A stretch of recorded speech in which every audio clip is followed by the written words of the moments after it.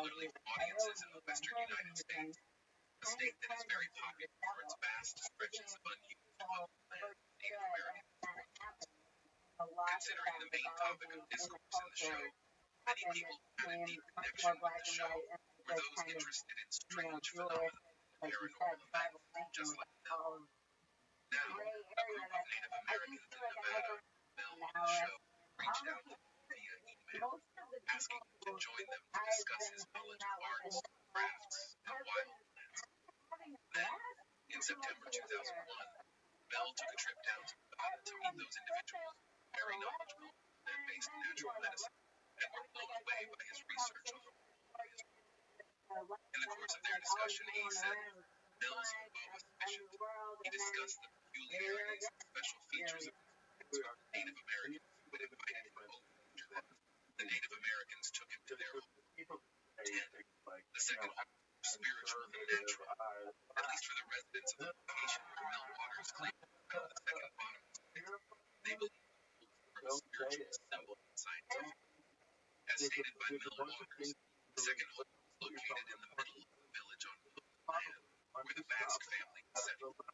The Basque people are a southwestern European ethnic group characterized by the unique Basque language, which was also accompanied by Spanish, French, and Gascon languages, a common culture, and shared genetic ancestry with the ancient Vasconians and Aquitanians. The Basques lived on the coast of the Bay of Biscay, parts of central Spain and southwestern France. The Basque are a relatively small and isolated that has majored in raising sheep since the Renaissance era, the 1800s. For the Basque, the pig was used as a spiritual tool. They described it as approximately 9 feet wide and with a metal collar around it, unlike which was a stone. Additionally, the metal lining extended for as far as the eyes could see. It had no head. The Basque went ahead describing how their wool seemed unique in contrast to that of Melwater. According to them, the metal rib emitted a unique field of warmth different from ordinary heat similar to Mel's, and it also produced a different field of sound cancellation property. The whole absorbed every sound made directly above it, and striking the metal rib as well made no difference when trying to produce the sound. However, a similar property to that of Mel's was that animals were also sightings like that of Mel's home in Washington as well.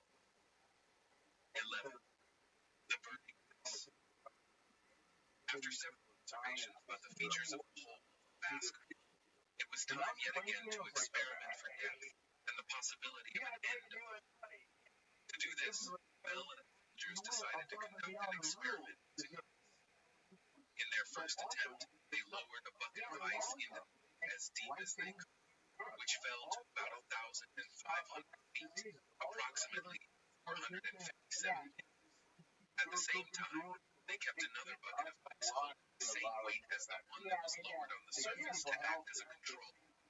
After waiting for the ice to melt halfway, they raised the lowered ice back to the surface to compare the two. Surprisingly, the ice that was lowered into the did not melt, but instead remained. Most surprising was that the ice remained solid when it was held in Mel's hand. In an attempt to melt the ice, they made a move to heat the ice, but what happened was rather shocking. Instead of melting, the ice caught fire. It gave off an exothermic flame, although not the typical yellow flame, but it was more of a glint. Mel mentioned that the bucket of ice continued to burn for months unending. He had a firm belief that it might still be burning at the time he shared the story on the radio show. According to Melwater, one individual even took some burning ice home and used it to heat his cabin during the winter. However, they continued to experiment using the ice bucket, but only found out results. All they got were mixed outcomes, not enough to decide whether it was true. 12. A sheep was lowered down a rather disturbing experiment that Mel and the Basque people carried out was lowering a sheep. Way before lowering the sheep into the pit, Mel expressed a desire to be lowered into the hole. However, the people who invited him strongly resisted the idea, dissuading him because of what they had seen from the unusual results. of the ice experiment, so they decided to look for a sheep instead. They found a sheep, and as soon as they brought it close to the wall, the sheep resisted strongly, kicking, screaming, and panicking, just as it had been reported that animals never wanted to be around. The strong resistance of the sheep caused a ruckus in their plan, as it valiantly fought against their efforts to lower it. But the Basque and Melbourne determined the sheep, so they sought to lower it further. The Basques stunned the sheep, placed it in a crate, and attached a cable to the crate for lowering, which they brought over the hole. Unexpectedly, the stunned sheep regained consciousness and began to experience hysteria inside the crate, actively aware of what. While it was lowered into the pit, the sheep produced very disturbing sounds that would make anyone very emotional run the shivers. However, as soon as the crate that housed the lamb was positioned above its noise ceased, but the lamb continued to shake the box vigorously. As it was lowered, no sound was heard from the sheep, but utter silence and struggle, as could be noticed from the cable used to lower the sheep. After a while, about halfway into the hole, the sheep stopped fighting, as further movement became unnoticeable at the end of the calibration was suspended. Meanwhile, Mel Mars felt a vibration that was quite strange around the middle pit, and left the sheep alone for about half an hour, bringing it out to the Earth's surface. When the box housing the sheep was brought out, no signs of movement were noticed. Everything looked good from the outside, but there was a tragedy on the inside. Sadly, the sheep had died from what looked like it was cooked. The elders of the village alongside Mill Waters then decided to dissect it, to check if there would be anything. Upon dissection, Mel and the villagers noticed something very unusual, looking like a tumor with a fleshy sac. Upon cutting it open, a creature with strange physical conditions was observed. This creature took the form of an 18-inch hybrid caught in between a fetal seal complete with flippers, eyes like that of a human. Amazingly, this creature was well and alive, and connected to the tumor by an umbilical cord.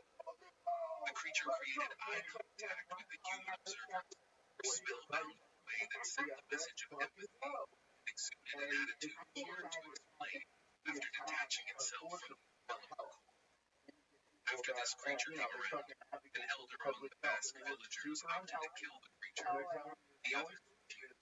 According to Mel, they generally tied to something that would seem to establish connection. And so, Mel felt the urge to release the creature over the ground, after which the creature took a look at Mel, and then slowly voluntarily returned, and gave every animal air. Those who witnessed the whole scenario, according to Mel, were deeply moved and emotionally drained after what they had all watched. In the end, the villagers jointly decided to dispose of the remains of the sheep back in the hole. 13. The healing from cancer.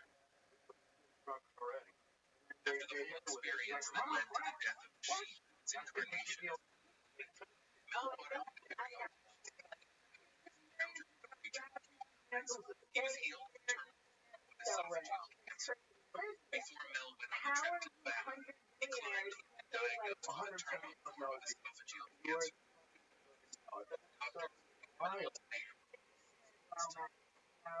However, on returning home from his Nevada trip, the doctors confirmed that his cancer had somehow miraculously vanished. Mel had stirring his encounter with the creature was connected to his healing of cancer, which in a way partly signified the claims the Basque people said about their land, spiritual significance. After sharing his healing experience with a Basque elder, the elder was surprised. Going to bed that night, Mel noted that the Basque gave him an object, instructing him to keep it. Without bothering to check it at the time he was given, he decided to take a look later, only to discover that the object the elder had placed in his hand was the exact one from 1943 at Rothschild. In December 2002, Mel returned to the late-night radio talk show Art Bell Coast to Coast AM to share his latest findings and intriguing insights, keeping his ever-curious audience's minds boggled. However, this was only the last time we'll hear from Mel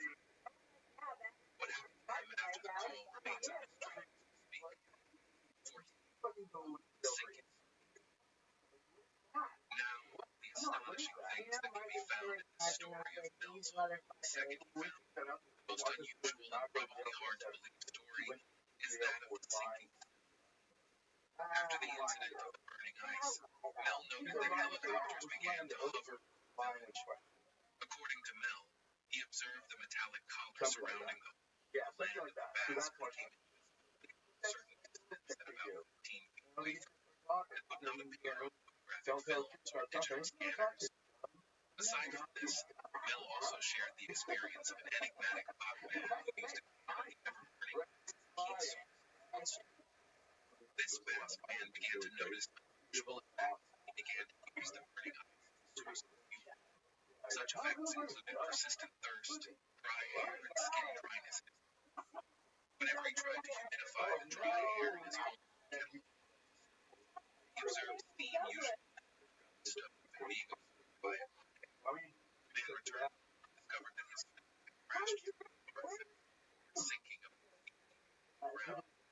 Despite facing frigid conditions way down, undisturbed, the man repaired the stove and continued to use the down position.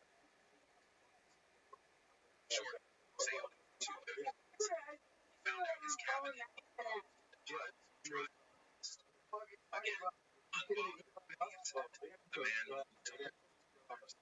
A month later, upon returning home, he found out the stove had sunk 5 feet deeper into the ground, leaving behind a smooth, glassy surface. Instantly, the man contacted Mel and shared his experience. Mel then decided to contact one mysterious official he had been in contact with in Australia. This mysterious official instantly developed an interest in the case and urgently requested that Mel share his effects of the cabin's location so he could have a look. The cabin owner was in sync with Mel and agreed for the official to come and take a look at the cabin. The mysterious official agreed for the official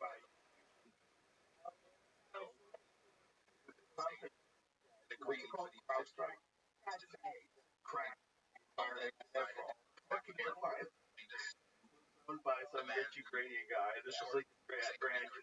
There's so many good conspiracies. Everything conspiracy, it's like murder mystery podcast. No, it's like that. It's the guy who's like. And by the way, so many of them have become. So I had. How about the phone call? The phone call will come when Harrison came in. He's on speakerphone. But they found him now.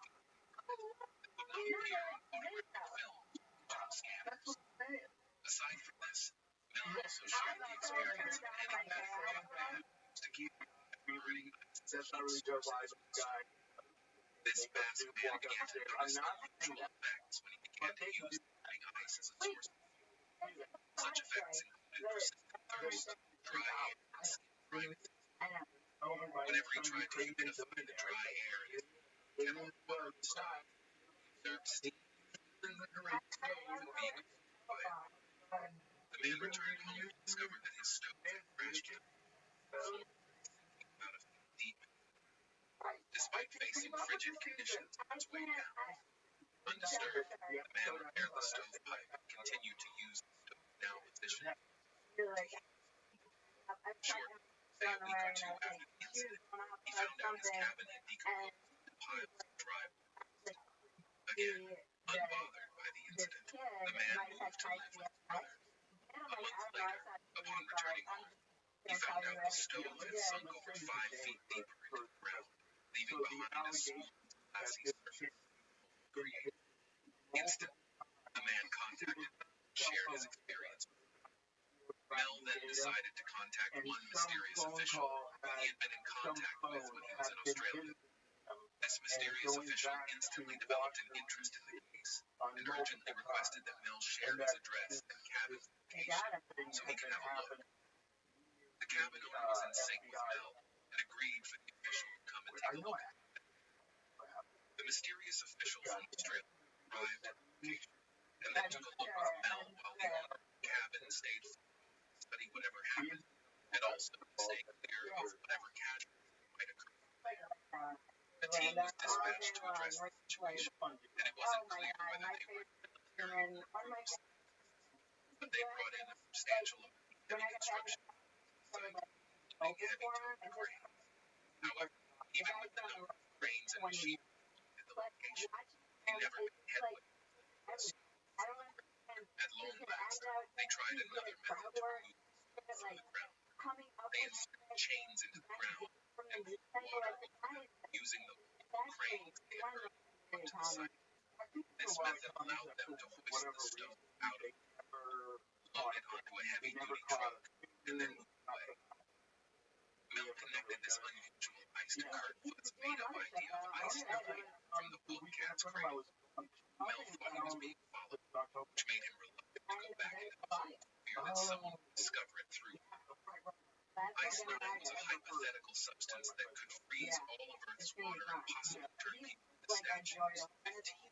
Alas, a supernatural creature.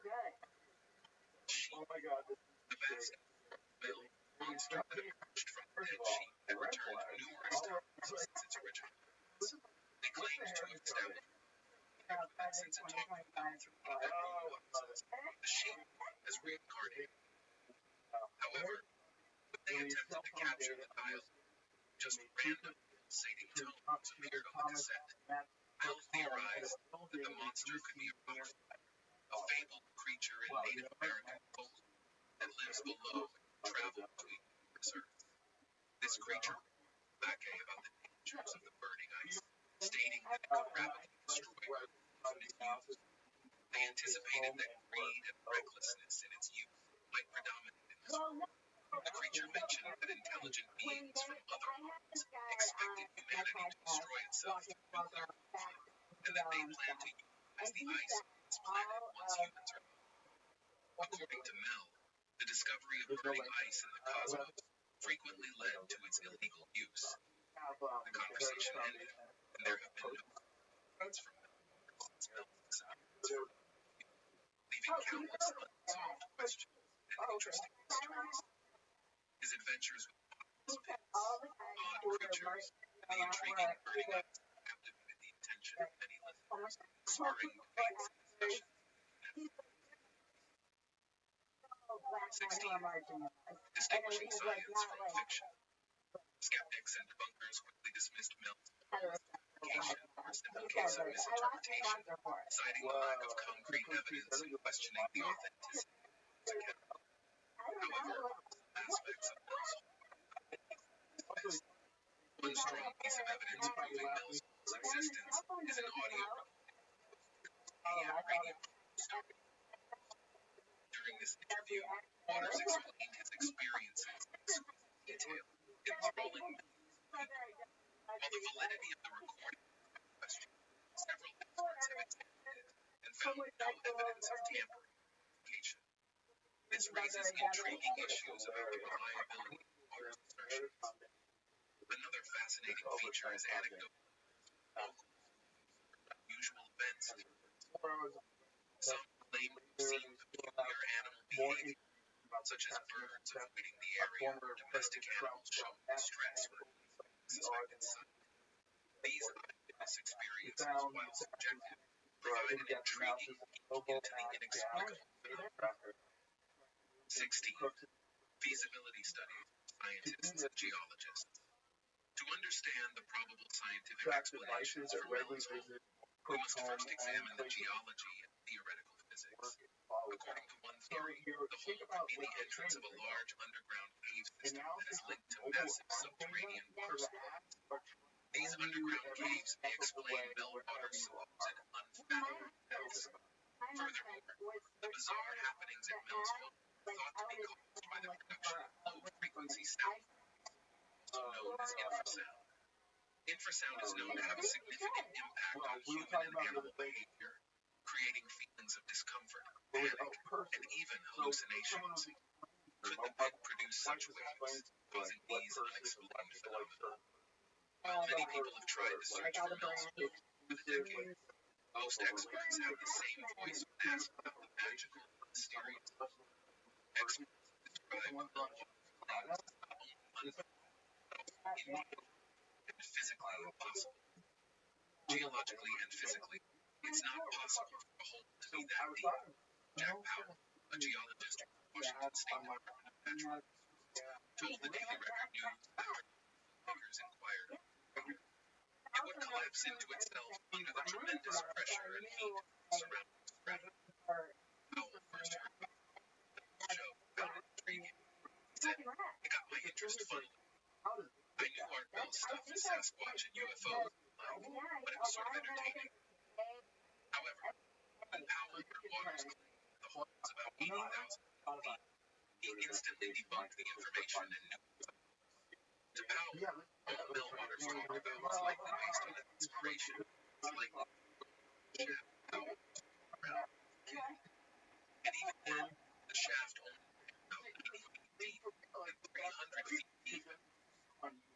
I suppose that Mel Waters was a kind of inspiration for making this mysterious metastash ring," Powell said in an interview.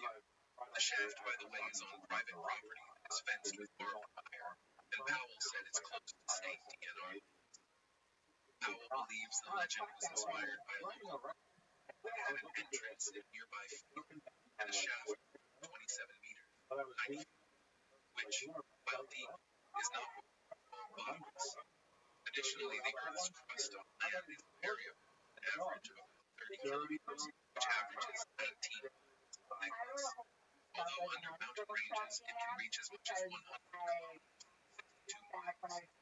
That goes to show that if Waters' claims were true, then the hole would go deeper into the crust than any human being has ever reached. To research, the only super deep hole the only known the depth as much as 4,000 feet was the Kola super deep hole, the Kola Peninsula in northwestern Russia. This project spanned from May 24, 1970 to a few months after the collapse of the Soviet Union. Only this project saw the deepest depth of the hole reach over 12,000 meters and 40,230 feet. 17. The Red Elk, the Gerald Elk, a Kennedy's Valley tribal shaman, Red Elk, claimed to have visited several times since 1961 when his father first showed it to him, according to the Daily Record. Red Elk claimed the hole led to a secret underground government that also supports alien activity. In 2002, Red Elk led a hunt for the pit. He was joined by a group of believers who had met on the chat site. The fans felt that no by the answers to every geologist in the world should be here. Charlotte Lefebvre, a search coordinator for the expedition, said in an interview with the Seattle Times, "They need to pay attention to this." Unfortunately, the group was unable to find it, but there had been talk of mysterious in Canada's County long before Mel Waters first went on Bell's show. Jay Nichol, 34 at the time of the hunt, grew up in Helensburgh, Canada's County's main town. He stated that as a teenager, he and his buddies discovered a hole that sounded similar to Bell's hole. It was too deep to see the bottom, and he said that throwing rocks into it made no sense. As well, an employee of a snow dealership talked about the story of a hole on Manistee Ranch that has been common local knowledge for decades. In her words, "Lots of people talk about it," the employee said. "Could be something out there, but I've never seen it." 18. The relocation to Australia. As the urban legend, Mel's hole continued to spread like wildfire. Many others aside from Mel Waters claimed to have seen it too, never had an exact location, or at least if they did, they wouldn't be.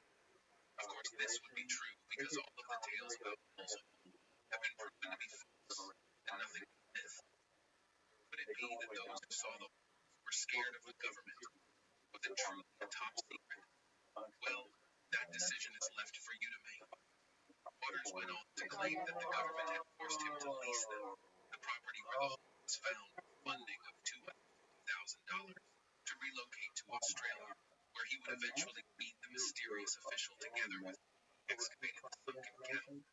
Further investigations and probing from the media and security departments of the country revealed that there were no records of those known as Mel, nor his wife, the person she supposedly procured the fishing line used in the Pillets experiments. Several other people aside from those who claimed to have been witnesses tried to search for them, but all of their efforts landed in total futility. There was no evidence to be presented of its existence. Eventually, the whole was concluded to likely be a hoax or the passing on of an urban legend. There were only 5 calls from Meltwater. On the 21st of February, 1997, a strange man who went by the name of Meltwater, a popular late-night radio talk show that featured paranormal, weirdest stories you could ever think of. This show was called Coast to Coast AM with Art Bell. At the time, this was the most popular place to retrieve information about paranormal, weird stories, and unexplained theories. It had the perfect audience for Waters to tell his story, which makes it look like Waters' tales were carefully constructed and technically. Mel Waters captivated his audience and got them hooked with his tales of a seemingly bottomless hole.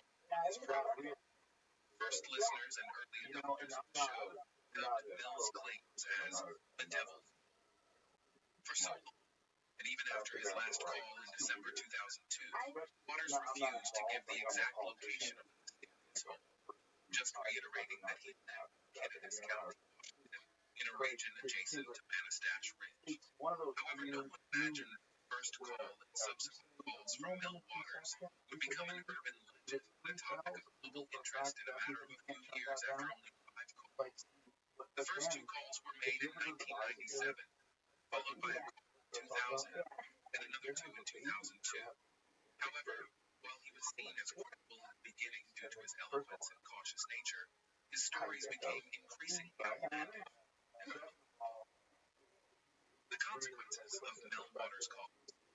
However, the existence of Mel's hole, the other mysterious hole as described by Mel Waters, has not been proven today. For some strange and weird reasons, it has caused more headaches than curiosity. Milton Bradford, a historian of the Ellensburg Library, told Kepler in 2012, after Mel Waters first called to the show, the library's phone was ringing off the hook with stories and theories about the hole. Just after that, the library's file on Mel's hole went missing. Maggie said, it just disappeared, which lends itself to the mysteriousness of Mel's hole. Did it just kind of rise out of the file cabinet? You never know. There might be a hole. On the other hand, Red Elk is still stiff-necked on the fact that he exists, but he has stopped granting interviews on the subject and warned that we're better off than in his words, don't look for the hole. Stay away. I have to say, I've been burned by the guys, the media and all, many times with its Mel's. They make me out to be a liar. They say one thing and do something else. Red Elk said in 2012, the hole isn't important. Just stay away from trying to find it. The government has it. It's totally off limits. However, Mel Waters himself last phone call with Art Bell in 2000. Could it be that the government got to him, or he simply never existed at all? The believers with a faint understanding. After listening to the radio show and hearing Mel Waters speak, Powell didn't give too much thought to his words until 2001. He was contacted by a member of the Seattle area discussion that was exploring details about Mel's hole. The person who contacted was a part online chat. According to Powell, they were hoping for geologic information about our area as part of their coming here to search for Mel. Powell agreed to talk to them in the interest of giving them accurate information about the local geology. The group then visited Powell himself and said he gave them a standard lecture on scientific literature of Mel, but in layman's terms of the geology of Kittitas County and some specifics about Manistache Ridge. He helped the group to understand the history of the old mine shaft and told them it was the inspiration for Mel's hole, and Mel Waters spent a lifetime studying it. According to Powell, he guided them in knowledge to understand that Manistache Ridge exists. They thanked me and served me up some pie they had, said Powell, describing the dessert that power kettle struck. But they wouldn't let go of the possibility of Mel's hole. They were sold out on the tale that somewhere, some way, somehow, there existed a mysterious bottomless pit in Washington. This group, already sold out on the idea of the bottomless pit, later formed Seattle Paranormal Society. Powell, however, made it known that Mel's home has become a surprisingly legend based on evidence. Powell reflects an elephant now. You can't disprove a negative. It's probable cause forever.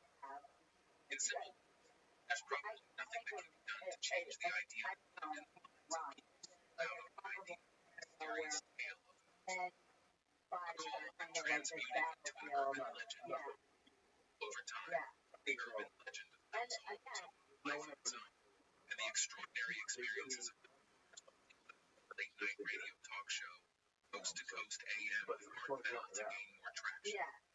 The radio talk show was where Mel shared his initial experience with the Homeless Problem. The Coast to Coast AM show continued to receive inquiries and messages from the curious cast audience who were so invested in seeking any information about the and Mel's whereabouts. However, despite their attempts to find contact, their efforts proved fruitless as it seemed Mel disappeared. Leaving no trace, days passed, turned into unnecessary aggression. but quickly turned into no evidence or anything close to describing. Despite how different people shared different stories about their idea of speculations about its existence. While some people claimed to have encountered similar situations around the world as the one shared by Mel, these anomalies in different parts of the world range from remote locations in the United States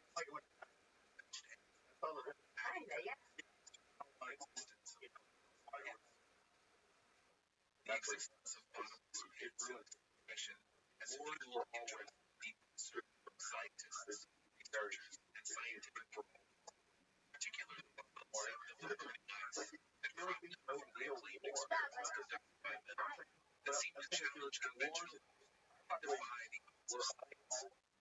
What Mel started created a nerve-wracking of science, the media, and health, and even posed a little bit of threats to national security.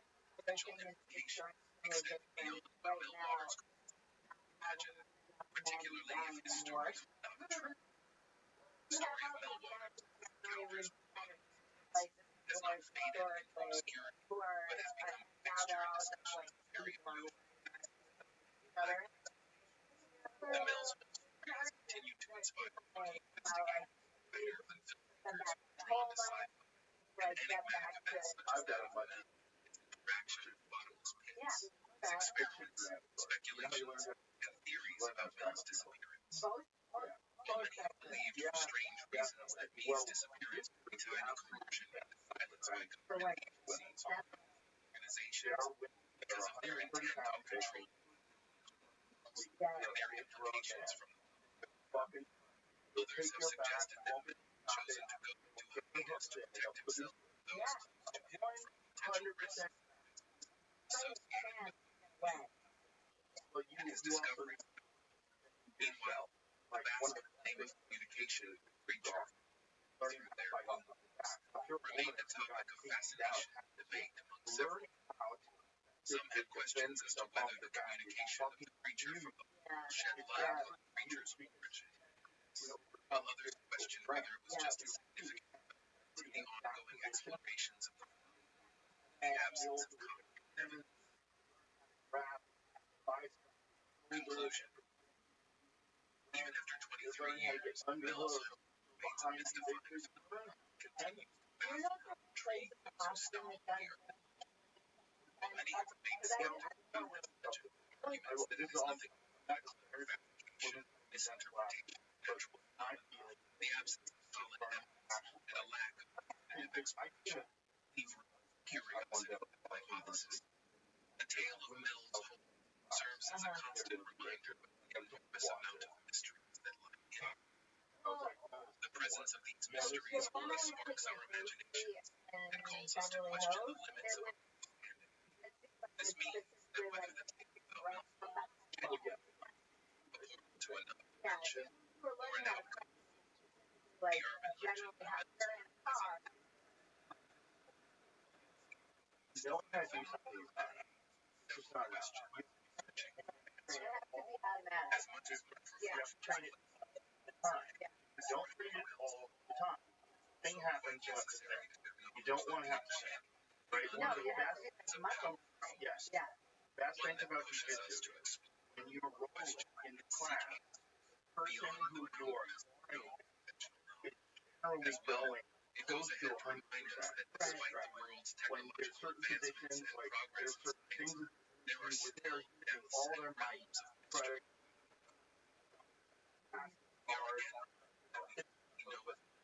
closing up. In some ways, nature still shows itself strong. They're not. For those of you who get fascinated by the scenery, the next time you find yourself gazing into the depths of this real metaphor, always remember the mysterious tale of Mel's Hole.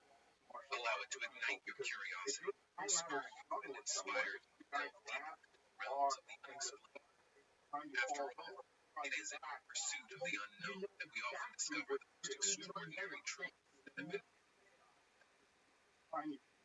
Conclusively, Mel's Hole continues to capture our collective imagination, exposing our thought process to ponder more questions than answers.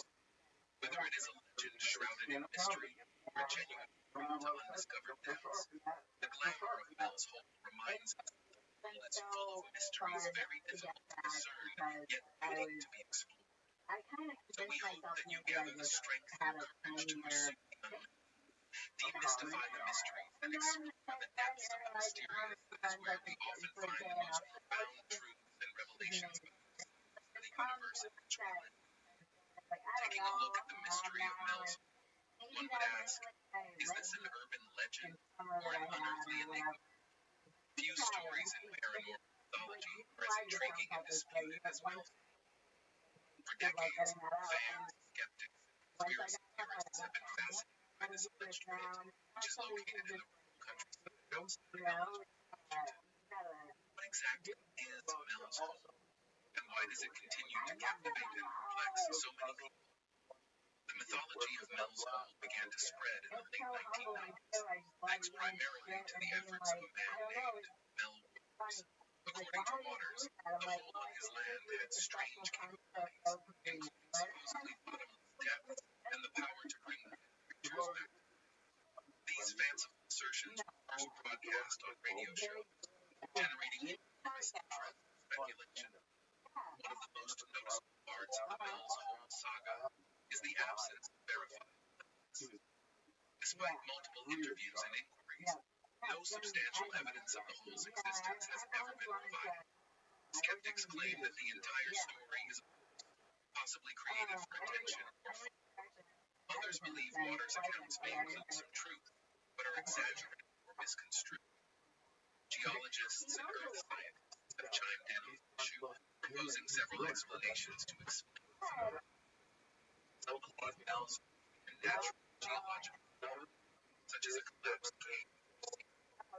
However, the concept of seemingly unlimited depth calls into question traditional geological and physics knowledge. The tale of Mel's Hole has spread beyond fringe areas, inspiring novels, documentaries, and even fictitious accounts.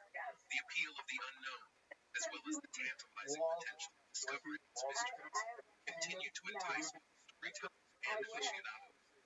Despite the lack of solid evidence, the story of Mel's Hole demonstrating the enduring power of myth and mystery.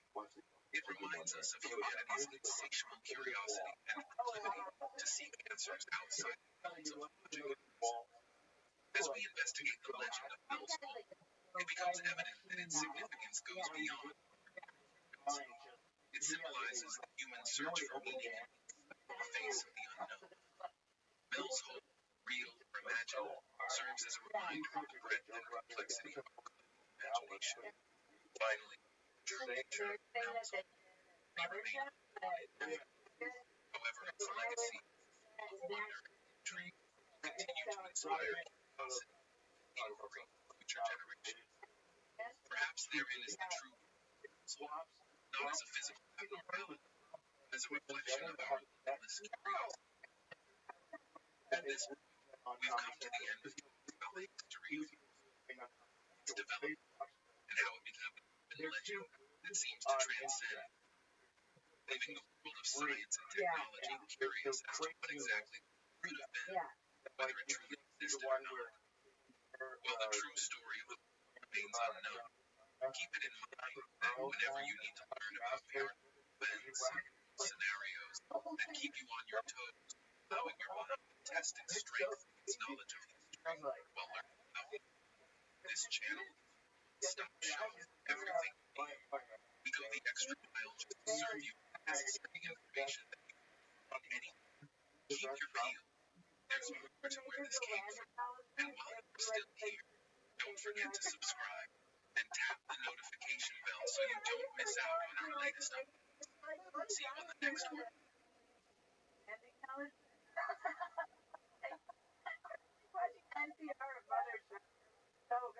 Remember when they used to announce what color the clothes they were wearing? Oh, yeah. My pronouns are she, her, and a blue dress. Didn't Kamala do that? Yes, it does. Yeah. They only did it for like a few weeks. They're like, too much. Everybody back out.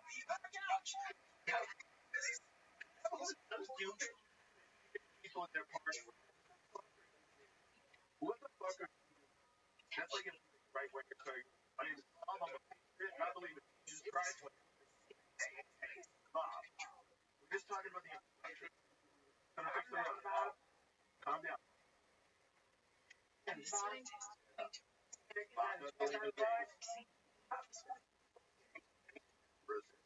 Present. and trying to That's about it. It's like, I do that. It's like one of those might want to murder someone. Yeah. I can say.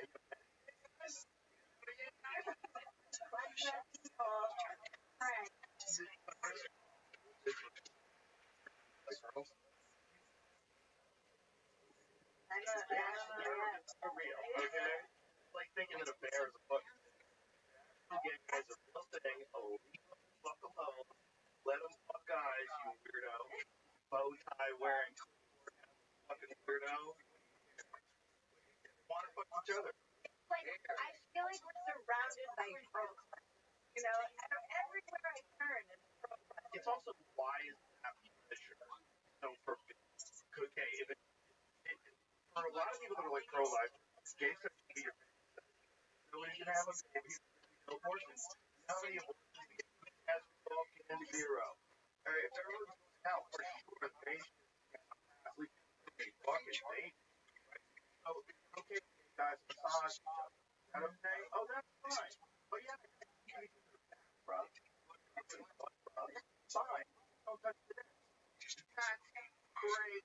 Yeah, that is absolutely traced. If you get a job, if you're getting get a job, run backs and butts dollars an hour, or you could run for $150. Like it seems like it's quicker, you know. Okay. What do you want? Right? You put money. You don't have to All that. prostitution. Oh, it's not free soap there. Here it is. On the right. Just try it. Oh, it's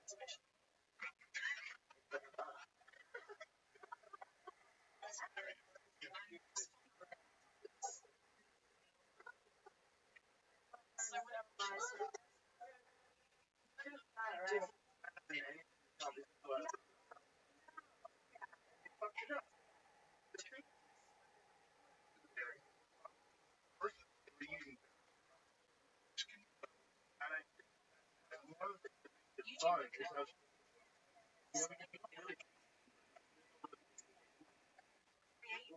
stuff he does is perfect. He was doing like high end, Oh, right. and it kind of Right. one with Caitlyn Jenner having Trump. It might be one of those like lost. Maybe he. I don't think he's ever even That's right. Larry. I bet my. Trump's on the bottom, Yeah. if I remember correctly. I don't know. These numbers are done. And unfortunately, strong. Hamstrung by the format. They're hamstrung by the fact that Investors. partially hamstrung. They're hamstrung by the language. You're not going to the people that are want to get it.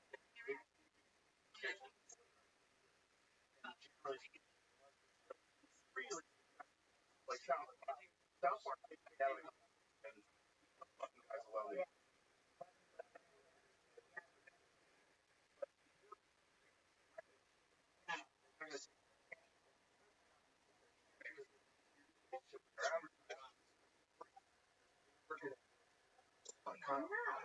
Why offer a lot worth it? Yeah. Like Kyle, it's like if Kyle was on staff of a regular Comedy Central show, you know, writer, he would not be able to show. You gotta leave him alone. I think cannot control it. Yeah. Man, how hamstrung. Of course. If he would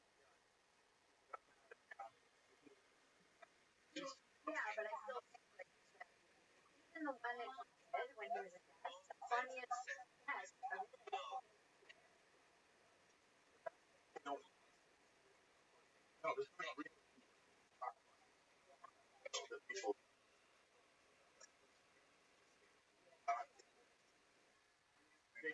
a lot of premises from young they're working on just working on and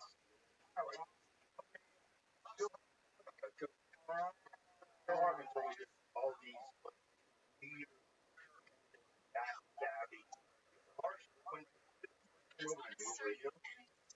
Oh wow.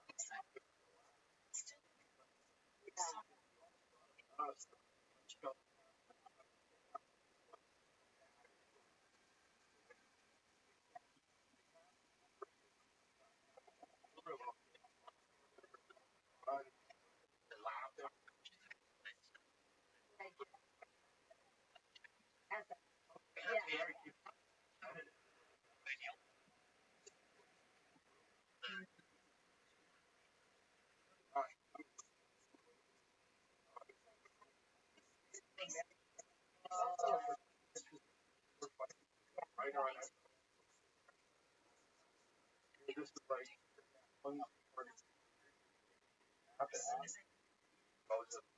When it's good, it was great. oh, but it's only great when you have watching.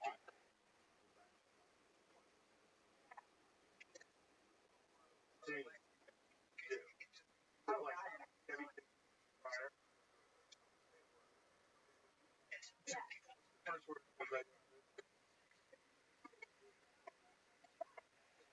Yeah.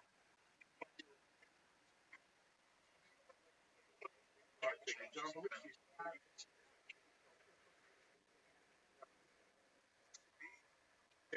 Drove. Hollywood. It was all this. Dan stands a chance. They're still, they're gonna make movies. The people that fuck actors and writers, and they're fucked. They're fucked. Everybody's fucked. All these special effects, Yeah. everybody's fucked. There's not a chance held by. Well, just like technology. You know what? True, but if the studio is like all they're gonna need now, Now it's look like algorithms already.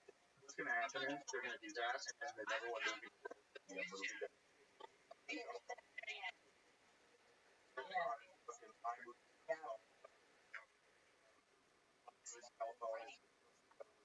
like down. Yeah. And I know it seems like my friends so in Hollywood and talking and they're like they're coming off the bus out here like they're strike and they're like never recovered really and now work is drying up and they're just using AI.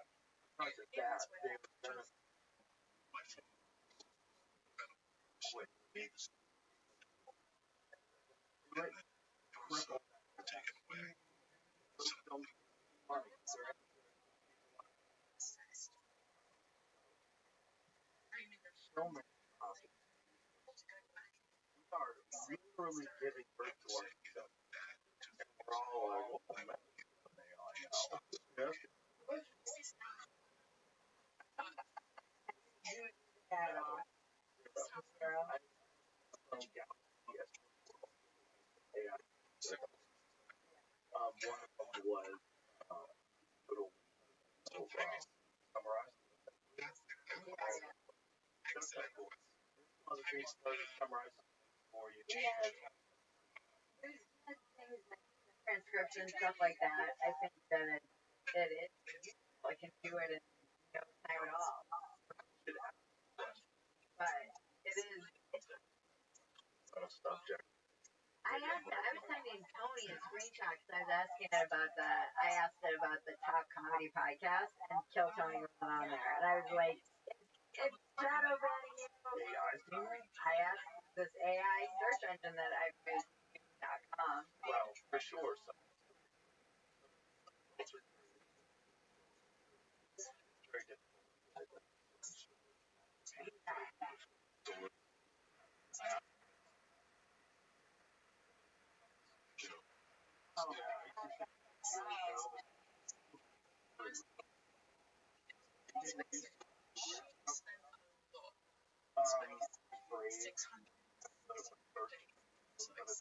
And here's the thing.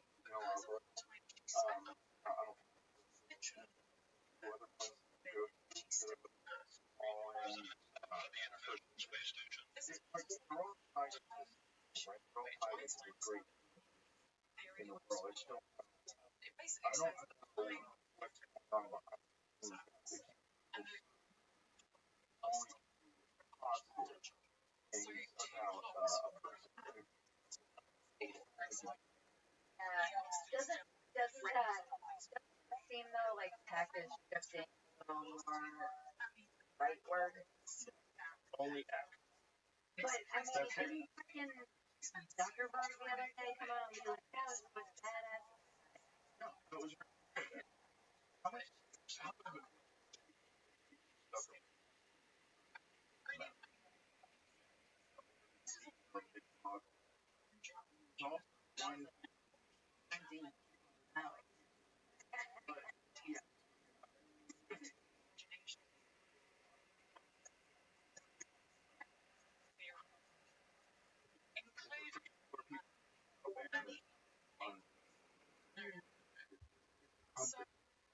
Giant.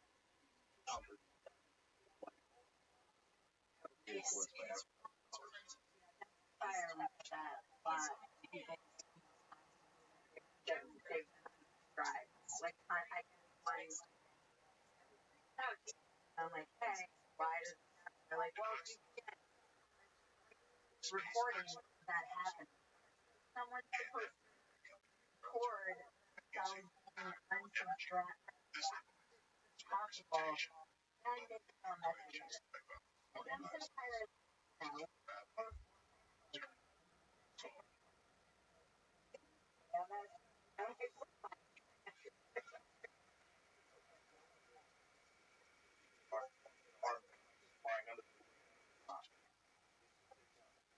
The algorithm. Oh yeah. Talking about and don't record. No, I know. All his production hires. So that's like a tribalism thing. Everyone has like their thing. If you say something like, no, we love you. You're like, and then Robert and they're like, yeah, Very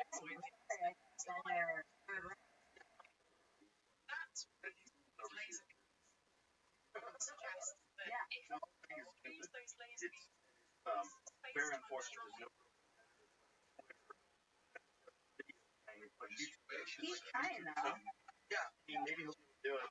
It's possible. If anyone can do it. God, would not.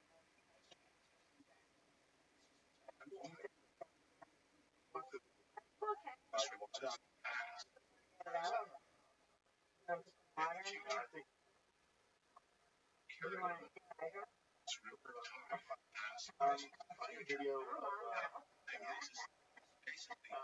of one right now.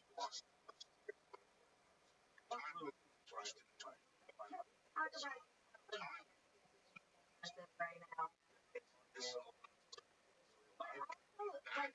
everything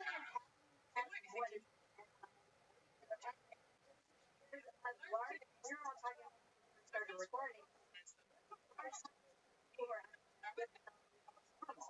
Oh, people who were probably fast. They're all like, oh, what do this? I'm like, first party.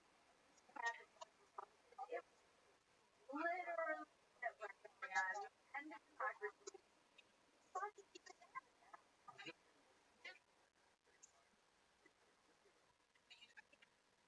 go full screen. Not right.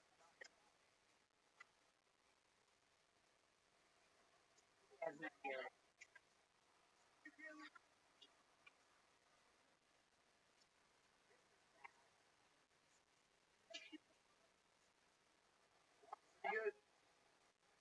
I don't know. Bad.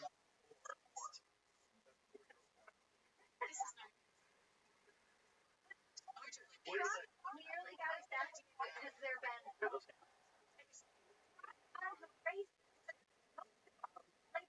I want to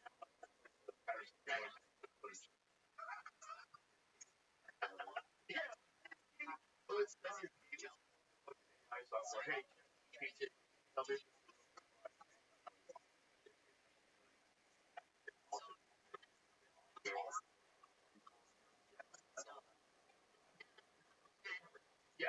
yeah, I think that's I was like, it's fucked up that we even let the time where all of our reactions like when I heard that Trump, I yeah. Of course, there's that one way probably got shot in the head. oh, sorry.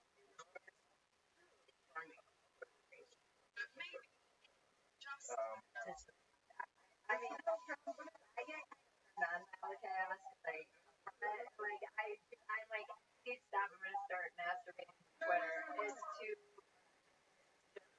too hot. It's so crazy. It's everything crazy. Gail, I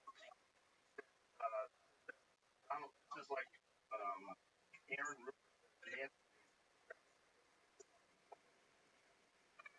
literally our country.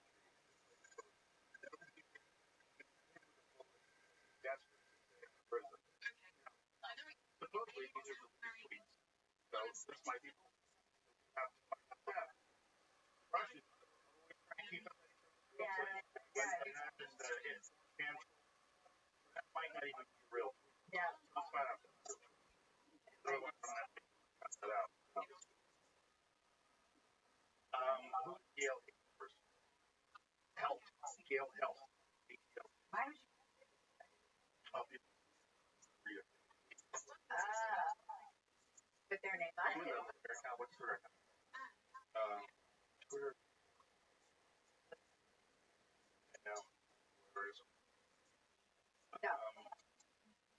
It's GHL. It feels like the Trump thing's already out of the news cycle. Oh, yeah. Got shot. Press conference? Did she get rid of her account?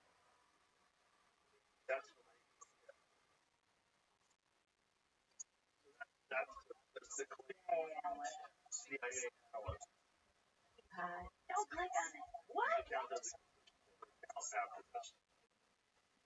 This, Yeah. and you know that Biden, when he announced that he was not going to seek re-election, it was National Ice Cream Day. I was like, we live in a simulation. Okay, context was that so he didn't take a vote. That he's trying to stay out of prison. Thus, why he took a vote. Right. Gaslight. You very well. Yeah, did not say it very well. That is what you're trying to say when you do a bad job of people on literally people look desperate to death. Like that could be a lot of stuff.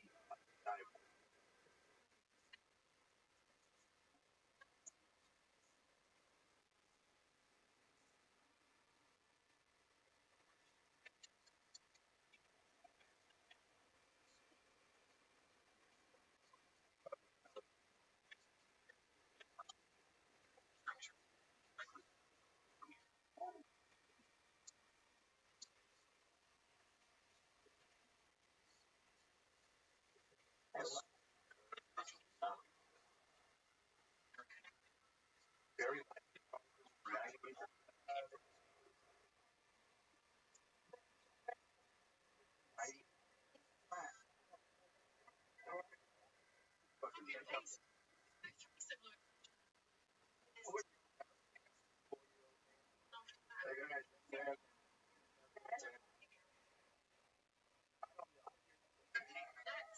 you have a letter like that. Design a letter. The letter is kind of a the letter has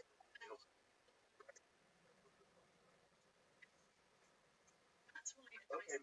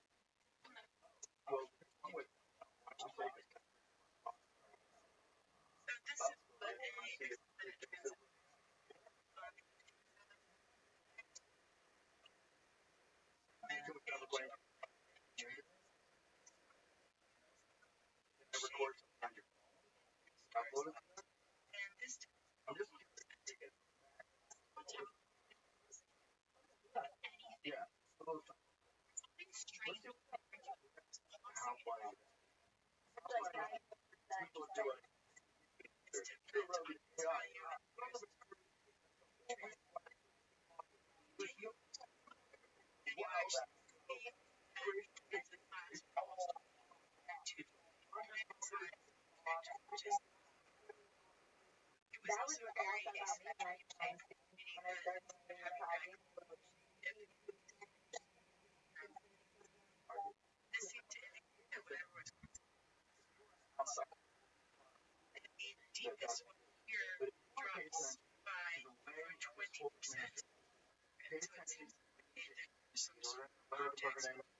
started doing the podcast. From her account. Oh yeah, yeah. Looking at those two people the press in the White House, they're all like young kids. They're all young kids.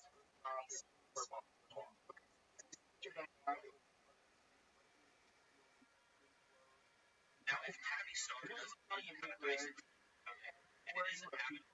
already people. Oh, I confident lose. I don't think it's a plan. I think there's a bunch of really confident people and Ben has not knowing what to do, arguing with each other, and so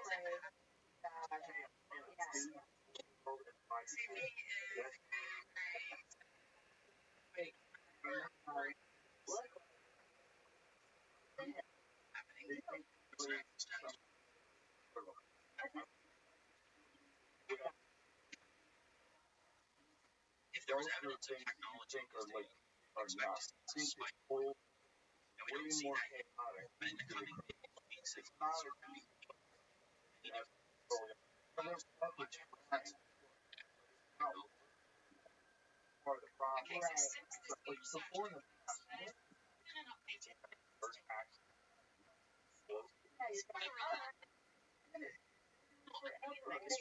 that way. No one knew, right? Also, which is why they never call it Interesting that so we all it's all things what justifying the clever. So I can't wait to find out the results whether or not I'm in. You are, yeah. If the world is I was talking to a family member about like just like confidence and Secret Service stuff and hiring people, and they're at in like a fireman. They were telling me that they had to hire like an actual like none of these are lies. They had to hire a kid. Like this kid hides in the bathroom and takes naps during the day. But once you kind of hire these neurodivergent people or whatever, you can't really fire them. So they had to like track it and like and he said another guy they hired like something wasn't right, got into a minor fender bender with the trucks and like froze up. This is the first responder who froze up when they got into it and wouldn't get out of the truck. I'm like, oh, so how am I supposed to fucking work with this shit? And he about all that. He's like, this is a woman who like, you know, and from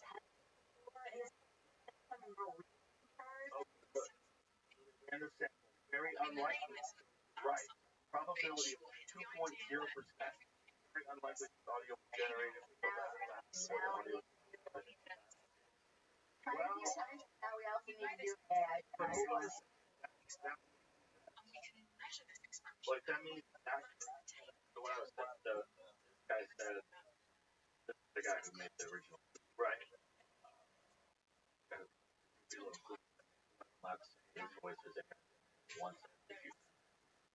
Okay, the guy who posted the goofy little clip.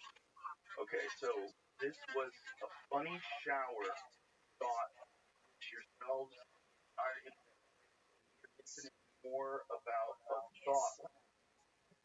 This person is out of their fucking mind than I did. Please carry about your business. More Stop about harassing, a thought. even about being. It's fucking AI right there.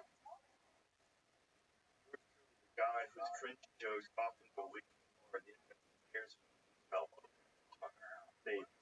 But the point is that you can't listen. No, seriously.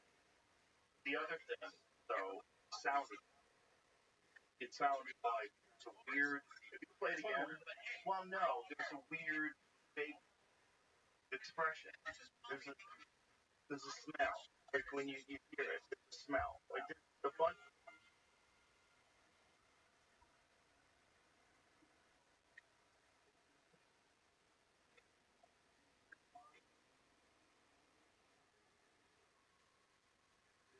It just there's something heart and soul in it. It's something like a robot talk. It's ex machina. It's not a person. Yeah, but it's like triggering your uncanny valley. 100%. Triggering my bullshit. Yeah. Now, I 100% am only saying that because he's. I would. He's not moving. If I had not seen, except for the guy in the suit, if there was a time where there was no question about whether Joe Biden was alive, and I heard that, I would go, oh, that's probably Joe Biden. Just to, or full disclosure. Do you think that some accident will happen, or like, oh, a medical emergency for this? It was Alex Jones saying they failed to kill Trump, so now Biden have a run against Trump. Can't be Trump not likely. Doing something that's something about Alex. Kid my husband, turn that off. He's like, I can send you a 17 week like the first 2 minutes of a guy in the car. Like, okay, he thinks doesn't malice. Well, that's hard. Well, I think that's why we measured. I'm like, no. Well, I don't think everything knows that I personally didn't. Okay, so people are just and also rightly so. Right, Because a lot of conspiracies are 100. By the way, I can probably think of 3 episodes that you and I have done where we talked about how Biden is old and we got called conspiracy saying that. Texas. Another Biden stuff. I go, because you go and listen to him run for president. Well, so Yeah. smooth itself.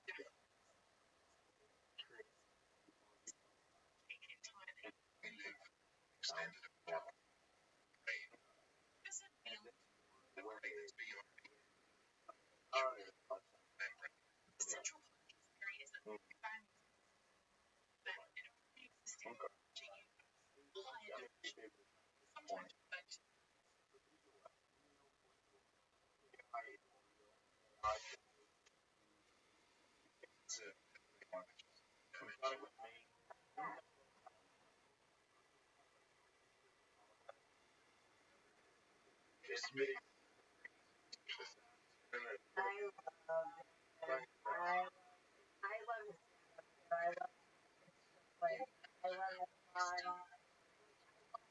brain. I want to call his brain. Call his brain down.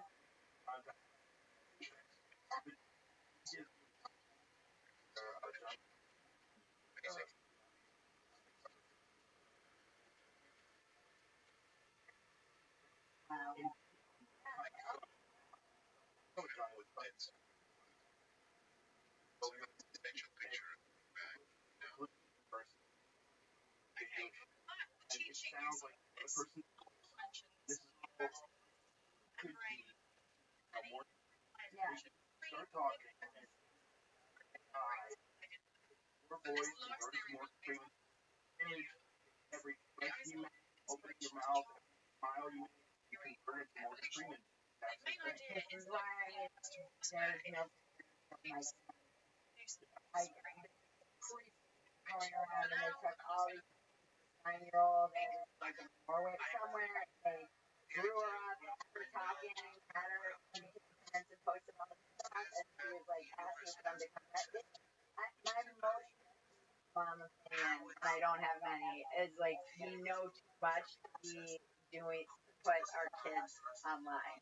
Like before they're able to like whatever, once they're because it's not their not they can't understand what first of all. But with AI, you can't know how there's have you heard about the shit they do in Japan? They're having like a huge problem with like turning these images people are putting of their kids into child porn. Like it's a fucking problem. Of course they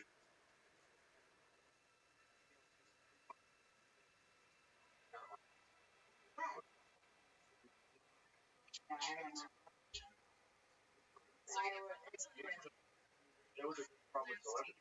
They were taking celebrities. Yeah. They turned them into porn stars. Yeah, and there's no, I mean, there was like a whole thing that knows about all these each other, and you know, they're all just I don't know how you, and there are laws against it, but I litigate it. No.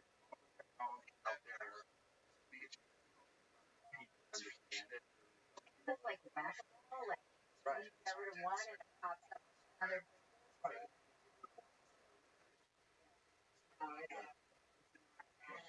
Fucking log into that other kind of download.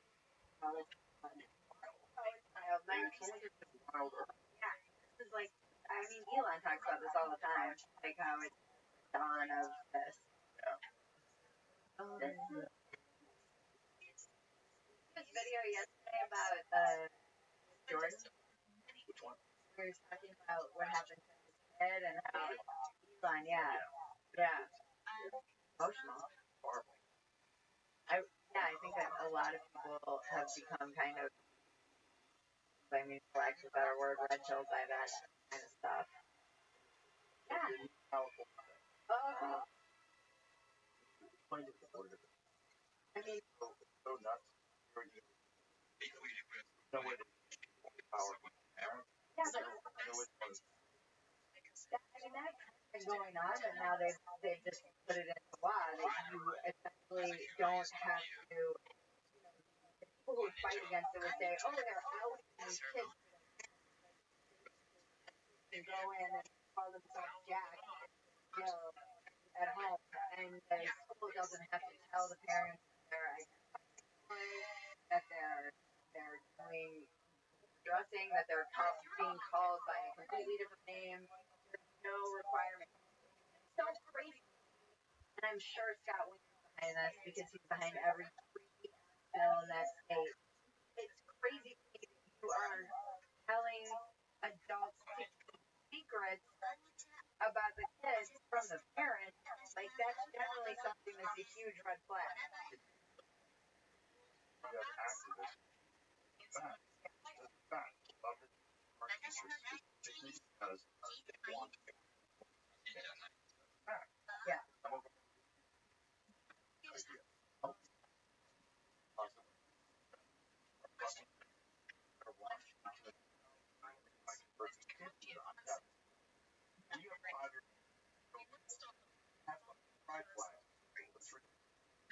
Pride display in the school. Rainbows. You are incentivizing kids going in one direction or the other. Better. You're pushing. You're influencing them in a weird way.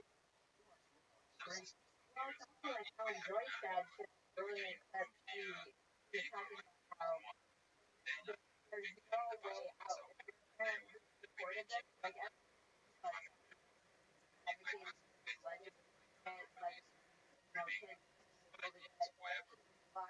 whatever, it's somebody who has a kid of their own. She was such a brilliant kid. She was basically saying, you either down that or admit that they've done a horrific thing to the child. Right. Yeah, that is. Same thing. Did that happen a lot? I know people, but right. Vaccine. Talk about it until fired. Or just, I don't know. My fired without paying for my sex anymore. The whole thing is normal pattern of communicating. And this whole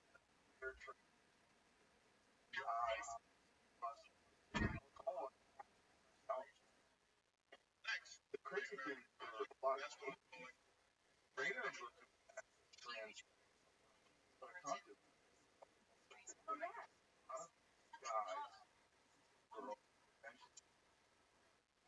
and yet a lot of them fluid are telling them that they are with their self. Play the game. It's conversion therapy. I mean, there did a whole how Pride Last Republic, and it was like Murray, all these brilliant. I wish I could have just posted every interview I did with all these individuals because they're all so brilliant. But these guys have all been found in the alarm. And gone away. Right. I do testify that we're on our way to magic.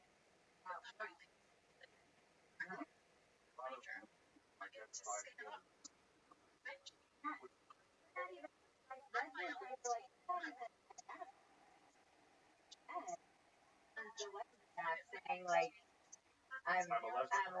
Yeah. Yeah, they're not even trying to come up with And you go on a date with them and what? I like girls. Yeah, they're. What are you trying to say? They get fucking in your ass.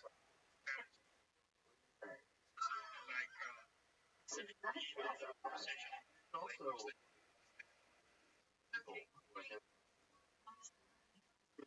has her own otherwise. I see a lot of it. Yeah. Like trans women getting fist fight, biological. What is going on? So free. I think it's lost a lot of support though. Don't you think? Feel like you're the hazard now. Yeah.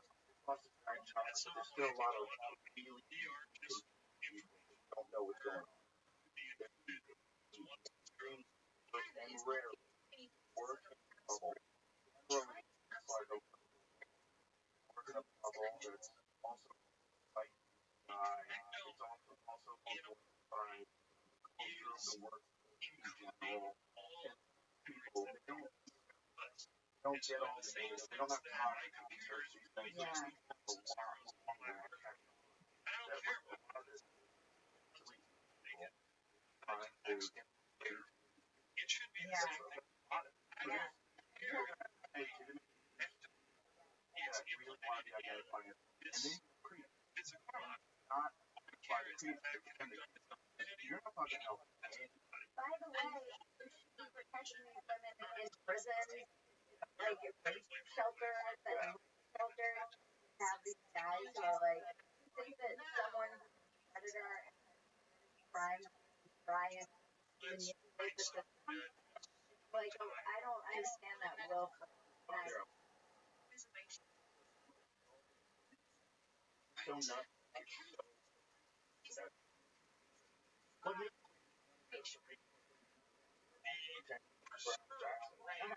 Yeah. Like what a woman is.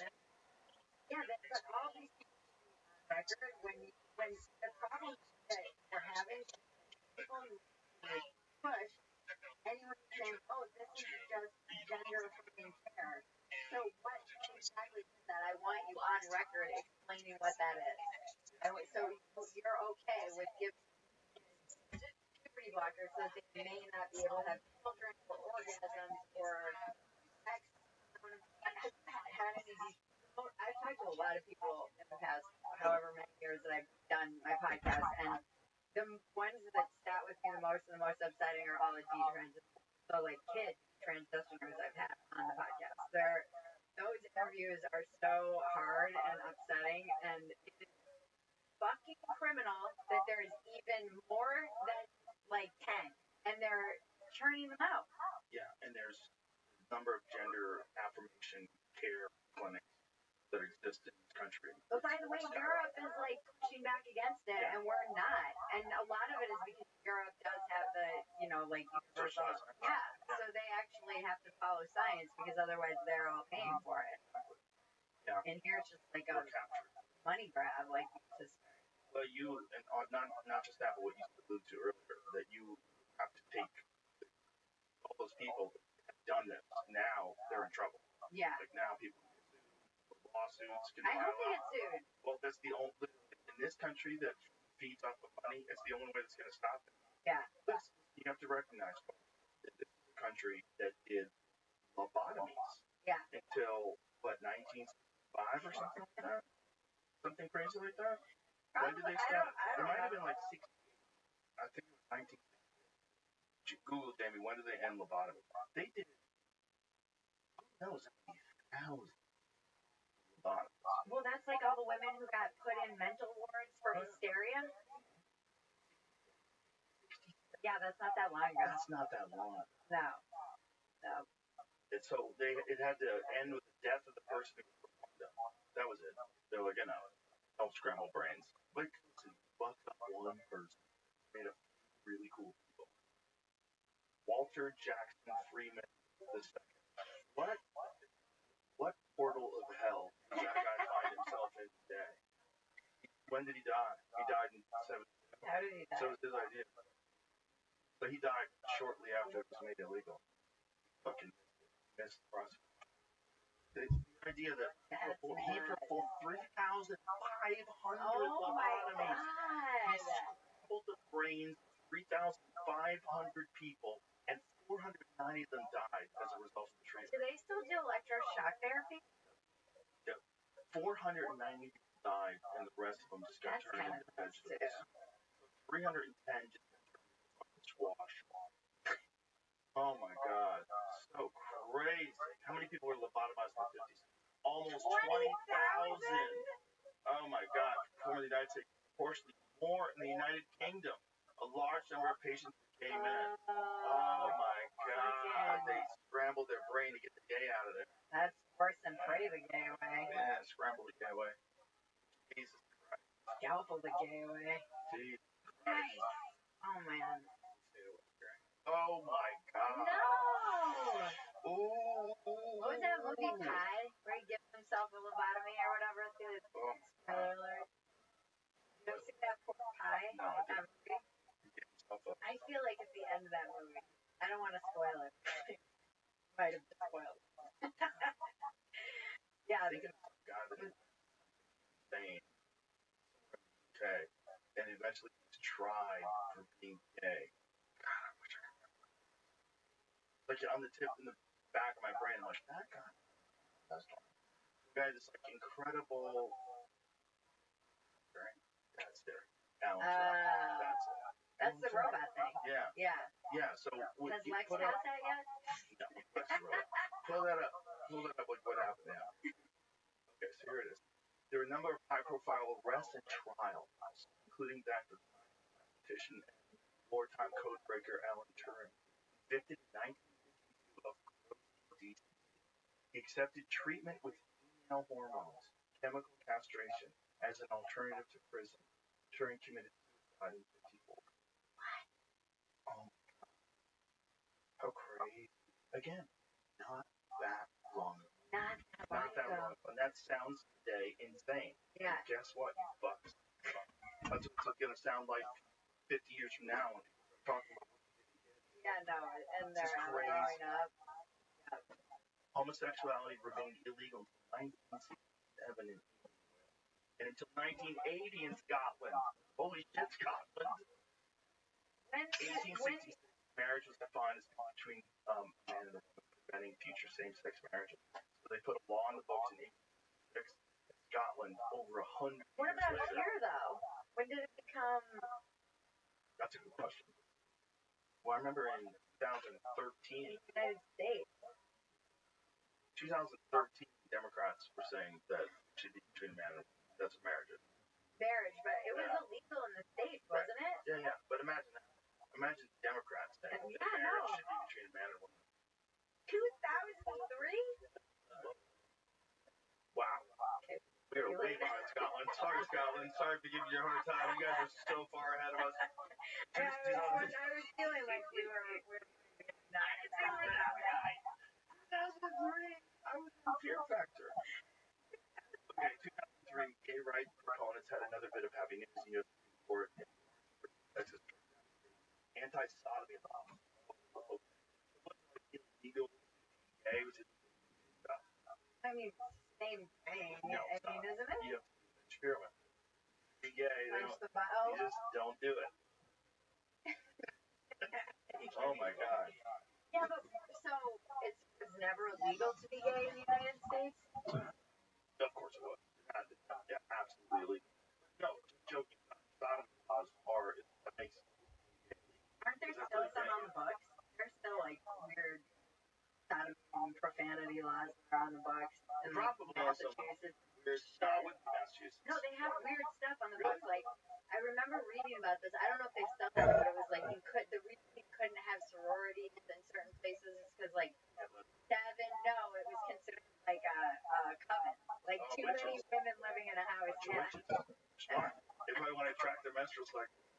Fucking dirty witches. Oh, so this podcast I was listening to, she was saying that I've never known this. I've always wondered, but her, I guess, some like neuroscientist woman, I can't remember her name right now.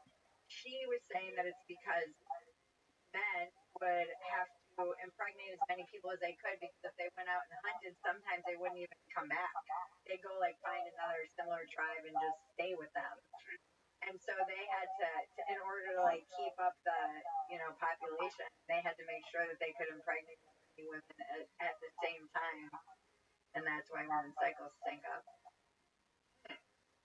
I always thought it was just like people being competitive. Like one woman was like, "If I'm gonna bleed, you're all gonna fucking bleed."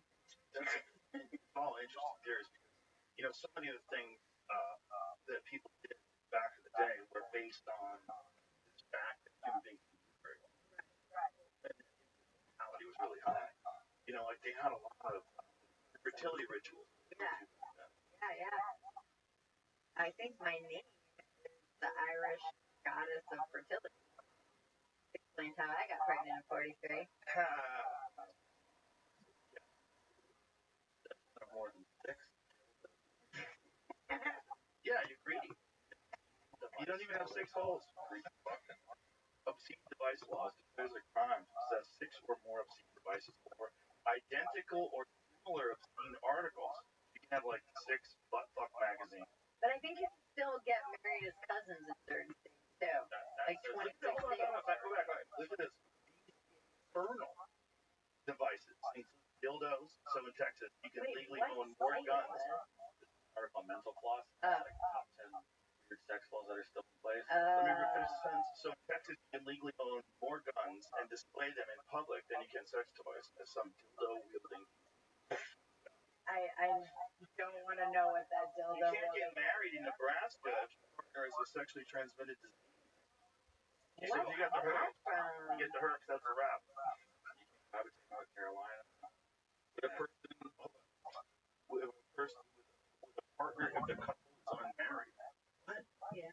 It's illegal to live with a partner if the couple is unmarried. So you can't live in North Carolina with a boyfriend or girlfriend for real. 6. Which states? Idaho, Illinois, Massachusetts, Mississippi, and South Carolina. In South Carolina, a false promise of marriage can land you in jail. This is how I hear this. Still in fornication laws basically treat all forms of non-marital sex illegal. These laws are rarely enforced. Right? But I love fucking get rid of them. Why you got laws of whether or not people can jerk each other? Don't flaunt your booby pillows in Kern County, California. Ooh, what's up in Kern County? Oh, booby pillows. What is that? Flashing your titties on the side of the road. Like boobs. Boob pillows? Or just boobs? Public I think articles. they're boobs. Hold on. Public sale of articles depicting female breasts. It is a boob pillow. pillow. Yeah. Sale of stuffed objects. Stuffed objects known as booby pillows. So you can't. So those are illegal. The problem is passerby. Can't talk about polygamy in Mississippi. You can't sell them by the side of the road. That's what the law is. What the fuck were booby pillows for? I never heard of them 13 seconds ago. I don't know. I mean, like guys who have rubber nuts hanging from their fucking trail hitch. Hey, is it legal to have rubber nuts hanging from your trail hitch? Is that legal in Texas? Let's find out. That don't even count as a dildo. That's just your sack. You ever have those big things in Texas on the side of your wheels? They like come out. Oh, I don't know if you're allowed to. They're everywhere. Yeah. I found out about those. Those are crazy. How'd you Paul find has those on his Cadillac. They're crazy. I saw a car with them. I'm like, what the fuck? Yeah, it doesn't seem like aerodynamic. Not good for your neighbors either. I saw them on a truck. Well, you definitely can scratch them.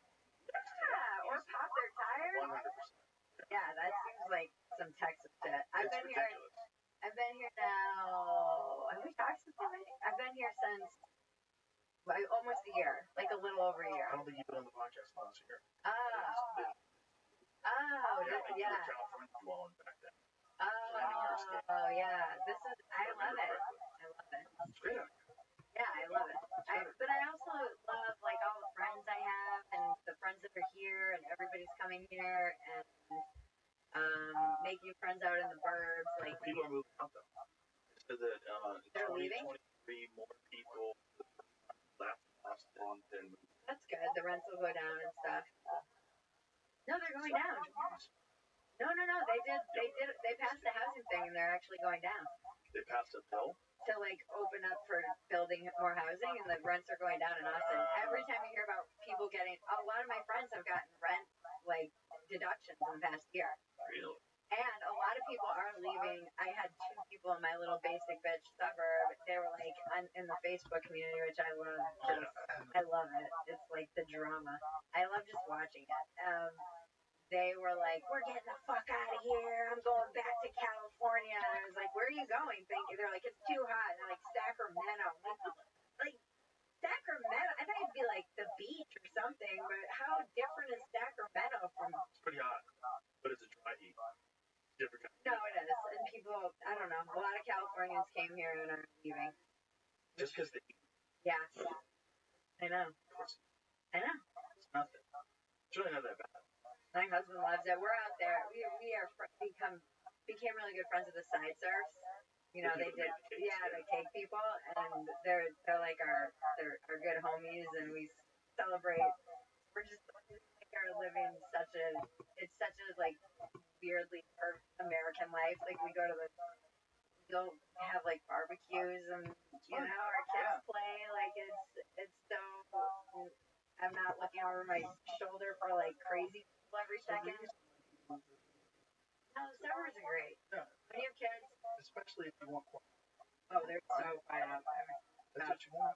Yeah. You're better off with a little bit of quiet. And you get the stars. Yeah. Like my daughter's just like obsessed with space, like that. Isn't that sad? She knows all the planets. She's like, she's thriving, which is all I can ask for. As a parent. I want to live about an hour.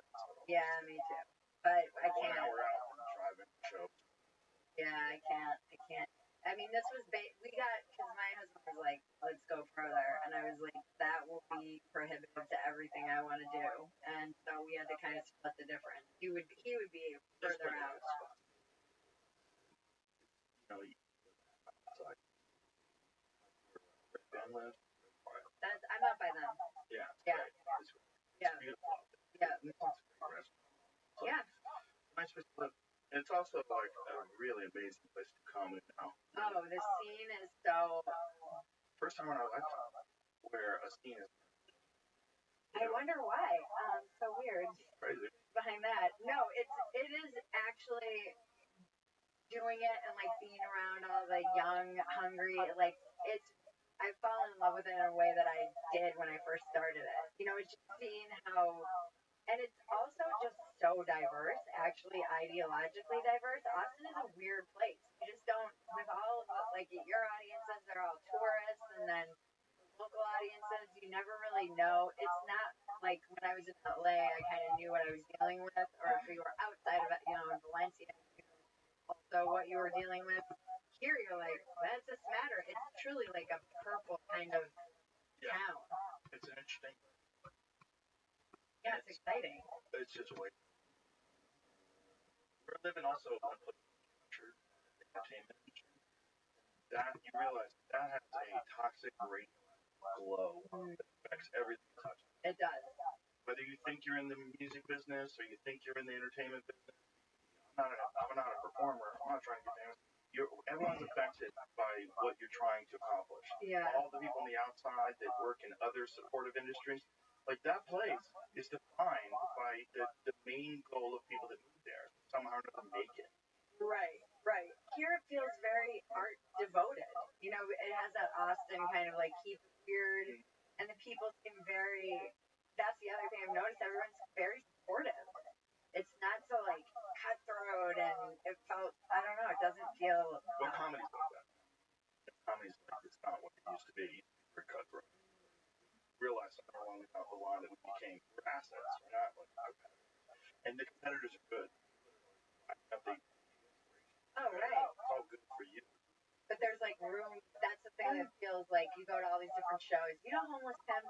He's doing a whole documentary on the scene. It's really cool. He's like going out to open mics with like young people who moved here, people who've been in 20 years who are moving here. It's really cool. Yeah. Well, a lot of people that like weren't getting the attention that they deserve somewhere else came here and thriving. Like Brian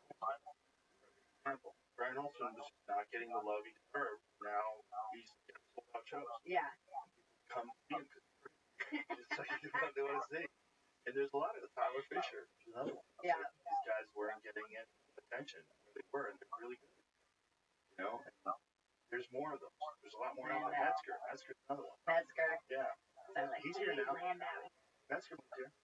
Oh, yes? Yeah, he's here now. No, he Yeah. told me when I saw him, we went out to dinner when they were in town, and I said that they were thinking about it. He's here now. Oh, nice. Yeah. Kim's here now, too. Nice. Yeah. She just did a show, Kill Tony. Oh, yeah. Yep. Yeah. Kim has a real chance. She has a real chance. Kim went up in front of me in, she's from Orlando. Visiting her family. Asked me to set. I'm like, yeah, sure. Oh, what's that? She fucking, I mean, murdered. I would have thought she was Yeah. She was like 8 years old. Sometimes people, they're not quite focused the right way. Nothing kind of catches. She was in New York for a while, but now she's out here. Yeah. She's got a real chance. Yeah. I love her. We were just in the green room together, She's like, very funny. dying laughing. Very funny. Yeah. I'm excited. It's just like it feels. When I first moved to LA, I was in the scene, and it was. I had Troy Conrad on my podcast, and we were talking about when we were like when it was like Tuesday nights and Roast Battle was starting, Kill Tony was starting, and you were back, and it was like this electric time at the Comedy Store. And he was saying, you know, you were aware like this is special. You're capturing something special, and I feel that way about now too. There's just something special, you know, happening in Austin with comedy, and it feels. That was the thing about LA. I'm like, I feel like I'm driving around a city on hospice. It just feels like a city that's like not doing well. And here, it's vibrant, and there's growth, and there's all kinds of different scenes, and there's tech, and there's like, it's just so much live music. It feels very vibrant and alive. Well, a lot of it is because people were just fed up with California and moved out here, and they all came together. And it's all these similarly minded people that wanted to be free to do the fun thing, and then really also extra appreciated it now that it was taken away from them for a while. And then now they have the best place to do it ever. Yeah, and it feels it's probably more libertarian than anything else. Yeah, you know, it's more libertarian. It's very conservative company, and even the liberals, if you want to be good, like you can't be like a full leftist. You can't do it. You're handcuffing yourself, running with weights on. Like, what are you trying to do? You're trying to, like, you can talk about stuff that you believe in on podcasts, but you're doing a specific art form. Stand-up comedy is a very specific art form, and the goal is to make people laugh. You're there for comedy. Yeah. It's not stand-up proselytizing. It's not stand-up virtue clapter. I did a joke about Andrew Tate once, and I got like clapped, and I was like, I'm never doing that. I don't ever want clapper. Oh God, some people love it. They just look forward to it. Like their punchlines are like spaced out for clapter. Yeah, but that's like you're evangelizing. Yeah, that's not good. It's not good for comedy. I don't want to evangelize. I don't want. They're only evangelizing because they're not good at comedy, right? They're not evangelizing because they're really effective. Like, the people to like Bill Hicks. Wow. Oh my God, I never thought about it that way. No, it's clunky. I'm trying to save my battery. I gotta save my battery for the bank account. I'm gonna waste all my battery right now. Gotta save for that. If you hear streams on a situation, you just waste battery reading comments on the whole.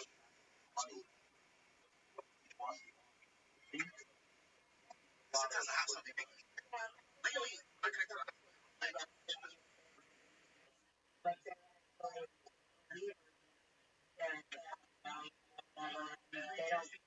realize they're proselytizing. They think that they're informative.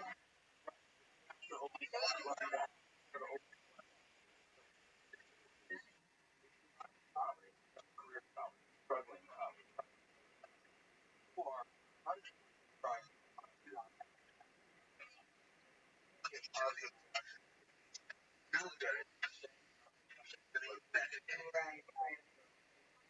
Yeah.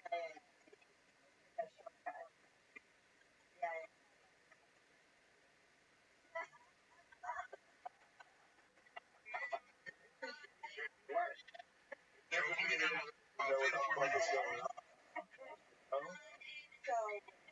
what? Also kind of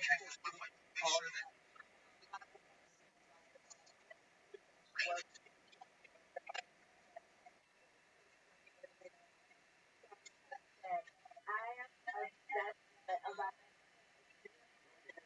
I'm not gonna get away. No one can see this. It's always like so original, so adorable. I just don't know like all the time.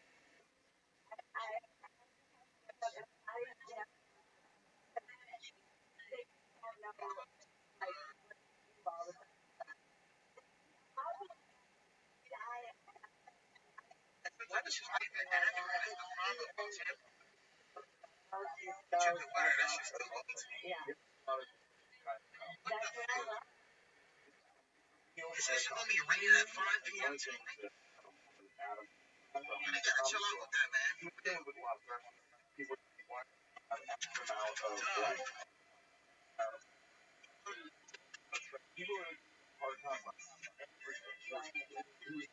That's not cool.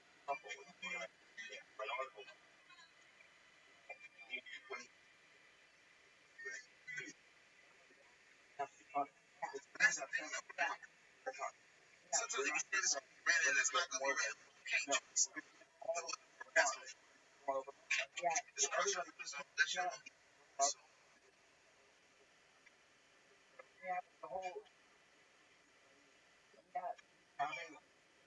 yes, I know what that's like.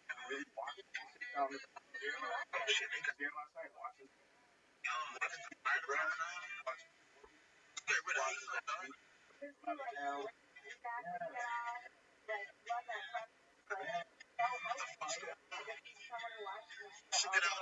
Should be the rescue. Yeah, pull up, bro. Should be the rescue nigga.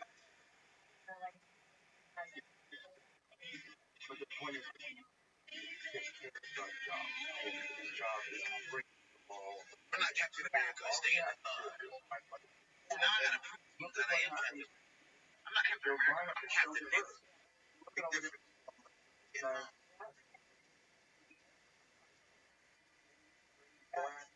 Yeah, guys, it's still kind of raining. I need to find a bridge to go underneath, bro, until it stops raining.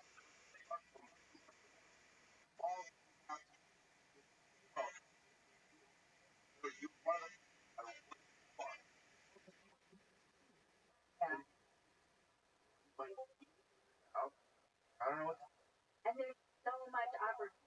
There's so many shows now. It is crazy. It's like it's amazing. There's Black Rabbit, and there's that program is amazing. There's 5 Freak in rooms the on Cave. one street. Yeah.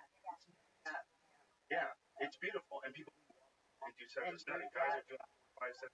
Yeah, it's like New York.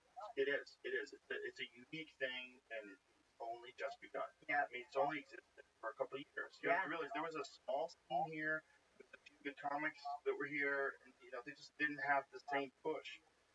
And they also didn't have the same group of killers. They didn't have Shane Gillis moving to town. Yeah. And Is he here now? Yeah, he lives here too. Okay. Tim Dillon's got a place here. Like Tony's here. Brian Simpson's here. Ron White is here. Yeah. It's like there's so Tom Segura's here. Christina P's here. There's so many people. I'm trying to talk about it. We're trying to lure Whitney to come here. Yeah. Tough cookie to crack.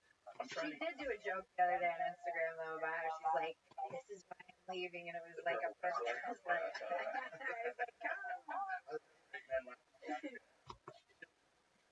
We've got more and more that are coming, and there's for everybody. Yeah. Yeah. Two shows each room. Yeah. It's so much fun.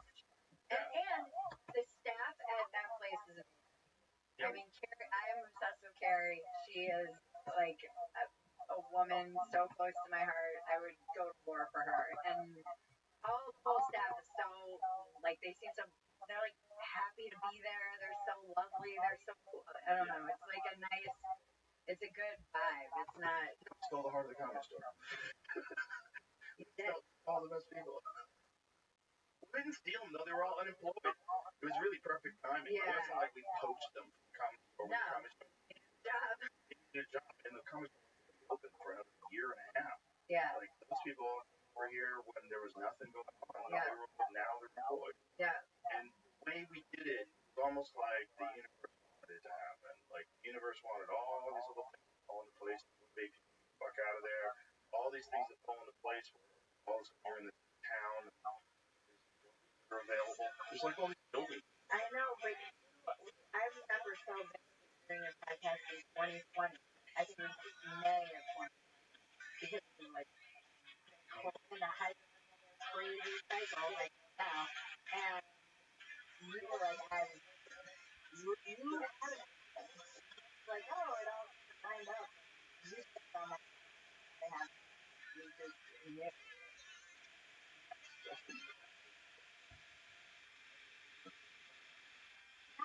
It just like God. I mean, Obviously, saying like Jesus, like, yeah, I have an idea. yeah. I have an idea. Yeah. I mean, but I probably should have just done it, not told.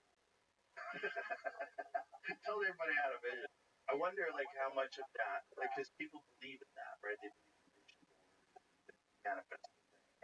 Podcast I was listening to, she's all about this, like it's the mirror neurons, and like you put it into the work. But also, I think you have to get people excited about an idea. So whether it's an idea or a vision or whatever you want to call it, people need to be. It helps to have people kind of excited. But I don't think you. I think you said that and then just went and did it. I don't think you were like on every podcast talking about your vision. No, but here's the other thing I'm saying. It's like the number one thing that I've been most successful at. I had zero vision. That's this. Yeah. Zero vision. When people are like, did you anticipate it was ever going to be the way it is? Like, no. No. Never thought about it. Never dreamed. Never tried. Wasn't.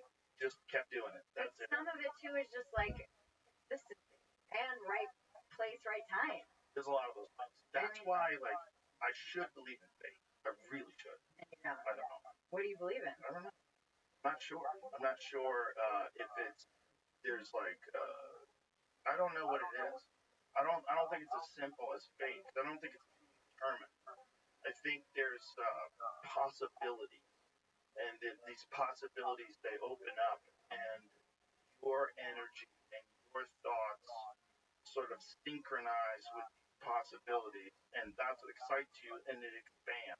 And then you follow up on your instincts and your like what's the correct way to approach this, and then you put more energy and more intensity to it, and then it all accelerates. And other people sort of join in, and you collect like-minded people that also have their thoughts and their energy. You push towards the thing, and when you're doing it right, good things happen. And that's what I think it is. And so I should think it's fate. But I also think it's not a manipulation, it's a synchronicity. It's a gangster. With The west side. whatever your real thoughts are, whatever your real intention is,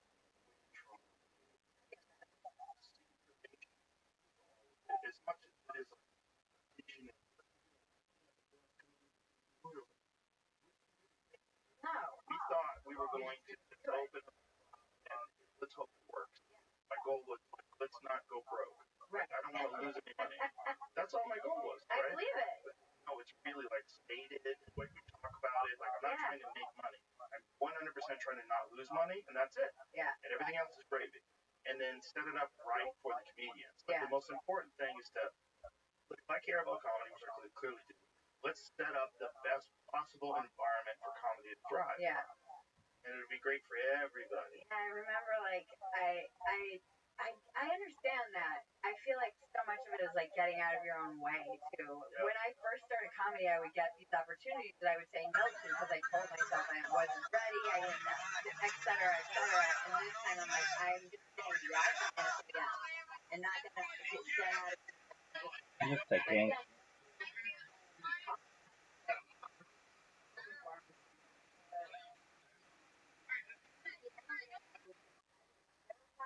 I was like, I have that stage right as it is, just ever since I got sober. It's something I deal with.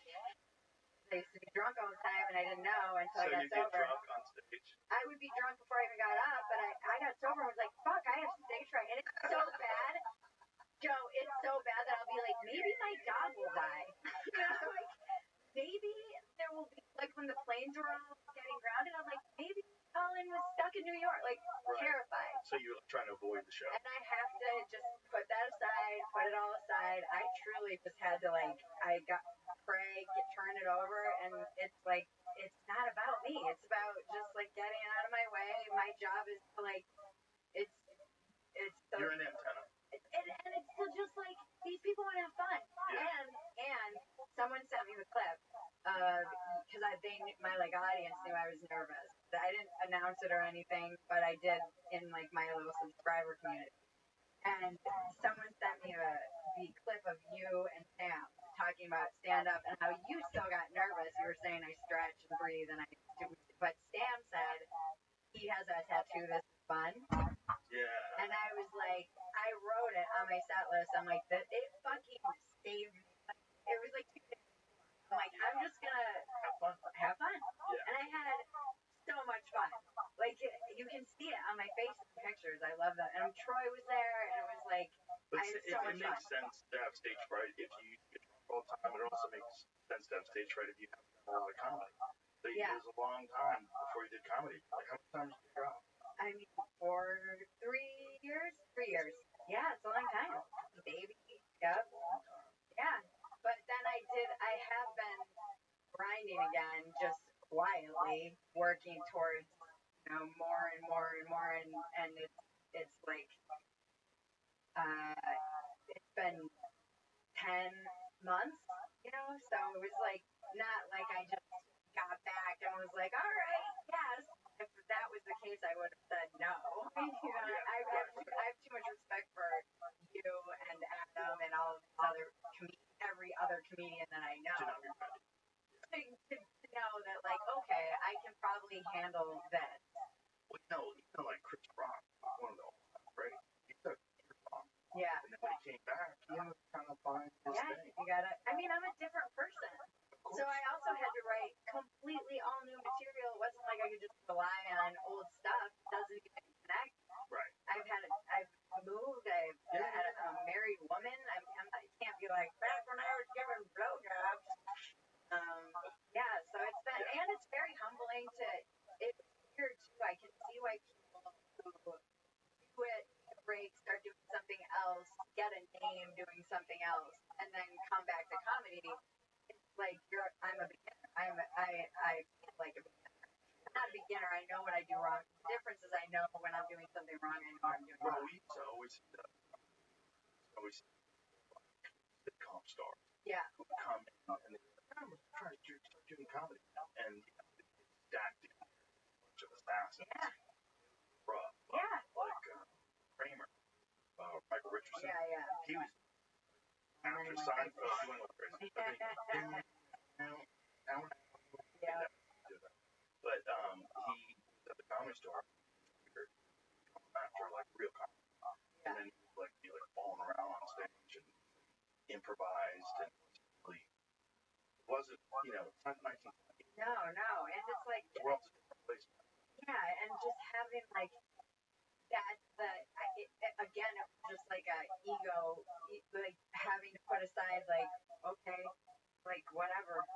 Yeah, I'll take 3 minutes. I'll take 5 minutes. I'll drive however long. Like that beginner's mind was so necessary, and even like opening for killers like Lana, being able to like.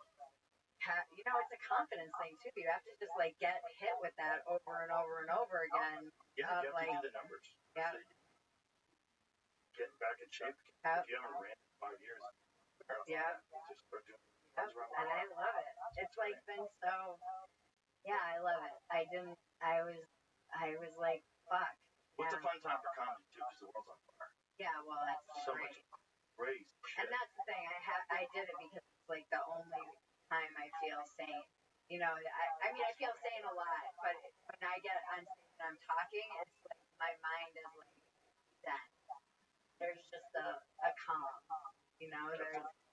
I feel very present in that like conversation you're having. I don't know. There's nothing. Yeah, I think I think I fought it for a long time. Like I just didn't. Like I don't don't have what it takes. I don't have the chops. I don't have the talent. All this shit, but it's like just get it out. Garbage. It's a hard thing to do. People don't like hard things. Come up with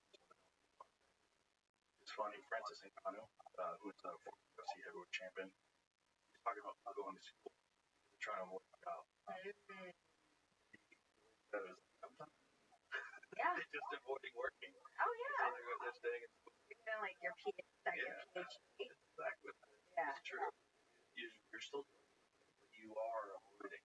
Those people that wind up teaching crazy that never really for the world. They're shaping people to prepare them for the real world. Yeah. That is going to be really interesting after Trump gets in office. How much it's changed, how much the society shifts. It does seem like society shifts away from all the woke stuff, and even people who were like former lifelong Democrats, like Bill Ackman, all these people that are talking about voting for Trump, Elon, all these people that are talking about like this fight against, but then they're going to realize like they're trying to track your period. Well, They're trying to bring Jesus back into the school. I've learned from being very wrong on this podcast many times and having the entire world tell me about it, that like she raised $100 million in a day. Kamala. Right. How much of it came from Satan? You mean Hillary Clinton? I mean Satan. Maybe it isn't Satan. Where's that money coming from? Allegedly, a lot of first-time donors. And, maybe, you know, maybe that dumb. Maybe they never heard her talk. Maybe I mean, they don't care. Maybe it's blue no matter who. Last time we were talking, I think it was like there was going to be a red wave, and I was like, that one wasn't true. It's interesting. Well, because I underestimated how much the abortion thing would play into it. Yeah, that played into it. But it's almost like that's all to keep us like at each other's throat. Like nothing ever resolved. Like there's one of the things that they were thinking banning abortions was gay marriage next. And some people have openly stated that gay marriage should be. That's what you want to stop next. I'm like, this is like seems fake. Seems like you really care about that. That seems crazy. I think what you care about consistent people at each other's throats. Right. I wrote this like piece that went crazy viral. It was like trending on Twitter. It was very unexpected about divorce, just coming from divorce.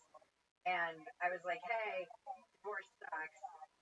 And my point was kind of like, even as an adult with a kid, I didn't realize how much of an effect it has even later in life when you have your own kids. Things like my siblings had to deal with.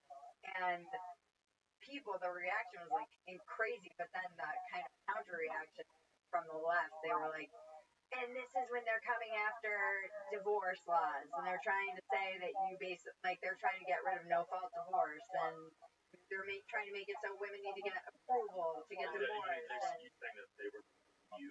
They were saying that I was just, I mean, this is like the BlueAnon stuff where it's like, oh, they were like, you were paid, how much did the evangelicals pay you to write this piece? Like, yes, the evangelicals, years ago, my parents got divorced, and I became my deep state plan so that I could write this piece to undermine the divorce laws. That's exactly right. I mean, it's like craziness, but this is, Well, I think real people. I think a lot of that is, you have to really consider that. I definitely. Which is why I think it's really foolish for people to engage in any sort of disagreement online. I think so much of the conversation is pushed in one way or another by people that aren't even people. Oh, right. Like those bot farms? Yeah. Like have you seen them with all the phones? It's not just that. It's crazy. They show you that, but you don't think our government's doing that, you're out of your fucking mind. Yeah. If you don't think that they are online, posting as progressives, having these complex sites with like AI-generated photos of their family, they are. Every government does it, and the goal is to divide and conquer. The best way to conquer is to keep us at each other's throats. The best way to keep infringing on our rights is to have you agree with infringement, because this infringement goes against the people that you oppose, which are the people. Yeah. And that's the dirty trick that we fall for every time. And that's what leads to the downfall of civilization. How do we get out of it? The only way. I don't know. Maybe Donald takes over doing bong hits out of a fucking They're gonna lose their American Eagle minds. flag thing. What's it called? Freedom bong? Freedom bong? Yeah. I'll vote for whoever stops those freaking wind farms off the coast. That's my. The wind thing's nuts. They should have gone down the road of nuclear power plants a long fucking time ago. The thing is, people are afraid of them because of Chernobyl and 3 Mile Island. And they're not like that anymore.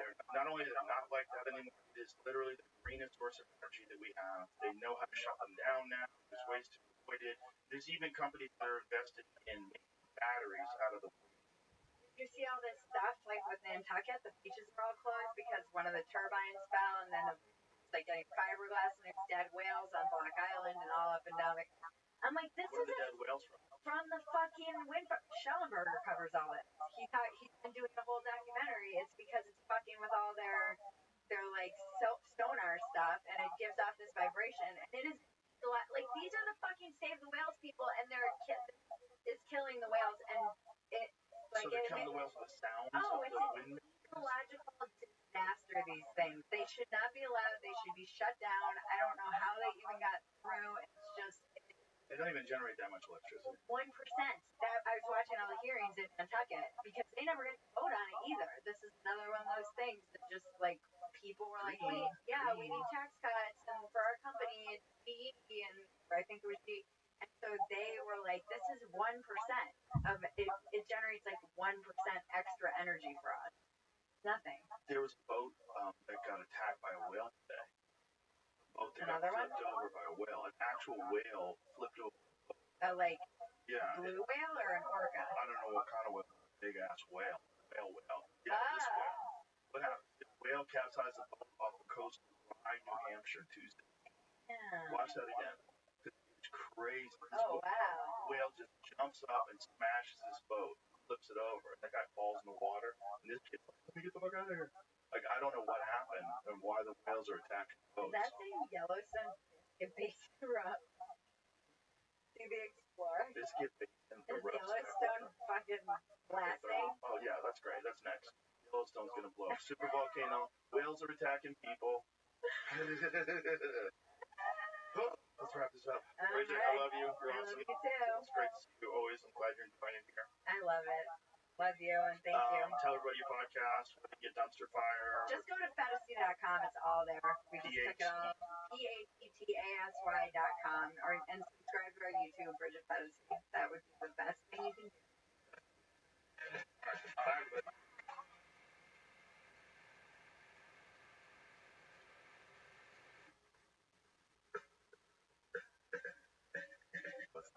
The dance.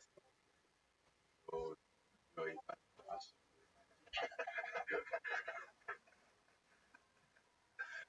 was the only reason why I did that. Funny. It's funny. Very. He's just a show guy. Yeah. That happened. Very talented. Yeah. So, he's entertaining.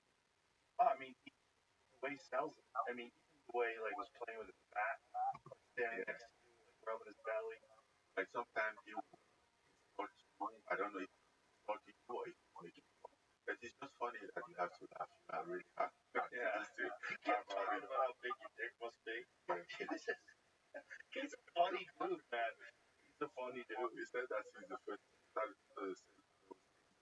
we met. And you will put some stuff up sometimes that what? And I really have a hard time understanding what he's saying. Oh, I do. So I start with that. And English is my first language. And His English is hard to understand. The Gypsy King, he's quite a character. Did you hang out with him at all after the fight? No. I think he always, I mean, he was entertained, he always respect, and I know he respected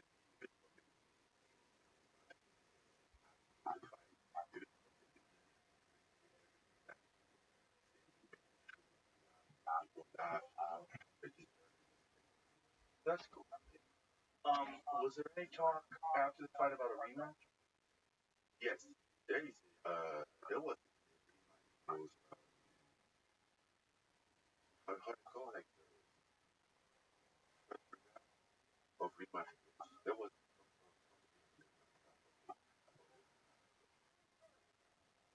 that if you beat him or I get the wow. So why didn't the rematch material? timing.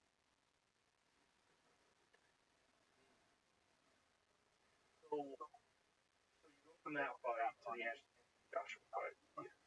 Tell me about the preparation of that fight. But the preparation for the fight, then you know, after having like 4 months of training for the Tyson Fury fight, I had this feeling, then I get a little confident now. I know how it was.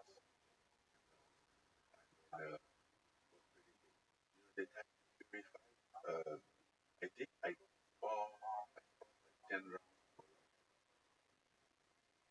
2 4 sparring of 10 rounds barely, but the fight intense.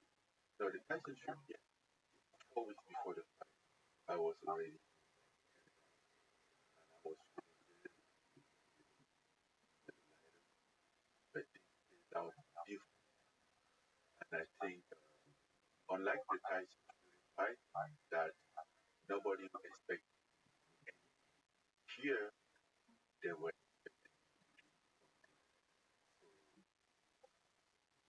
laid out really deep.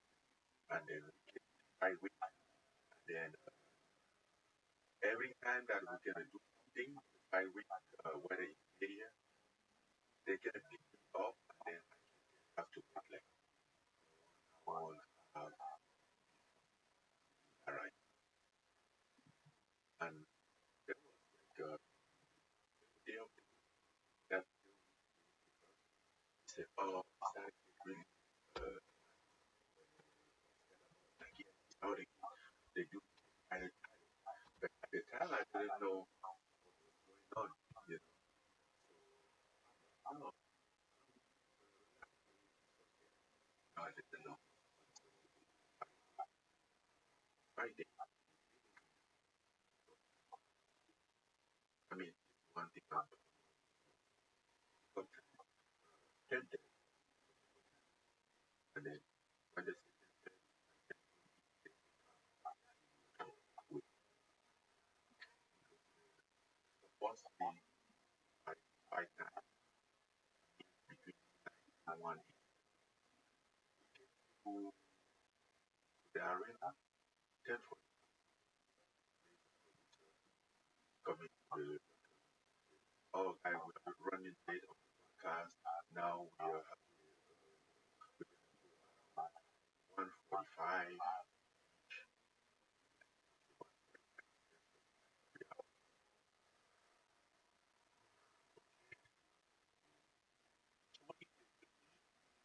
What do you do 3 more hours? There, I have like a drug test around How far before the fight do you eat? usually maybe like 4 5 hours. Yeah, like maybe 5 hours. Then you get some snacks, and then it was one around one that he was right. I'm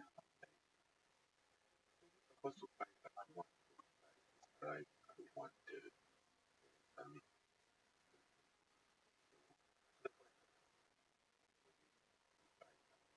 at 3. Oh wow. And I've been in night. Mm. I, I,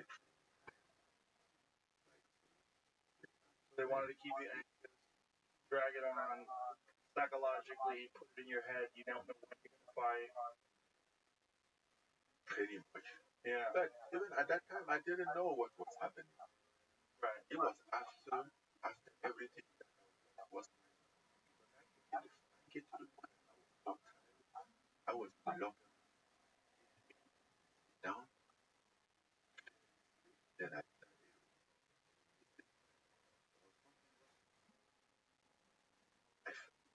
I'm a stiff. I want to stiff. I'm sweating.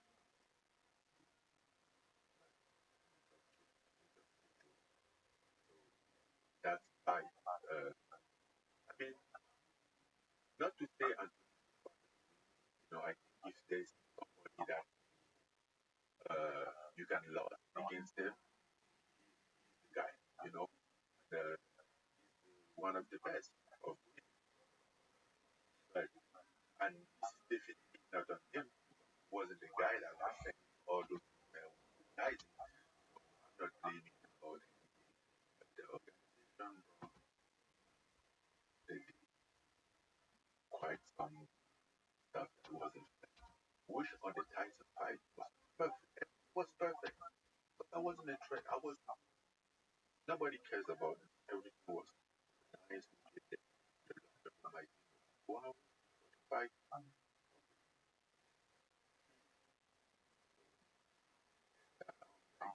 I think Joshua is a veteran. He's been in the boxing game for a long time. Knows all the different tricks. They also obviously very much prepared for your style. They saw you fight Tyson Fury, so they had tape on you. As Tyson Fury did not have boxing tape, he didn't have anything to study. But Anthony Joshua did. And it was very clear that there were certain things in the Tyson Fury fight that he exploited in his fight. Maybe I think everybody give it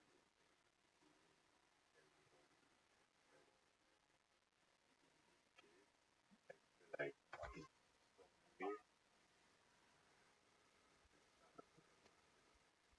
Just to, so they played some. Well, they wanted to get the most advantage possible. That's smart. You're their coach, their manager. That's what I would do too. organized. You think it's the organization itself that they set everything.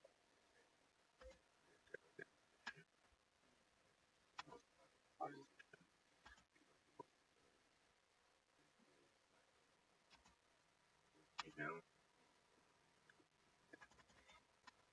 So they get there 3 hours earlier than they need to. Yeah. I was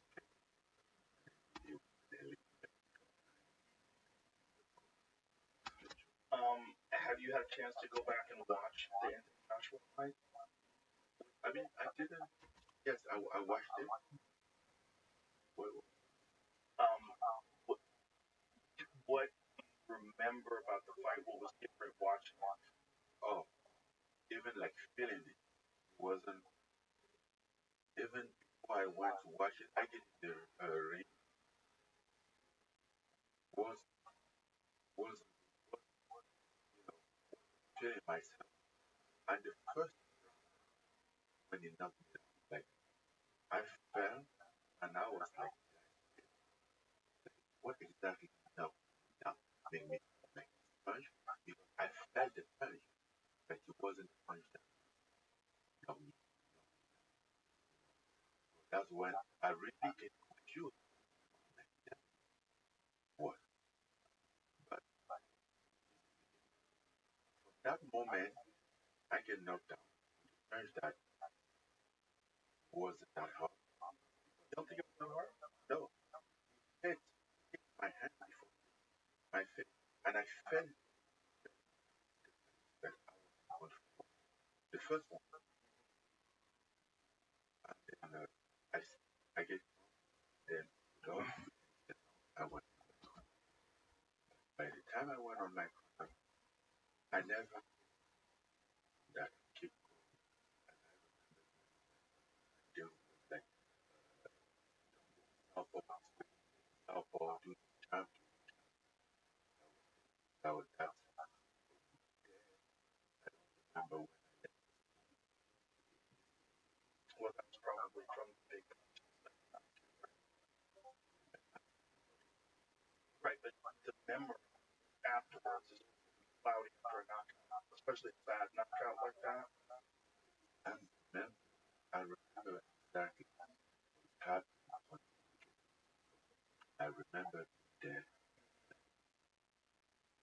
that having vision, like the guy was my team was, and then Do you think there was something wrong? I don't know if it was the fatigue, I don't know if it wasn't right. So something wasn't right on, forget about the punches he landed. Something else was wrong. Is that what you're saying? Do you think it's something you ate? Do you think it's something that someone gave? Did you get tested after the fight? I mean, that happened. I get that. So the fatigue, anxiety, I all don't know that, if hours it's and the hours. fatigue. Right. I wanted to get, first of all, like when all those things happen, you are in the moment, you don't think, like you don't get out of the fight and think about like Right. you process things and then you understand, see how wrong. By the time I think I have to do like 12 hours or like not or 12 hours and 4 hours. I would so I didn't do that. I can't say that. I don't know. But it felt like something I was wrong. wasn't So did it feel like something was wrong with just the plain fatigue, or did it feel like something was wrong, like maybe they were poisoned, or maybe they were drugged, they fatigue? So just fatigue. So, well, this is also an aspect of experience, right? This is only your second professional boxing fight, and there's things that people do, like they do very intelligent things to, like Gervonta Davis when he fought Ryan Garcia, he made him rehydrate, get down to a low weight, then he put a clause in the contract couldn't gain more than 10 pounds before the fight itself. So he went into the fight dehydrated. Smart for a guy like Gervonta, who's a huge puncher, you know. So there's things that like experienced professionals that have been in the game a long time will get a fighter to agree to that's not in their best interest. And then there's things that they can do to you, like make you wait around, which will be. yeah. But there wasn't anything or something was forcing me to do something. The only thing was go on. Right. So that, that's what like for that they were sparring everything way more better, way stronger than what I did for the even my sparring partner different. Like purified we were somebody after the 6 8 rounds down the quality of the best like clear was I know that if I had before they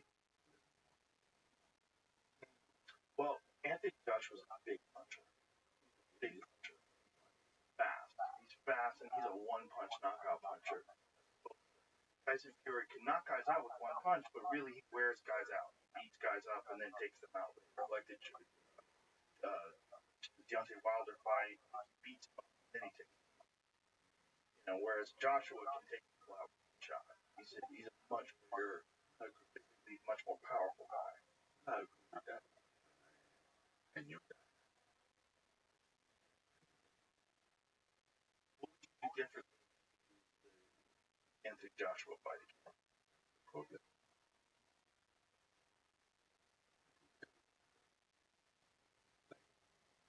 Everything right in preparation.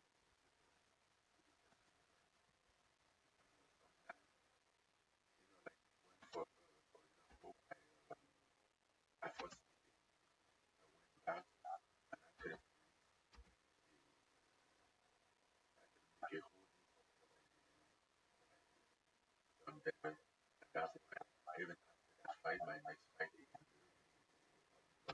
I was walking the lead. very everything and everybody was professional. You can say person wrong, be like that.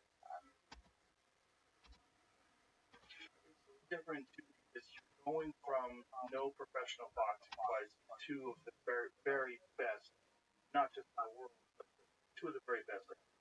Anthony Joshua, Olympic gold medalist, fighter, incredible athlete, and he's so good.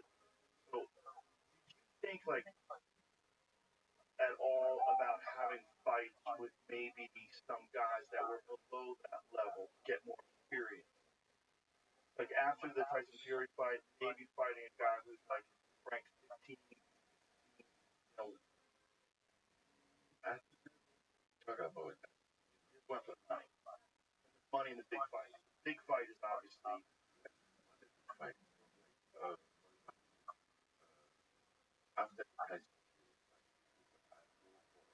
guy,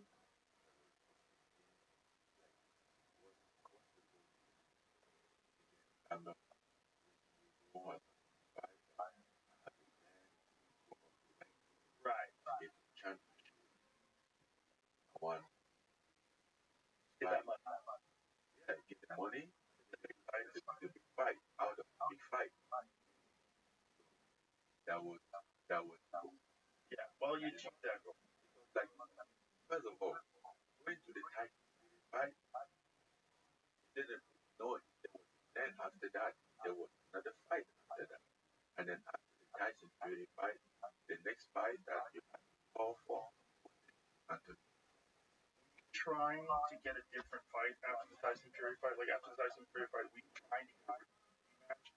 We just will take whatever they are. The rematch was there, and the fight was in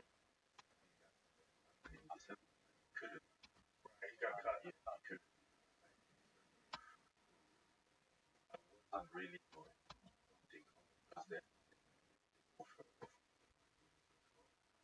place So where do you stand now? What do you plan to do? on doing. I think I still have couple in me. Well, I have couple, yeah. I have couple MMA fight. I haven't think like an MMA fight by the end of the year. Fight, fight is real. Well, one of the things that has been discussed that apparently the UFC might be open to because the Saudis are around money. It's the potential of a joint promotion, cross promotion versus John Jones. That is what the world wants. Because when you have a guy like yourself that knocks out Stipe, becomes the undisputed UFC heavyweight champion, and then through negotiation only decides to release himself, everybody, even though John Jones is the champion now, everybody's like, yeah, but you didn't win the title against the champion, and you were the most compelling fight in the heavyweight division for sure for John Jones. well, that's what I wish. You know, there's this takes a lot more than what I want or what I wish. Right. There's a lot going on. That Tell me what is the status of your deal with PFL now? So how does that work? it's working pretty good. Relationship. I have some fight again. I will be fine by the end. And then Do you know who you're fighting? Yeah. That's the guy that knocked out Rothschild. Dangerous. people about Big. say that Yeah. very Very athletic, fast. fast and that like very it's gonna be good. And that fight will be in Saudi Arabia as well.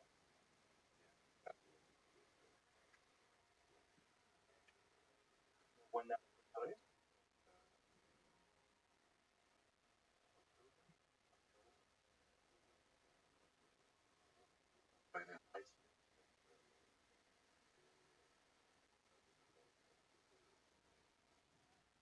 that around the same time the UFC has that Abu Dhabi card? They have a big Abu. Can you go to the Abu Dhabi card? Is I believe I want to say somewhere around the end of October. The Abu Dhabi 25th, October 25th, October 25th. Yeah, interesting. Yeah, I don't know if the UFC has that card finalized. Do they have that card finalized? They always put on a big fight. They go to Abu Dhabi. Abu Dhabi's always a big card. Top five on that card. Yeah. If it's we got one in the week, No, I'm sure. I'll make it happen. They're gonna stack that cup. Do you know who else would be on that card with you? I don't. It's not finalized yet, but I think Drake. Too bad. Yeah. He's a He's a comedian. the comedian. Yeah, he's funny. He's very funny. Oh yeah. God damn. Oh no, he can fight. How crazy was that He can back up whatever he Oh says. yeah. He's a he trained at my gym in LA. When I had my gym in LA, his trainer came to my podcast and he had a workout session. And man, his workout sessions are crazy. It's so cardio intensive. They're doing like sprints on the treadmill and then they run to the heavy bag, sprints on the heavy bag, run back to the treadmill. Damn, like watching that, I was like, no wonder why this guy has a crazy gas tank. And he was a champion for a long time. Yeah. So Not just a champion. that wasn't a mistake. Well, he was knocking everybody out. Not just knocking everybody out, but the way he did it, like he melted guys, pressure on them, and knockout power, but intelligence. It's great technique, but the cardio was crazy. And I remember thinking, like, this dude is tired.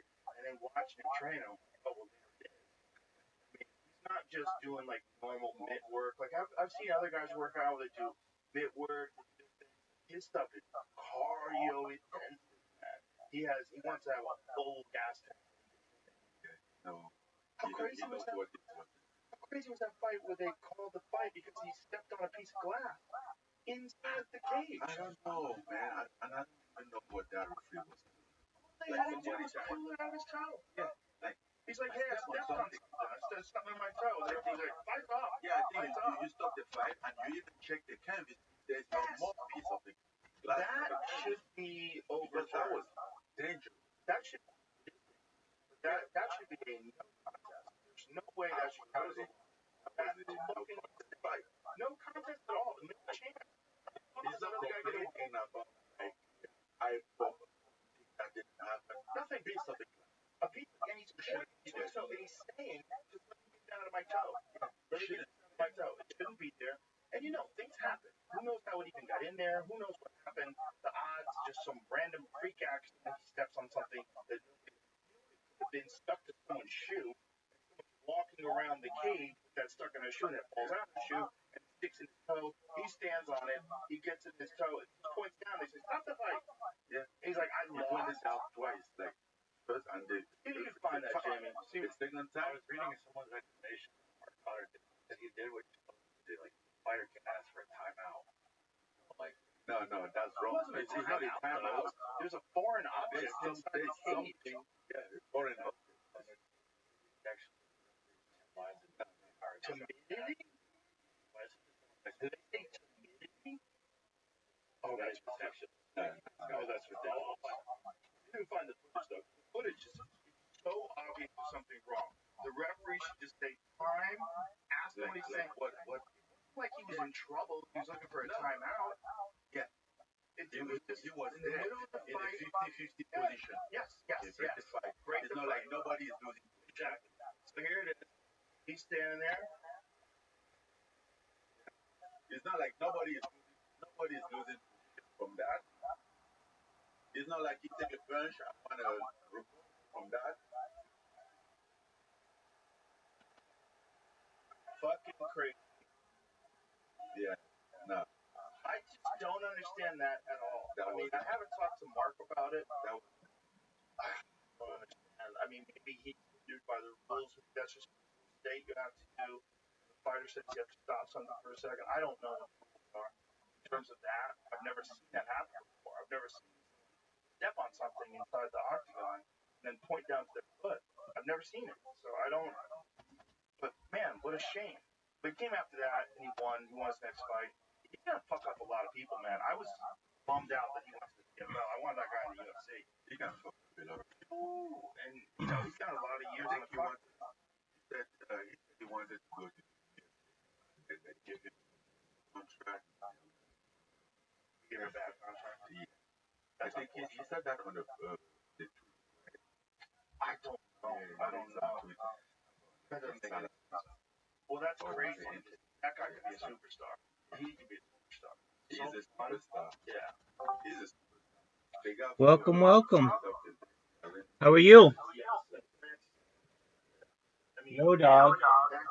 How are you? Hello. How are you? What's good with you? Yo, dog.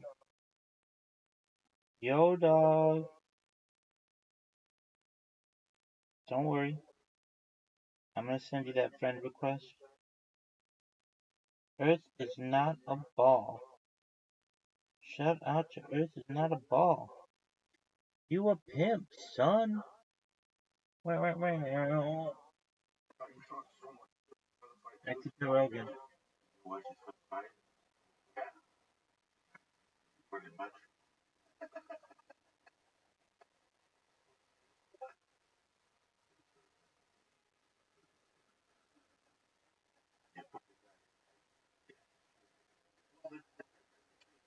Level of striking, most guys in that division level of striking is like Yeah, they fish that over a giant. the other guy was just trying to compensate wrestling. Exactly. And if you don't have a better wrestling than him, at least you grab him. Yes, and the thing about him is that every fight starts standing. It's one thing if you're a really good wrestler, you have to take it out of the ground. Yeah. But the fight starts standing. You know, with Cedric, the fight starts on his best place. See how you're fighting his second fight? He was very low. Went very low. Like, Oh, yeah. you're a wrestler? Yeah. Let's see how you're gonna get that level change. Yeah. Like, I'm already down. Very, very intelligent. Very intelligent. And again, his level of striking. And we see that with like guys like Alex Pereira, right? Like that level of striking. When you're a glory champion, the level of striking is so high. It's so above the average MMA fighter. And when he gets in there with these guys, they don't want none of that. And then as soon as they start to get like better wrestling fans and stuff like that, they become in trouble. You can take him down anymore. Exactly. And then you stand in front of him, he smoke you. Yeah. What do you do? We see that with Alex Pereira. Yeah. His takedown is much better. And he keeps getting better. He's evolving so quickly. Because he's been training. Yeah. He's been training for so long, and then he's also training with Glover. Sheriff, also a former champion. He was a guy that was locked out of America for some time. He couldn't come to America for 6 years because he had visa issues. And he, we don't hear about him. Everybody was talking. Glover was one of those guys before he entered the UFC that wasted his prime, unfortunately. I don't say wasted his prime, but I think his prime years were outside of the United States. That's why when he won the title, he was like 42. 43? What exactly is a prime year? The guy that won the title. 43. I just think you get to the point you get you to think that maybe 43 is the prime year. He won the title that year, right? Yeah, you watch that guy 43, that you know, I think at 43 you can still do something. Yeah. Well, it depends on the division, right? Like George Foreman won the heavyweight title at 45. Yeah, the heavyweight, different. Oh, yeah, they don't push on that gas, you know. Right. How old is Cedric? Cedric Doumbé? Yeah. But how old is he? I want to say he's young. Yeah, he's young. might be How old is he? 31. That's a good at age. 31. Yeah. Yeah. And with that level of boxing, woo, and power, man. You know, like not just like technique, but power and endurance. Like it's a rare combination he has of very, very good endurance and extreme power. Yeah. It's like death.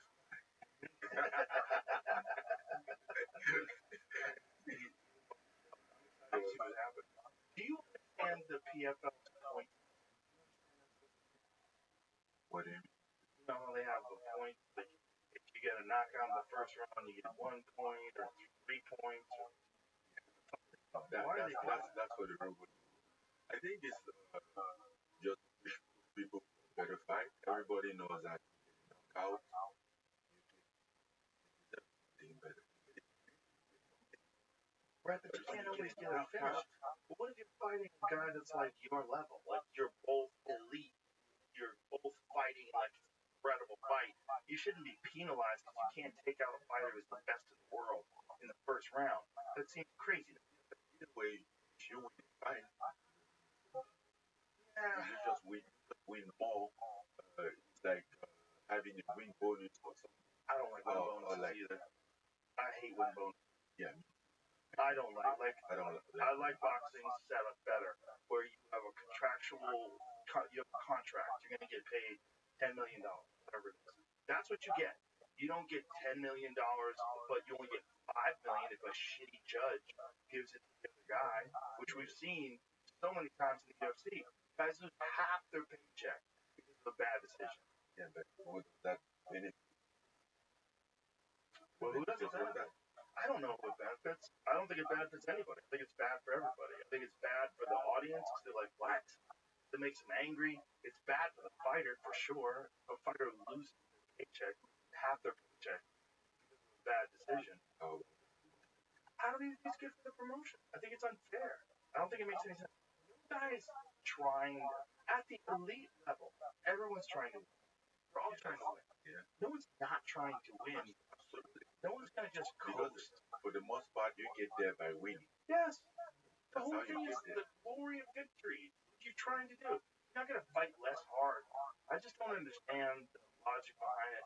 I think it's a flawed concept. I think it's something that never existed in combat sports before MMA and really shouldn't.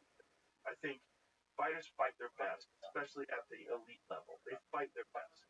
I agree with you because, like, when you fight, at least you get full pay on that fight. Yes. But that won't, the loss won't help you with advantage you on the next fight. Right. You know, on next negotiation. Right. Oh, you lose 2 fights. Right. So you don't have a power position anymore. Exactly. But like, just to pick half of your first because fight. Crazy. I don't like it at all. I don't like it at all. It's just it doesn't make sense to me. I've heard people try to argue it, and every time they try to make an argument for it, I'm like, I don't get it. It's not fair for the fighters. Fighters only have, if they're really lucky, like, what's the most fight that an elite fighter in the UFC has? Like 50, 45, 50 fights? You know, maybe, Right? maybe a few guys that have like that level of fights. Most guys, they top off way less than that. Oh, way less. Yeah, way less. The If idea that by the time you start your career, you already have like an injury. yeah, Good luck. right, Good luck. 25. right, especially ACL surgery, you're out for a year. Shoulder surgery, you're out for a year. Broken hand, you're out for And 5 might never months. be the same.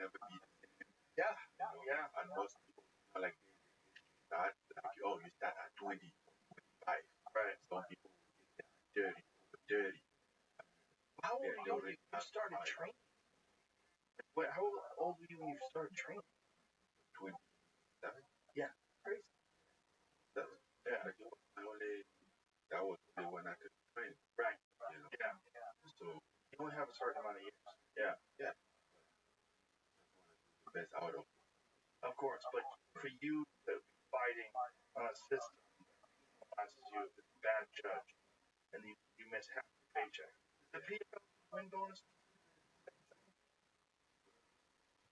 I don't know exactly.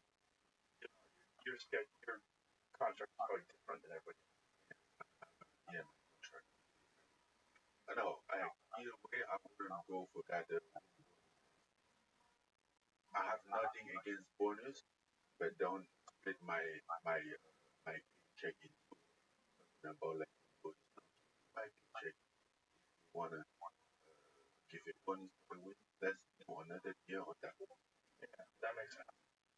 Yeah, that makes sense. I Because think whether I lose or I train, I get prepared for the fight. I come, I give everything to that fight. Should be paid. yes, And the same thing that I give in that fight to lose, it'll get me to win. yeah, yeah, I agree. I agree. And so now the PFL and Bellator are one organization now, right? The PFL acquired Bellator. Does Saudi do that as well? Don't they own part of it? The investment, yeah, the men, there's a men a house PFL that like PFL, yeah, like, and then now they have like original PFL, PFL meet this year, PFL that's next year. And that's your shirt. So you're part of that as well, right? Oh yeah, that was the biggest. That was the biggest for me. That part was the most important one in that contract. Yes, I have requested to like, oh, I want to be doing that. Yeah, I want to do something out there. Oh, we don't know, this is not done. And then I get the PFL. Okay, we do that. They show me the roadmap, like, okay, we launched PFL after 2005, you're the PFL African chairman. Then, because I don't want that bullshit paper chairman or whatever it is. Like, I understand, like, what exactly are you PFL? And then put it out and show me some element. Then, Well, that is one good thing about going over to the PFL. You have so much value to them.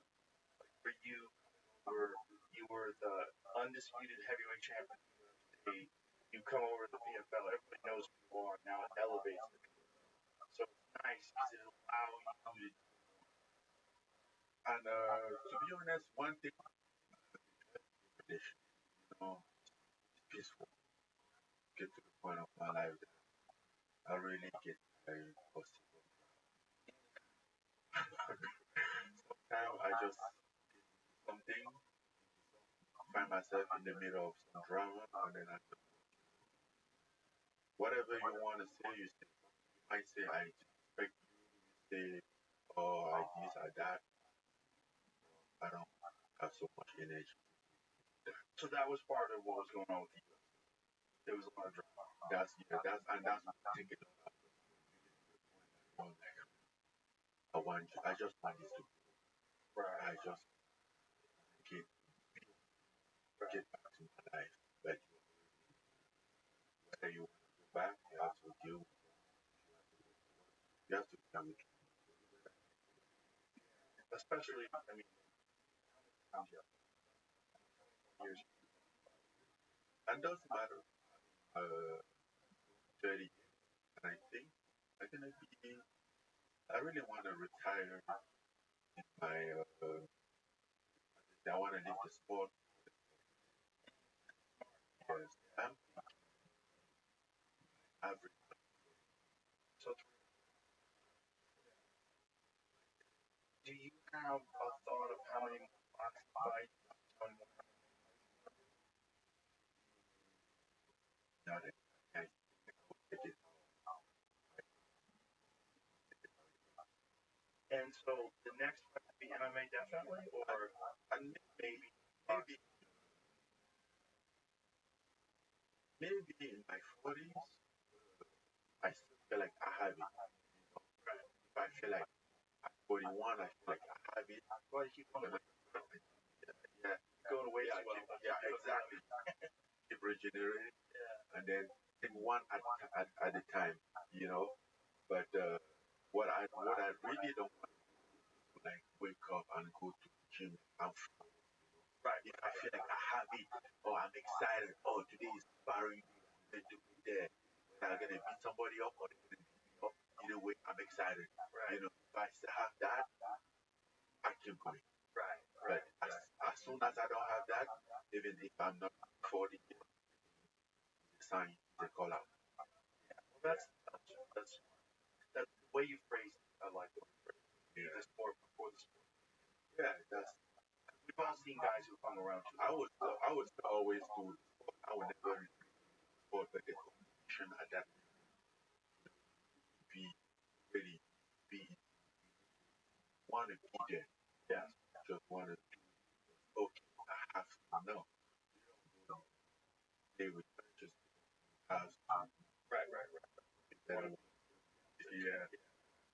So, do you know for sure that you'll be fighting MMA next, or is it possible that a big boxing match could present itself that you do that?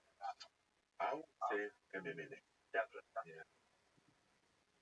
I'm supposed to fight. It's been over a year, little over a year now. Here, and then supposed to have a fight in a year. The timeline. And by the time we went to figure out who should be my opponent, and I think things are very clear now. When I'm clear that the challenger should be the fight, the opponent that And let's assume you get past that. Would you then decide whether or not you're going to fight MMA next or boxing next? Because one of the things about the PFL is there's not a lot of challenge. There's not a lot of very compelling challenges, unfortunately. At least now, they could sign some more top flight heavyweights. What happens with what happens with John Jones? Man, I don't know what happens with any of these guys. He could wind up going. Who fucking knows? They come up with some big money. You get a lot of people that will be willing to go over there. yeah. I mean, like after I think after the fight, I'll see what happens. I don't really have opinion on what will happen, but I would say Most likely boxing. yeah, most likely. Do you have an opponent in mind?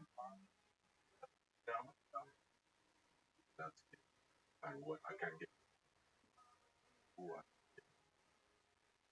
because my expectation, as you were asking me earlier, like how many fights would like I mean, I think if I get to like 4 5 then that can keep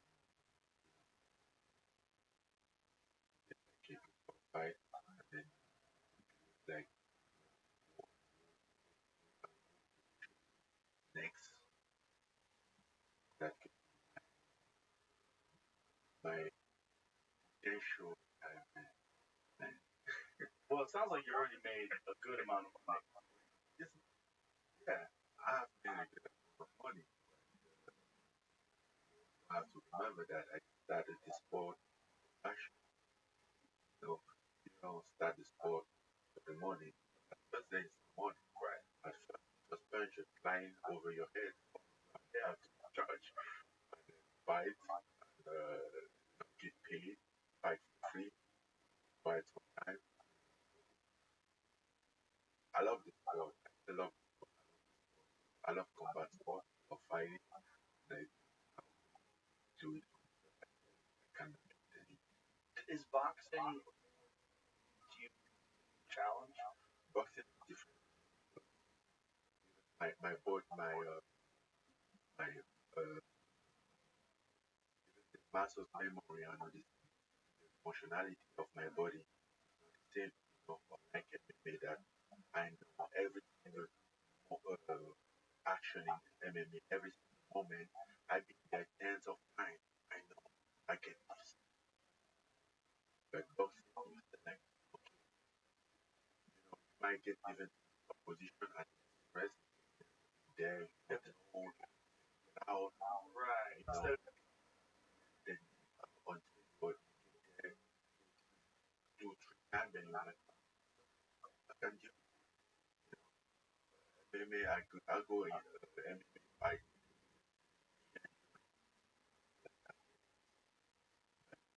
That is that questioning about you can have. It's Right. like I get Right. There's a lot of things because it's a new thing for you. When you train for boxing, I know you have Dewey Cooper, you have Eric. Did you bring other people in to help train you in boxing? I go back from do sometimes like he has a very good country, something that I didn't need,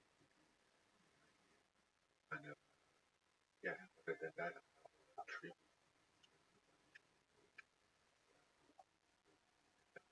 Did you get a chance to spar any top heavyweights in America?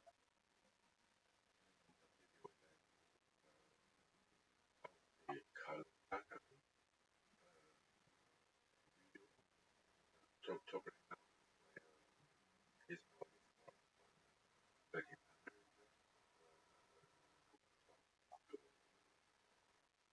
I get Jeremiah.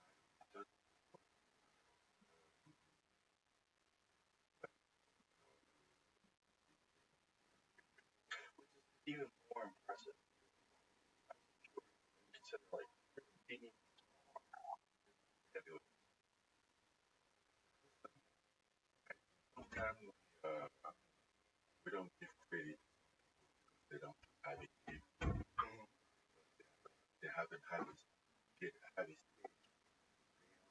Right.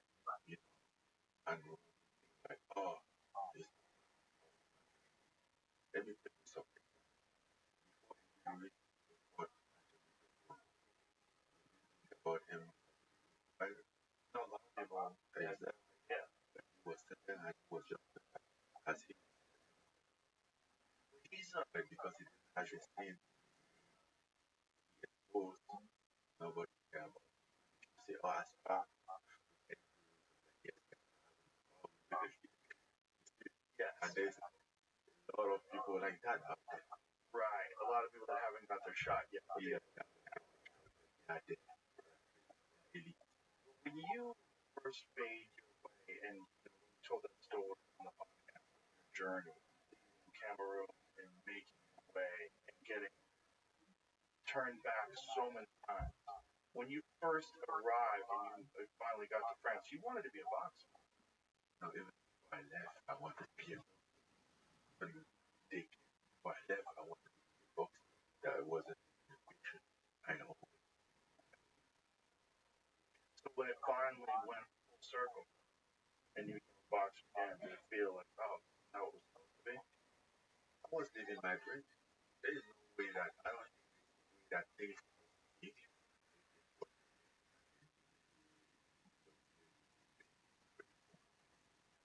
is out of it.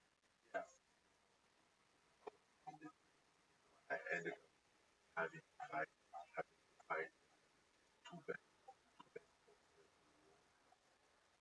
I've had a great career.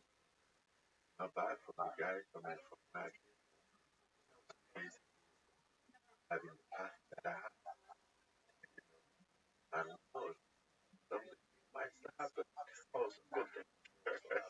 That your path is incredible, and I encourage anybody to heard it. This is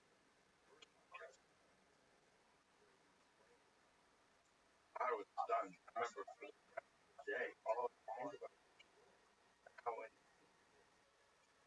what you had finally made it to you. Incredible story. And I was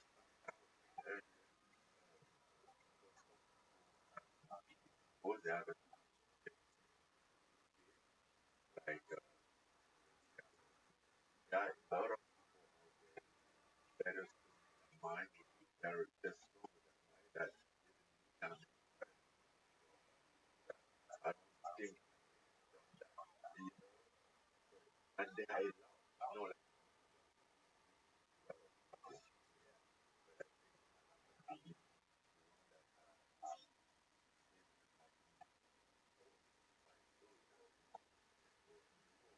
that struggle, and I had to do my own story. They don't have. Having them on, they have stories I had from them. Very inspiring, and it because that's what people love to hear about someone who did not give up and struggled so hard. How many times did you get sent back? 7, 8 times? Uh, Nine. 6 times. The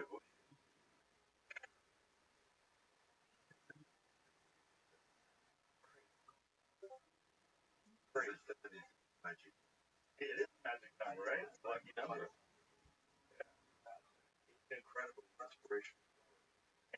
And I love the fact that you are dedicated to this thing in Africa now. More people an opportunity and to give them a path towards a career. You know, um, regardless of what my, my life, I think I'm a blessed guy. That's a lot to like. I think when I stand, I don't understand where I can to imagine the when the shot. It's crazy. Just say, you know. So I think I'm a very guy, blessed, and then I also think blessing comes with a lot of opportunity that I can bring back.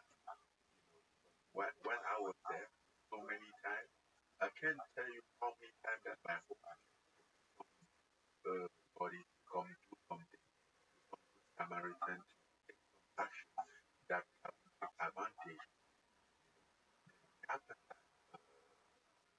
I am blessed, be the guy that can do that. And if I was more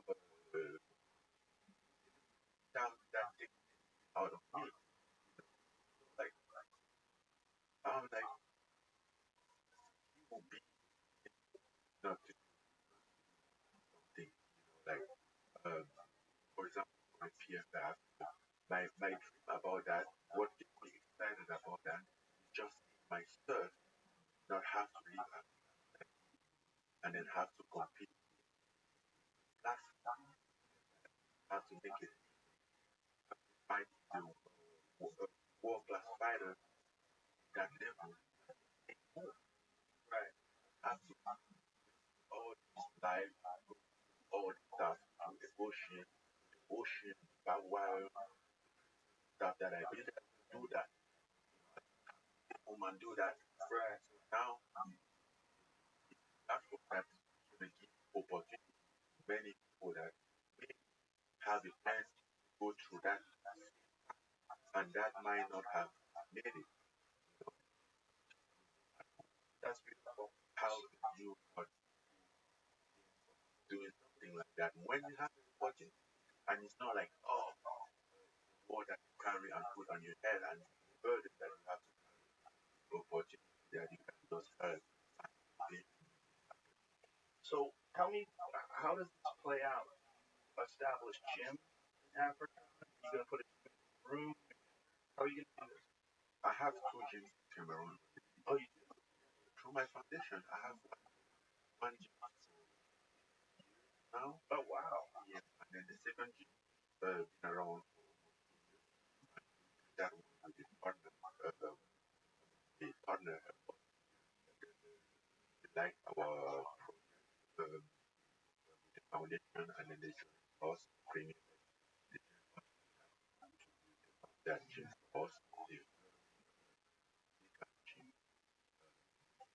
have that one but yes one thing that I requested and then was that everywhere that we are going we're gonna try to build around because yes PFL bring competition around but remember so many of those people that have nothing many of those that want to fight there might be 20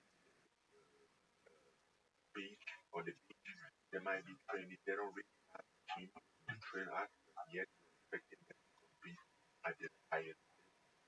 That's having yeah, like having had having that oh so helping them help you because at the end of the day at the end of the day that the African gene that fighter and then and as coaches that can go and also honor how to train at that level stuff like that's the goal about like music and every habit have your like music beautiful. So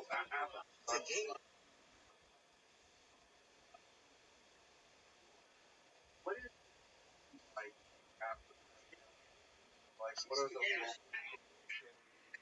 are like coming out of that convention right and I never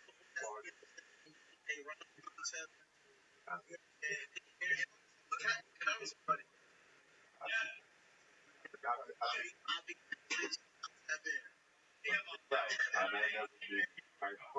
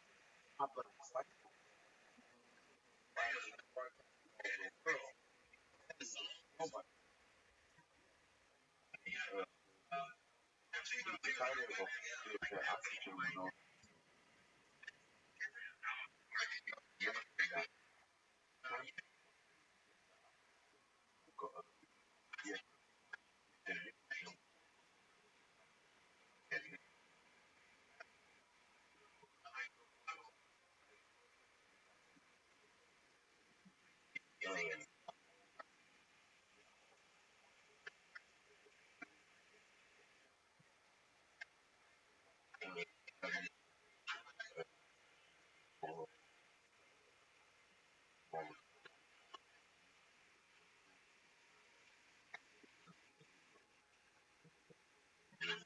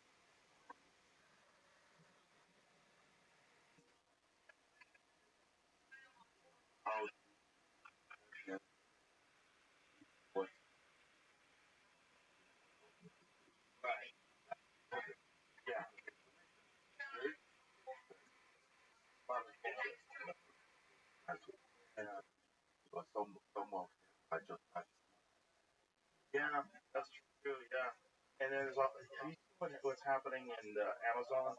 There's this very small uncontacted tribe, and they got internet access. Now a lot of them are just on their phones all the time. And then the tribe leaders are like, "Well, what the fuck? We're becoming like America now. Phone all day. They want that's porn and like us." thing that they thought would be a beautiful thing. Oh, this would be so great. Get access to information, maybe we can get educated. Instead, a lot of them are just looking at TikTok. But they gotta have to figure out how to manage that. People. Really? You think so? I think part of least I give them an opportunity. Hard to just, especially if you don't have examples of other people around you. Some people might have have been choose. That's true. That's true as well. Yeah. And then you go to school and have to be graduated or have you and then you're educated. Fact, you were running away from your job.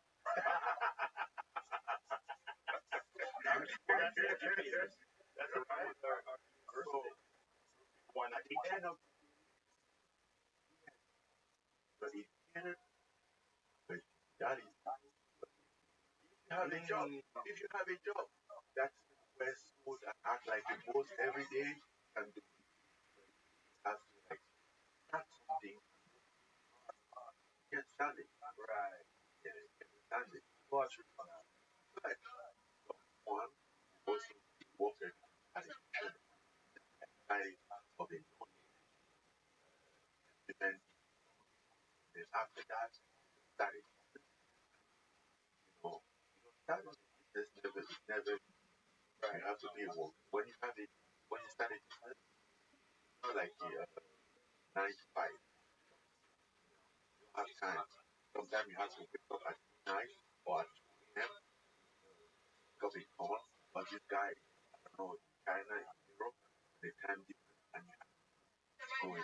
You have to be on this time. You have to be meeting at this time. That's when you know if you are working or not. Right? You do that all 9 to 7. I'm a manager of that. Yeah. And lazy people do it. Lazy people find a strategy of avoiding. Yo, dog.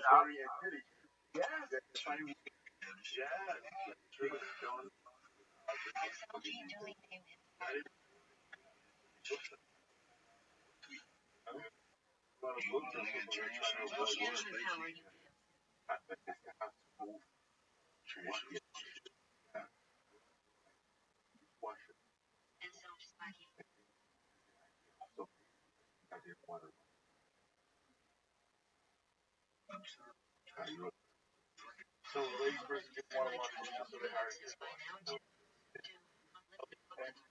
Oh, yeah. How can I also he's a picture that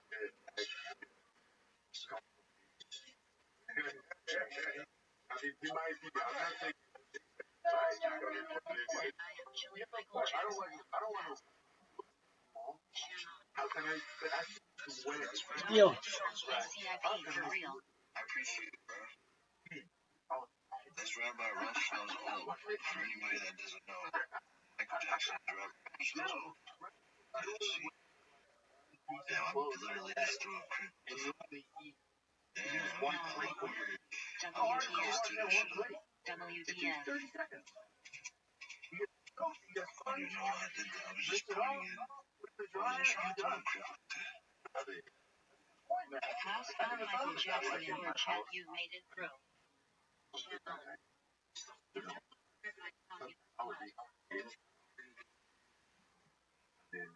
How does it mean to have Michael Jackson in your chat?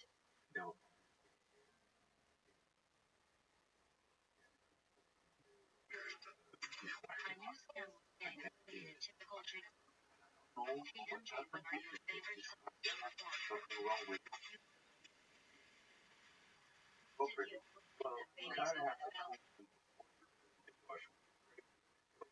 A little bit more. I don't know how you are. I don't know how you are. After using one or two I'm sad to say I was one of the victims. Or even if I start Michael, why like did you show 3, you? 4 plates after I go, 5 minutes, put it there. Yeah. For me than running machine, Billie this, Jean which I don't even know how it works. Too much and sometimes if I loud, I would just watch my and that is Jamaica don't even think you're a mom. That's true. Yeah, that's true. That's a good point. That is a lazy person's invention. Smart, lazy person. yeah, lazy people are very paid. Very. I never thought about it that way, but I think you're right. Yeah. But there's something like Victims of that. pop. How the fuck are you gonna get anything out of it? Yeah. Some inventions. No, I mean everything makes sense. Yeah. Even like wash machine training I'm doing clothes that you print twice a day. Press that button they don't when really care you're what leaving. does. Yeah. That's the whole Yeah.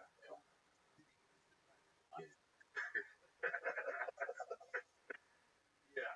No, that's a very good point about invention, and also about how lazy people avoid Wait, work, WTF, and about a the lot of people you are educated hate. people doing work, Mass continuing their education. I know personal people. Damn They it, get the Jay dated PhD, you when you were the youngin' grants, for get real, for loans. real. but no, Dirty ass bitch like Diana the never family been. house and then they are this yeah, it's Jesus, they have to own the house and then one have your homework. And even if you don't have your homework, Right. that means something guys have to Put off things that, yeah. It's an interesting thing too about fighters because the difference between there's a lot of factors involved in fighters. Mentality, the ability to focus and perform under pressure. Also, the She have was the all over you discipline at the to do London everything show. that Did you're she supposed to see do. she really wanted And to? it's even Prince more Harry was hella more jealous. talented. What's in that drink scam? fighting or about That's still crazy. not always carrying No. You would. charging work You don't from think. work Right. I think I have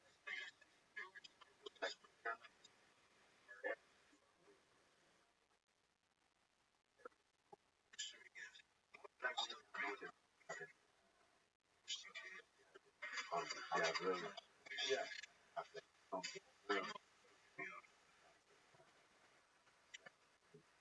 You know the expression, scam or not hard allowed to work drink beats lean at the talent. gym. Talent. And then got That's some numbers. yeah. Why are You you could so pre-med? talent. One of the things that's unfortunate about talent is that when you're talented, yeah, Not and so because you're you're trying just to do learning without adult. training or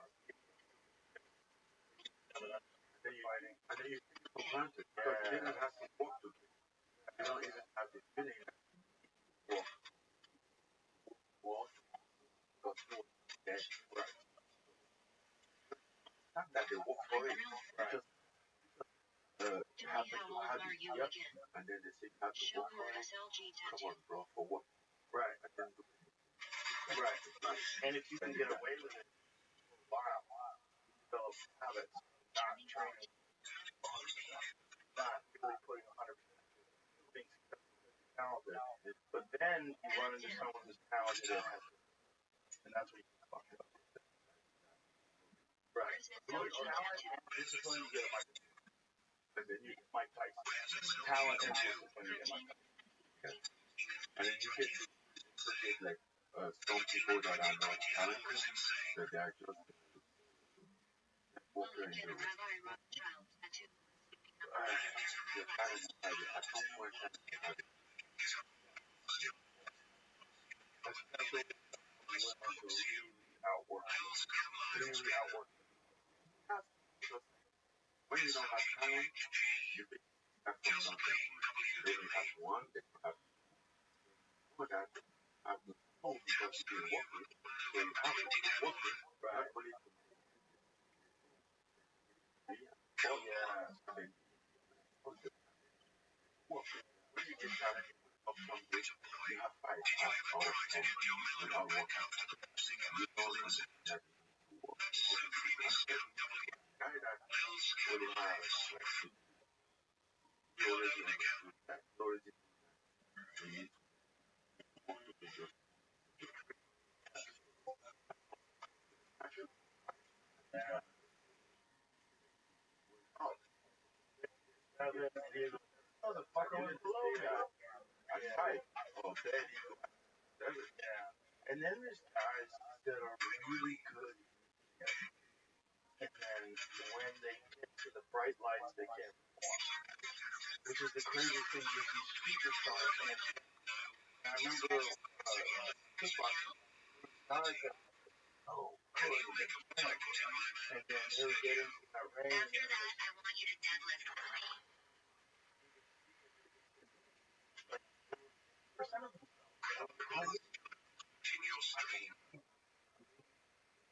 Something about anxiety, their inability to manage stress.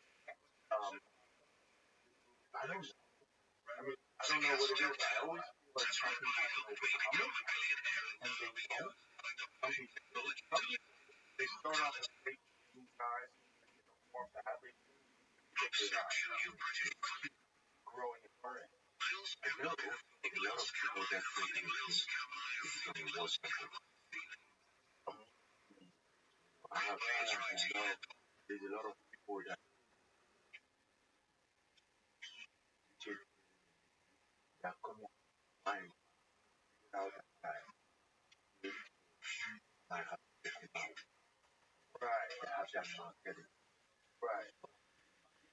Why I don't get have it to learn. Yes.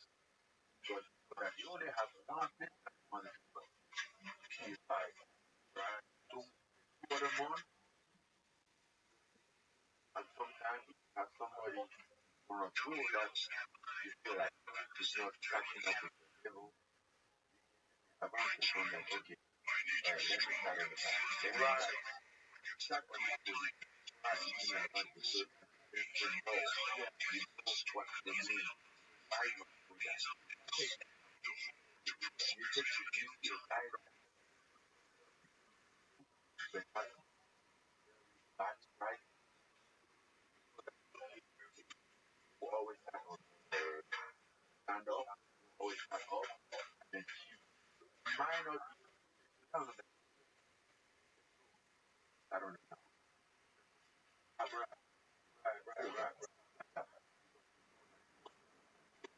Right. But oh, I'm something. Yeah, competing.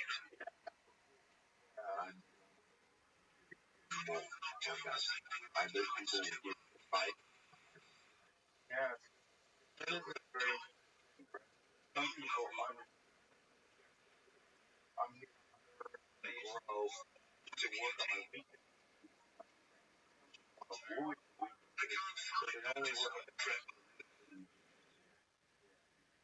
Yeah, I used to hear a lot of boxers who want to be on the ground, like, don't like that. Dominate on the ground. Get aggressive. They want to have I think what's also about like genetic that people around the gym was understanding was like that that something happened to be like oh right you know kind of don't have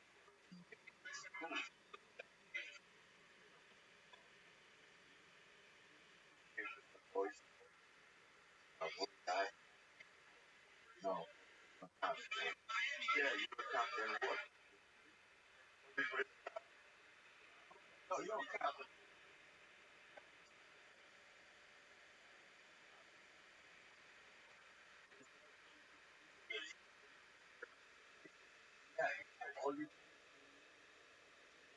What's happening on the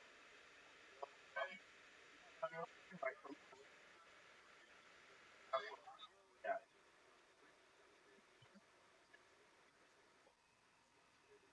you're in the gym, training, learning. Marcelo Chris, you want to have the good game. You have to open, learn what happens. Yeah, even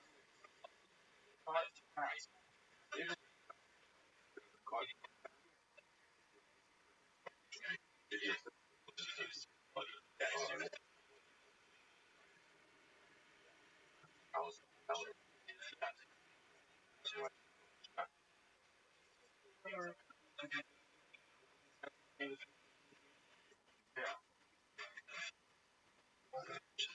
I don't have.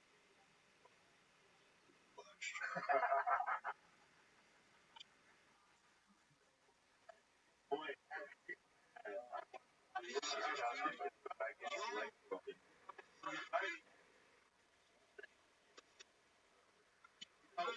if I was 25, I would go to those top months.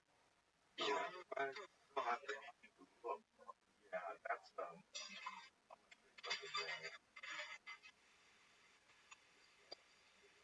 fucking shit.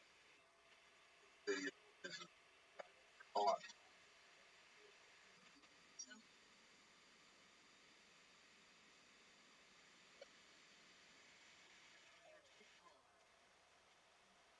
Yeah, I'm on. I get on. Like back. Tap, like snaps. Back in question.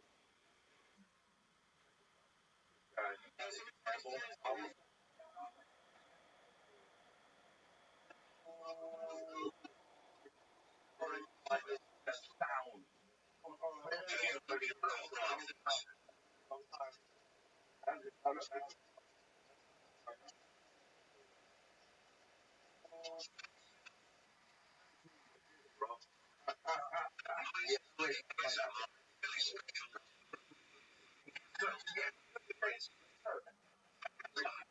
Might be like,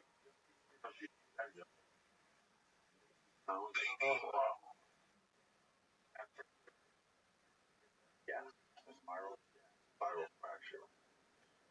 Horrible. Sound. Like a, I'll never forget this. Chris White, Ryan Hall, after shit camp. Sound was so horrible. I didn't never listen again. That great. Especially the shit like, I wonder, like, with the Conor McGregor's, it's like, very different. That was so that's what that kind of shit is nice. Go hard. Right. I, I just be heavy. Right. Right. We have, like, right. Apple. Mine. Right. I don't know. It's fun. When you got in, like, your fight with Steve, back in mind, you're still thinking about this. I'm fighting. I should have.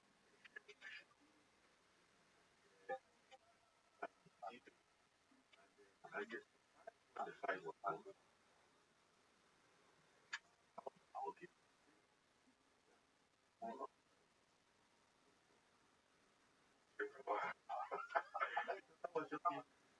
Yeah. Well, you came back with that. How did you come back? How did you find out?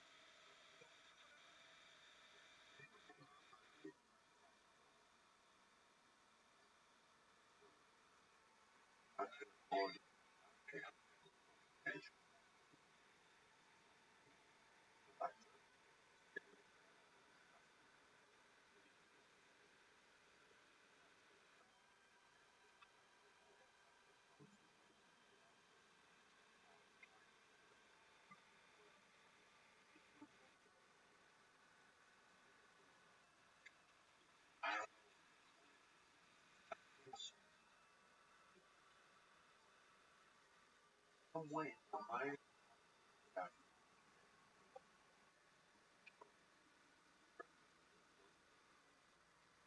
some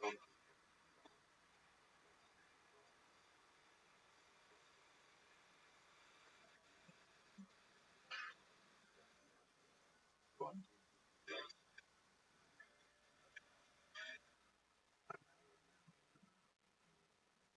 feeling by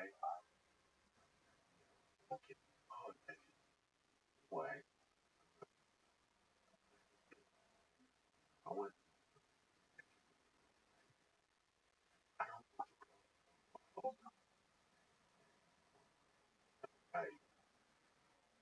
I went out, I just then I go out and when I was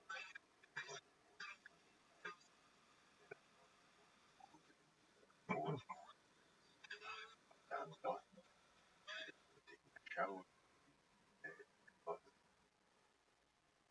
and then take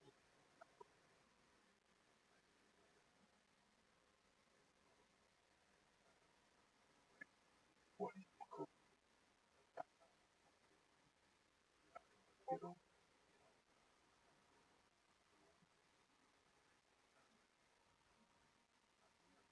this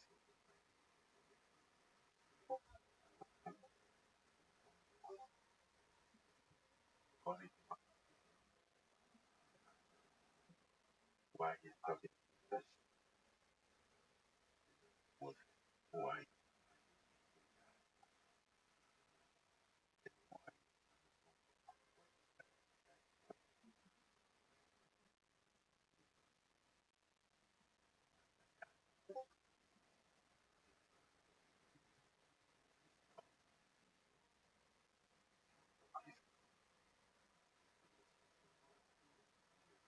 what way was joyful as he came around where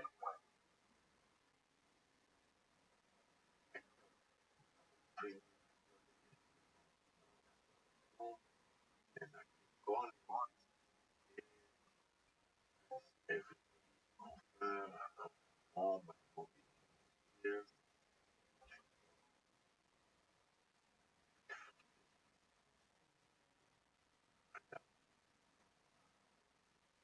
and I never mentioned that morning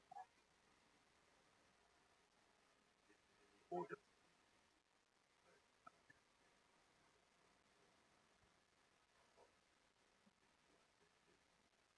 moment. You don't know like what the reaction, oh, should I had never cried, not like never cried, but I don't I feel outside like that was man.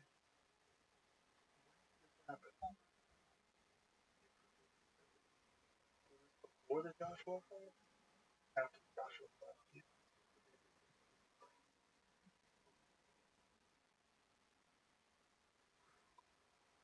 that was how kid that wasn't there, I became out of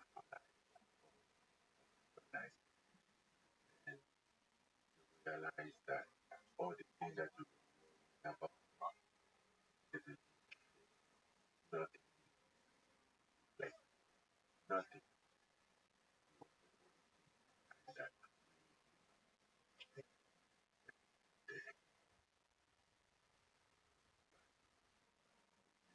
thing that my dad passed away. I was sick, just stay at home for like months and couldn't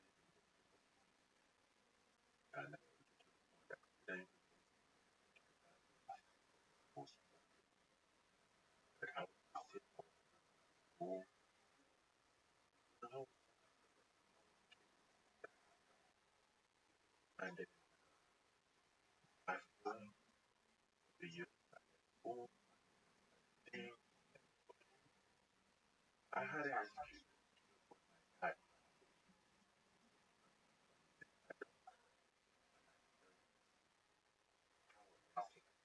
when what if mom happened, I want to someday I want to provide for or protect them. And one of my top like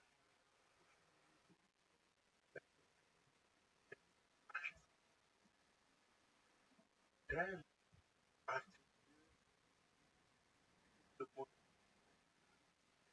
figured out and healthcare, take care or whatever. But then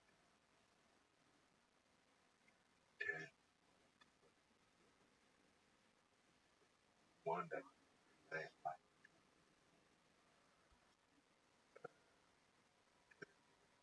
do it. Like but just gonna five um like a five that's what one after God that was powerless all of that that's her. Yeah, I can't imagine any council being medical thing only happened. Wild shit, Mark. How you doing, dog?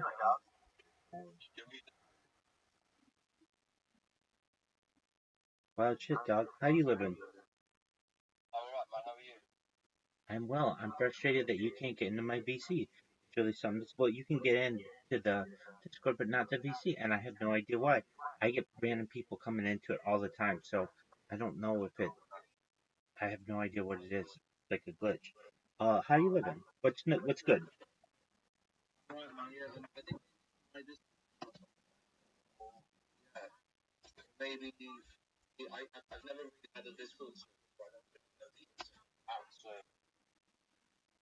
Yeah, no, I mean, I get like I've had like a dozen people just randomly come in today using the links that I provided. It's weird that you can't press the link that I provided.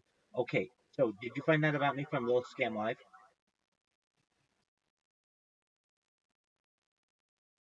Mark, did you find out about me from Little Scam Live?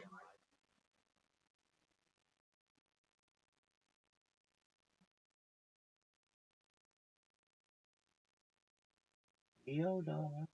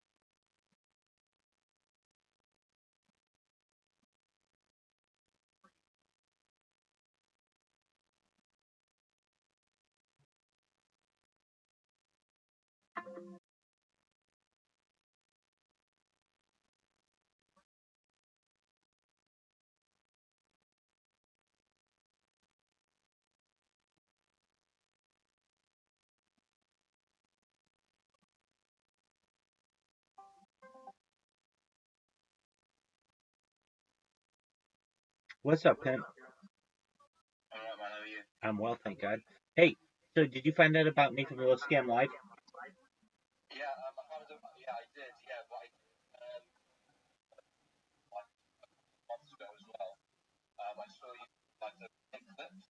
Yeah. Excellent. So yeah, I've got a bot. Let me show it to you. That's my camera. Having a good day. How is your day going? Excellent. Well, thank you. All right. So you're gonna see right here a pink um, pointer that just pressed the follow button. Then what it's gonna do, and it just followed her, and it just comes up right on her screen. She's a big time streamer. It's free advertising. Then what I do is I create a clip, and if you check any big streamers clips, they're all gonna say Rabbi Rothschild, and then with my Discord link. And if they, and then it automatically spams for me. I've got 4 of these going at any given time, and they essentially take over the internet for me. You'll see right here that little pink pointer will follow. Takes a little while, sometimes longer than others, just based on if Kick is going to make me do a human verification or not. But once it gets locked in, it's very smart. It has image recognition technology that uh, knows where this follow button will be anywhere on the screen, and because of that, that follow button can be right there. It can be anywhere on the page. It cannot be there, and then it's programmed to know where not to click. And um, yeah, so that's basically what I do. I make sure that these bad boys are going at any given time. And so as you're gonna see just in a second, this little pink pointer will make the recognition of this follow button. So if you're like, why doesn't it do it automatically or like immediately? I can program it to do that, but sometimes I have to have it run through a couple of um like tests to make sure that they don't get a Cloudflare verifying you're a human button, and so I've got to sometimes go through that. So it takes longer than others on some of the devices. This one will be really fast, very fast that it can just recognize it. And 3, 2, 1, and it's gonna press the follow button.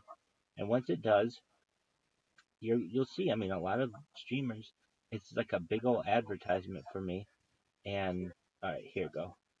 There it clicks. You're now following, and people say it's the absolute most annoying bot on earth.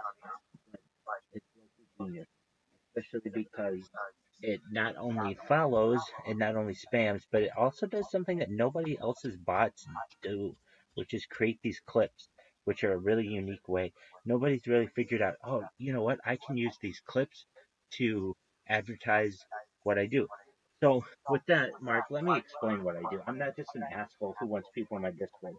I stream my life 24/7, 365 for world peace. I've been doing so for more than 3 years.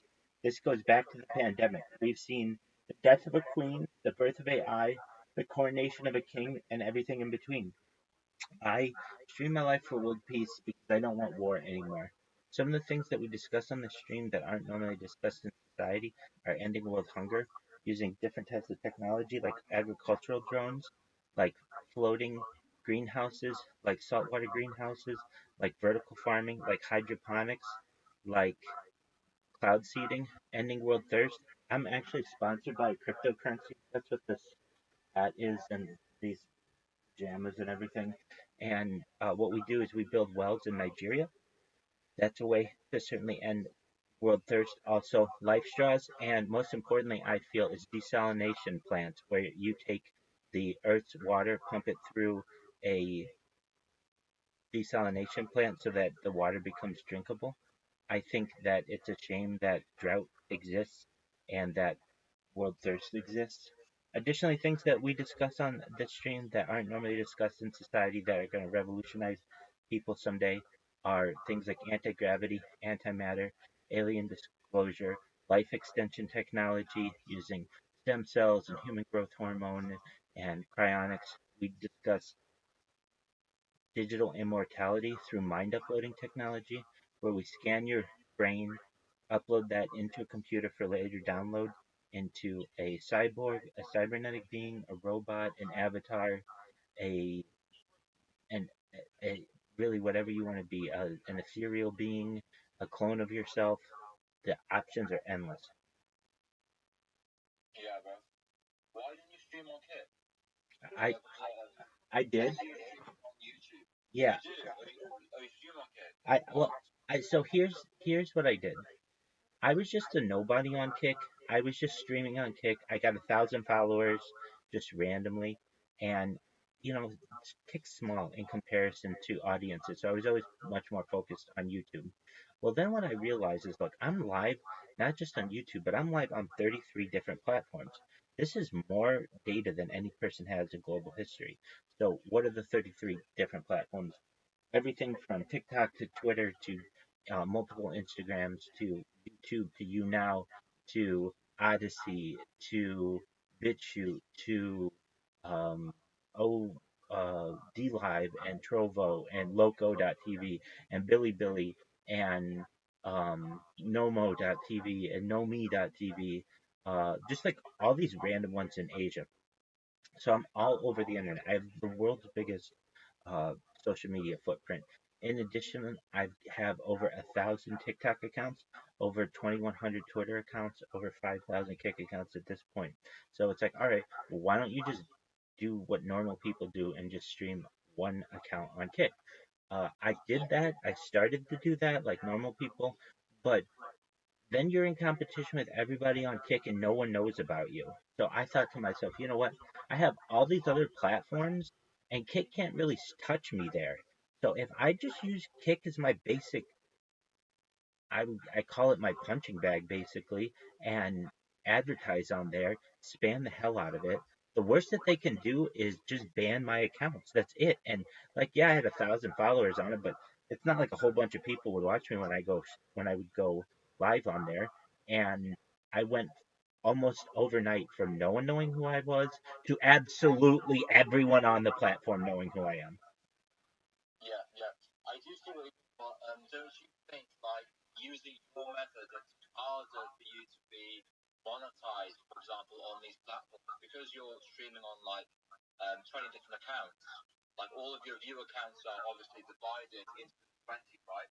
So don't you think it's going to be harder for you to monetize rather if you just streamed on one account and you get monetized from that and people could, let's say, you create your own website where you can have these different streams where people angles as well. Don't you think? I mean, have you considered that? Oh yeah, definitely. And that's the plan in the future.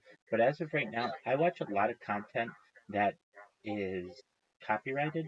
Particularly, like I watch every minute that of the American broadcast of the Olympics. So when I'm watching copyrighted material, it's really hard to get monetized. So the best way I could probably monetize this is people find out, oh, somebody has a real life Truman Show.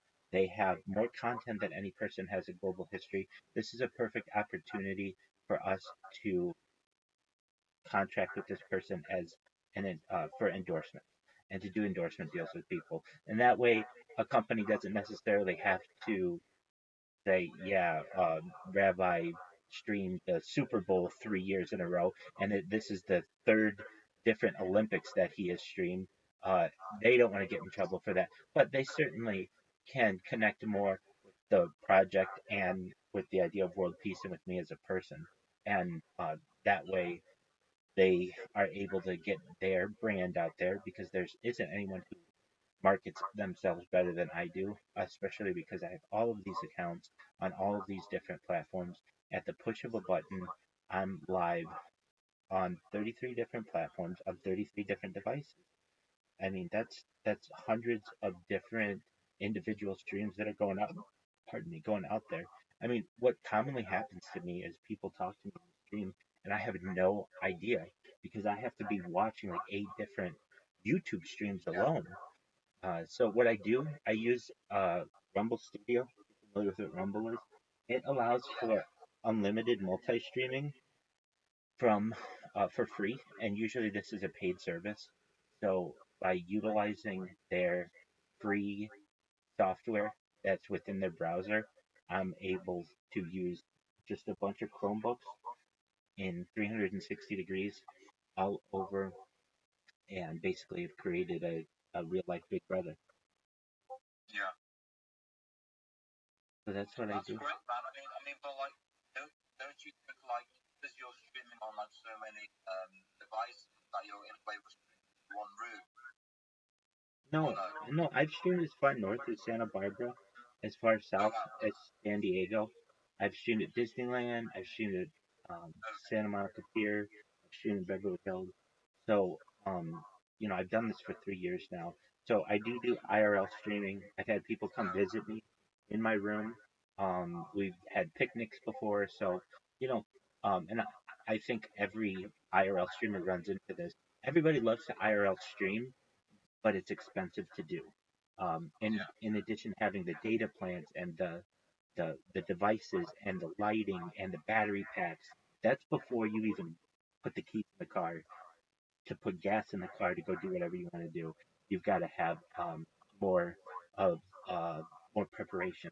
And so when I would say I have 2 years of me in the field, as I call it, IRL, and then most recently the last year, most of which has been desktop streams. However, like I have had, I've done a collaboration. Somebody came and visited me, my house in Irvine. We had a picnic, and that was earlier this year. So I have had them outside, and like I've gone to the store and some other things, but I can't do all that. Hey, we're going to Disneyland today, or hey, we're going to Santa Monica Pier all day.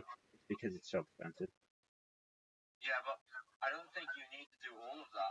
Like if you look at what Scam's doing, like Scam's just streaming his day, just going to the gym, just walking around New York, stuff like that. I think like there's also an audience for just doing like stuff that people would find mundane, but it's not really mundane, right? I think there's also an audience for that. If you go on YouTube, there's like walk tours of people just walking past New York, or like Oh, it's just like I have it. I think like I have it. yeah, I have it. Walking to the store, shopping at the store, the checkout, going shopping at the mall, shop like all of that. I have that. yeah, Like I, yeah, my yeah, audience would go from one person to one person. I mean, or two people. I mean, just not a huge amount of people watching it. And so, yeah. But ideally, I want to put a camera on my chest like a police officer and have people live their life POV all day, every yeah. day. And just always be uploading. And Bro, I think what you're doing is unique, and I think it's amazing, and I think it's unique. But I think because it's so unique that you're in that what's it called? What's the word for it? Like you're like the first comer kind of thing. Do you know when, like, for example, Tesla created like these electric cars and commercialized it so well, but because their technology is and like their technology is great, because they were the first comer, they had a lot of like the you mean first to the market, negative aspects of being the first comer, right? Whereas now, if you look at all these Chinese cars, they don't have that. right? You see what I'm trying to say? So I think maybe you're going through that right now, Well, where like because what you're doing is so unique. yeah. It's just yeah, I mean, like you're supposed to be Tesla in 2016 in right. a way, right? Yeah, I mean, people can do what I'm doing, but essentially, I'm the person with the time capsule. Their stream doesn't go as far back as mine does. When does theirs start? I don't know, but they're not during the pandemic, so the world won't be able to see what the world was like with the face masks and how everybody's life changed, and see that day to day IRL, and then moving from that into just being really the world's largest time capsule. This is essentially a Yeah, time capsule for the globe, and I now have like more than 30 times more content than Mr. Beast and PewDiePie combined. I mean, just like huge amounts of content. We're talking petabytes, and that's just on one account. I have yeah, uh, right now. I'm live on 8 different YouTube streams. I'm live.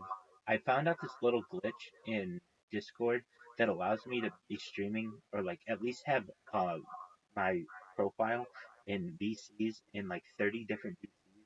So everyone from like, well, I'm live in Aiden Ross's, but you'll just randomly see like Rabbi Rothschild and just random ass places. And that's the thing. I use a sociological tactic known as the mere exposure effect, where little by little I just make uh, impressions on the audience where they go from ignoring me to hating me to loving me. And you should have seen how Lil Scam used to treat me. This motherfucker, get the fuck out of here, etc., etc., etc. And now he's really nice to me. And he and I both have a common goal. We want to live our lives not doing live streaming, but life streaming. And that's the goal, I think, for a lot of people. And I want to help them with that goal. I really think that Kick needs to have their next generation of their next round of KCIP and make Lil Scam a member of that. He has that grind. He's always going. He's always streaming. You'll see how long he streams. He'll fall asleep on stream, and not even a sleep stream where he's just trying to stay awake. I mean, you see that grind. It's phenomenal.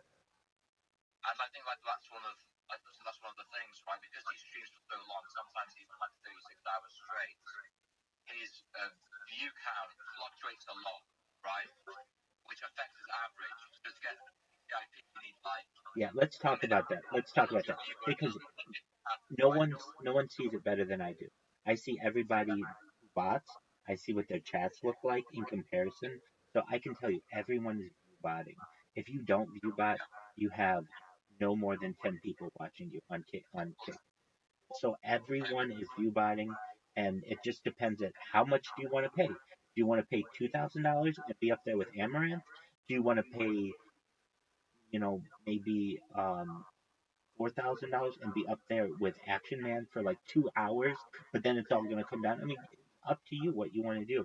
Yeah, you have to have for KCIP 100 viewers, I believe, simultaneous for whatever their amount is, and nobody has that. I'm telling you right now, um, I'm I'm spamming Amaranth, and the reason why I use her as an example is she's always at the top. I know you know who I'm talking about. If you ever look at her chat, it's so dead. It's a ghost town in there, and she doesn't care. She's literally just using it as a billboard for her OnlyFans, which I totally get. I'm not gonna. I'm and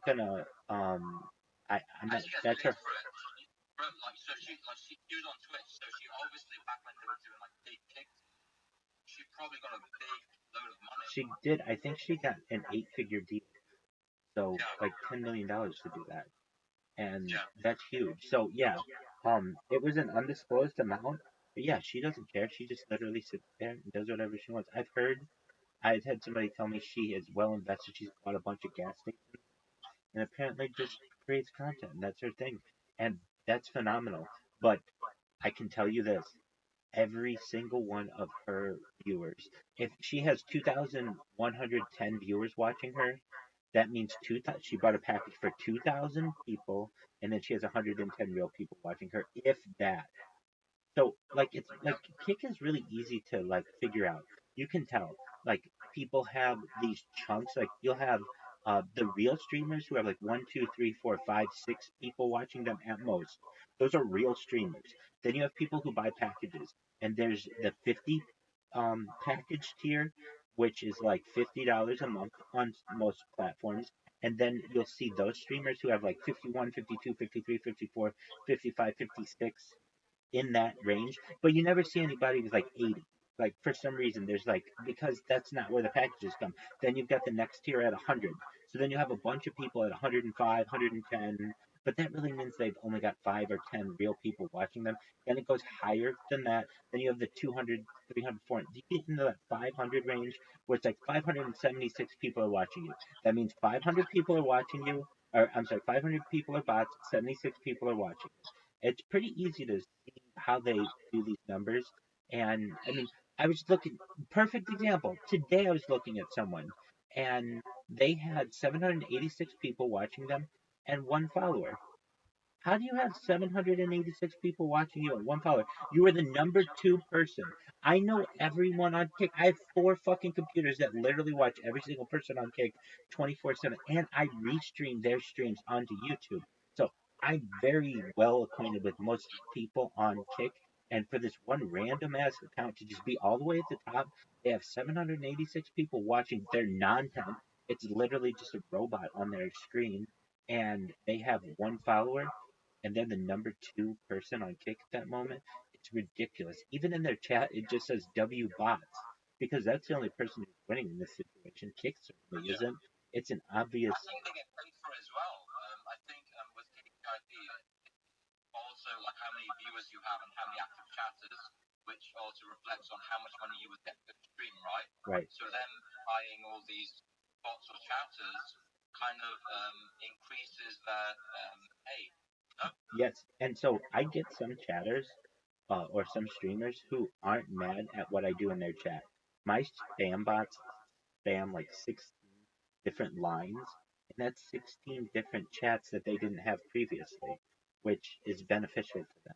Additionally, it's a follow for them. So yeah, it's annoying because it's a clip that they don't want, perhaps, but you never know. A lot of times people tell me, I hate your clips, but I actually used it for whatever reason. And so it's like, all right, so it doesn't hurt. Uh, I, when it comes to the KCIP, what I have heard is that the bots don't go towards that. But Mark, I'm telling you what, they don't know the difference. Okay, they have advanced bot protection on right now. Every streamer on Kick, and you see what my bots are able to do. So their bot their bot sensing technology. If bots are able to bypass Cloudflare, I Exactly. mean, there's no chance. I mean, like Kick being anywhere near Cloudflare at all. Exactly. Right. Exactly. And so what these things do, speaking of Cloudflare, whenever that comes up, it identifies where the little box is. It knows where to click. And yeah, it's just. Can you hear me? Can you hear me? Yeah, I can hear you. Okay. Yes, the Cloudflare little boxes are little speed bumps in an overall well-oiled machine, but that doesn't get in the way. It just slows it down perhaps a little bit. But the thing is, that means I have no competition because Cloudflare basically stops most people, but the fact that I can bypass it means that, and other people do too. There are other spammers on Kick. They definitely exist, but there's one ultra spammer. Everybody knows who Rabbi Rothschild is, and that's hilarious. I get the funniest thing to me is I ask random streamers if they know who Rabbi Rothschild is. I don't know who they are, and they know who I am, and I'm not even like streaming on the platform, and that's hilarious to me. And I've had Aiden Ross in my streams, at least in my YouTube, so I know he knows who I am. I know Eddie gets asked about me. Eddie got asked about me in his recent AMA. They just spammed him with, "Can you please do something about Rabbi Rothschild?" And he says, "We have advanced moderation tools that are coming out that should be able to help with this issue." But here's the thing: I already cracked the code. What is it?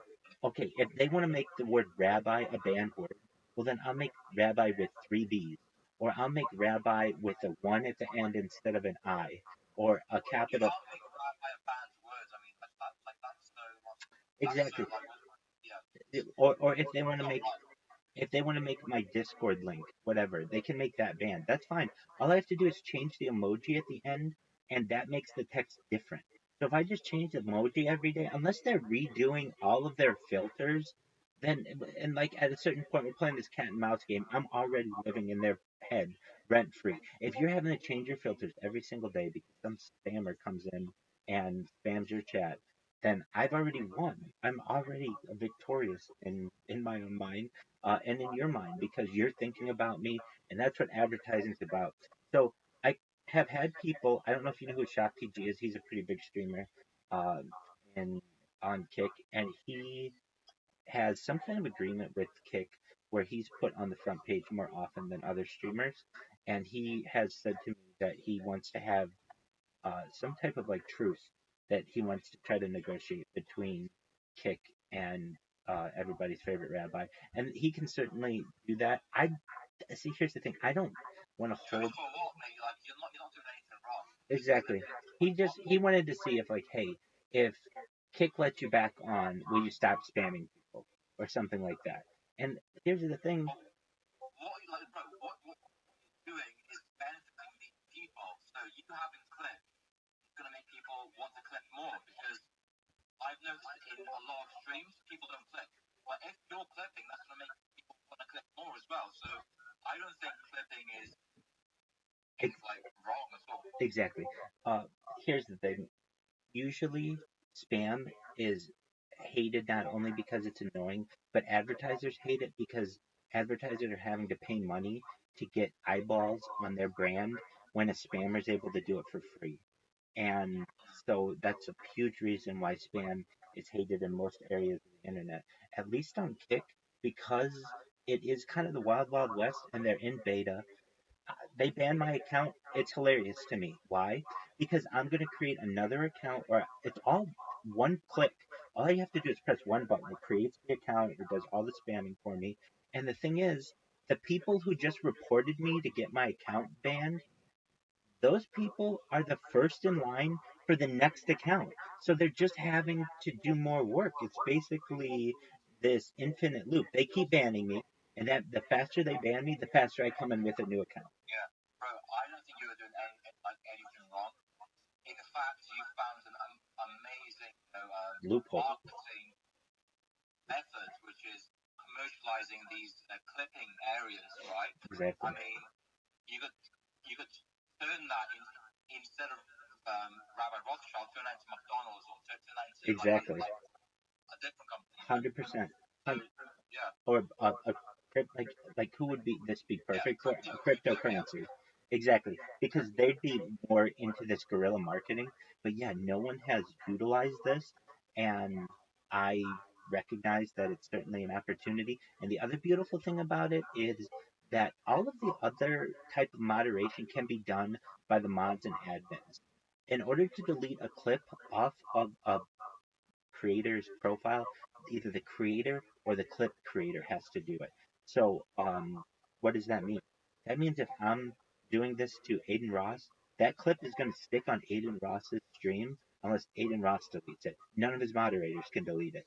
And he doesn't have time to fucking delete all these things, so it's going to stay there. And when anybody ever looks at his clips, now or into the future, it's a free billboard. It's a free banner ad basically saying, hey, join my Discord. yeah, yeah, it works. I mean, stuff like this used to be done in like World of Warcraft, like well, like back in the day. Sure. It works, people used to like to do online casinos and stuff like that, but it stopped. It stopped, but now it's back up again, right? So I think this marketing works. Excellent. I don't think you'll be able to do this in 10 years. These are the last days of the wild, wild west of the internet, where you don't have to have an internet ID. I don't know if you know in Union. Web 3, right, where you have to like sign up with Right. Well, what eventually you're going to have to do, just like in UK, or at least in, to my knowledge, you have to have legally. You're supposed to have a television license. You'll need to have an internet license, and so they'll be able to take it away. Hey, if you spam, we're going to take away your internet. So I couldn't do this in the future. This is my one opportunity, and I don't do it for a bad reason. I literally don't want people to have war anymore. When people hear that, they're like, wait, you mean all of this spamming isn't for your own scam? Like, we don't have to give you money or anything? I'm like, no, I'm telling you this. Just if the only thing I want you to do is tell other people about this, that there's a real life Truman Show that you can watch somebody whenever you want. You can connect with someone. We'll laugh together. We'll cry together. You can watch a human's behavior patterns, their eating patterns, their sleeping patterns, their bathing patterns, everything about the human psyche. We not only have that in one person, but we have it on from 360 degrees over years. When the sociologists of the world find out about this, and at a university level, this will be studied for academic purposes, I feel. And there are a lot of opportunities here that not even we know that perhaps people will be able to study in the future. So, with that, Mark, I'm not going to take up any more of your time. I do want you to know I most certainly appreciated your time. I'm going to keep looking into the issue of why you can't join the VC because I would have loved to have you in the VC. As you can tell, I've got a lot going on in my Discord. So if I figure that out, I'll make you aware. But if anything, I'll drop you a line in the future. And I hope you know that if there's anything you ever need now or in the future, I'm here for you. Okay? Sweet, bro. Same. Take care, man. Peace, Mark.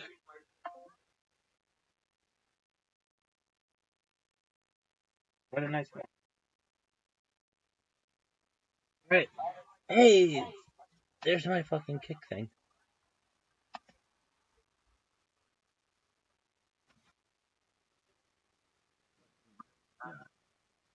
Yo, Tim Tam, how you doing, man? Hey, dude, I want you to know I'm really happy you found your thing. That's amazing. That's a relief too.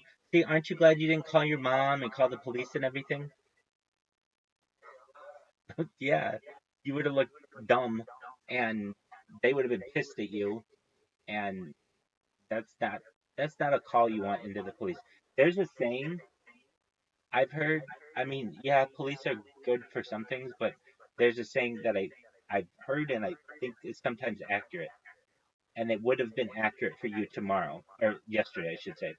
And that saying is this: if you have a problem and you call the police, now you have two problems.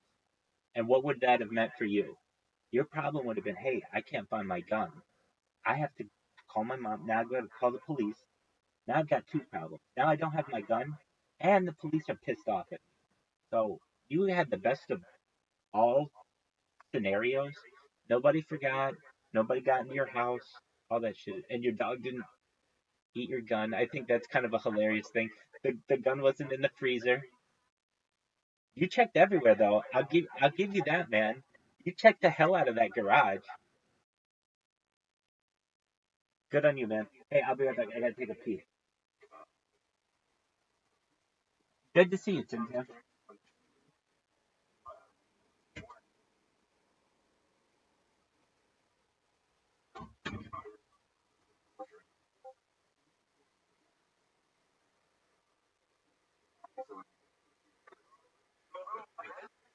And comedy martini out of a pint glass, and I'm like, that's not a drink.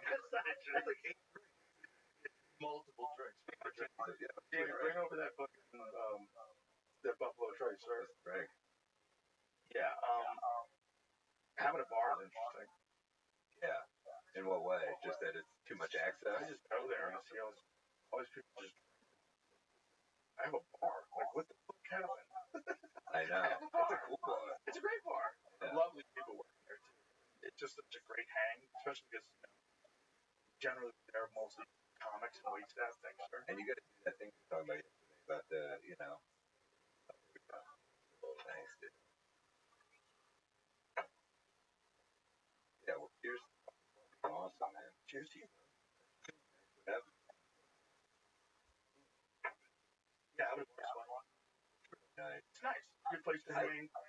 What you don't have here, I love about, look, I'll never move, but what I love about leaving a bar in the winter and just like the cold air hitting your face and your shit face. Oh, that's just like, it's like almost like getting slapped by the fucking earth. Yeah. I love it. And there's a few like bars we dive and just like, fuck, I feel like it gets cold. Does it? Yeah, it gets you. We've had, how since I've flown snow, every now and then. No, real bad one year. Like the first year we closed everything down. It was hilarious. Nobody knew how to drive. And they don't have any plows. So they don't just do anything. They just wait till it gets warm. Like this is the dumbest approach to snow management ever. Fuck. Yeah. So nobody knew how to drive. And you see people in like Corvettes going sideways through intersections. Everyone's sliding around. Yeah. So every year it gets below 30. Gets into the 20s sometimes. Yeah. Shit I'm gonna do. I might pop an antacid with this. I've been drinking coffee all morning. Does that help you? Yeah. Ulcers and shit. Oh yeah. Oh, dude. I just read something about that. That they think ulcers have stomach bacteria. Yeah. Well, no, they used to think that it was like the lining of your stomach was getting eroded by stress, and now they think it has something to do with stress. Oh, I hate to sound like a super stereotype. I think stress hurts everything. Yeah. I think stress hurts your immune system. It hurts the way you sleep. Fucks everything up too. Exacerbates everything. It's sensitive to stress. I think they have some cultures that's different. It has to do with micro. Yeah, I had to get put under, and they were like, they did the X-ray thing. That's a fucking ulcer. It's a big old. Damn. But so what do they tell you to do? Like, just do. God, it sucks. It's like everything's bad, basically. You're like, can't like, I'm like, why was coffee? You can't. It's also I've been drinking blood with Norman.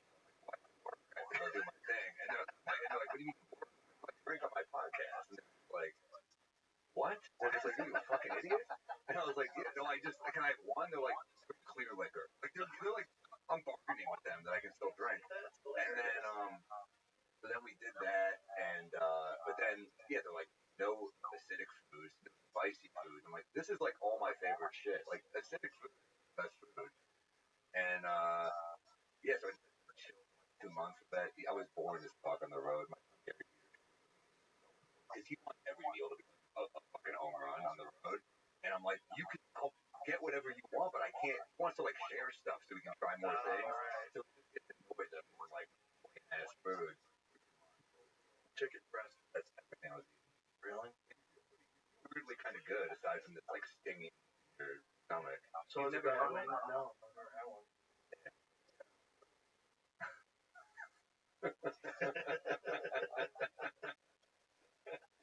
It's such a weird thing. And it sucks that all my friends who have had them are just like pieces of shit. Oh, really? Yeah, my friends like, I've had them. I'm like, you're like a fucking drug addict. This sucks. This is what I'm comparing myself to, you know? When did you start getting one? I got one years ago in Montreal, and I went to the doctor, and he was just like very French, matter of fact. No alcohol for 11 days.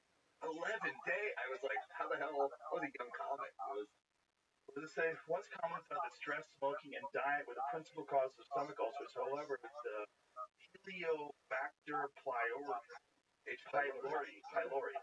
bacterium is now known to be responsible for the most, how do you say that? Like duodenal ulcer and 60% of stomach ulcers. The H. pylori bacterium also prompts many symptoms of indigestion.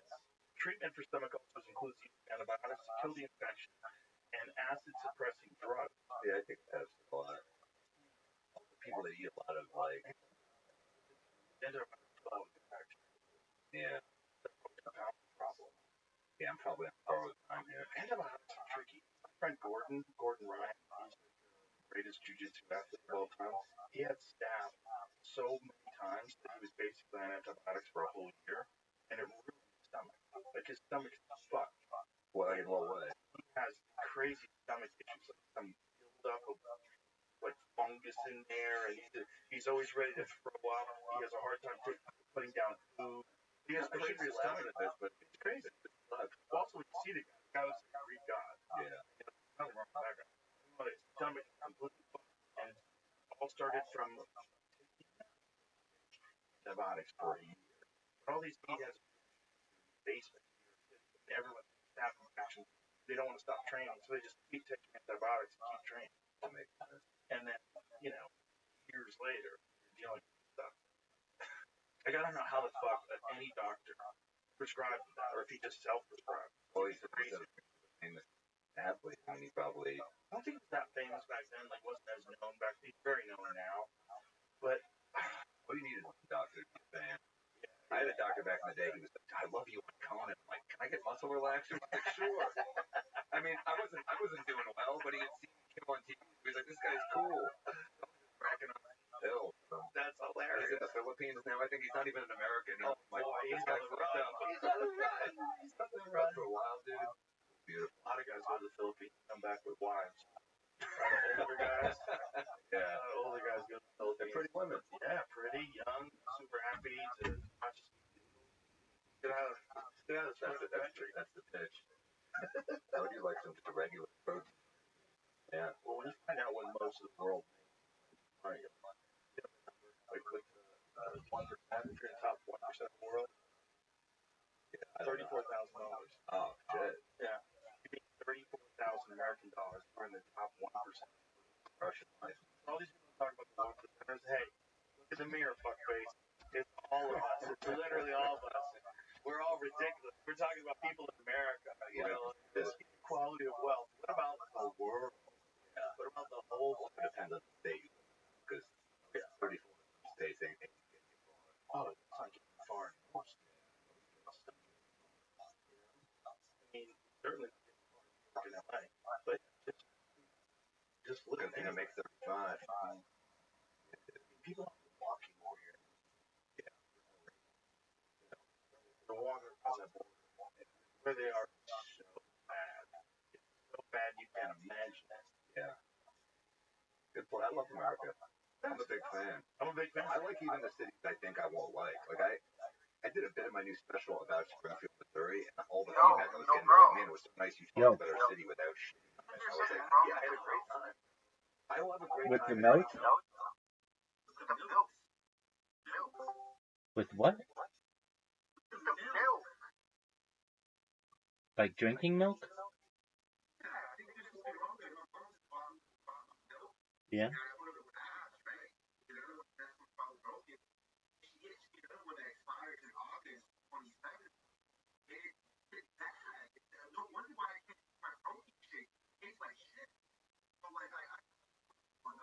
All right. Well, why don't you just be an adult and go get some more milk? Doug, get some more milk. Get a different kind of milk. That's quick.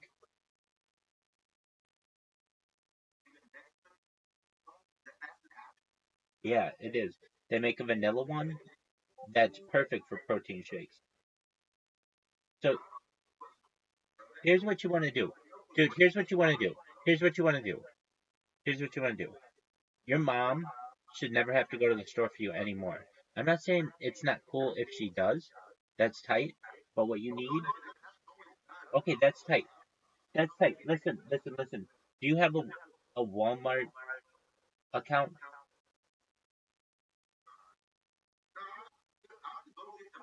Dog, listen to me. Why are you wasting your time going to the store anymore? Your time is valuable, dude. You shouldn't be wasting time at the store. That's bullshit. That's shit that fucking betas do. You know what alphas do? Alphas have their shit delivered. No, it's the exact same price. So if you're like, how much is it? Okay, so for $100, it's $100 a year, and then they deliver everything for free. Just simple as that. You could do Instacart too, which is amazing as well. But it's perfect for a situation like this where you're like, damn, this milk sucks. They will deliver you milk in 2 hours, and you don't have to go anywhere. It's faster than you going in your car and going to the store, finding parking, going fucking getting whatever it costs for milk. It's the exact same price though. So if you're like, they're gonna be upcharging me, no, it's the exact same price. Whatever they charge at Walmart when you're walking your ass over there is the same that it's just gonna be on the app. And all you have to do is just fucking, it's amazing. And you know what? I love it. I use it all the time. I use it for all my shopping, that or Instacart. And Instacart's amazing because if you want something at Costco and you don't have a Costco membership, you order it through Instacart and you don't need a Costco membership. The person who is doing the picking up will go get it and they have a Costco membership. So they'll go and deliver it to you, throw them a tip, and you're done. And if you're like, all right, now I mean this, I mean this. It saves you so much time. $100 a year, and then all your shit from Walmart is free shipping all the time, and it comes the same day. So what does that mean? You just sit on your fucking phone. You want candy bars? Okay. Well, normally when you're at the store and it's like, what fucking candy bars do they have? You're on that fucking app, and it's like you search it, and they have it in all different sizes. Because if they don't have the kind of candy bar size that you want, they'll go to every Walmart in the United States to get it for you. And so it's like, oh well, my fucking Walmart. And this isn't supposed to be a Walmart ad. Instagram or Instacart does similar things too. So we can say the same shit about Instacart. It's just Instacart you have to pay a little bit every single time you use it. It's a little bit more expensive. Instacart's a little bit more expensive than Walmart Plus. But Walmart Plus, man, that's why I don't have to fucking go anywhere. Because I just have all my shit delivered. And it's always delivered right. It's never wrong. If they're ever low on anything, they'll let you know and they'll just say, do you want me to replace it or do you want me to just you choose in the app. You don't ever have to talk with them.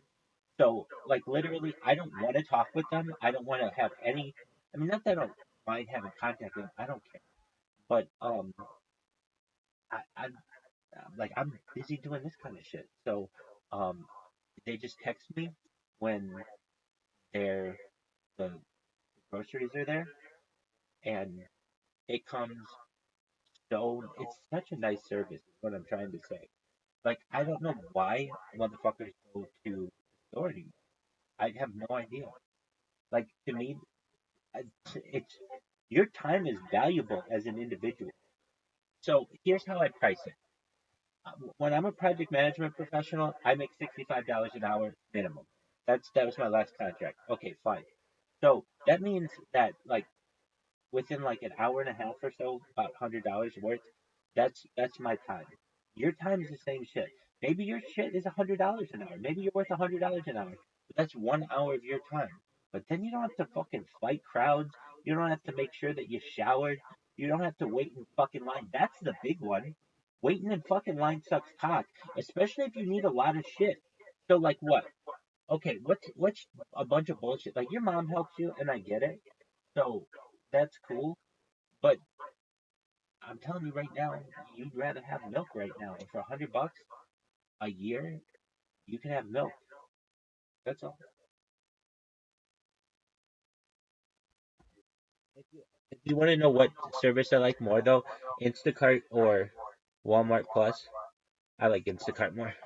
And the reason why is they offer far more things, and they also um like they offer other stores, and you can order like hardware stuff from there, and they'll deliver it within like a couple hours or an hour or two.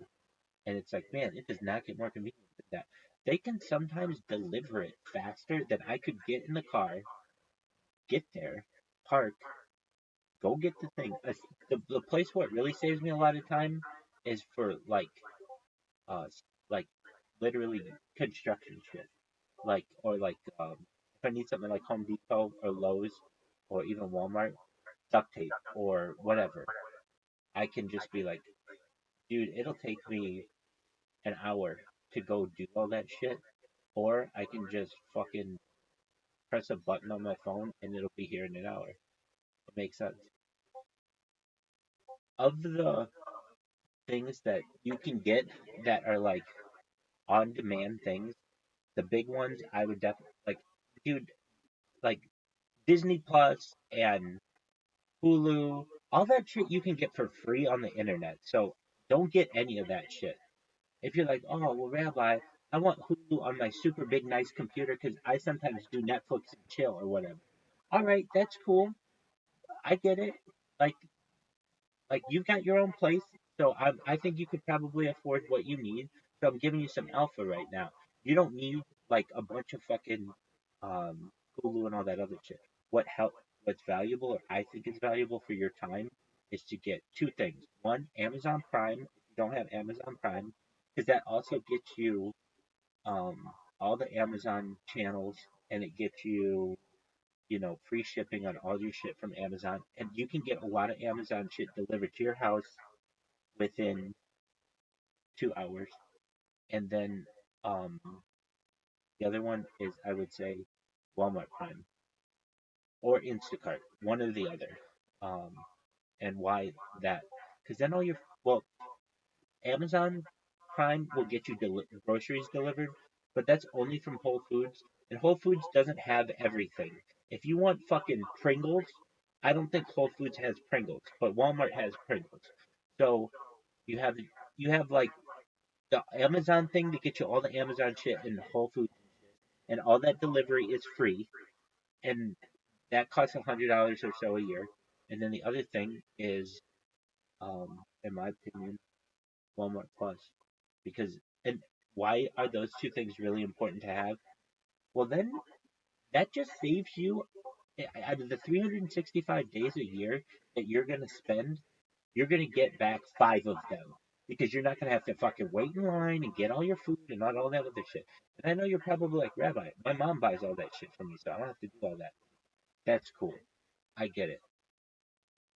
So if she's doing all that stuff for you, then you're good. What you can do is either suck it up, drink your fucking milk, or go get another milk, but it's on your time. Dude, it's not expired. It has another 10 days or so before it expires. That doesn't mean it's expired. All right. Well, when it comes to the best milks, so Nesquik makes a milk, well, they make like 4 or 5 of them. They make a vanilla milk, which is like regular milk but a little sweeter. They make chocolate milk. They that shit. Now, if you're like, well, my mom's not gonna buy all that shit. Okay, that's fine. Then I'm sure there's nothing that your mom did when she delivered the groceries that caused it to have issues. Like, you put it in the refrigerator right away, right? Or no? Did you leave it out? Okay, not in the freezer. Just checking. All right. So you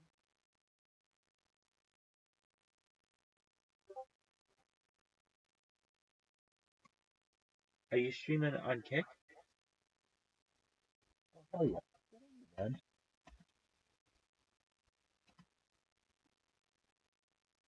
Who's your favorite streamer? Okay, well, who do you watch? They don't have to be your favorite, but who do you watch? That's true. That's true. Okay. No, I know. But I mean, I'm not on Kick. So how about people on Kick?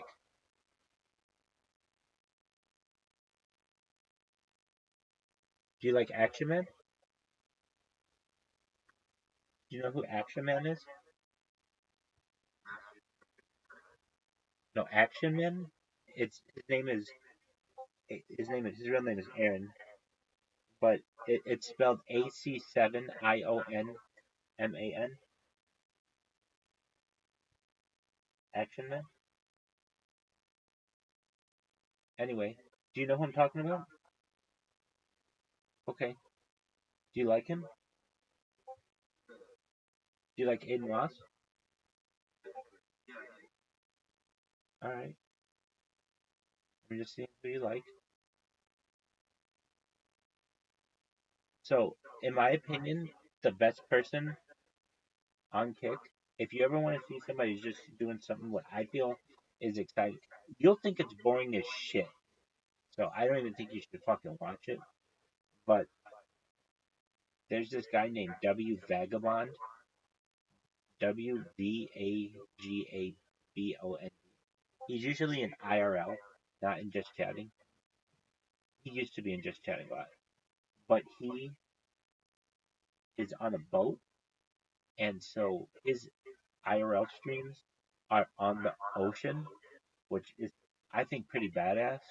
While like I mean I have enough trouble staying connected, like just in general, and having power and all that other bullshit. It's not easy.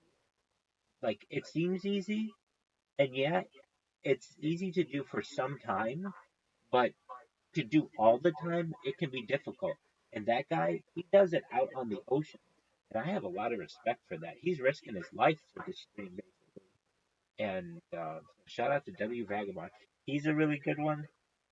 So whenever anybody asks me who's my favorite streamer, uh, like at least on Kick, while he's not the most exciting thing, I like W Vagabond a lot. When it comes to other people I like Mike Smalls Jr. a lot. He's very funny. If you don't know who he is, look him up.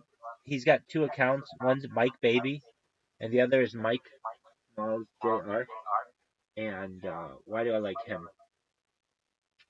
He's very funny.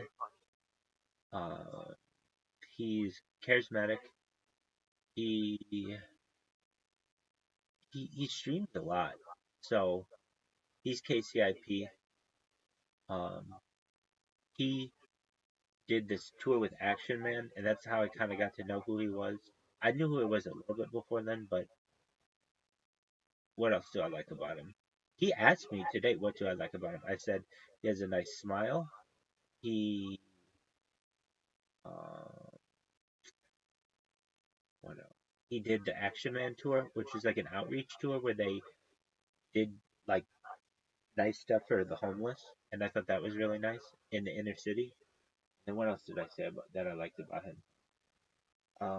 I mean, he asked me, so I was just like coming up with shit. Uh, what else was it? I think I said he's charismatic, and he is. So, um, who else do I like? Well, I like Low Scam Live. That's who I was with when that guy was asking me. Like, that's who I was. I was in Low Scam Live's chat, and that's how I met that guy Mark just now. Uh, what's Low Scam Live do? Low Scam Live is a streamer who he streams a lot. Like he was saying, he wants to stream his life. So I have a lot of respect for that. But he streams a fucking shit ton. And I don't know why Kick hasn't fucking gotten him KCIP yet. He fucking deserves it. I fucking love Orlando Jet. Orlando Jet, he's an Australian streamer. I used to just spam my telephone number. I used to literally just spam my telephone number on Kick. And one time Orlando Jet called me from Australia. He's like, no fucking way. You're just spamming your real telephone number all over Kick? I'm like, yep. He's like, that is fucking phenomenal. And we have been friends ever since. I'm live in that motherfucker's Discord right now, and I have been for like for months. Who else? I know you're not asking me this, but it's just I'm telling you, like, are good people to watch.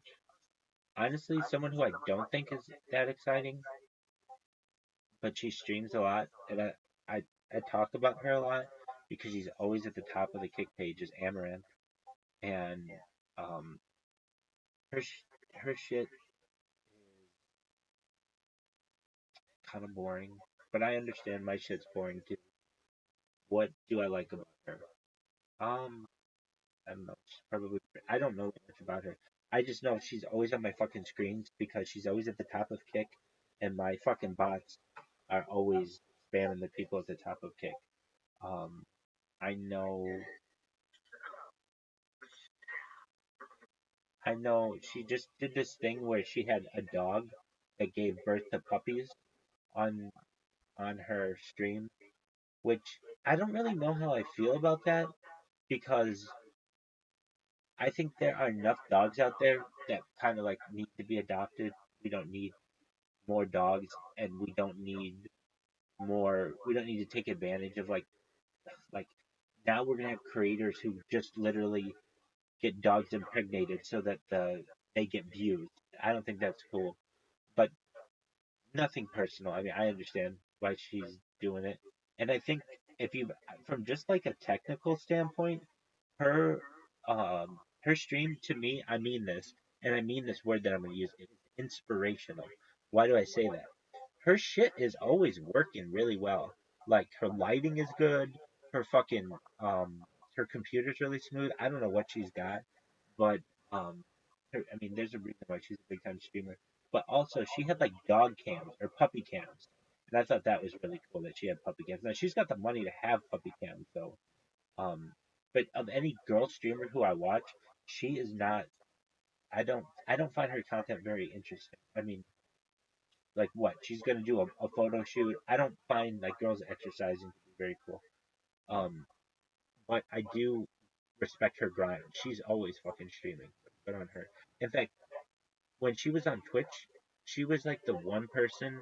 Somebody asked me who, or at one point I think I just reviewed like, or I just knew that she was like the one person I'd noticed online who was as online as much as I was this random fucking girl with red hair on at that time Twitch, but I didn't know who she was.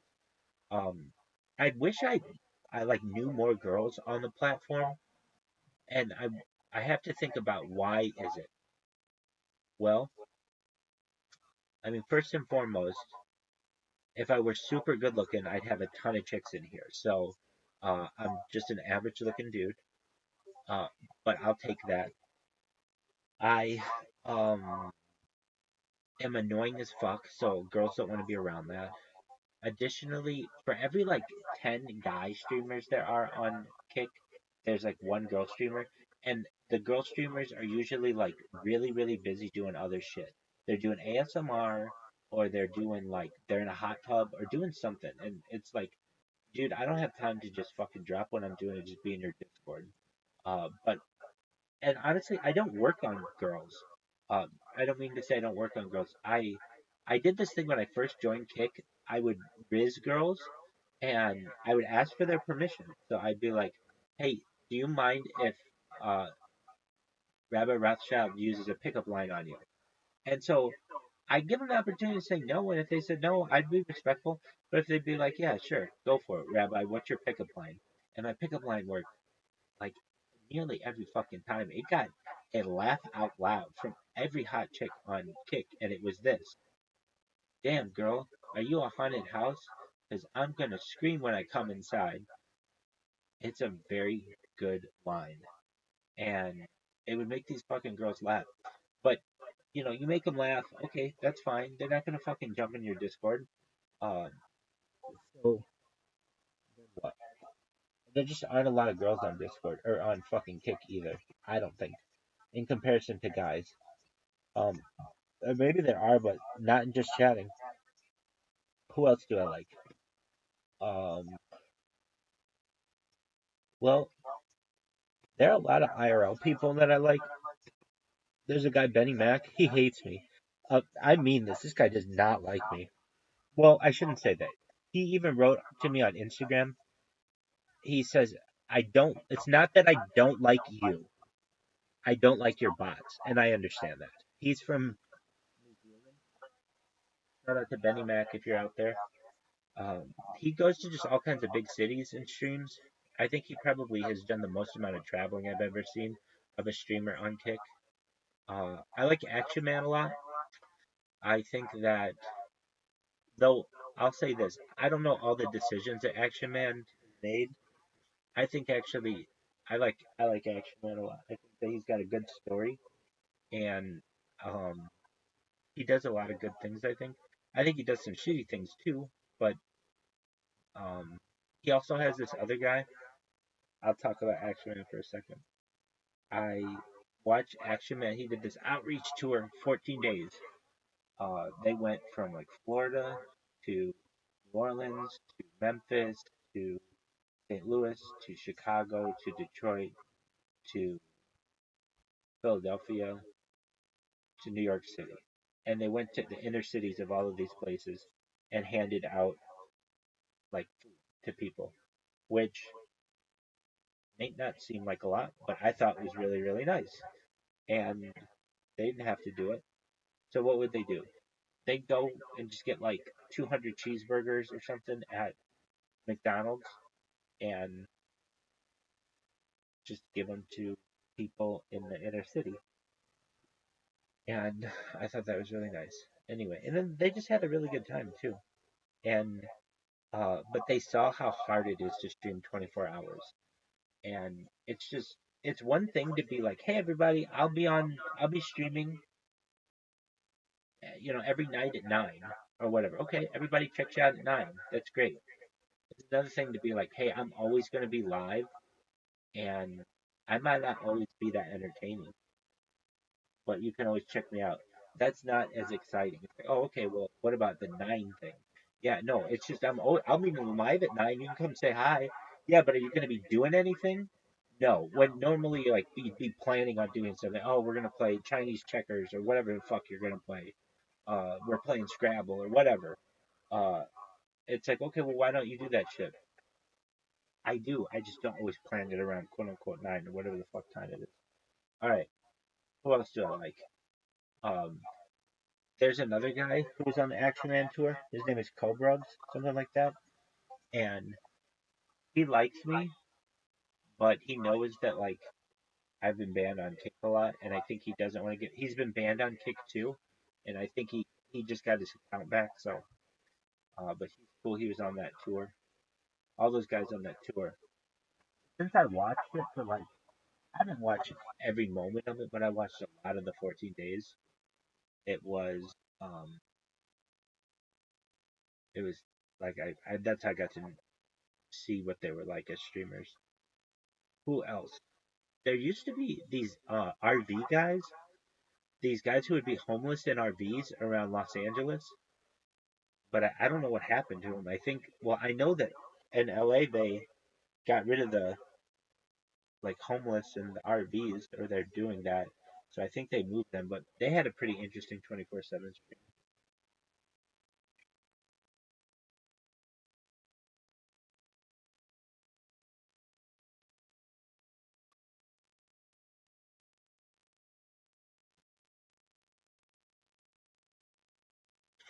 If anybody's watching, I have literally been talking to myself for like the last 10 minutes.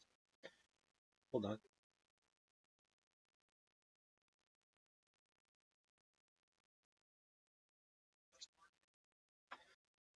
All right. It's time. You see that big fucking baby hand reaching across? Guys like saying, he's doing the buzz. I like him fucked up. I like the build. Shane, he does, but he drinks Bud Lights, which is the calculated spot. The Stanhope too. Stanhope does cocktails now. For the longest time, Stanhope drank light beer because I like a light beer. Started early, give a nice slow burn. Good impression. Okay, that's not bad. Stanhope is. I'm around him. I love him. I was such a fan of his. I'm still am, but I remember those like old albums, like I'm gonna take the edge off. Shit. Like, oh my god, that Bobby Barnett story, Doug Stanhope. Like, it's just I fuck the chick story. Yeah. But it's not. It got layers.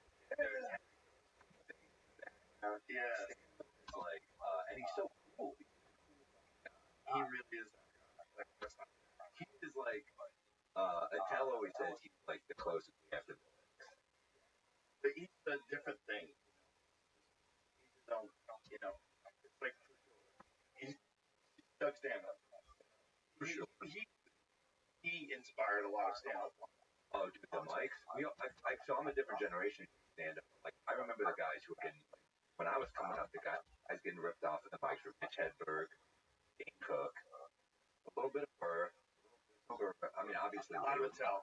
I mean, to be honest, like we all know who we like. I remember Norman and I would like laugh talking about like he's like I'm like a Norm Macdonald, Jerry Seinfeld thing, and I was like I fucking was obsessed with Dangerfield and Bell, like and then the handwritten notes about in the green room. I love it. I love it. That's so cool. No, I love comedy history shit like that. Those are from his wife. His wife gave it to him. I talked to her on the phone. I was after Whitney's podcast. She was driving me to Uncut to the show. She's like, "Do you want to talk to?" She knows I love Roger. You want to talk to Sean Dangerfield? Yes. Wow. So she calls me. She calls Dangerfield, and Sean picks up the phone, and I'm like, "Oh, I loved your husband so much." I was like, "Back to School, my favorite movie ever." And I love his stand-up with Carson. I'm like, I'm obsessed with Dangerfield. And she's like, "Want to hear Dangerfield joke no one's ever heard?" And I said, "Yeah." When he's going up there for a big operation, he's like, "Fuck, I might not make it if I don't have my mind. I don't want to be alive. That's all I have." Like, he comes out of it, and the doctor goes, "Cough anything up?" And he goes, "Yeah, 500 last week to a whore." He woke up with a fucking joke. So cool. I love shit like Back to School to me is like the best comfort watch ever because it's like it's only every character serves to set up his stand up. Like, you're impossible. Oh yeah, but you're easy. Like, it's all just perfect fucking jokes. Yeah. You're tall and fat. Yeah, well you're short and ugly. The scene with I think about the scene is ripped off so much, but when they're getting like 30, it's so funny in that movie. Getting drunk at the bar, it's like young Robert Downey Jr. like hilarious in it too. They're bringing us a pitcher. Bring us a pitcher of beer every 7 minutes until someone passes out. Then bring us one every 10. It's like you can't be more fun than that. Yeah. No, he was great. I saw him live when I was a security guard. Whoa, where? I was a security guard at Great Woods. Great Woods, it's a concert place in Mansfield, Massachusetts, and I was working security there. And I was 19 years old, and I got to see a lot of people there. I got to see Cosby there. Wow. That was a good show. Jovi there. I was barely paying. Pick up just chatting. I messed up. This is before I decided I was going to be. Only Good for you having to pick up a woman. Yeah. I didn't even think of that. Yeah. But, so I was backstage, like it was like this back area, and Rodney was back there, and Rodney was wearing a bathrobe. He had nothing on but a bathrobe, just naked in a bathrobe with slippers, and he goes on stage like that. That's how he'd go on stage. He'd go on stage balls ass naked with a bathrobe on and slippers, and just murder. So he went through this phase of his career towards the end where he'd go on stage in a bathrobe, and he's just balls naked with a bathrobe on. And he'd be backstage hanging out with people. His balls would be hanging out. He didn't even care. Apparently, it's a giant dick and these huge balls, and they'd just be hanging out. And Rodney would just be smoking joints, hanging out backstage with everybody. Once you're 80 plus, it's kind of adorable. 80 plus and super wealthy and famous. And Yo, how are you? So, How you living, pimp?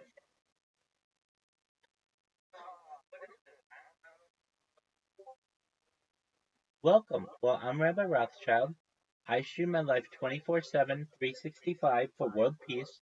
I've been doing so now for more than 3 years. This is the biggest event in global history, and we're happy that you're here. How's your day going? Shalom, shalom. Beautiful. How's your day?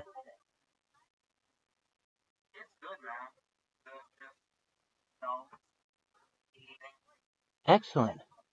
Well, do you mind if I give you my spiel? Excellent. I stream my life 24/7, 365 for world peace. I don't want war anymore.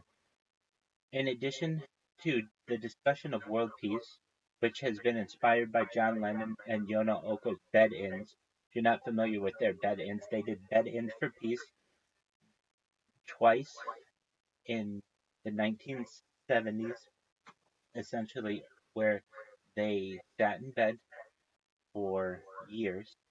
I'm sorry, for a week at each interval against war.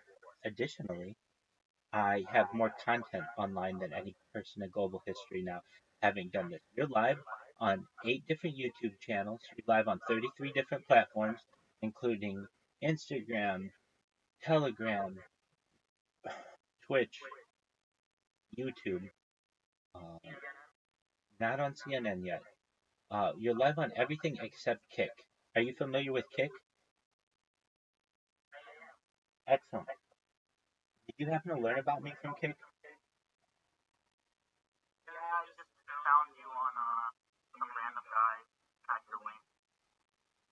Excellent. On Kick. Beautiful. Shout out to W Maxer. Okay, so here's what I'm going to do. I'm going to show you what my bots do. And in addition to streaming my life 24/7, there's some really interesting things that we discuss on this stream that aren't normally discussed in most people's streams.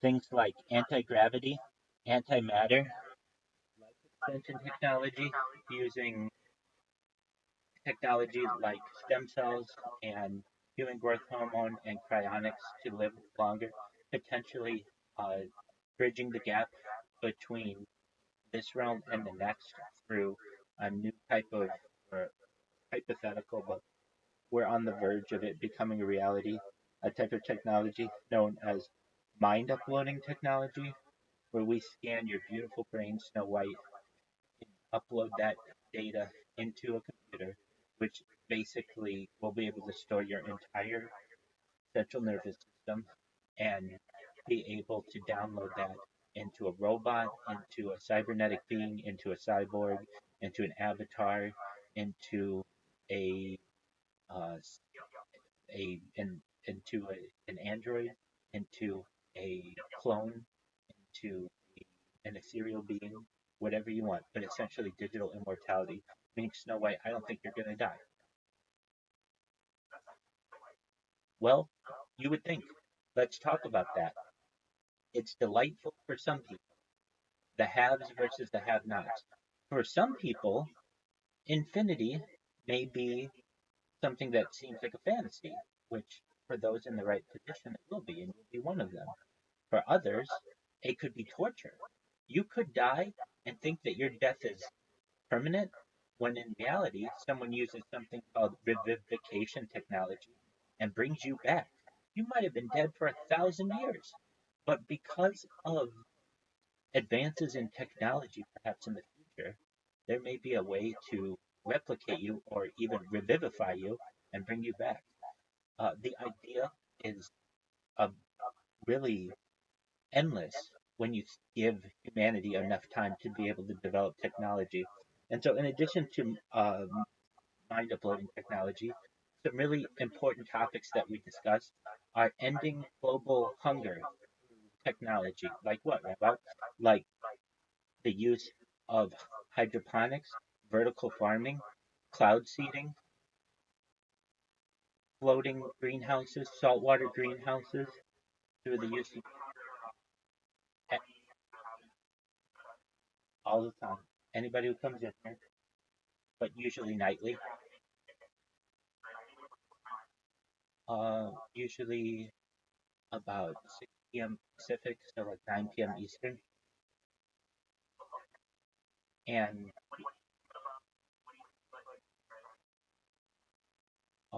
you really want to know?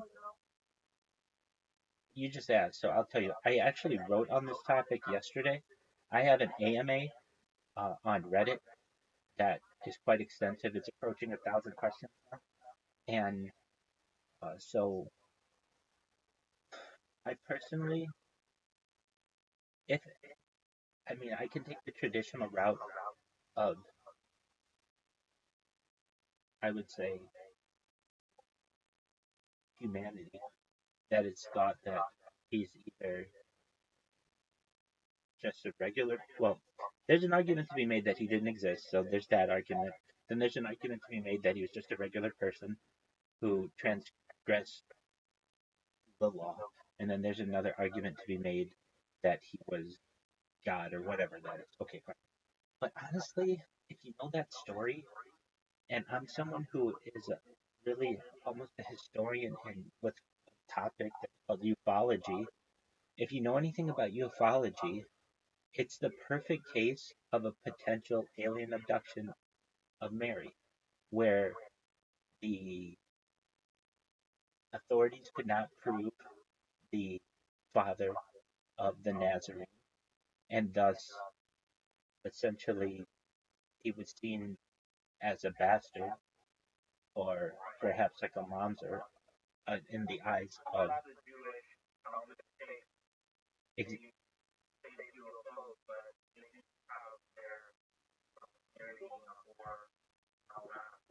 right, but no one discusses the fact that she could have been an alien abductee. No one talks about that. That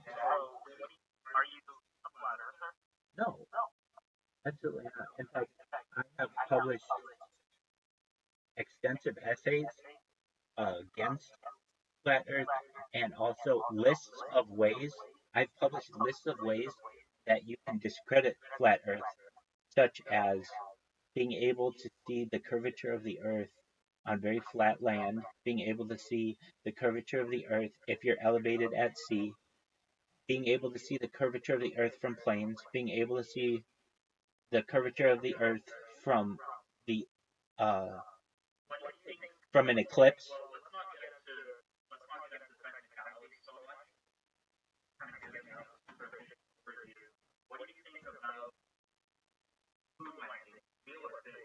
Can you repeat that, please? Dog. I'm one of the biggest skeptics. Not skeptics. I mean, I will publicly debate people who think that the Apollo programs landed on the moon.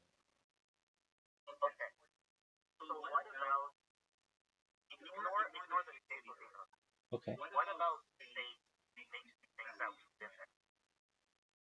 Well, let's discuss. Hold on. Let's discuss. Let's discuss. Where are we talking about space? Are we talking about low Earth orbit? Are we talking about inside the Van Allen radiation belts? We have to talk about distances here. Okay, perfect. So we get outside of the stratosphere into low Earth orbit. How many people have been to low Earth orbit? What's in low Earth orbit? That's where the ISS is. That's where Mir was. That's where Soyuz was. That's where every space mission has ever been. Every single one since the start of the space race until today, except the Apollo program. Every single mission except Apollo has been in low Earth orbit. So that's already something fishy. That we were able to go there and back perfectly, no one died, etc. So we're gonna just put Apollo to the side. Okay. So then we have the Van Allen radiation belts. Well, what are the Van Allen radiation belts, Rabbi? The Van Allen radiation belts are an area of the upper atmosphere into something called the magnetosphere that is an area of very high radiation.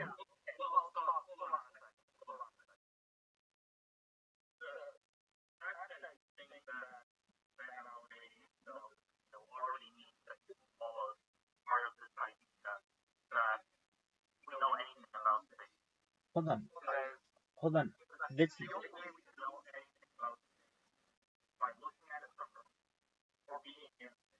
no, no. Dr. Van Allen created. Let me just say how I know this. Let me just explain how I know this, or at least because I'm a huge skeptic of it, but I can at least tell you this element of it is true. Let me just tell you what I know about them, okay?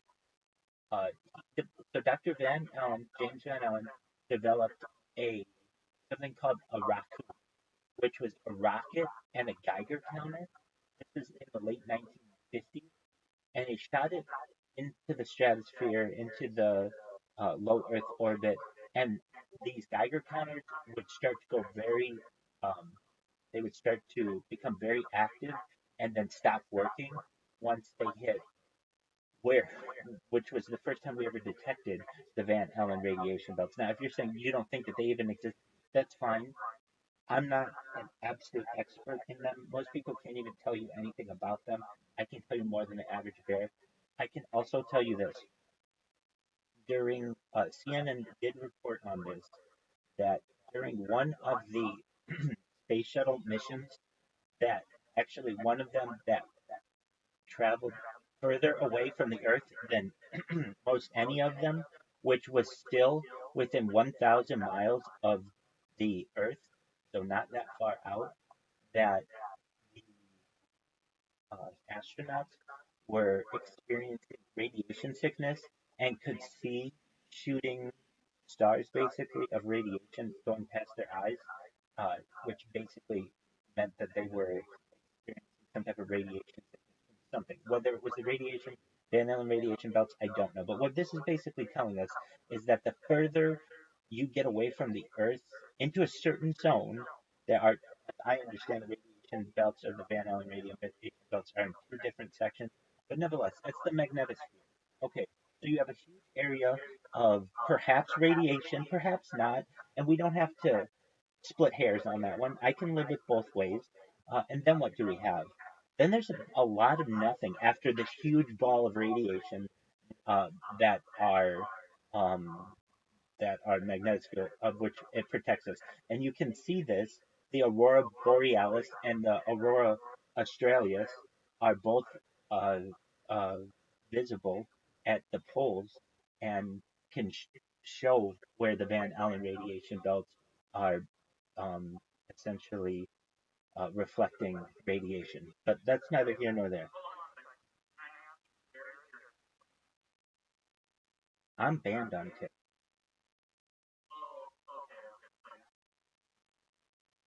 No, I'm banned on every. I'm banned on Kick, but I'm available everywhere but there. So what I do is I spam on Kick, and that's how you probably found out about it. And I can show you my bot. I'll show you one right now. Just a moment, and I'll continue with the space discussion. But so I want you to see this pointer. It's pink, and the follow button. Okay, watch. This is a very smart technology that can recognize where an image is and follow people. And so it just followed that person. And now it's going to create a clip of them. What does the clip do? It creates a 30 to 60-second duration of their video. Most importantly, though, it says my name, which is Join Rabbi's Discord, then some letters. Then it also allows me to name it, and then I name it my Discord link. And then, depending on the amount of time that someone has a timeout, I spam them. So that's all done, and I've got 4 of these different. Then back to our space discussion. I understand, and again, I'm not an expert in this, but we then don't have a lot until 250,000 miles. So at 250,000 miles, we have the moon. And then from there, you know, we get into Venus and Mars and stuff.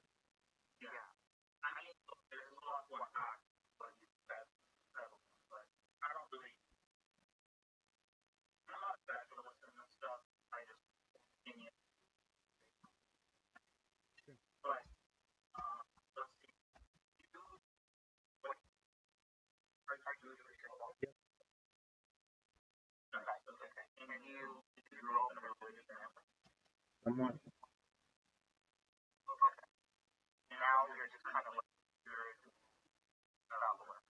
I dive in every day. I dive for fun. I spend blessings on food. I do my best to live as religious a life as I can while live streaming 24/7. I mean, my phone is right here. I have a kippa on right here.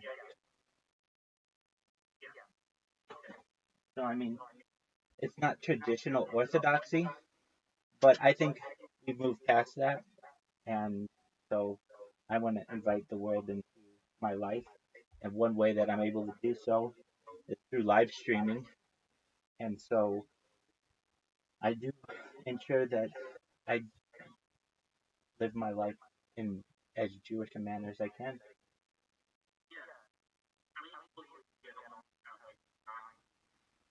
It really depends. Um, so we have some people who just aren't here right now, but they're sometimes in here like 24 hours a day. And people just kind of bounce in and out. So you watch, you leave, and we'll have 12 people come in. I would say on a given night, there's one person in Canada who I normally end up talking with into the wee hours of the morning. I would say, though, at least if you're in the United States, every evening, we're always doing something. We watch all of the Olympics on this stream. So that just finished up. I'm really in. Are you into sports? Okay. We watch all the UFCs in. We watch all the UFCs in here.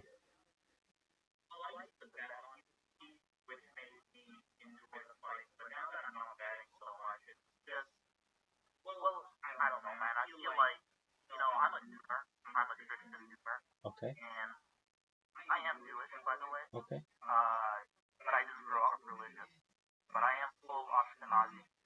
Okay.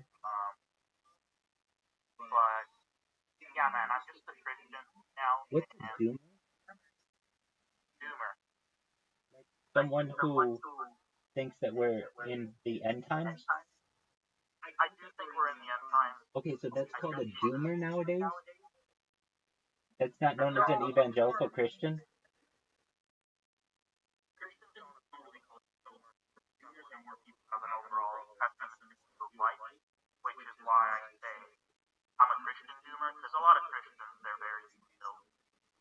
Okay, so it's a negative aspect of Christianity.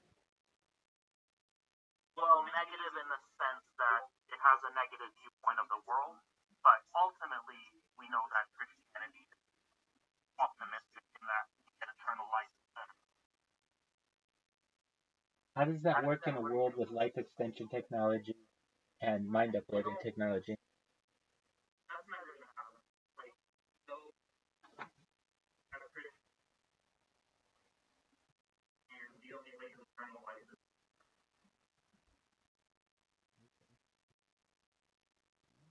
Honest. Okay. What if Jesus came and he was like, okay, well, we have time machines and life extension technology and mind uploading technology.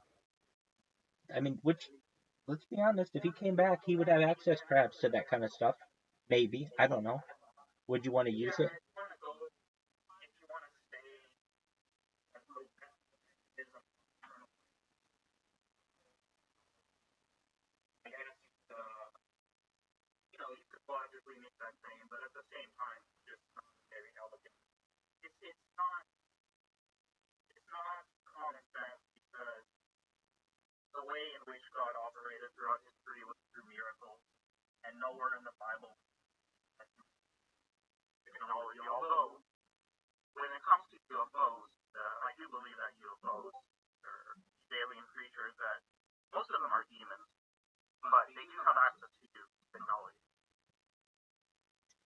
Like advanced technology, you mean?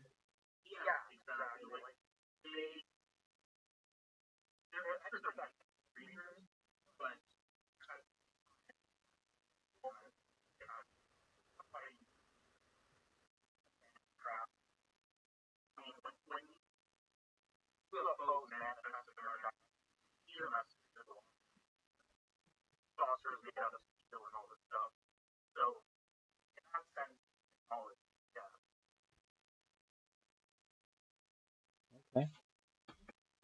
Do you know who Bob Lazar is? Bob Lazar. Okay.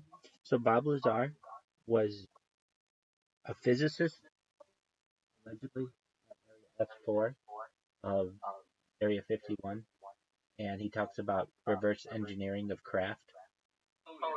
He talked about it on Joe Rogan. Anyway, everybody's, I don't want to say everybody says that. There are people who say that because he was at Anton LaVey's uh, son's wedding, and he didn't even know them though, and he just came with a friend, and he's talked about this publicly. He has said, I'm not, he has, like, this is, I'm paraphrasing, but he says it like this. I went with a friend to Anton LaVey's son's wedding. I didn't know that they were Satanists. But the fact that I've gone to a Satanist event means that everybody thinks that I'm a Satanist. They were really nice people. He says that they didn't do anything crazy at their wedding. I just went with a friend, but now everybody thinks I'm a Satanist. But he has said that multiple times on his podcast. I've watched so many of his podcasts that like I've heard him say this multiple times. So I do know what you're referencing. Now, do you have any other evidence? I want to hear it. That's why I'm asking. That he's a Satanist?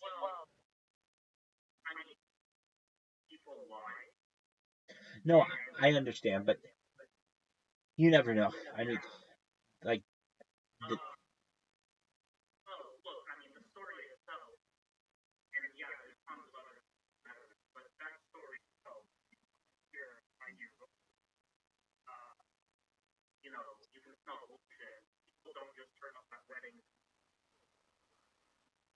no, no, no.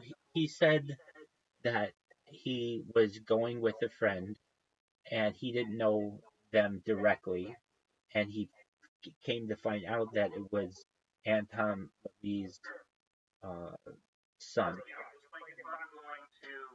No, he probably thought it was cool. No, he probably thought, hey, this will be a cool thing to attend, and I bet there are some cool people at it. But he didn't know all the backlash that he would get over it.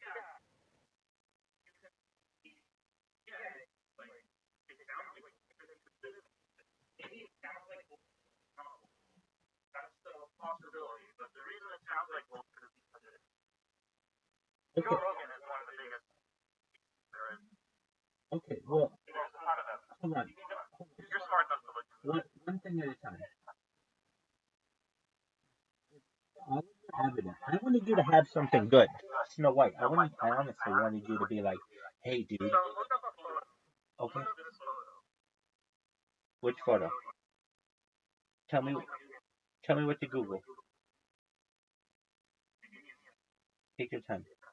I thought you were gonna tell me, Rabbi. I've got this amazing inside information on Joe Rogan. He sacrifices goats. Uh, on his. He always says he's doing these hunting trips and he's doing all this other shit. But you didn't have that. The only thing that you had was literally the only thing that I knew about that whole part of his life, which was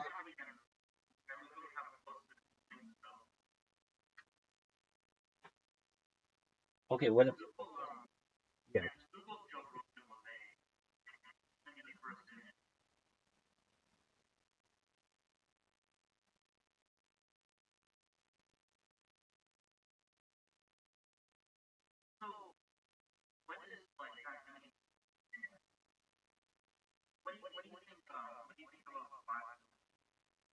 About black people? What do I think about black?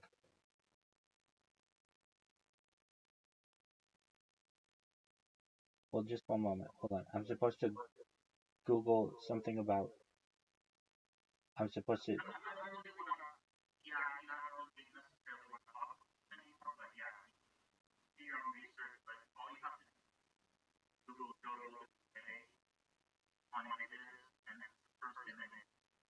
Okay. Yeah, exactly. Oh, wait. Hold on. Hold on. It's his grandson. Okay. Yeah, exactly. And that's Joe Rogan being like a hard rocker, and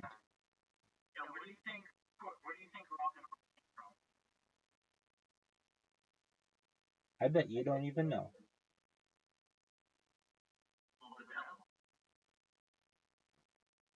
I see how you could make that argument. Okay, we can play that game. I understand. And so as I understand, I'm not really a reference. I'm not really familiar with black pill. I'm familiar with red pill and blue pill, and black pill. Enlighten me.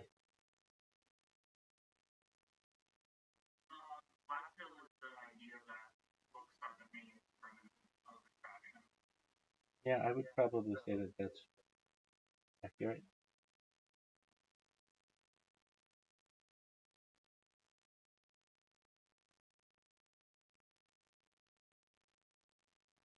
So let me just I like how you really summarized that. That was very nice. Like, okay, so at least Wikipedia says the black pill is an extension of the red and blue pill analogy.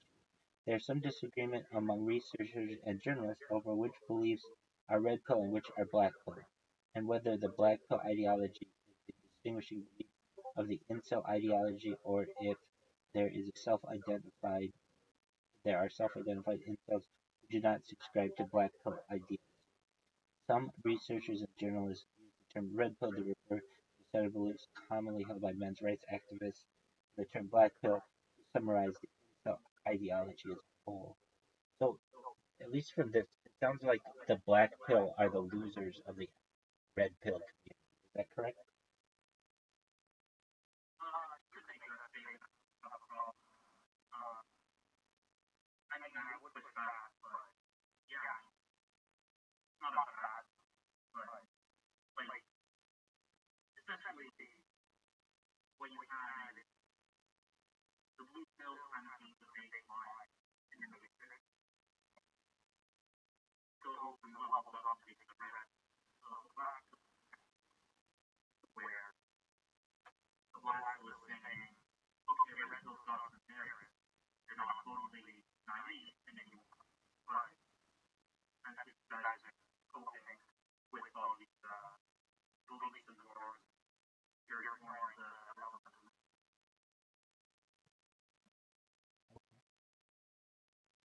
Well, I can tell you that these labels are used, are weaponized, whether they're black pill, red pill, blue pill.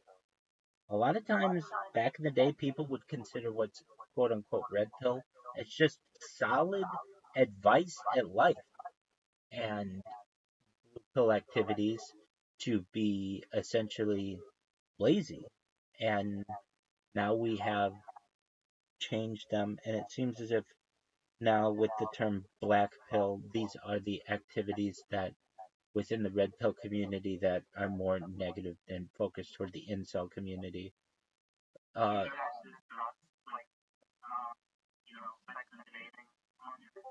well, by the state of California, I've not only been a man, I've been non binary, and currently I'm a woman. We talk about sex and dating all the time. I'm a pickup artist.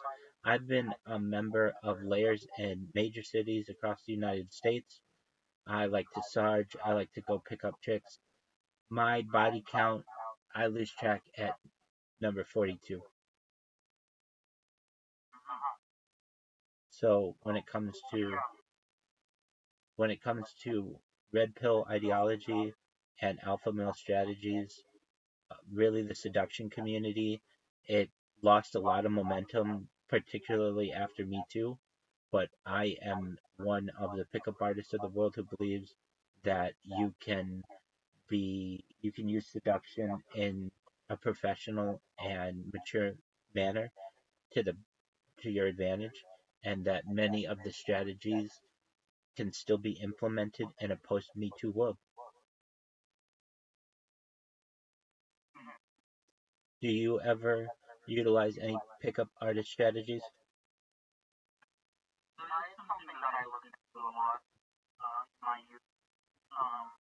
Have you read The Game by Neil Strauss? Have you read the Game by Neil Strauss? Excellent. Well, that's half the battle.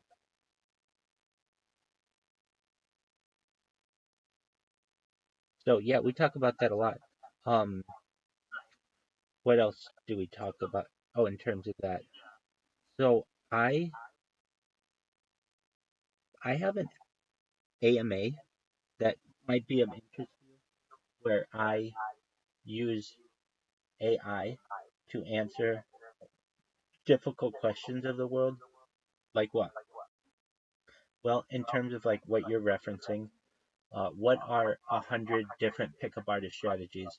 What are 100 different pickup artist routines? What are the 100 most sensitive areas on a woman's body to make her orgasm? What are 10 ways to make a woman orgasm? These are well, but these are the scientific questions that need to be asked, because if not, all we do is flirt with reality and we don't get to real answers. When you know what people want, which is essentially sex, which I guess is a black pill ideology, I don't really see it that way though. I consider it perhaps uh, a primitive, uh, instinctual quality that we have. And so I like to discuss it a lot. And if you're wondering why are you a yo, why have you been non-binary and why have you been a woman? Why are you a woman?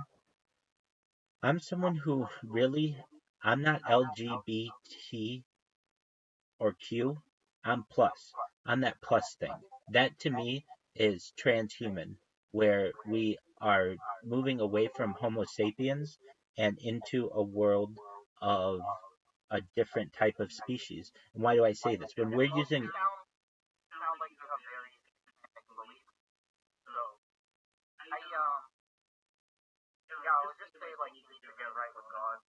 dog, I pray every day. I don't know how it's satanic. I think we will be able to live forever. And if that's a possibility, then I don't want to limit myself in any way.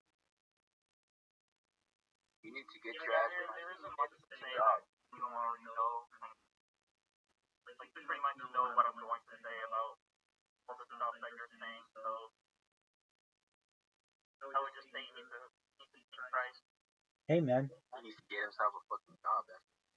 thank you. Hey, you know what? I appreciate the advice and I understand what you're saying. You said it in a very nice fashion, Snow White, and I appreciate it. Dog, way longer than that. I've been in this bed. or a bed for at least 3 years, dog. How are you? Welcome. I'm glad you're here. Hey, Mark was able to join. Very cool.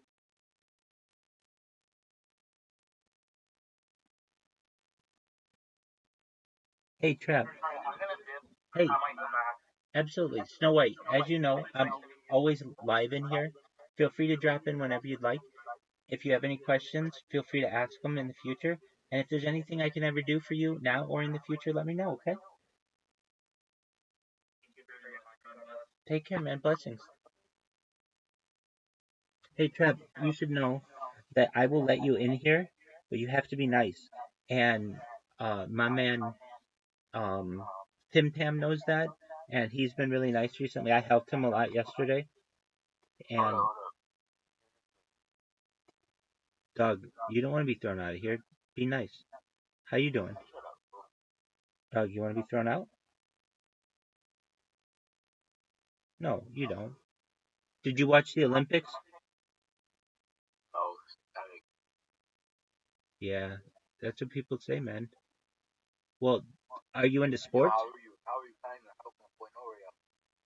How am I gonna help you? How am I gonna help Norway? That's a great question.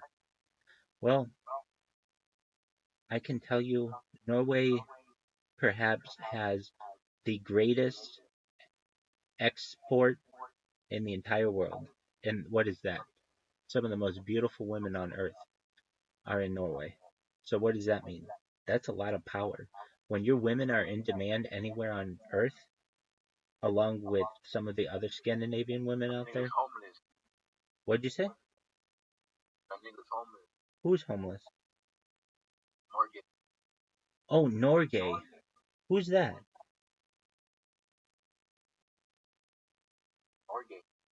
I don't know who that is. I thought you said Norway, like the country.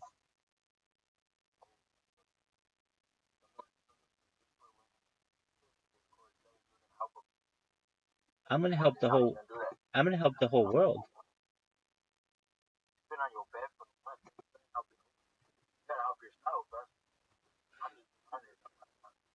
dude. I recognize that. I appreciate your honesty. Thank you. Do you have anything else you'd like to say that's constructive? That's cool. How's your day going? What are you eating? There you go. What is it? What? What was it? I was gonna ask you what went on.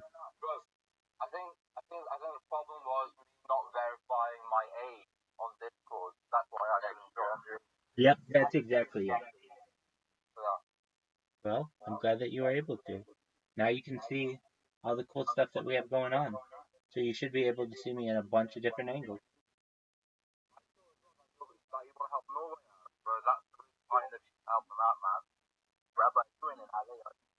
I'm what? Yes. Word.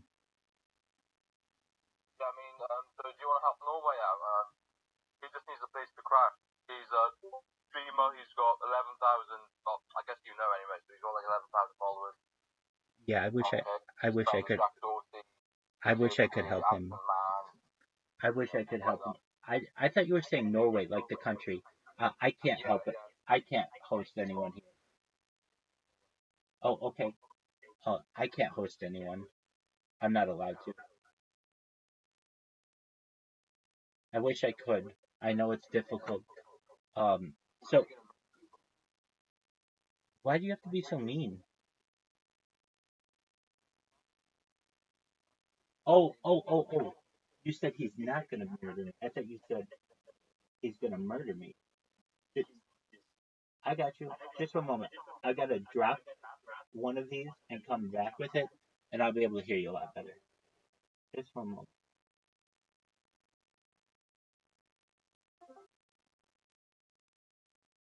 So I'm gonna look up Norway. I'm gonna look up Norway right now, and I'll know who he is. Norway. Go on Norway, Don Oh yeah, Norway Don Patrick. I know of this guy. Yeah. If you go on like his Discord, then you'll be able to like his Discord and stuff. I think he's banned me from his Discord, but we'll see. I hope not.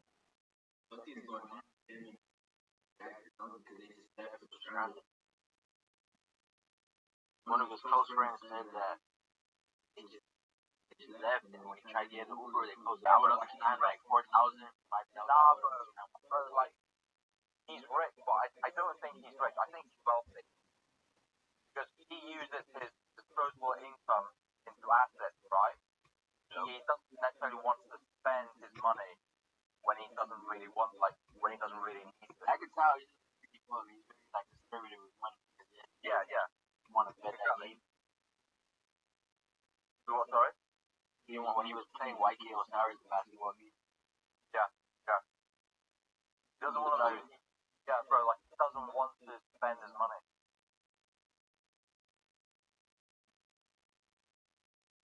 I don't know, it could be that. And Norway just exaggerates.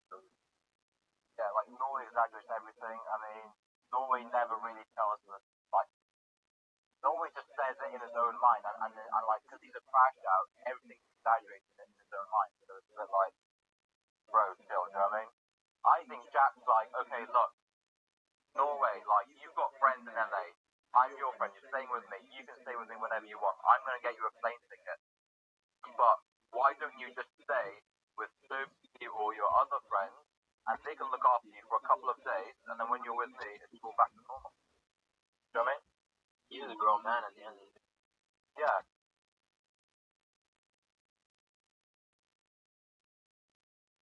It's not even need a Mickey will help him out, but it's just a matter of Norway asking for help.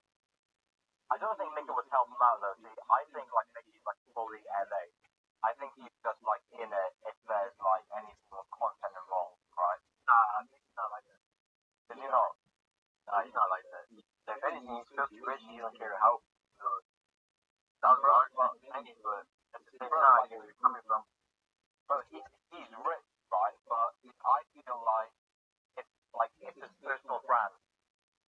It's over. Like you gotta see like when Vitaly used him, he said Vitaly used him for free touchdown without getting paid no multiple times until he finally got tired of it. So I don't think how was it that makes him. At the end of the day, he likes to be on camera. All he needs to really do is ask Jack to get like Mickey's number or something, or how Jack help Mickey if you can help him out a little bit and everyone. Yeah, well, I'm not sure if Mickey would want Norway in advance, bro. I mean, last time this happened, DJ City took him in this house and like Norway was just spitting on his floor, crashing out, groping all of the girls. Like, it was mad, bro. Yeah, no, but he could get him on hotel and stuff like that. Yeah. Like, they were vibing the other night. Yeah. I feel like that's where just networking one. Yeah.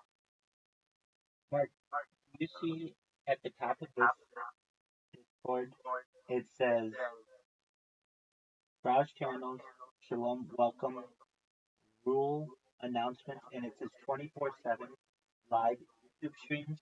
Can you please go to 24/7 live YouTube streams and click the link to YouTube so that you can see all my live streams? Is it on so long? It's below there, like 5 live. It's just 24/7 live.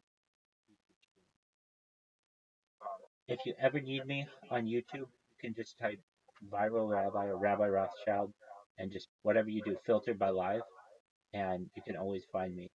But my family, and Rabbi means teacher, and I teach about futurism. So, correct.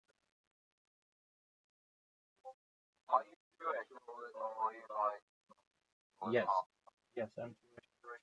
I am Jewish through my mom, going all the way back to the Bible. I also practice Judaism. Here's my tefillin. I have my kippah on. I'm Ashkenazi.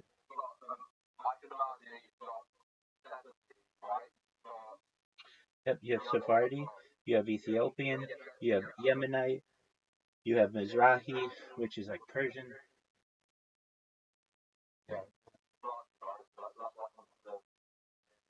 Yep. Yep, Eastern Europe.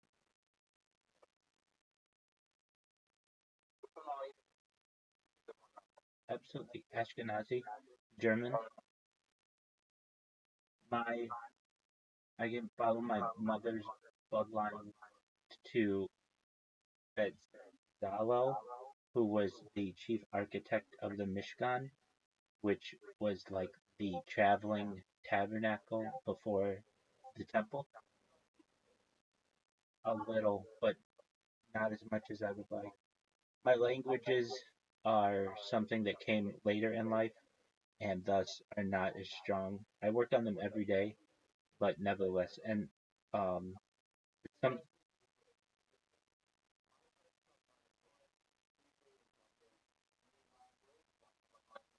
that's true.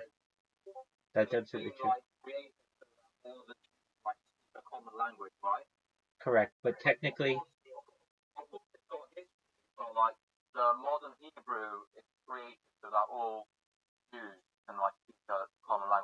correct, but technically, we should be speaking Yiddish. Hebrew is only supposed to be used within the temple setting, and so Uh, but yeah, I mean, obviously Israel is a Hebrew-speaking country, but most Jews cannot speak Hebrew. Most Jews cannot write Hebrew. Most Jews cannot read Hebrew. My Hebrew is generally limited to uh, ceremonial and blessings, but it is something that I continue to work on. I did.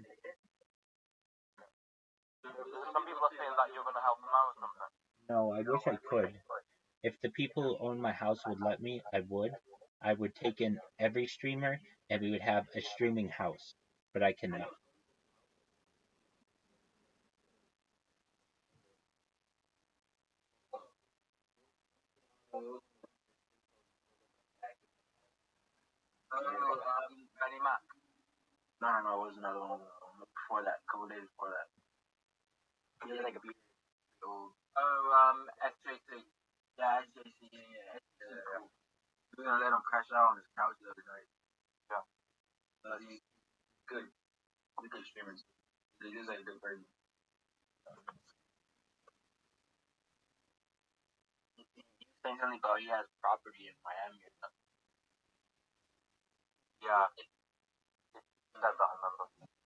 Okay, so you guys saw that link? So you see how many YouTube streams I have going? Excellent. Now what I want you to do is go to Instagram. Do you have Instagram? Excellent. Type Rabbi Rothschild in Instagram. I'm at Rabbi Roth. I'm at Rabbi Rothschild, but I'm live on Instagram right now on 3 different Instagram accounts. So just type in Rabbi Rothschild, and you'll see there are some accounts that are live, and you'll be like, "What are these?" Those are mine. If you're like, "Why don't they say Rabbi Rothschild?" I have a bunch of content. I mean, years worth of content under Rabbi Rothschild, but I don't. If I ever did something stupid, I don't want to lose that content. So I change the names every so often, so that I just have this huge archive on Instagram built up. So what you want to do is go to Instagram and in the search on one of my accounts, yeah. But that's just one of them. Go to type in Rabbi Rothschild and look how many accounts I have. Just type Rabbi Rothschild and go to people. Do you see?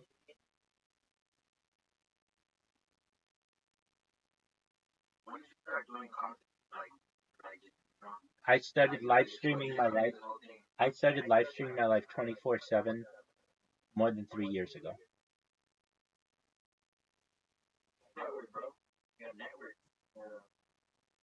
I have more content online than any person in global history. Okay, have tons of videos, like a whole timeline worth of videos. Now what I want you to do is go to TikTok. Do you have TikTok? That's okay. Okay. So do you see on Instagram how many different Rabbi Rothschild accounts there are? Exactly. Fuck yeah is right. And you can also see some of them have the little red circle around them that say live. Do you see any of them that say live? If you don't, that's okay. They don't all say Rabbi Rothschild that are live. Some of them have weird names like Sop is female ejaculate and some other weird ones. If you're like, why is your fucking name Sop? Do you see them? There you go. Excellent. Do you see it's live? Excellent. So yeah, you can. So how do I have these? I have created a robot on Instagram that automatically uploads my life every hour. So it live streams, and then when the live stream is done after 1 hour, the robot is programmed to automatically upload that. So you can go back in my life and watch the whole. This is all 100% by myself. Right. I'm a certified project management professional. I've launched apps on the App Store and Google Play. Additionally, I've had six-figure contracts with Fortune 500 companies. So I'm a relatively accomplished individual, and on top of my other hobbies and interests and such. So yes, I've created all of this myself. Oh, the reason why I wanted you to look at TikTok,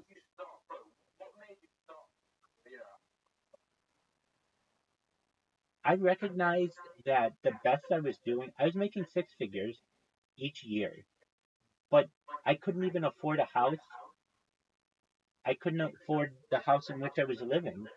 And that's unfortunate that you have to make such an amount of money to be able to live comfortably, really about anywhere in the state of California, but particularly in Southern California. And I realized in some of the work that I had done, in particular one conversation that I had with someone where we had a discussion about data, and data had overtaken water at that time, and I had as a very important commodity on Earth. And in 2018, The Economist magazine stated that data had overtaken petroleum as Earth's number one resource.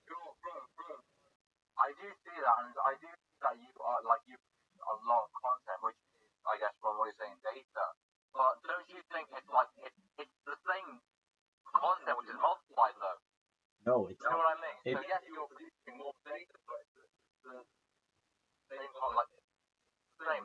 everything is different about it. I mean, we've done our IRL data, I'm sorry, IRL content. So, where I've traveled at 118 miles an hour. I mean, I've driven very, very fast on the freeways. We've been to the beach. We've been to Disneyland. We've been to Santa Barbara, San Diego, uh, Beverly Hills. And on top of that, the various things that I do on a daily basis. I mean, really, yeah, it's about going viral, but basically, it would be the story of going viral. What have we done essentially that, is something that you can say is really, really important for the world?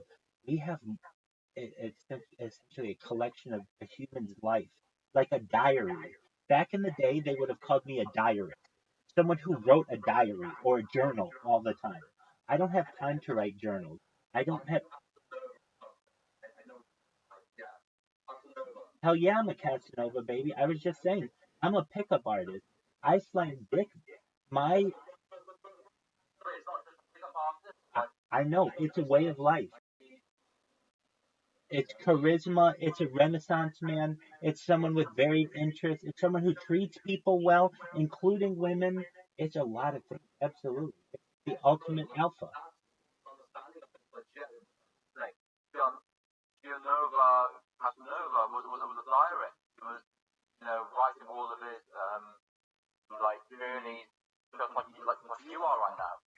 That's exactly right. And I have read the modern records of diarists. There was one guy who wrote down everything, every moment of his life every 5 minutes for like 50 years. And I think he has the most amount of diary entries of any person. I don't have time to do that though. So I just do that by use of the camera. And I know that that person, if they were living today, they would have done the same thing. They would say, it takes too long for me to write all this down. I want to be able to describe everything about the world. That's 100% right. Exactly right. There's a movie that's similar to this that stars Jim Carrey from the 1990s that's known as The Truman Show.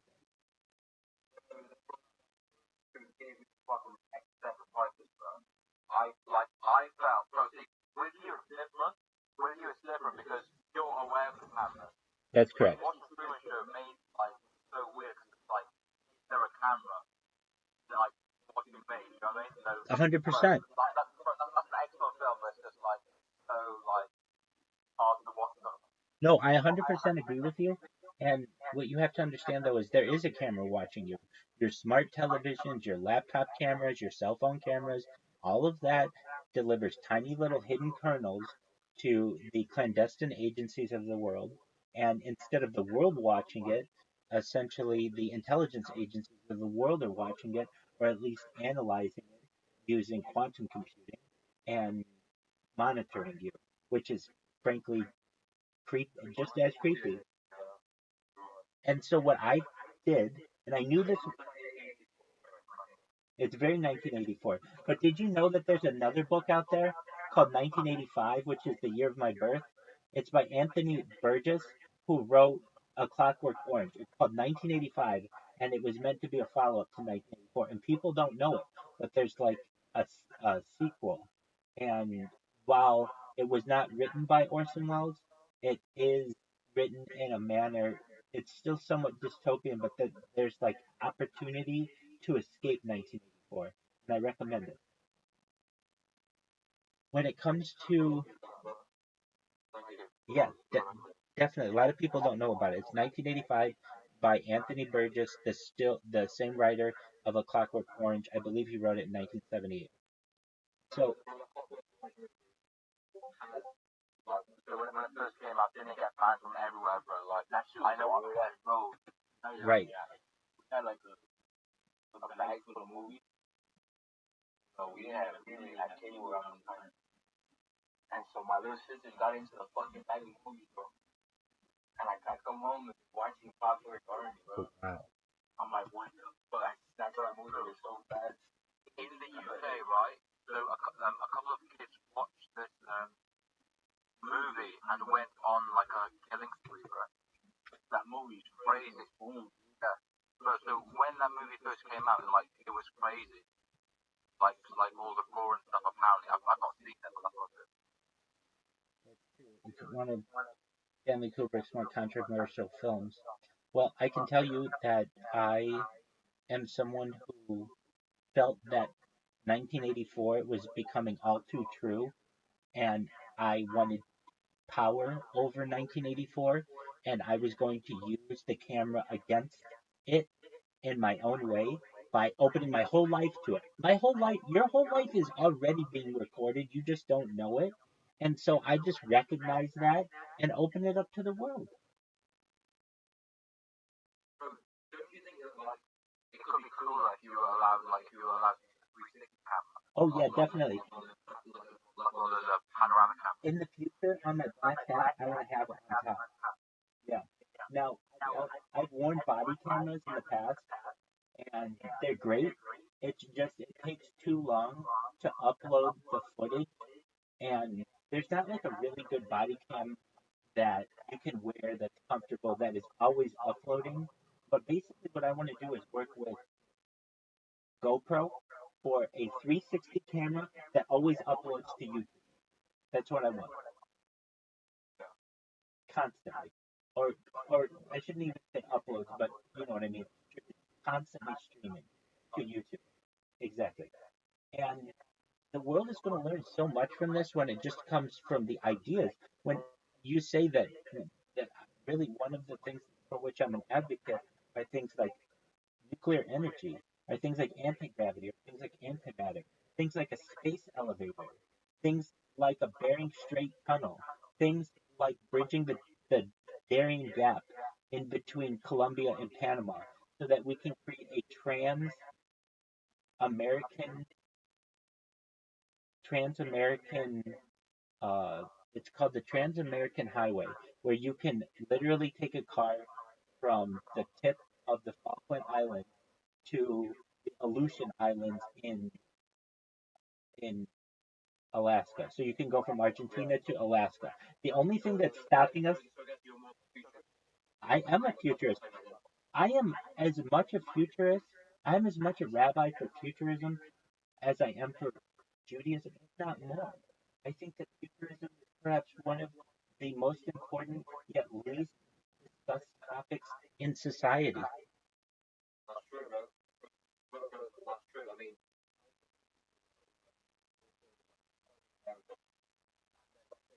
one university in the world um, which gives it as a degree, and that's in Berlin.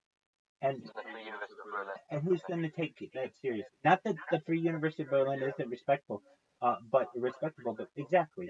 Now I want to change that. So what does that mean? There are major questions out there for the world. So I get asked this question sometimes, and I don't know. I dream about it. Okay, so let's say right now, all of a sudden, we had 100,000 people watching. It's like, hey, all of a sudden, somebody out there retweeted something that I put out there. What are we going to do for the world? Okay, so there is a list of questions that are unanswered for the world, and I want to inspire people. So these lists of unanswered questions aren't things that I came up with. This is from Wikipedia. So I would say, look, for every person out there who wants to study social studies, that's totally cool, that's great, but it's never bad to have other interests as well.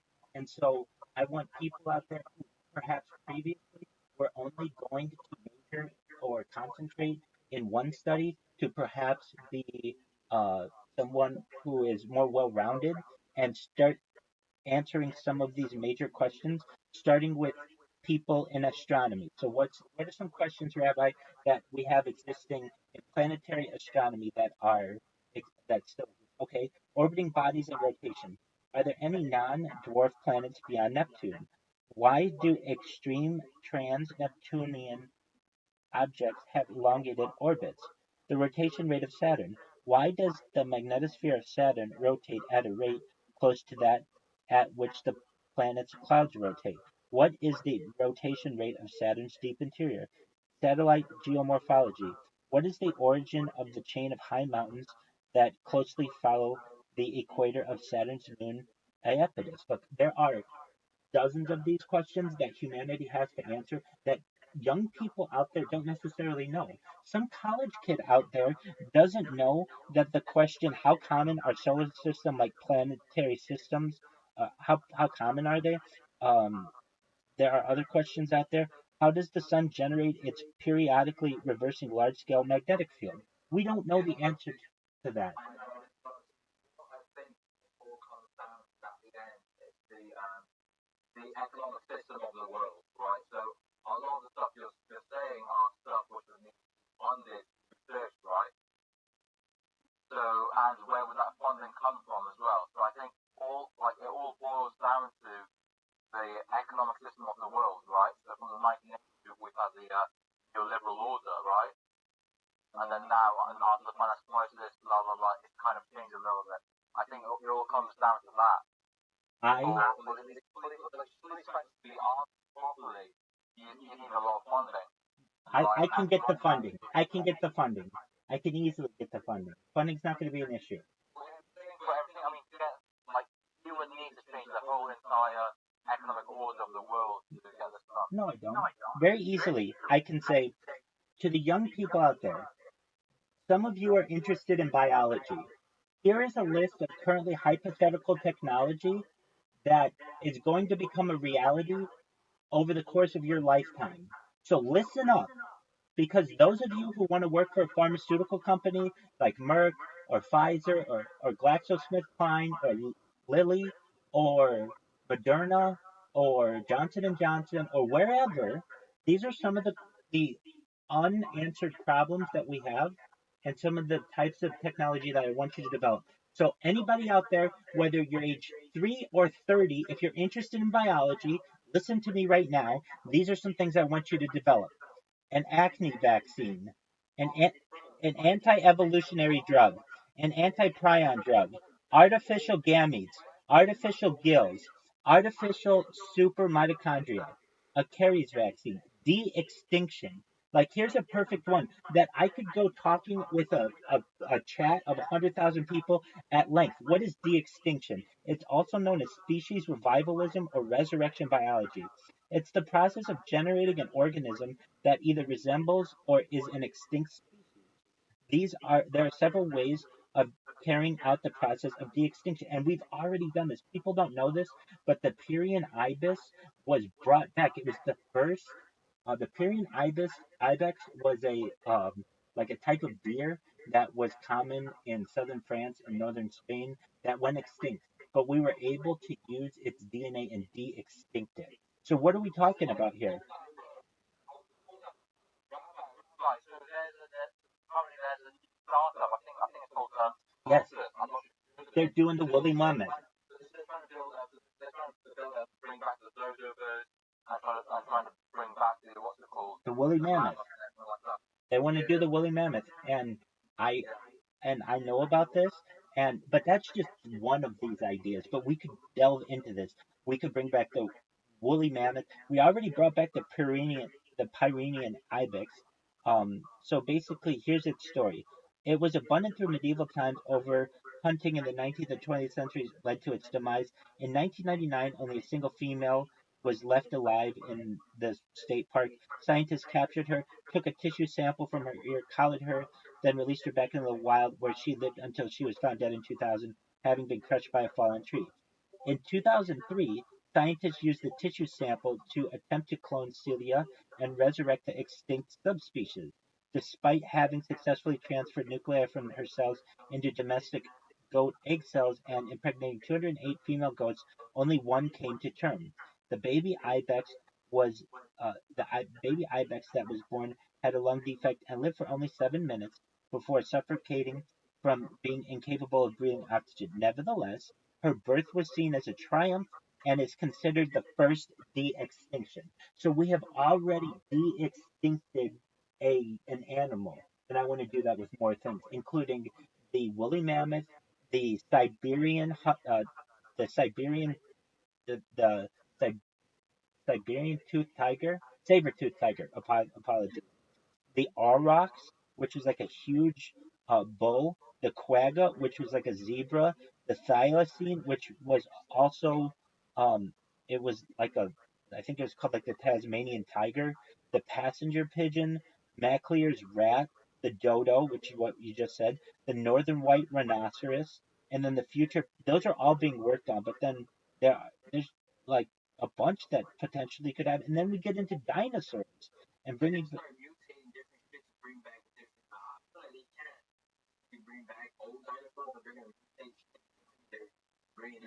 I'm in agreement with you.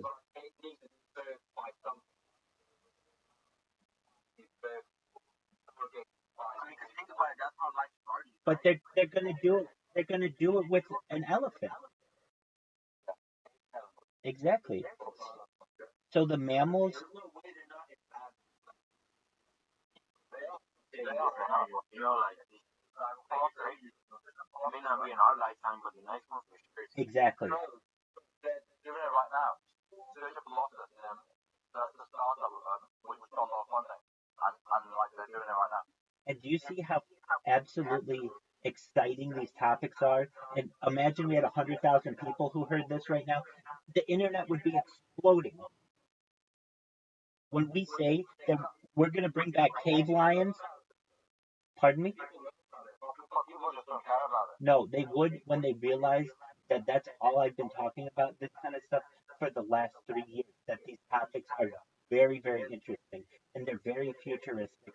And on top of being a time capsule for society, there are discussions of futurism that are going to affect them and that they want to hear.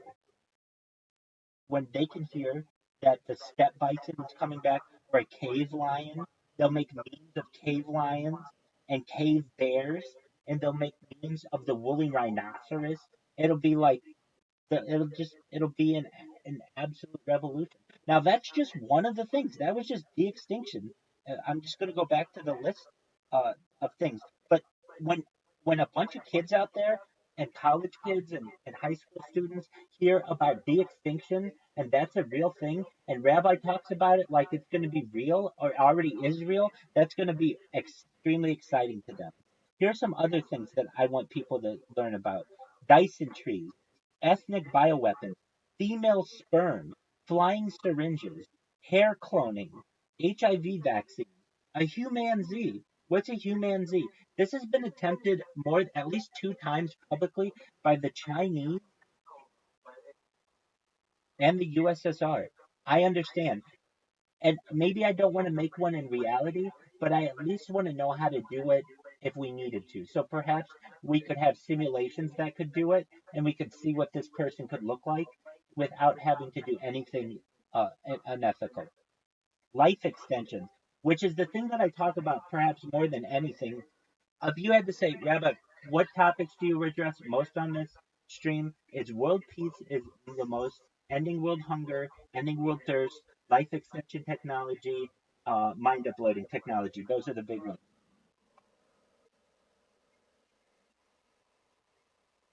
First.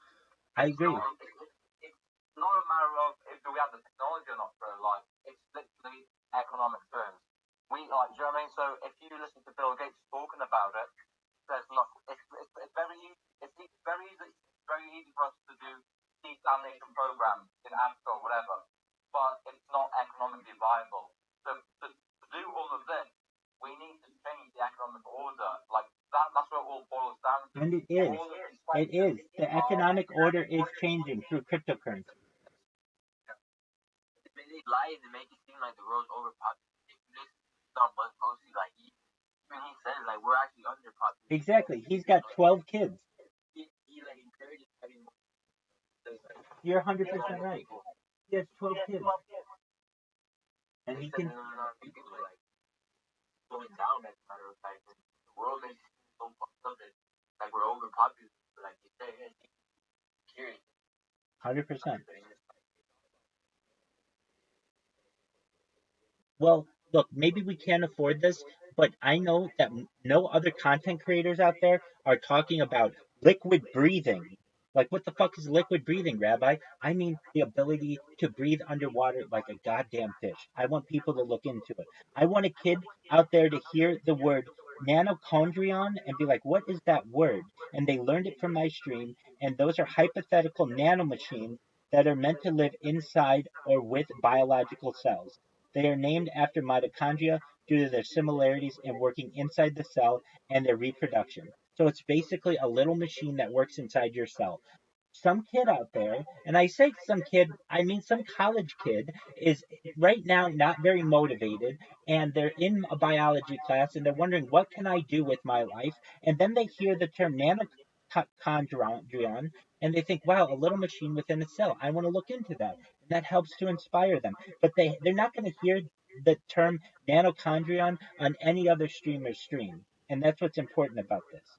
And if they are, Boils down to from what you're talking about right now, it boils down to the educational system where people just learn about crazy, boring bullshit, and you just want to change that so it's more motivating and it works within the future of society as well. Right? Absolutely.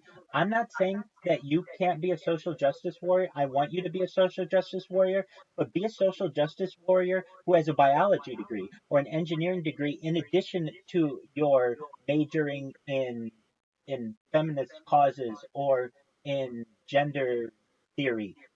I want you to learn that too. Traditionally, though, people would just major in one thing and concentrate in one thing, and that's it. I want you to be a well rounded individual. If something doesn't work out with gender theory, why can't you use your engineering degree to go and learn how to perhaps make make biogel refrigeration or cellulose composite?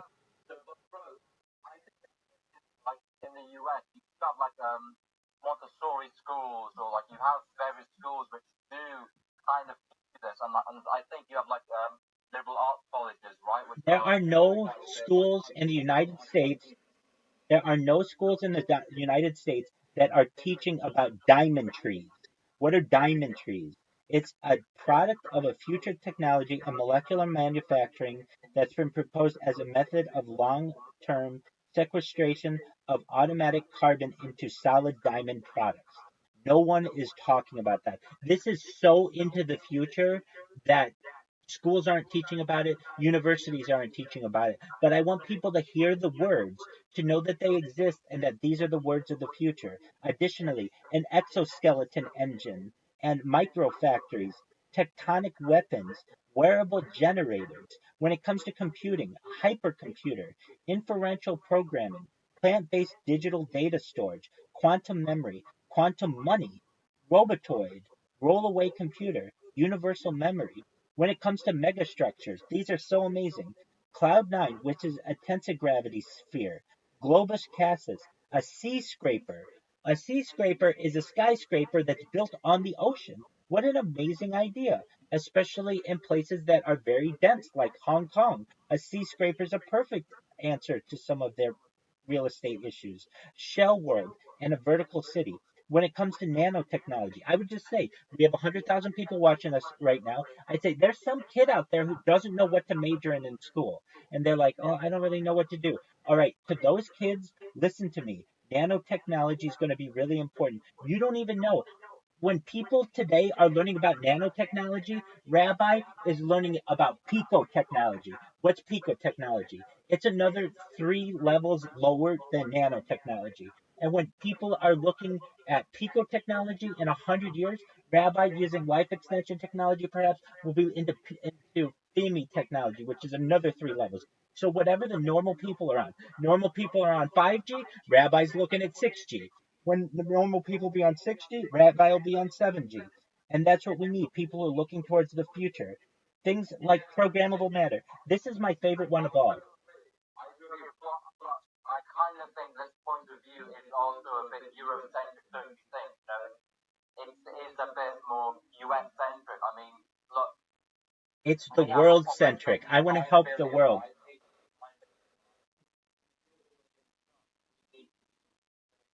want from the world to contribute, correct? It's world centric. Doing a lot of these research things, right? But the US can't do everything. It's globally centric. It's globally centric. Years can't do it either. The child in Ethiopia has to worry about hunger. Has to Right, worry about absolutely. That's why the first part of our conversation, when I give my spiel, is not about Dyson spheres and exoskeletons.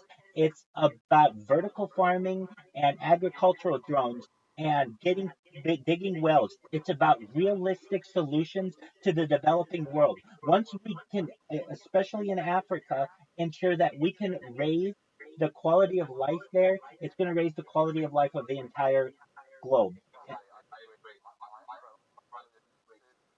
to do this successfully, right? I mean, we need to get the whole world involved, but you know, if only the whole world was somewhat similar to what the US is, right? Of course, the US has its own problems, but the US is one of the best countries in the world right now, correct? It's easy speaking from a US standpoint, though, because this is like literally a country where they print money and they're greedy as fuck, you know? Quit with the US stuff. Quit with the US stuff. None of the things that I've talked about here are involved with the US. None of it. I want to talk about something right now that I don't care if you're in Tokyo, you're in Shanghai, you're in Nairobi, or you're in Los Angeles. This is going to change your life, and you don't know what it's called, but I'm going to teach you a phrase that you'll never forget. It's called a Santa Claus machine. What's a Santa Claus machine, Rabbi? It's a machine that is capable of creating any required object or structure out of any given material. And in the future, the Santa Claus machine will be like the 3D printer on steroids. It will change the world. So what is it? It's from the term was created in 1978, but basically it's the idea that you'd be able to create a person in a Santa Claus machine. You'd be able to create a car in a Santa Claus machine. You'd be able to create a clone, whatever it is. Basically, a 3D printer. And so, of anything that I want to inject into not just your minds, but the minds of society, are some of these phrases. The world hasn't heard the phrase Santa Claus machine.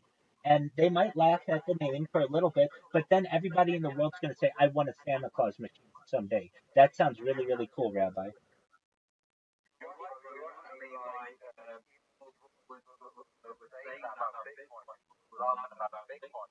In 2011, like in 2011, or like whenever you were laughing about Bitcoin, until bam, it's an actual real thing with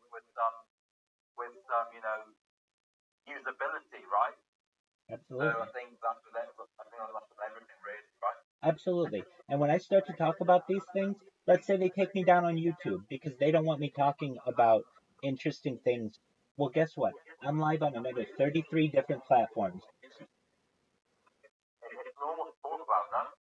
I think so, but like you can get flagged because I want to talk about female sperm and male egg.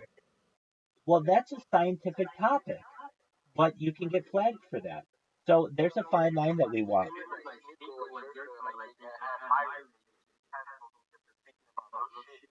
Like YouTube, shit like that. YouTube is best. It's more like the problem you have to be careful, bro. You're 100% right. But I have the power. I'm the one streamer in society who has the power on all of these platforms. I'm I have all my stuff backed up to all of them, and they can't cancel me on all of them. So if they cancel me on YouTube, that's fine. All my stuff is backed up on Instagram. If they cancel me on Instagram, that's fine. I'm on Twitter. If you cancel me on Twitter, that's fine. I'm on Twitch. I have it backed up. You, And they literally cancel them everywhere. Yep. Because he was helping men, bro. Like they want to control everything, especially the men. They want to be more feminine and just like there's I a bunch of even shit. have, hold on though. I even have backup accounts that don't even have the word rabbi in them, have nothing connected to me on them. They're just on the internet as basic insurance policies in case anything ever happened.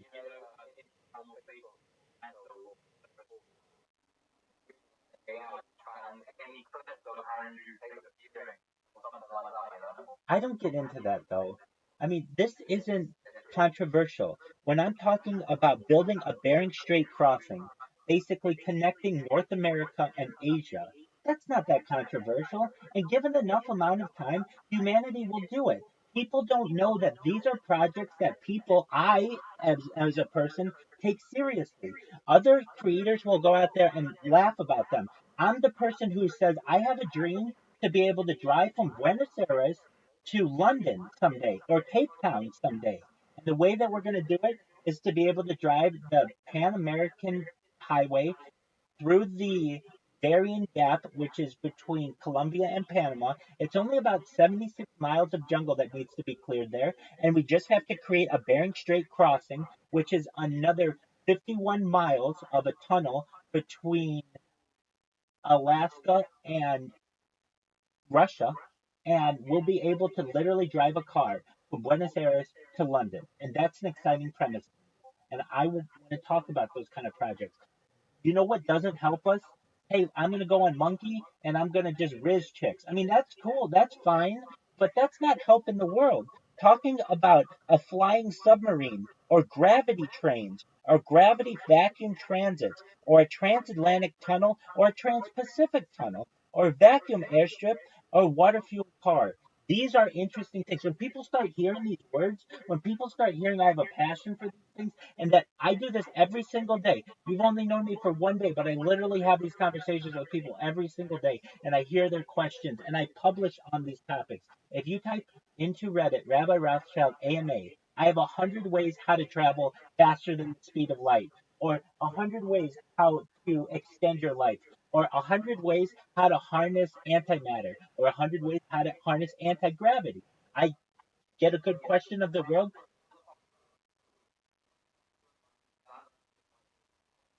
No, it's not. No, it's not. It's possible, and there are over 100 ways how to do it. In fact, you can find them. I'll read them to you right now. Just for a moment.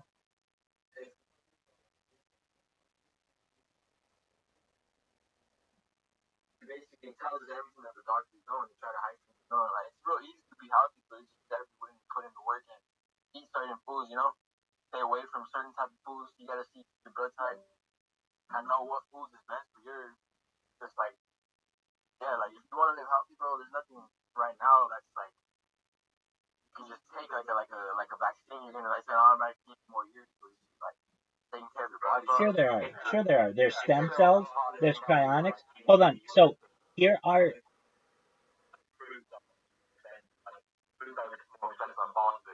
Like the US is so different. absolutely. Okay. So here are 100 ways to travel faster than the speed of light. There's warp drive, which is faster than light propulsion system that bends or warps space-time. There's an Alcubierre drive, a specific type of warp drive that creates a bubble of space-time around a spacecraft. There are wormholes, which are passages through space-time that can create shortcuts for long journeys. There are tachyons, which are particles that always travel faster than light.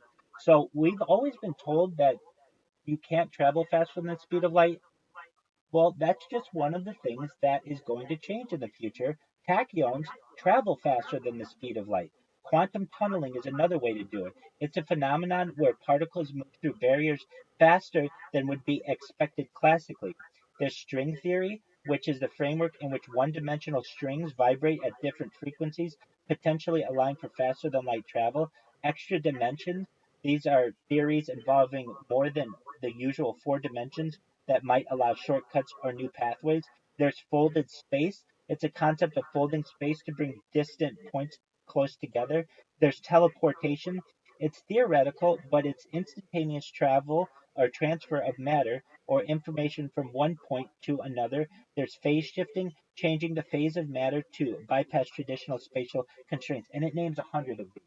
So traditionally, yeah, you can't travel faster than the speed of light, but we're breaking all of the traditional laws, and that one will be broken as well.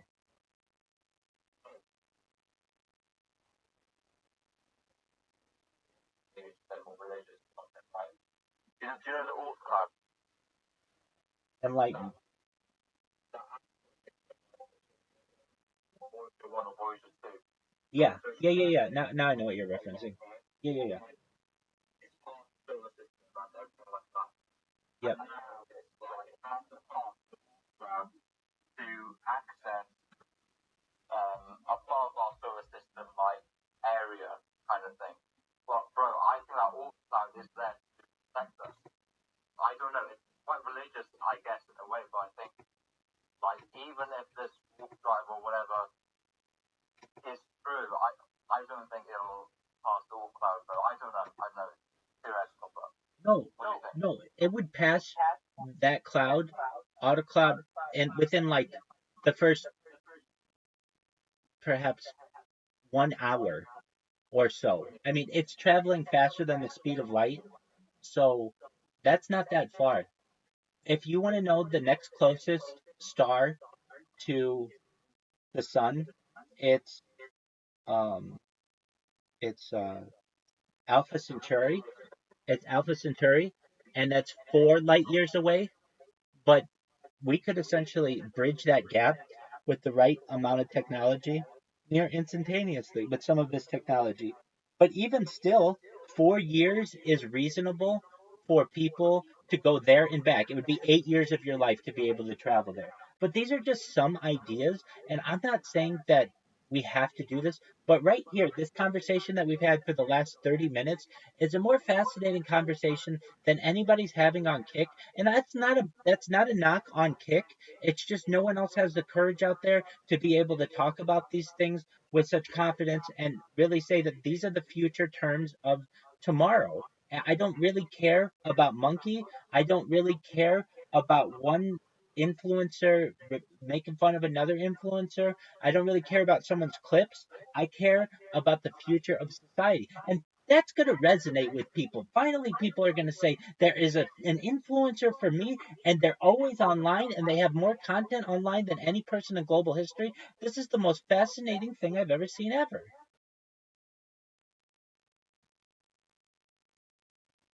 At least we can hope.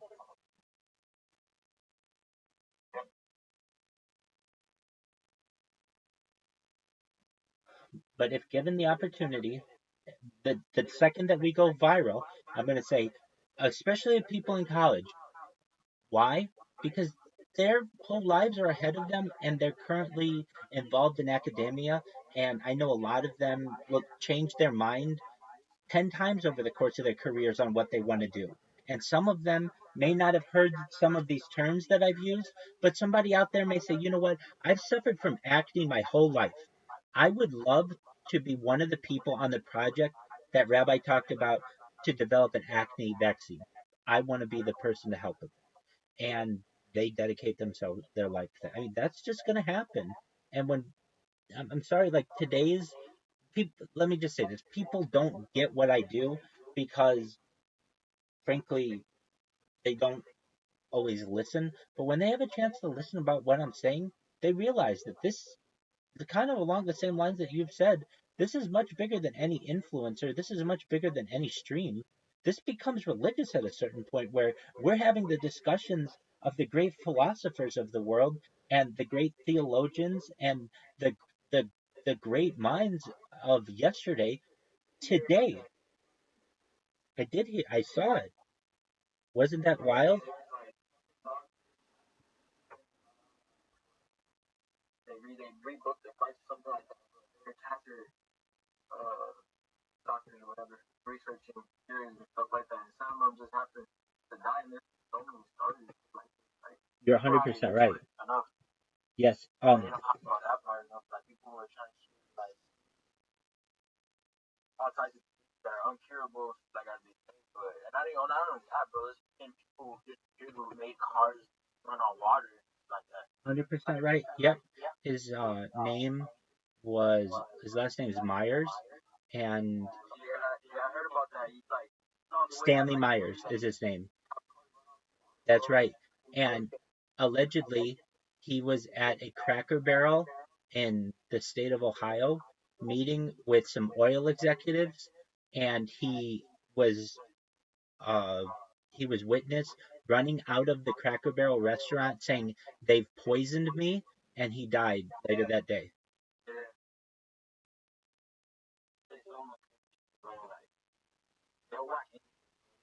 That's exactly right. And you know what? The last words that I said, or some of the last words that I said, when I was discussing the things with engineering, were a water fueled car. That's absolutely correct. And pardon me? Absolutely. I'm a huge advocate for alien disclosure. In fact, of any topic aside from world peace, ending world hunger, ending world thirst, life extension technology, mind uploading technology, alien disclosure, we talk about it every single day. In fact, I would say I listen to an alien podcast on average probably 3 hours a day on here. Fuck yeah. Yeah, and the more and more I learn,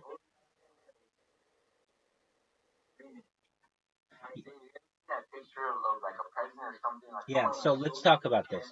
Let's talk about this. Let's talk let's talk about this. So, let's talk. Yep. All that is true. Yeah, dude, you know what's up.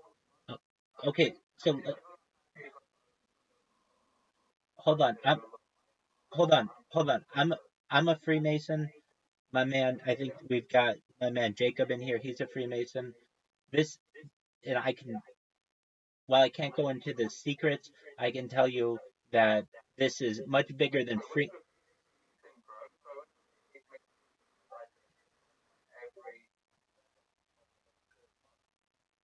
It's just, it depends on your lodge.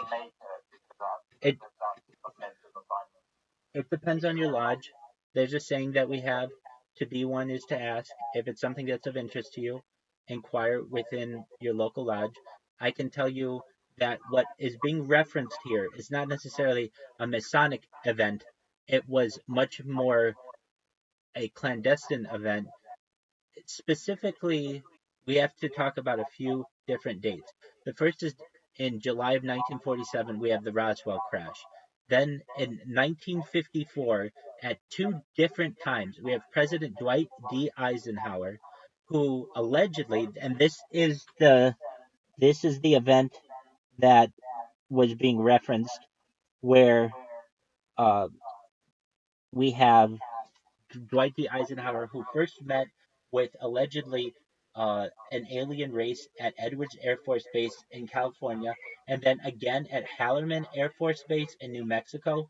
And the first agreement that they had at Edwards Air Force Base was solidified at Hallerman Air Force Base later that summer, which basically stated this: there is a there is there has been an ongoing program for abducting humans for tens of thousands, if not millions of years, that we're essentially seeded here. And in exchange for reverse engineered alien technology, I know that's what I'm saying. I'm adding some facts or some details to the points that you made. I believe it as well. I think it's absolutely true. And you know who else believes it is Dwight D. Eisenhower's granddaughter. She's spoken out about it as recently. I heard her speak about it earlier this year in an interview. So, in answer to your question, Mark, um, yes, we talk about aliens quite often on this stream, and I consider myself. They have, they have. So they have. Stop, stop, stop. You don't know where to find the evidence. So if you want to find the evidence right now, I'll show you what a landing, crashed, crashed um, alien software looks like.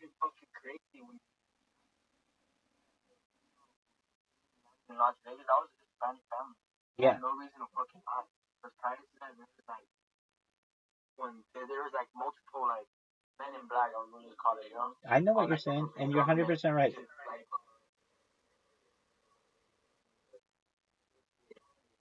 I 100% know what you're referencing. So, I'm just going to pull up the link. This is known as the top secret KGB UFO files. It stars Roger Moore. He was a James Bond. And what is this? When and actually Jacob, who just joined us, he was an alien skeptic. I would say up until like this week. And what happened? He took some time and we watched a couple of documentaries together. And he, alongside another one of our friends in here, Frosty, they both said to me, "We believe, we believe. We didn't believe perhaps before, but at least something's going on." And so, what are we gonna watch? I just want you to see the same thing that I showed him. Uh,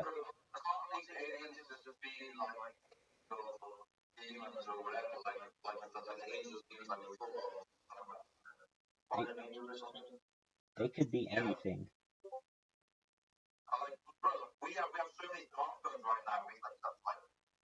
Yeah. And so you're like you would ask the question. Hold on. We do. That's the thing. That's the thing. You guys aren't you guys aren't in the places where this evidence is posted. It's usually posted on only a few certain websites. Okay, so what we're gonna do right now, I'm gonna show you what a crashed UFO looks like. Now,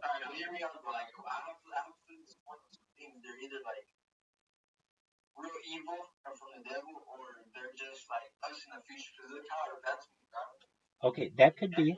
Like past 200 years of technology, what if they're us from the future, making sure we're like on track, or just like doing what we're supposed to, so we don't fuck up the timeline. Sure. I don't know. Go to the Watch Now feature. Watch together. I feel like that's from the future, bro. Okay, click the Watch Together.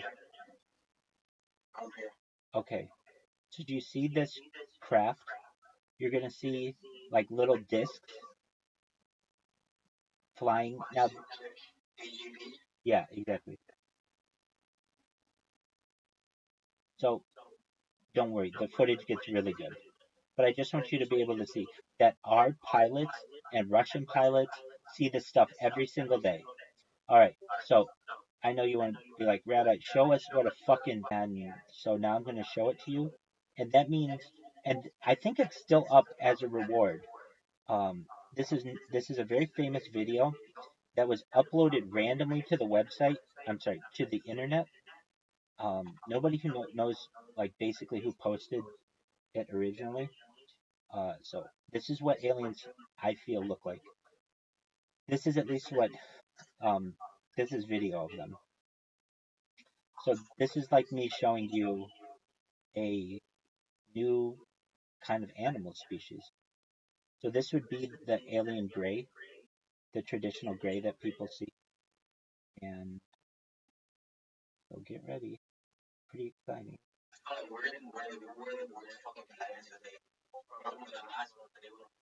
Here we go. Apparently they seeded us here. So they aren't visiting us. They aren't visiting us. They seeded us here. They seeded us here. Like a zoo. So just watch this. You're gonna see what aliens look like.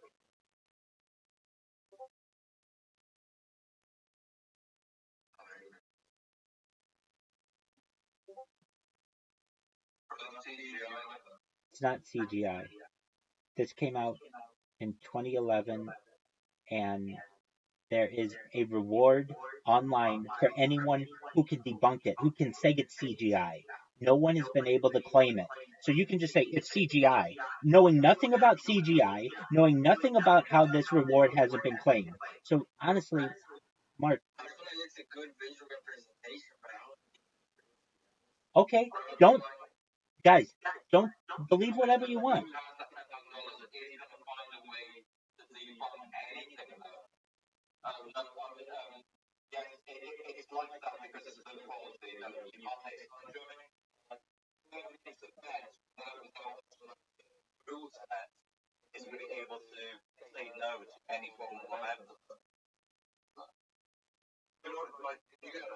I get what you're saying.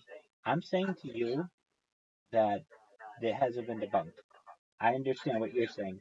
It's impossible. But I'm saying, no, it's not. You could easily put this through software and say, this is a digital reproduction.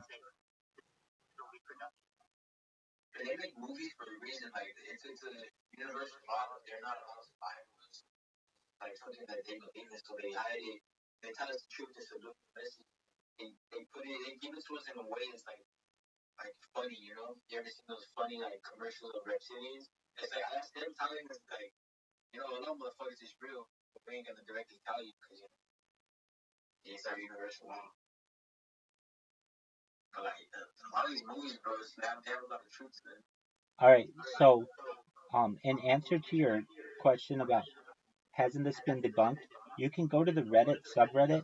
There's a subreddit literally dedicated just to that video that I just showed you, and if you want to debunk it, you can. But I mean, there's an entire subreddit dedicated to it, and to this day, it still hasn't been debunked. Now, what they're starting to do is use AI on it, and AI is starting to say that it is legitimate, that it is not CGI. So whatever you want to take that for. But they have some interesting articles in here. I mean, one of them right here, a Medium.com article says Skinny Bob is not CGI. Medium.com is a pretty legitimate publication. So at least Medium.com. Now I'm not saying, oh, because Medium.com says it, now it's fucking law. No, I'm not saying that at all. I'm just saying there are some somewhat mainstream articles that say Skinny Bob is not CGI. Whether it is or it isn't, I don't know, but I can tell you this, as a ufologist, it's the best evidence that I have. I just showed you what a craft looks like from another star system and perhaps what another species looks like. I know you haven't had chance to really take that in and absorb it, but that's a lot.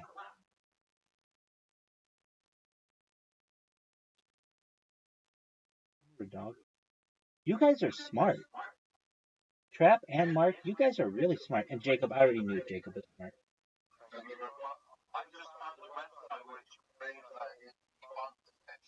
Go to, hold on, hold on. I don't want the link. Go to the subreddit that has all these arguments. Okay? Go to the, Okay, that's fine. That's one person's opinion. Go to the subreddit Skinny Bob. Okay, now I can counter your article with the medium.com article. So this at least if this if this were really easy to solve, they would need a subreddit. They wouldn't need people to be talking about this. No, it's still a question out there that it could be real. And you guys had never seen it, and you guys didn't know that this was one of the most controversial pieces of footage that we have in all of society, but in particularly in the world of ufology. But now you know about it, and you may say, you know what, Rabbi, that's been debunked. I don't think that's real. That's okay. I'm not going to sit here all day and do my best to convince you of what's real and what's not. It's just you're not going to see this on the nightly news.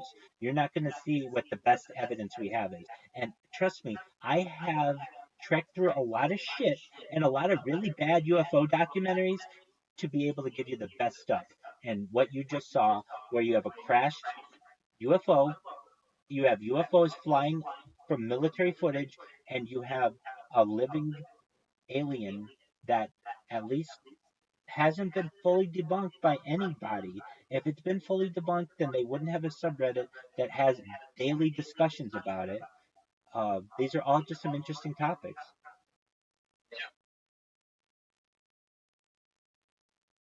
You guys are smart, though. I want to reiterate it. You guys are a smart group.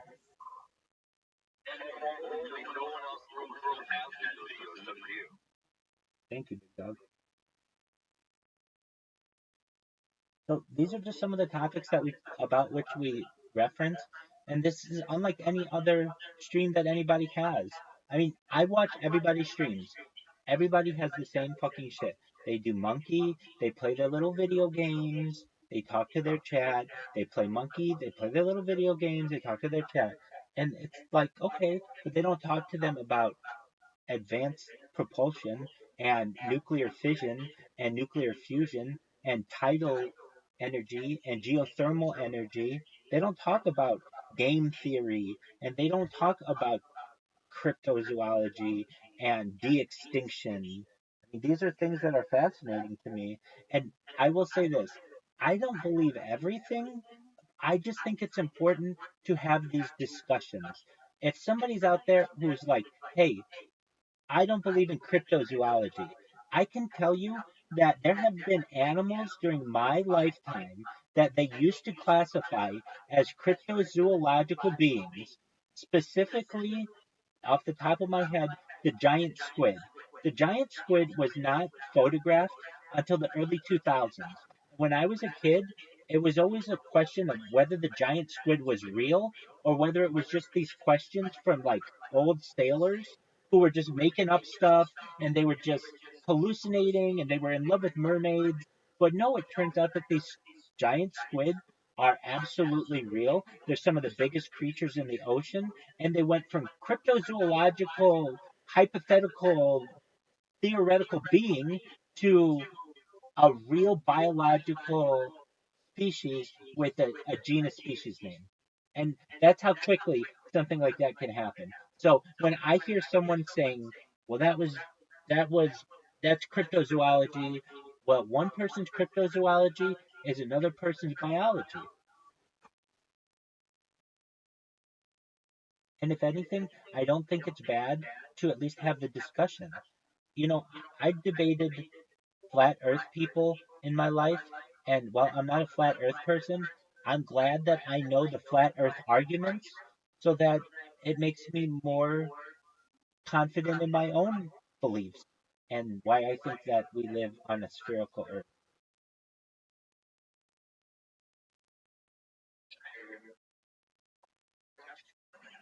Excellent. Jacob, how are you doing today?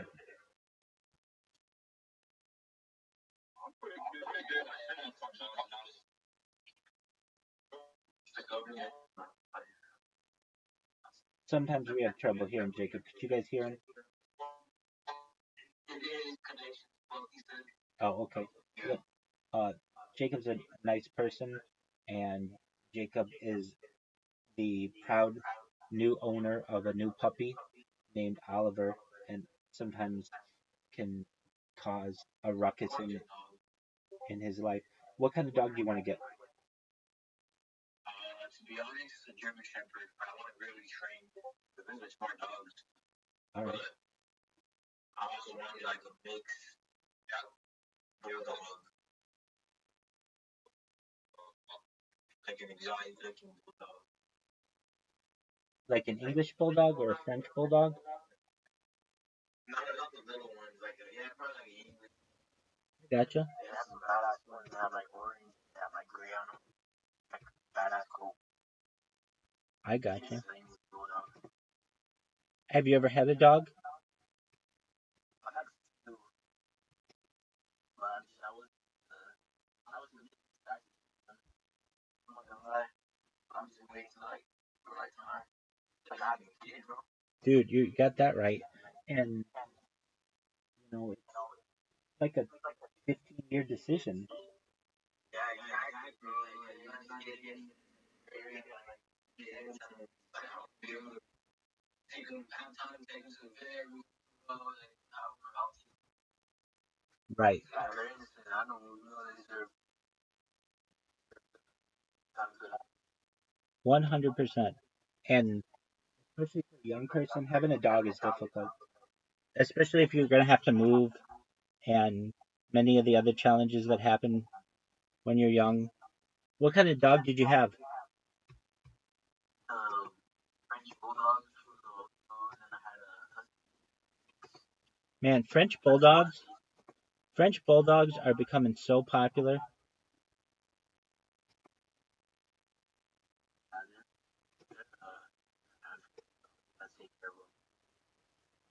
I've heard that. Right, I've heard that. But they're cute. So you had a French bulldog and two huskies. Did your huskies cry a lot? nah, just real fucking hyper, bro. And they share a lot. Oh, hell yeah. Right. Yeah. So they. Yeah, Belgian Malamute. Yeah, bro. Those are badass. Those are like way more. Yo, so did your huskies, were they vocal? I cried a lot. Nah, I'm not Russell, but I know she was a puppy. I had two puppies. I gotcha. I had a problem back there. I was just getting dogs and I couldn't take care of them. Yeah, that happened. So I like the company, the dog company. Fuck yeah, dude, dog company's the best. Dude, dogs are loyal. They're the best cuddlers. There's something about cuddling with a dog. I mean, girls are tight. I like cuddling with girls too. I'm not gonna put that down.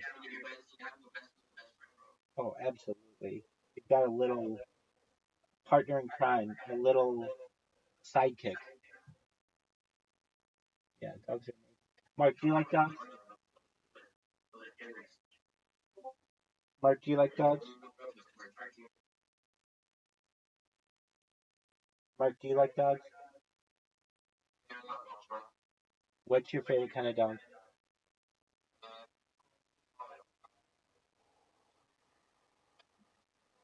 Ah, the Labradoodle. I like them for runway, but I did have like one of those Japanese dogs, right? Like Japanese dog was like American, The Akita. yeah, absolutely. Yeah, like the Shiba Inu. Yeah. I go like the Doge, the one that Doge is on. It's fine. It's like so it's not like the Japanese ones. It's more like the American ones. So there's two different breeds of it. Oh, I see. Yeah. It's the mix of a Labrador and a Golden Retriever. They're just all retrievers, right? I don't know. I think so. They're different though. So they're different in the way. I think like a golden retriever is like more hairy and stuff like that. Oh yeah. It's more like a water dog or something. Yeah, definitely. Yeah, they're just like the same subspecies. Or Yeah, or they're different subspecies, same species, obviously.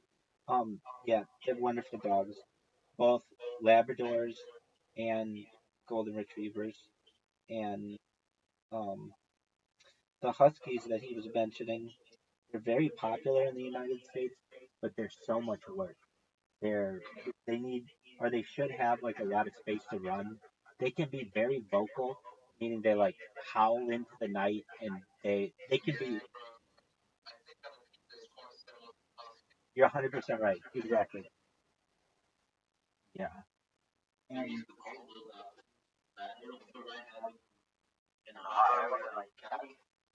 word. If I wanted a dog which was like a husky again, like actual like husky dog, it would like I think it'll be like a Slovakian wolf dog, bro. Like, those dogs are fucking huge. Those wolf dogs. I'm not sure if you know about them. Yeah, the Irish Wolfhound.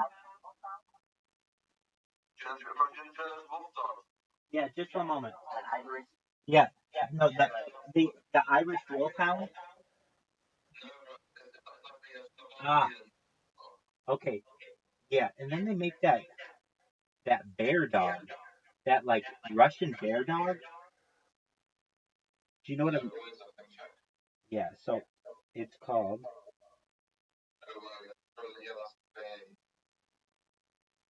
Yeah, they. Yeah, the Caucasian Shepherd dog. This they built. They they made this thing to fight off bears. Yeah, these.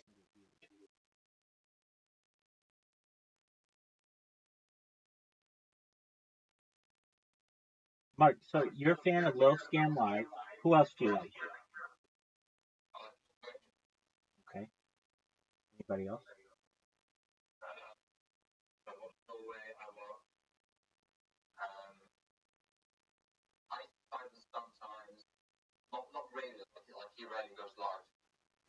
You're right about that.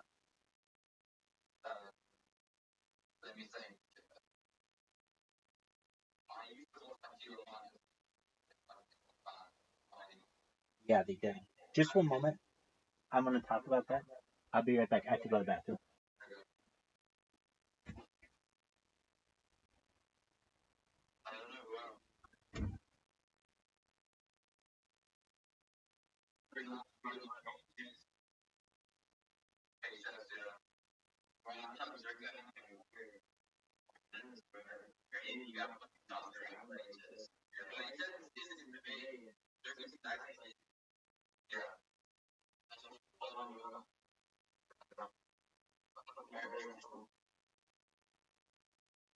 And then like Zurich says, I hurt my shoulder, but Zurich knew that his shoulder was a problem. If you know your shoulder is a problem, then you obviously wouldn't move like that towards each other in the first place. You're right.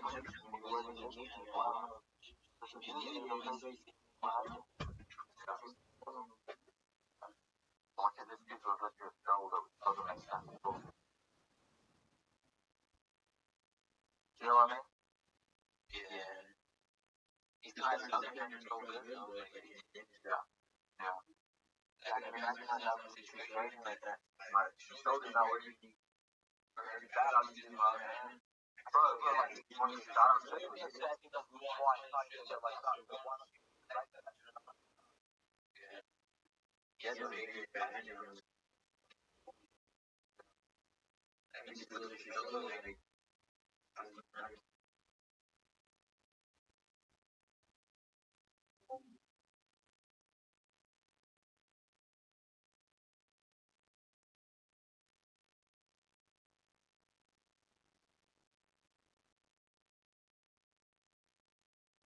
One second, guys. yeah, so crap, what streamer do you watch? Jam, Fully, Jack, or like, that's what before I really watched. Yeah. I think like it's not out right now, but like, everyone's not on live. Yeah, it must not. Yeah, so like, not everyone was saying about that.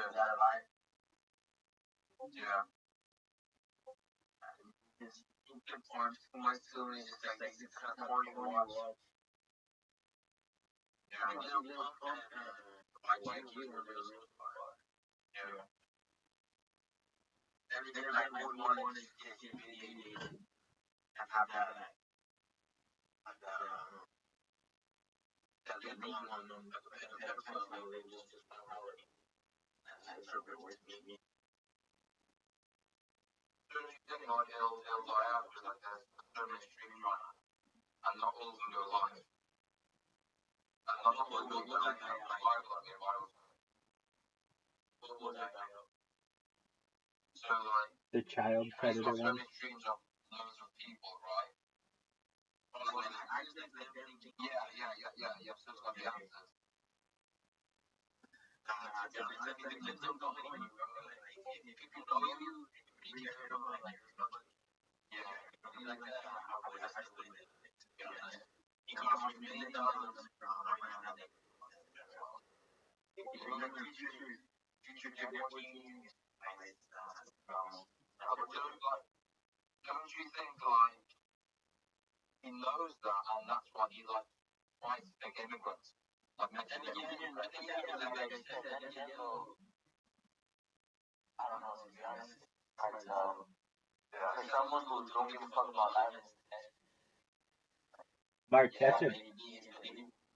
Mark, that's an excellent point.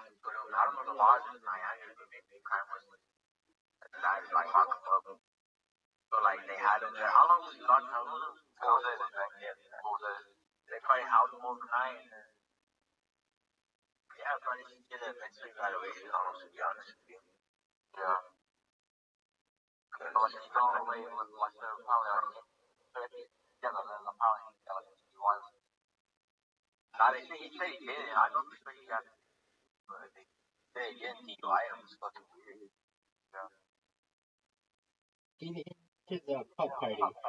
If you've never played, it's really easy. Continue the discussion. It's a fun little game. Do you guys?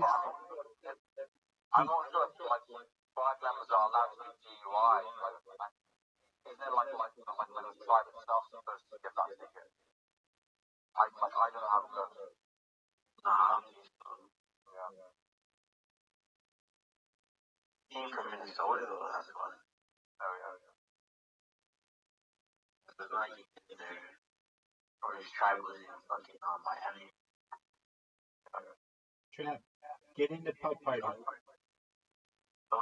Get into pub party. It's a fun game.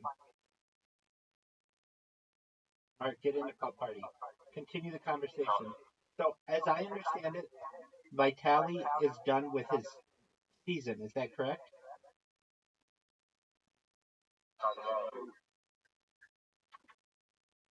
I think so. Vitali, uh, he had on Lil Pump on Monday, and it was his. I believe it was um his like season finale, something like that.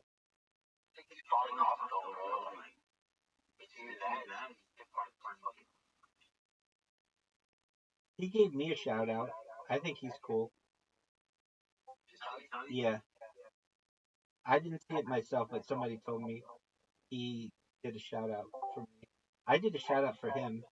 I told him that I liked that he was keeping the streets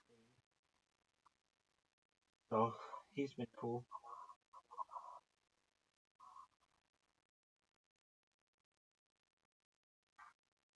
Hey Jacob, Jacob, can you hear me? Hey, that's okay. Hop into pup party. Hop into pup party.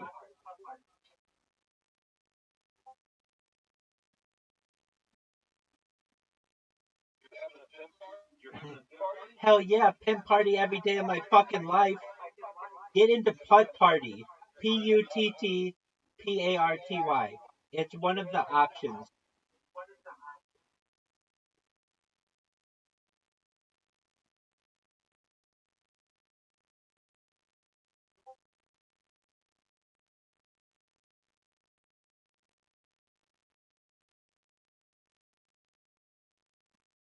Trap, do you watch any female streamers?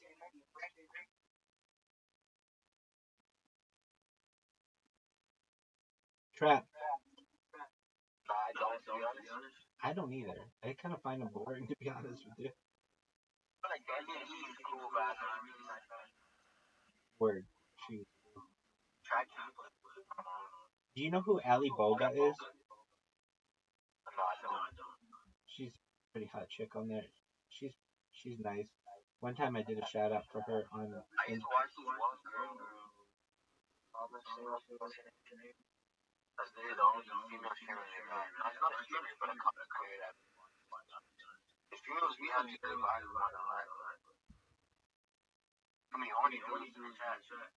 Oh, I know. Do you ever watch Amaranth?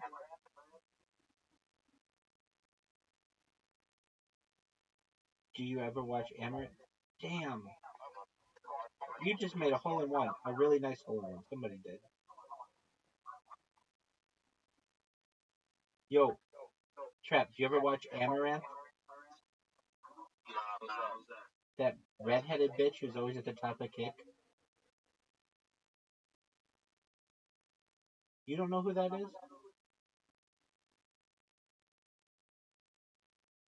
I thought everybody knew who that bitch was.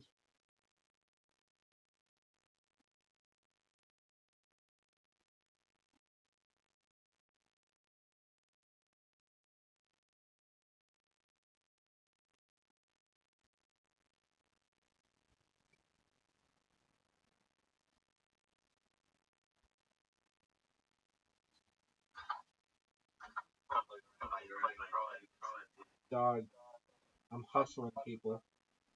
Alright, here we go. That was practice. Now the real deal. Jacob, get in on this. Putt party. Well, we call it the pimp party. Alright, choose wherever you want to have it. One wants Bumpington, one wants Spinnington. Alright, I'll leave it up to fate. Here we go, Bumpington. Bumpington. Ooh, tough one. Play the shiz.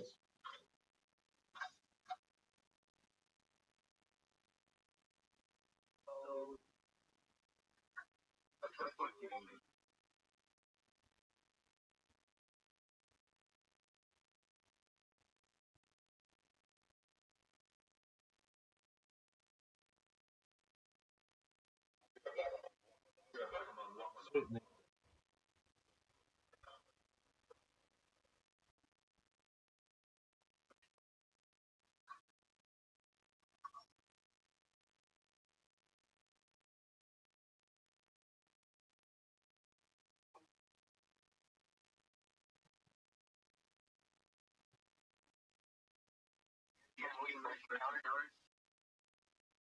I have not.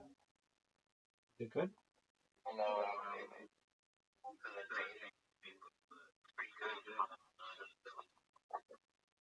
I should.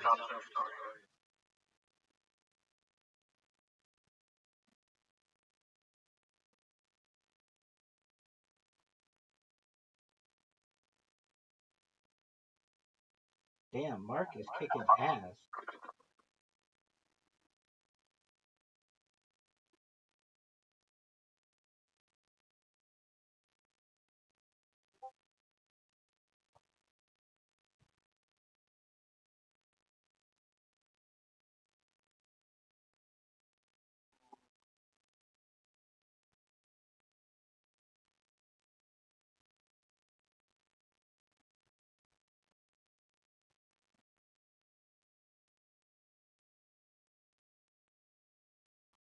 You should know whenever you go over those little question boxes in the lower right corner, you'll have the ability to use the power ups. You can hold it down to see what it does. Yeah, you fucking me probably. I always get fucked by him. I'm about to fuck somebody up right now though. I use sticky wall one.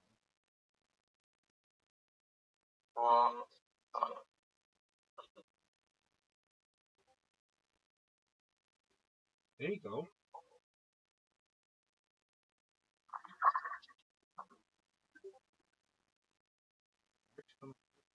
One. Oh shit.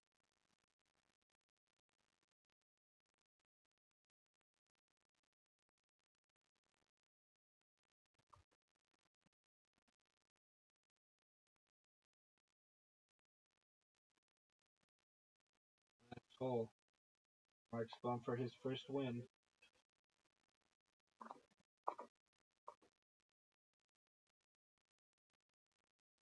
I can't even fucking go because I got so much shit that whenever I try to hit the ball, people use all their power ups on me. Get in there.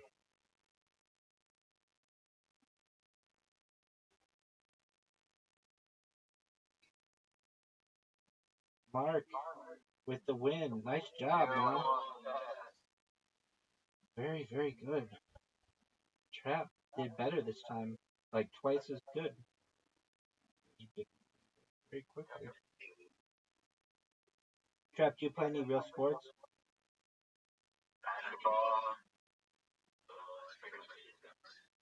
Alright. How about you, Mark?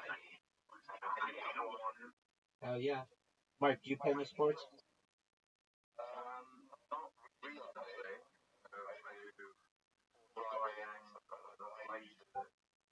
Did you used to play football?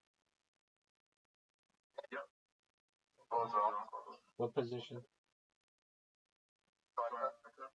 Hey, oh, that's a good position. Yeah, exactly. Did you score a lot of goals? Or did you defend against a lot of goals? No, did you score a lot of goals? Yeah. Did you score a lot of goals? Were you the best person on your team? This one is weird. It's like Plinko and The Price is Right if you've ever seen that.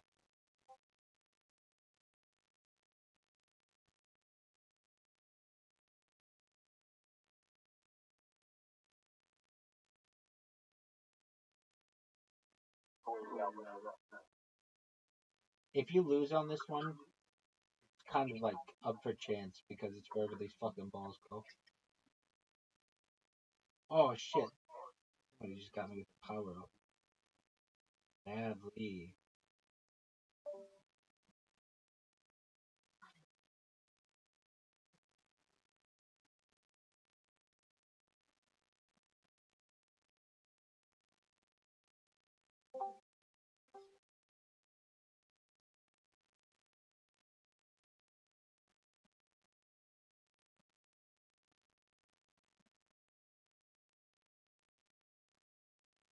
Damn, Trap is fucking kicking ass.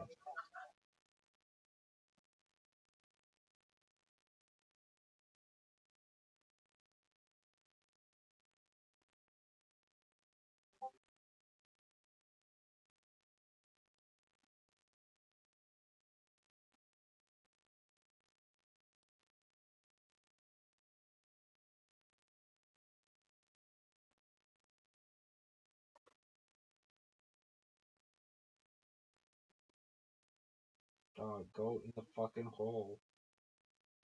You're shitting me. Oh, just. Dude, don't touch it. Don't touch it. I'll get knocked back down. Perfect.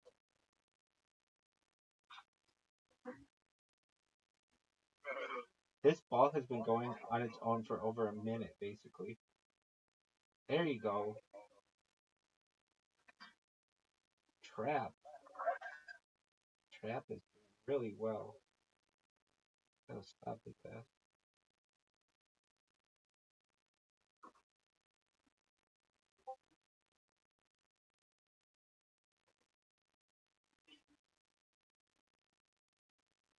Dude, that one hurt. I think it added 5 strokes to my score. Traps got the win. Traps got the win. Nice job, man. Played really well. Dude, that's the best round any of us have had. 2 under. Good job. Mark and I tied for second.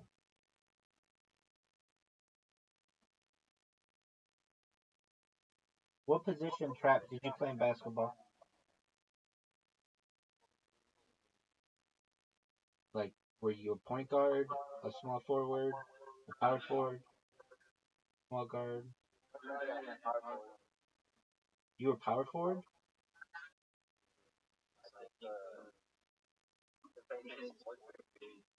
Damn, so you're a pretty big dude.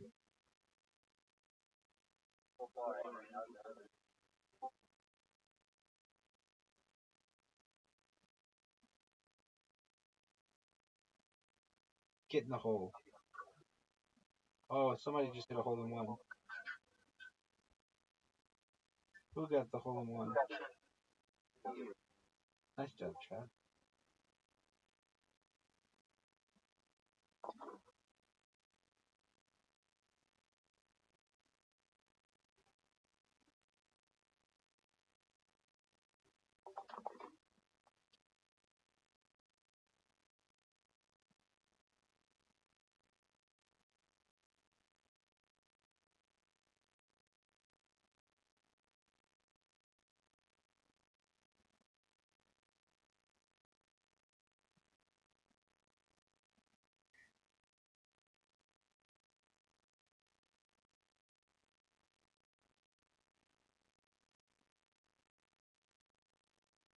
Oh, shit.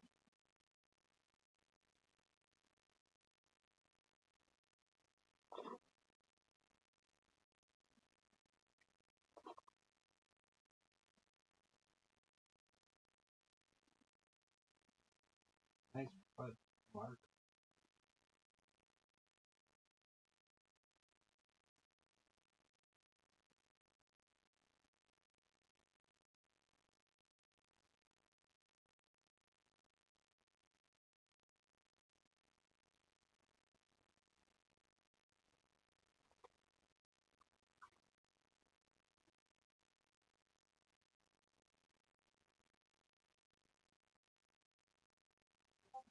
Get in the hole.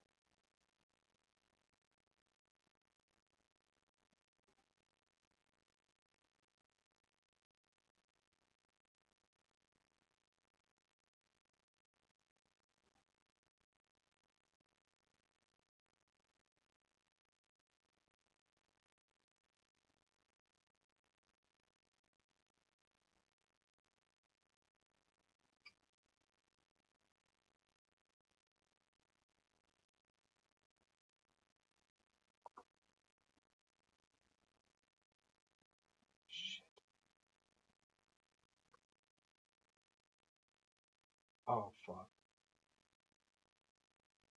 I was doing so well.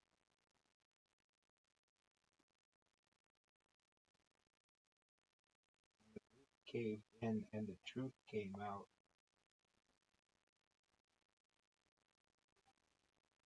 Oh, shit. Cocky until the last hole where I saw the big cock. I'll take the last hole rough.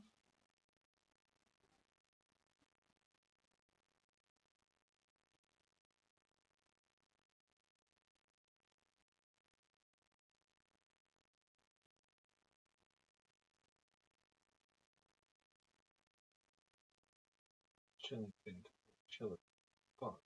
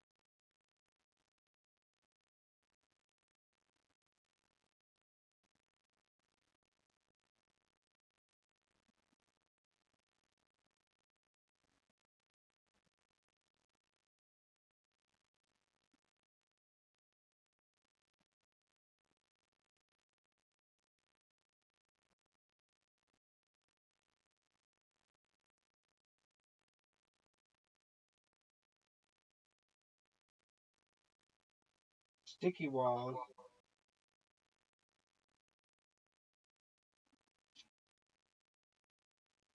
Uh-oh. I got a gift for somebody.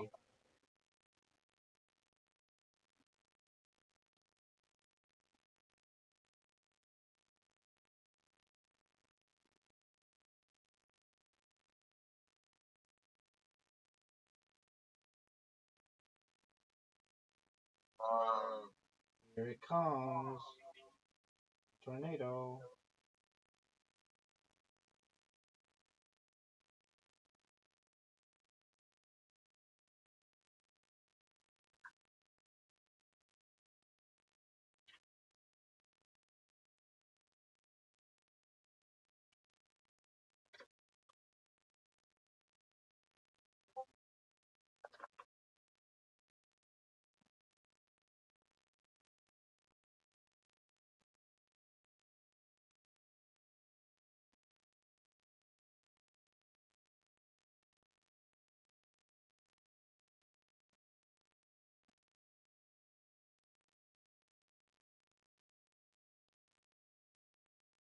Holy shit. What the fuck was that? Somebody give a power up?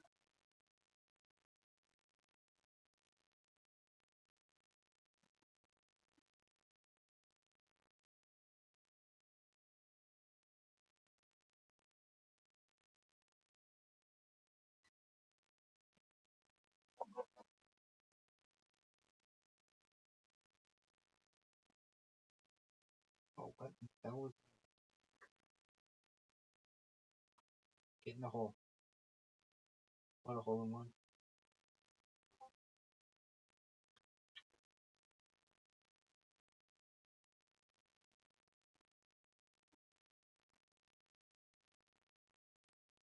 I'll take it.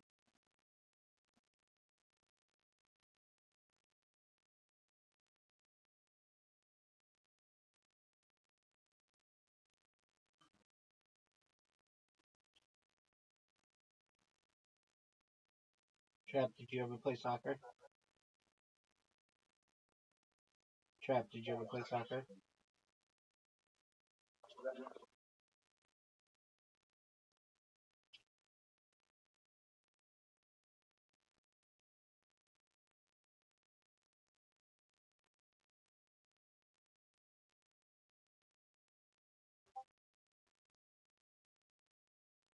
Choosington. Here we go, baby.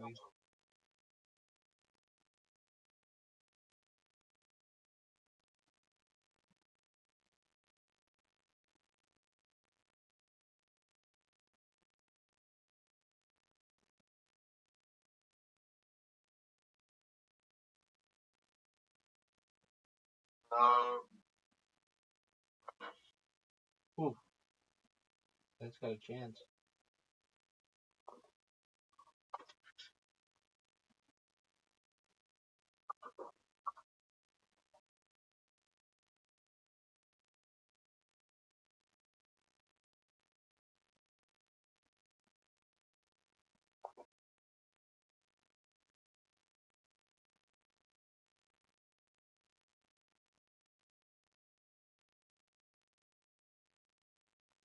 Oh, wow.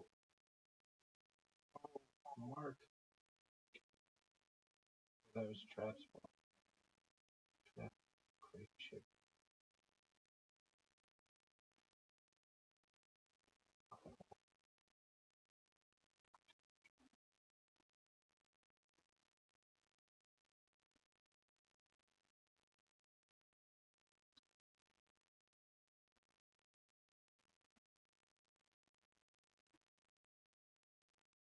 What the fuck?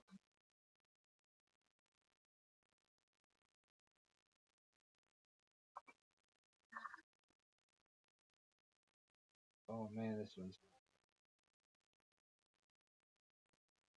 Oh, and you're gonna ice me? Fuck. It makes the whole thing like an ice rink, but just put my ball right in the hole. Mark, beat the shit out of this round.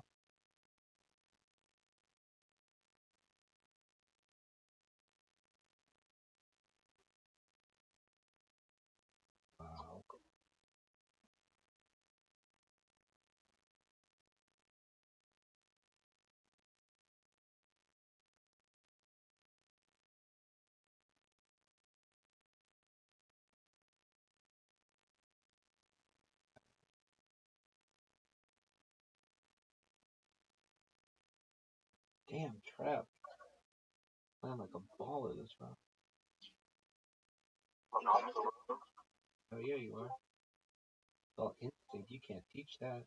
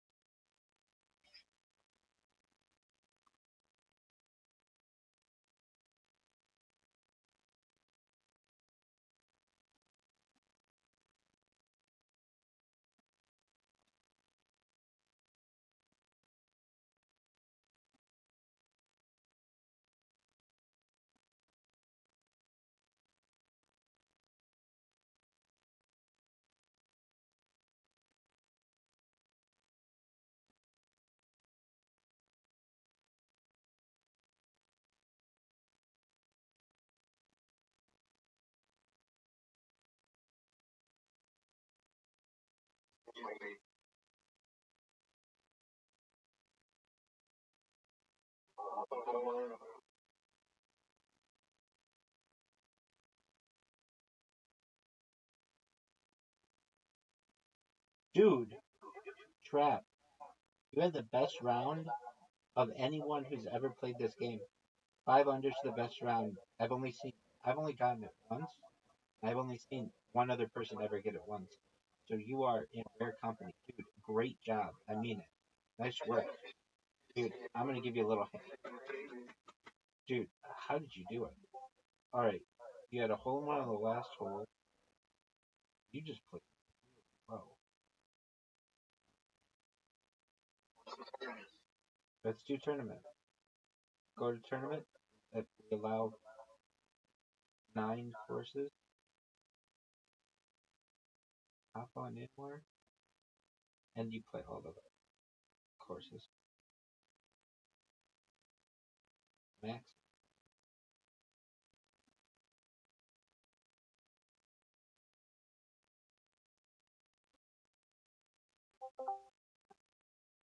Welcome, welcome.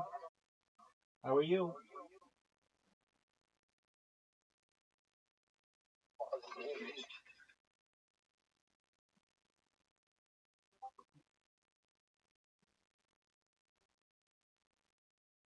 Oh,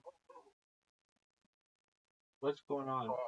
No, no, something weird will happen where it'll you'll do really well on the whole actually.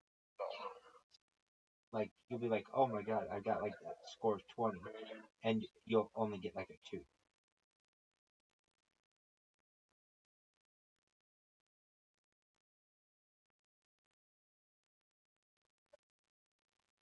Damn.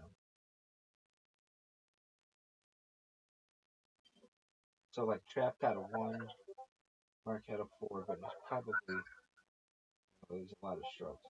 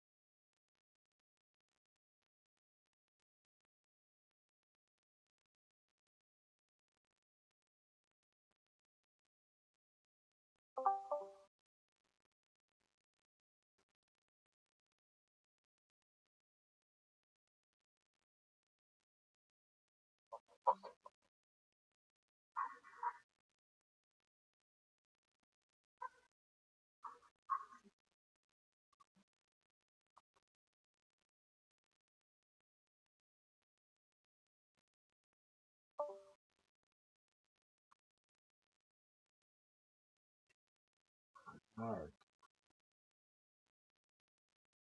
Get in there. Nice.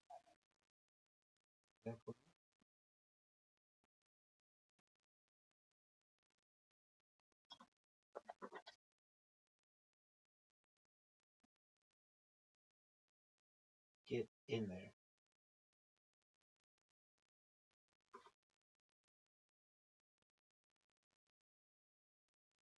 Marcus Ball's playing basketball.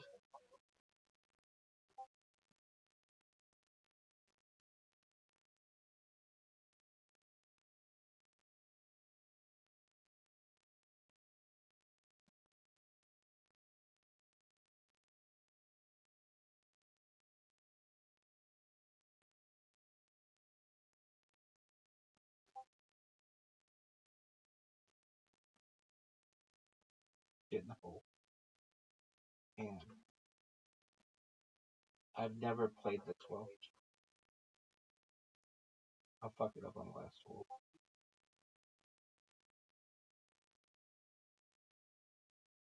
Oh shit, did I fuck it up?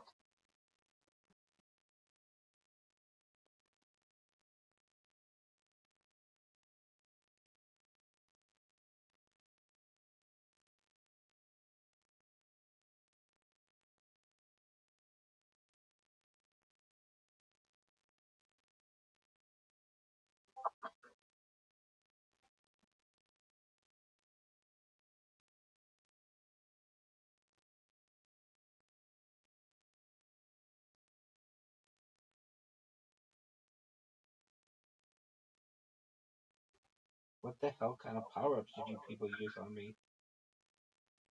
What is this? The wind?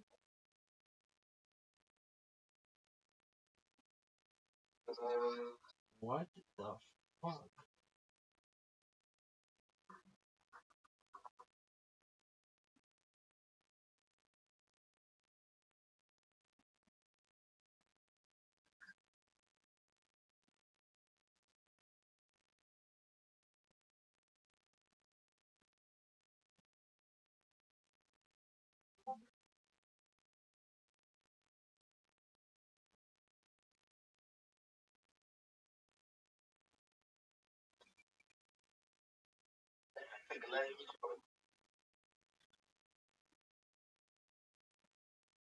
Ooh.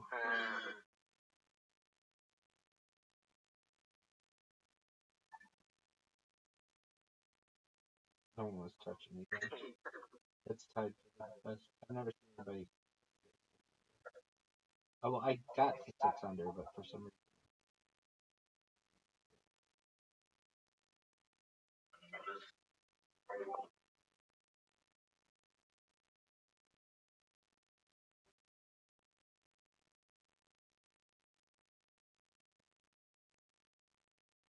Justin.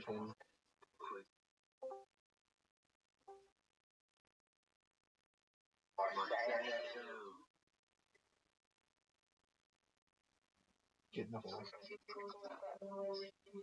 Yo, what up? How are you? Hello. How are you? Very cool. Well done. Dude, I'm live on 33 different devices. I'm live everywhere right now, including YouTube, Twitch, Instagram, Twitter, you name it. We're playing a game. Do you want to play? Okay. We're playing a putting game. Feel free if you want to play it. It's amazing.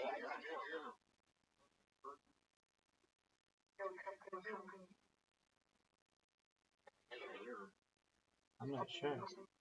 No. You're not muted. Or I didn't mute you. Trap, did you mute him? Alright, leave and come back.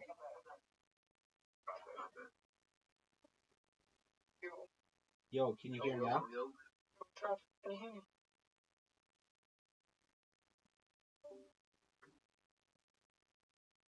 Back.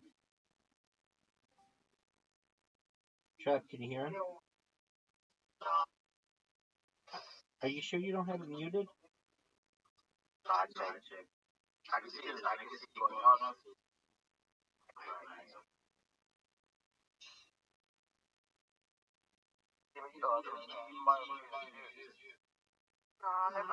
No assholes.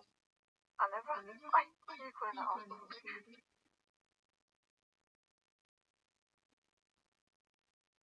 Oh, crap. Well, why the hell can't he talk to him?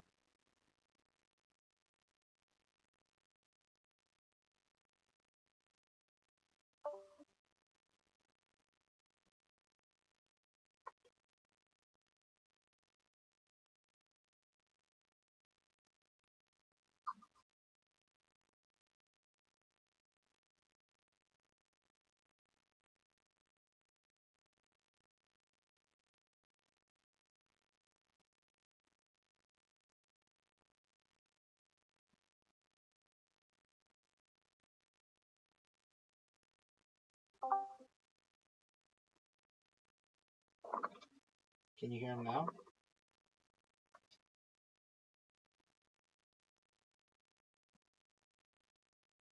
Yo.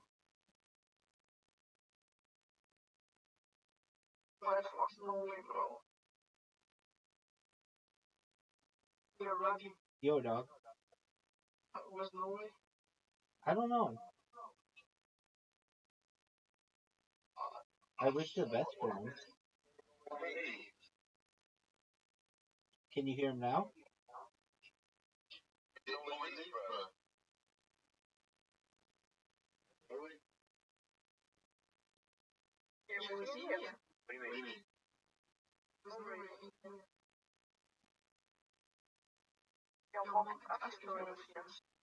With no.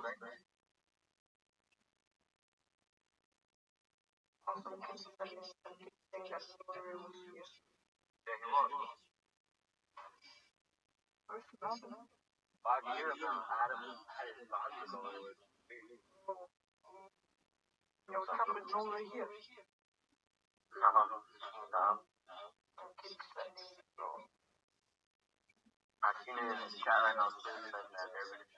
He was a human rabbi. I hear that. Really? Rabbi, you know what? Invite him in here.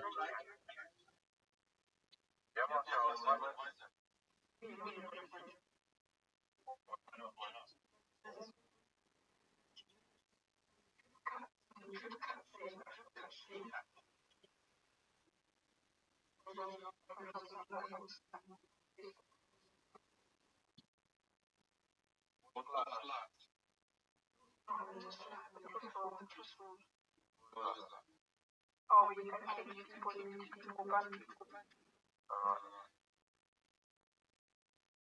I'm walking with you. But you, that's formal. I'm named Truth Cut.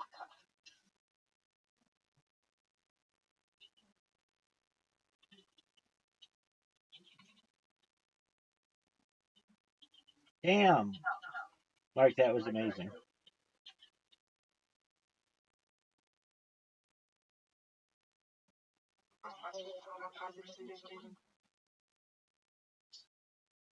Dog, I got a hell of a lot more than that.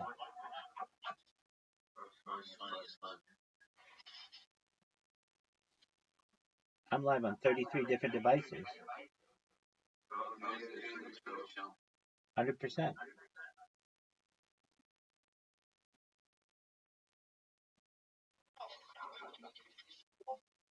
Oh shit. My balding going yet?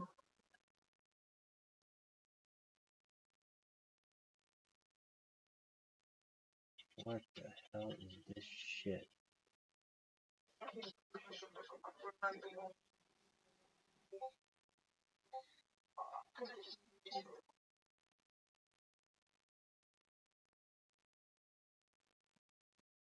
Getting old.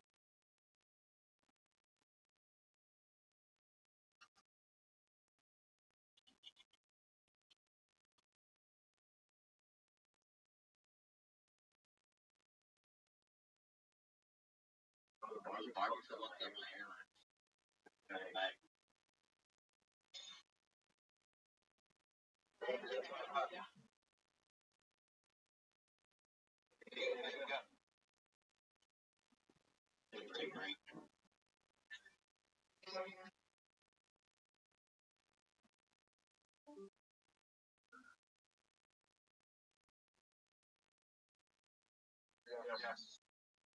That was sweet. Yeah, I'm gonna throw on some Joe Rogan.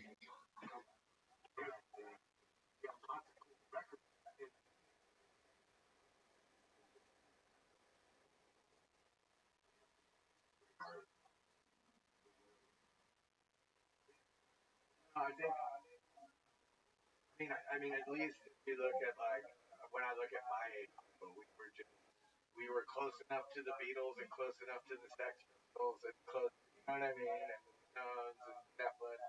That shit's long gone for a lot of younger people. It's not a time movie. I have to ask you a question before I forget. Did Rick Rubin try to get you guys to change the name? Yes.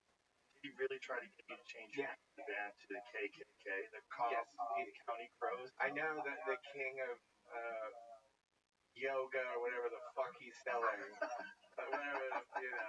whatever it's, under that beard, that guy. And it's funny because good for Rick Rubin, whatever, he can do whatever he wants. He has very little, but he did. That's a true story. And by the way, it was unimaginably offensive. Unimaginably. Why would you say that to us? You know what I mean? Like, the conversation. How does it happen? Because I think, well, we were called Mr. Crow's Garden. It's like a children's book from like the 20s called Mr. Crow's Garden. With an E, so it's Mr. Crow. And we were kind of, into like psychedelic, like it was our, whatever, that was the name of our band. So when we made Shaker Moneymaker, a few years had gone by since we first Crow's Garden, and now we don't sound like that. And George Fukulias, our producer and our A&R guy and our lifeline. Dude, you played like a baller. To the world.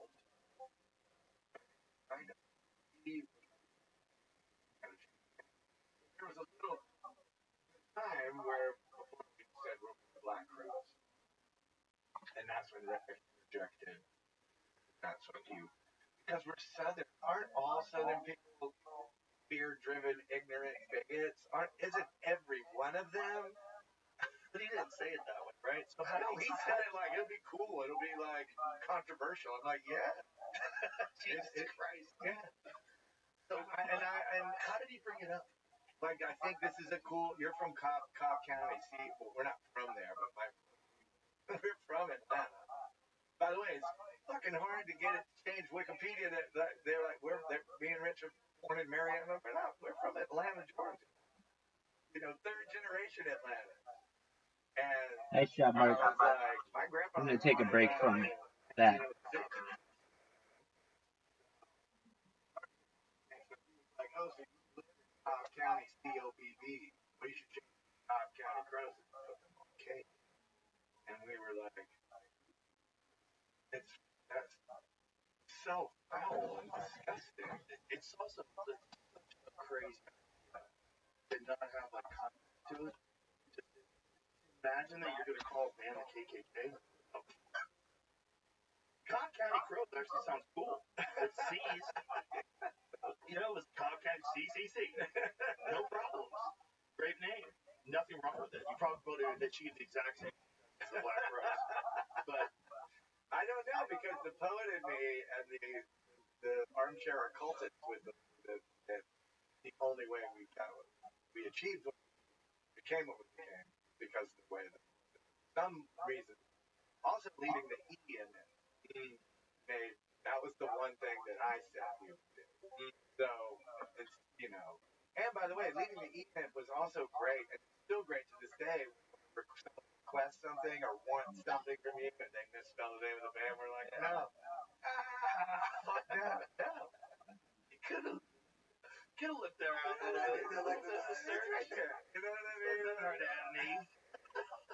I just can't imagine that conversation. I can't imagine it especially because clarity. I don't hate Rick Rubin or anything, but he did. He's a fascinating guy. He's a very interesting thinker, and I can imagine this idea intrusively embedding itself in his mind and then coming out of his mouth. I just can't see. To be honest, I found a lot of when, especially in this, when our first record came out, and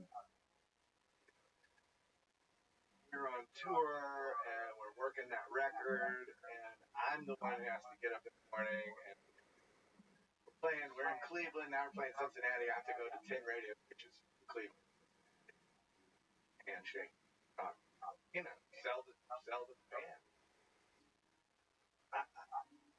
I meet all the local promo people, so they pick you up. Most everyone was really super cool. It would be the people who get you drugs, pay for drinks, and but wow, I would be driving in the car with some of these. They'd be tough, man. Talking down to me like, you don't know me.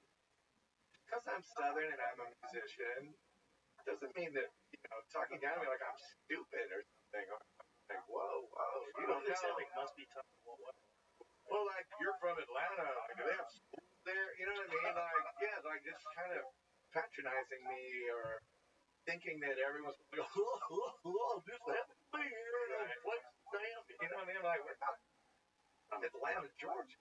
Yeah. You know what I mean? You don't know what books I read. You don't know what I'm into. You don't know anything about me. Well, there's always been a deep history of prejudice about people in what they would call the flyover state. The arrogance of New York and Los Angeles. And, you kind of these are the flyover state people talking to me.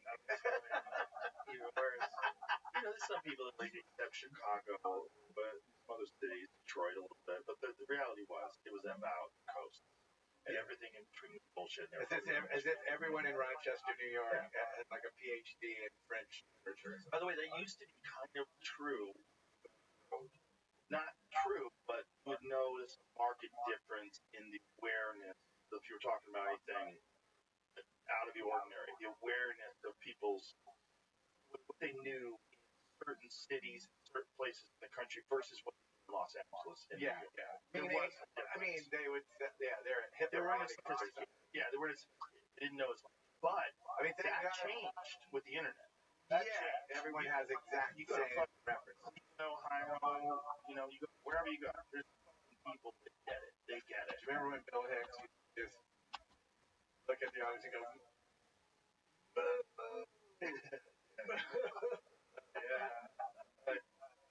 a lot of people still haven't caught up to Bill. Oh, great. His called flying saucer tour. Want to go to the flying saucers for the land. Weird little out of the way. What's that record called? Ramsey Minor or something? Or something A minor? Is it A minor? I don't remember. I don't know what key it's in. I mean, I still put that on and just fantastic. Changed comedy. Made people want to talk around. It was changed comedy from just a bunch of stuff to laugh at to stuff that made you think about it after you're done laughing. I think George Carlin had that as well. For sure. Yeah, for sure, in a different way. But, Hicks was more psychedelic inspired. There's a rock and roll thing in him that, for lack of another description, I think that gave him that kind of. Yeah, it's the right way to describe it. I had a chance to see him live a bunch of times. Luckily. In a way, he understood what a great underground band means. Oh, yeah. And what it meant to him. Yeah. Yeah. He was an artist.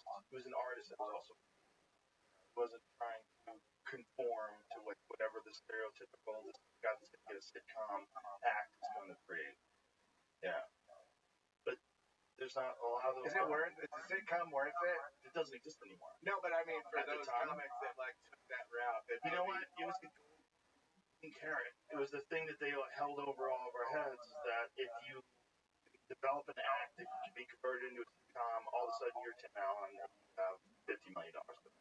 Or your Jerry Seinfeld, or your Brett Butler, or your Ken Barr. It's a few people. Yeah, and there's a bunch of people that had managed some more obscure shows that you forgot about, but they made a lot of money as well. And it was this thing that if you get on a sitcom, and then all of a sudden you're the king and queen. Like my friend Kevin James, that was his thing. Right. And that's how he got through it. And it's that was the magic portal to wealth. And it also fucked up a lot of people's acts because there was That's what I mean. Like after that, now you're kind of stuck. And censored. Yeah, and now the things that you want to say you can't say. They self-censor. This is the saddest thing. I know some of the great comics of like the 90s that are ruined because they self-censor now. Because they sort of developed this act for television, and then once they were on television, they got all that money. They wanted to keep it coming in, so they never really branched out into more offensive subject matter or more provocative. More provocative. You know what I mean? Right. And I think irreverent in some ways. You know what I mean? You feel free. Let everyone else will judge what. Yeah, but it's just the problem. You're never going to make everyone happy. Now, way more people have an opinion that they express, like because of everyone. It's not as simple as get the paper like some cool likes band. He's going to brush up. And you kind of trusted Bob. Bob was a good guy. He really loved music. Wasn't trying to tear things down. Those guys don't. Yeah.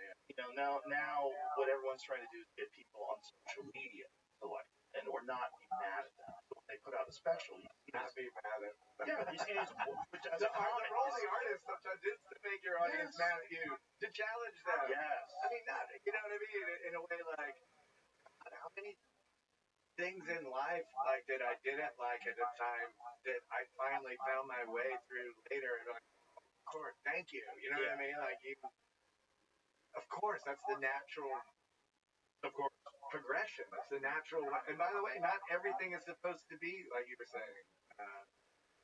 Now, I guess that's where we are with this social media. Nothing can have that sort of mystique around it because it's forcing too much out of someone. You're expecting too much from someone to either follow you and or understand, get it, or accept. Right. Yeah. Well, it's just a foolish pursuit of other people who you don't even know. Their love of attention, and you'll morph and change and adapt whatever you're trying to produce in order to gain their favor. That's a fucking folly. That's just a foolish way of interacting with human beings. And whatever you create is not completely false. Right. I mean, you can see when, personally, I think you're starting to see culturally where hollowness and that hollowness isn't helping. Oh, it's definitely not helping. It's pushing us over the edge. It's not good.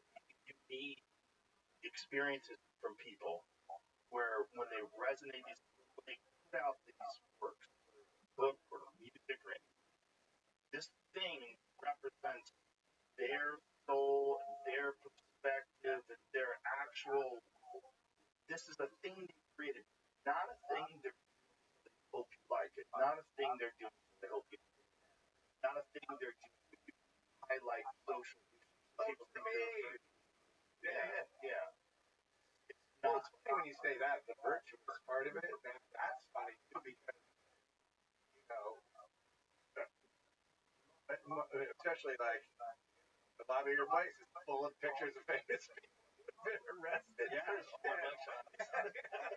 it's like, I mean, in a way, in a counterculture way, whether it's a poet, a musician, a jazz musician, anyone, you know, Robert Mitchum.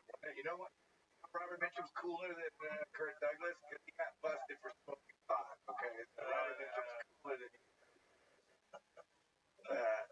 but the outsider in culture, you know what I mean? The loser and the outsider are other themes we do not celebrate as much. And I'm not talking about some fabricated pop star who pouts and it's like, look how dark I am. Right. You know what I mean? That's not. No. And that's all. Can manipulate these kind of archetypes. Yeah. And put them into kind of specific things that they want because they. That's a formulating a rebel. So gross. Yeah. A formulated rebel. Genuine formulated rebel. Yeah. I mean, but you see them. You do. But I think they sort of make you really appreciate who art. So the people really is an expression of what they're trying to create. They hope people enjoy. You know, I mean, it's funny because that's, you know, more than ever, not just for the fact that I really had to go through something, come full circle with my career and my brother, Chris. In my life, a lot of things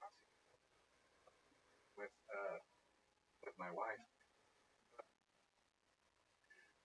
One of the things that keeps me excited, and one of the main things I love is I know that call us old fashioned or call us naive or anything you think doesn't matter. But that we were talking about that stupid flame idea of purity, but I know we go out on tour and we write songs, make records, play concerts. It's something that is raw still in there. We're not in-ear monitors. There's no computer on our stage. You know what I mean? We don't. These fucking bands cancel a show because their laptop didn't work. I'm like, well, fire your mom. Fire your mom. Do they really cancel shows because the laptop crashes? That is hilarious. And like, there's bands that are up there not even playing, and like they press a button and they're up. You know what I mean? Which is fine. Like, whatever you want to do to get over. Again, I was born the same year the Beatles made Revolver. I get it. You know what I mean? Think about that. In my daughter's lifetime, the Beatles will be a fucking 100 years old. The record will be 1964 is 100 years ago. That's crazy. You know what I mean? It's so crazy to think about that. Because when I was a kid, it was just a decade. Well, in the same decade between the Beatles, if that 100 years was the end of the Civil War and the Beatles, you know what I mean? Like, it's weird. Weird things. It really puts everything lens a finite lifespan of 100 years if you're lucky. We look at everything like this is a long time. It's not a long time. I did do this joke of the Constitution, the America was founded. Like, people, 3 people. Yeah. 3 people ago they started this. Like, nothing. It's so new. Everything's so new. Civilization itself. Oh my God, it's so ancient. Is it really? I mean, you're talking about the 3,000 years, but in the big scope of things. And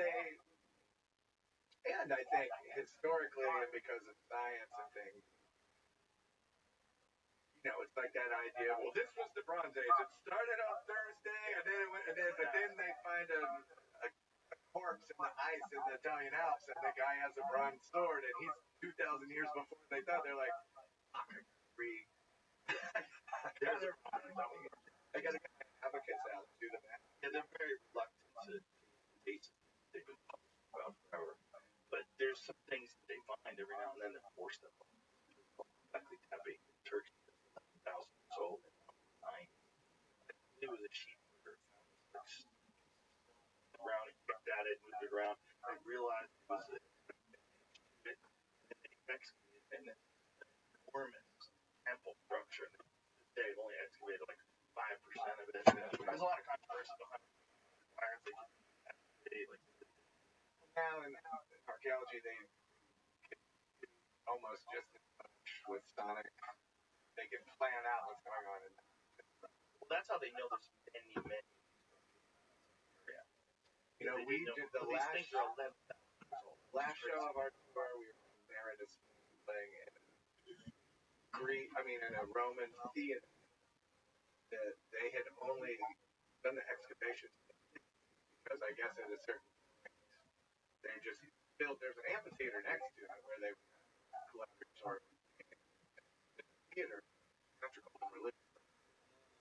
But you're sitting, you know, like Pink Floyd gets Pompeii, we get married. It's still cool, you know. Yeah.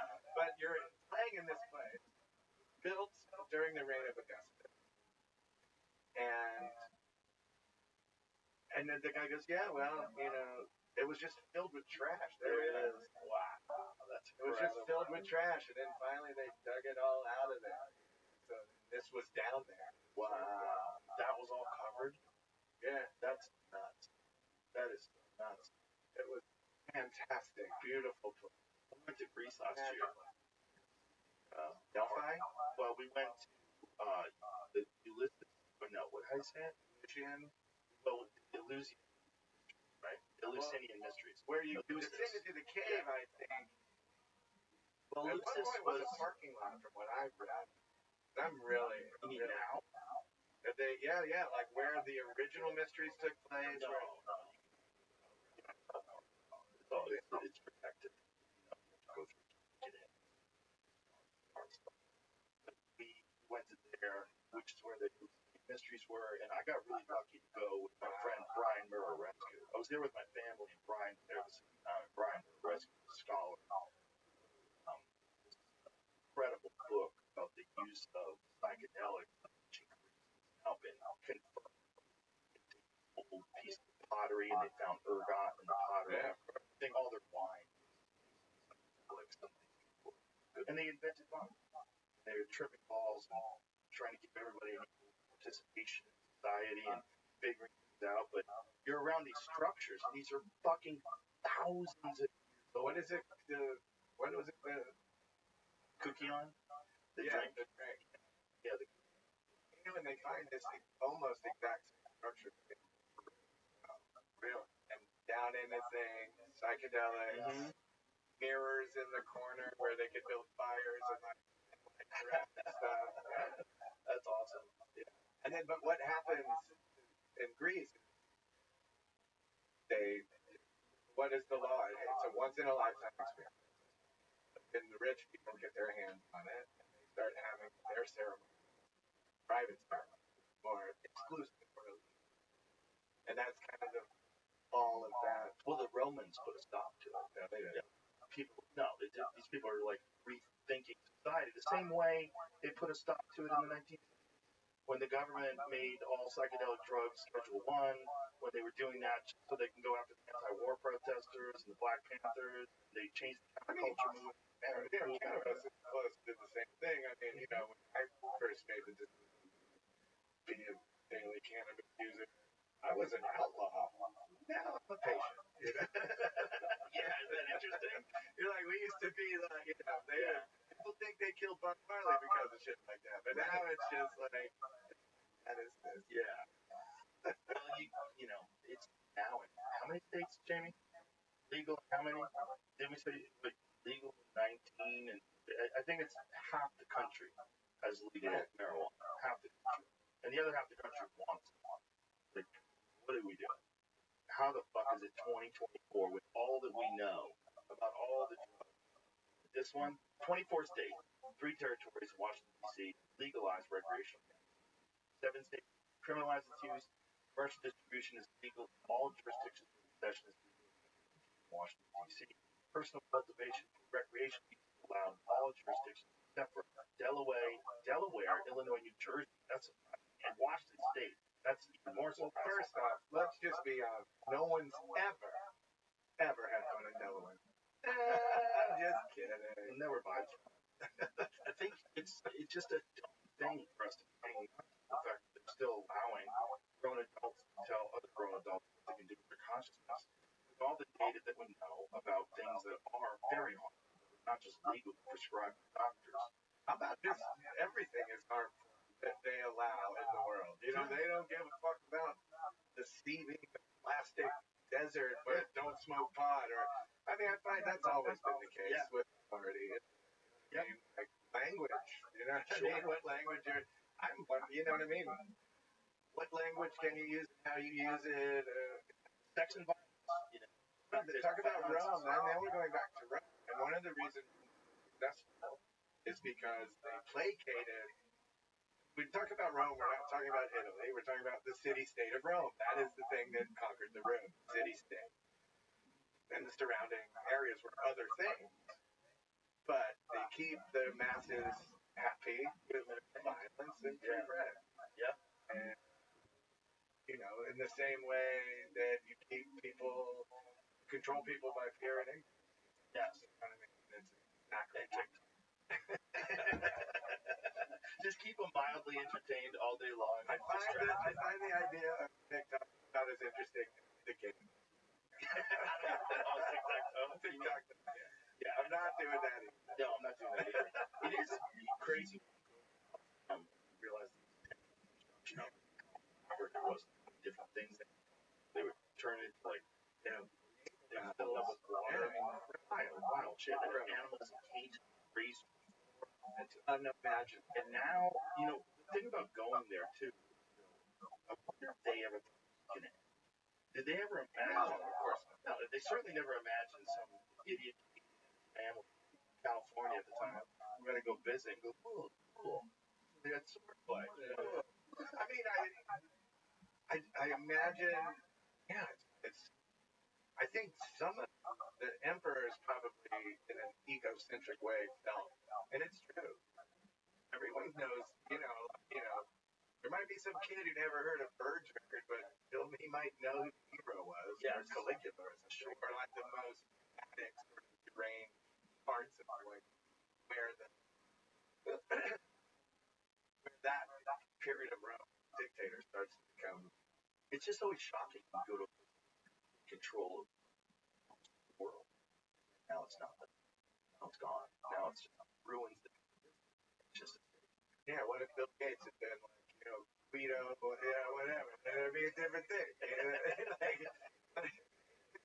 What if the whole internet came from Italy, not America? Right. It's just so. Claudio Gazzo, whatever, came up with this. But they had a pretty good run in the Renaissance. Oh, well, they've had amazing artistic. That's something I think about when I go to something about their life, their lifestyle that contributes to this incredible body of work when it comes to art, when it comes to music, when it comes to sculptures. So many artists that came from that part of the world. Have you ever seen a book called Naples? No. Do you know this book? It's a friend of mine gave it to me. It's a British Secret Service officer comes to Naples directly push of the fashion of Sicily, and it's unbelievable. It's sadness and the tragedy of it. Like anything else, war is dramatic. War is pain and violence. The aftermath of war is that people rarely have to. Maybe because of the way the drama. But there's something about this guy. But he captured the spirit, the humanity in transition period in Naples, but a magical story, gravity, but also very exalted human things. And then just some things that are incredible, like Italian clothes. Even the rich, aristocratic class, when they get in around this time, walking around, it's beautifully old party, black. Yeah.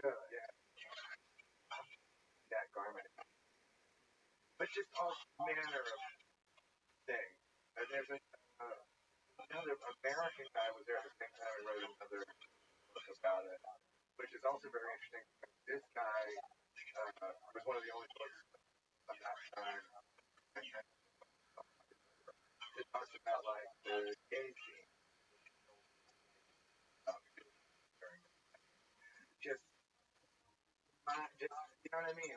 Incredible stories, incredible survival and heroics and art and culture that still survive during darkest times. Great.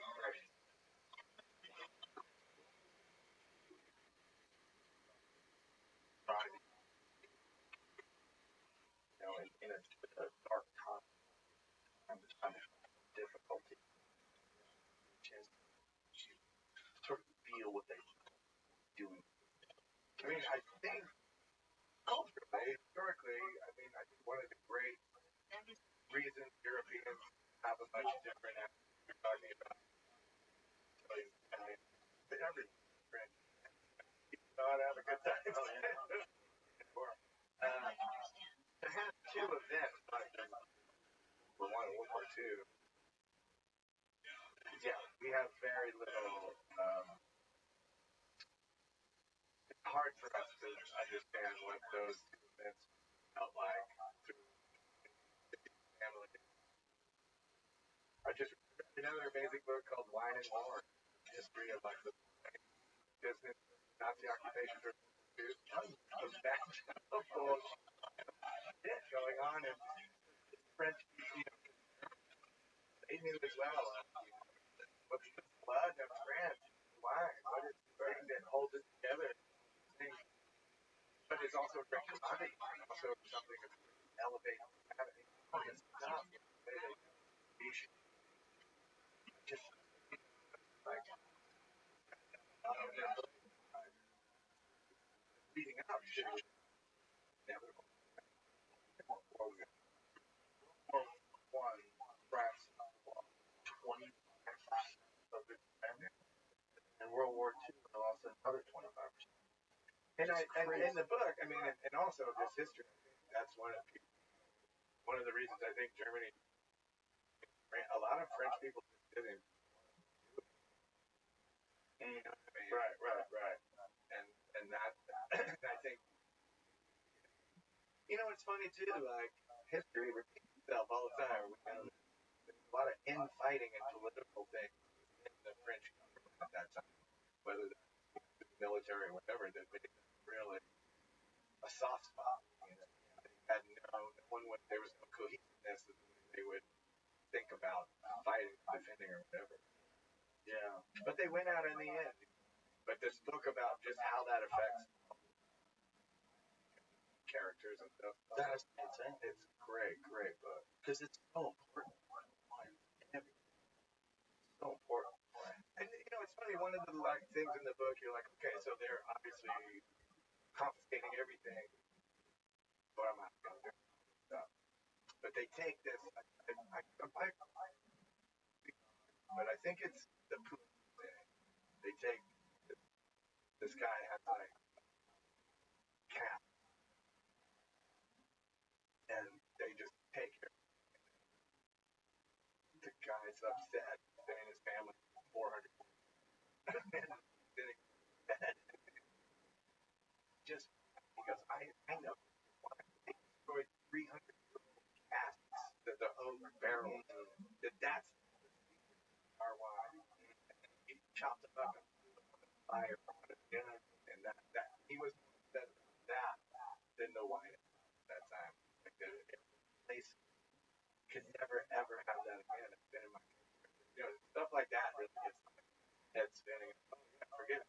It's the grave of the person. And it's every detail, every aspect. Well, they can also destroy history. People won't know how to do it correctly. I mean, that's one of the darker aspects of occupation. Destroying the burning of the Library of Alexandria. I mean, could you imagine what that? I mean, we have no. I mean, unimaginably. And by the way, who burned it down? Christians. Did they? Yeah. Christians ran amok because of something that had happened. Something, and Christians burned it. Imagine if that had some sort of as how they lost war. Or it could be anything. I mean, that was the most society that has even today ever existed in ancient Egypt in terms of their ability to construct things that baffle us to this day. Like the Great Pyramid baffles people to this day. There's hundreds of thousands of people debating how and why and what they were for, what they did, and we really don't know. I'm also interested in anything where before science becomes one thing and like the occult is another thing. And I'm just, there's a certain time and I'm really interested in John Dee, the great occultist scientist, which around the first reign, alchemist. But then his scientific ideas were equally, they possessed the same gravity as his occult ideas. Those in the same world, they weren't removed. Like one was silly and one was silly. Right. They were both taken with the same level of sobriety or whatever, And And that's what we were talking before. I think there's to remove the mystic of everything, or not to be able to have a nod to it or understand. I mean, what is ancient Egypt? I mean, yeah, they were great civilizations that could organize, and its base, what's holding it together is mystical, like weird thing, you know. So to remove that completely, I think it's I don't know. It's so rigid. It's a foolish, rational. There has to be integration of different things because you feel people's need for that. Well, there has been in all great cultures, right? Teaching. You've been to ancient minds. I've been to South, but I didn't go to that one. I went to two other ones there. Shit. They all in ritual. There was a lot, and what they did was incredible. And psychedelics, yeah. I mean, I went to Japan, so we got lucky. There was a really good professor that was kind of explaining to us. He was talking about psychedelics that they believed they would use, the way they had structured all the things aligned with constellation, the way they had worship, integration into all of their art. I mean, it's an integration into universal consciousness. I mean, that's really what it is. And it's funny, like, you're poisoning the water. You're poisoning, it's all one living organism. And the universe is one living organism. Right. I mean, I don't want to get mad, but it's just like the ecosystem, whatever. Like the frog eats the tadpole and the bird eats the frog. You know what I mean? But it's because you can't see it doesn't mean that it's not out and forever. That's the reality of it. So it's not just water, and of course, again, I would like to think that and I don't get wrapped up in it.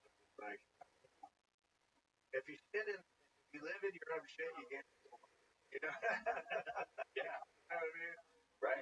And it's the plague. Yeah. There's you think about the universe as a whole, our brain. We just think about our name, our lives, or our personal problems, or our bills. Yeah, nonsense. Thinking about nonsense. You know what people think about? That they can buy shoes that they don't have to touch to put their feet in. I see them just order them. The guy walks over there, like, never touch your shoes again. I'm like, wow. You know what I mean? Like, finally. Those spots, choosing to slide in. Yeah, and I'm like, amazing. Everything is, everyone relax. You never have to touch your shoe. What if I want to touch it? Yeah, well, some people don't understand.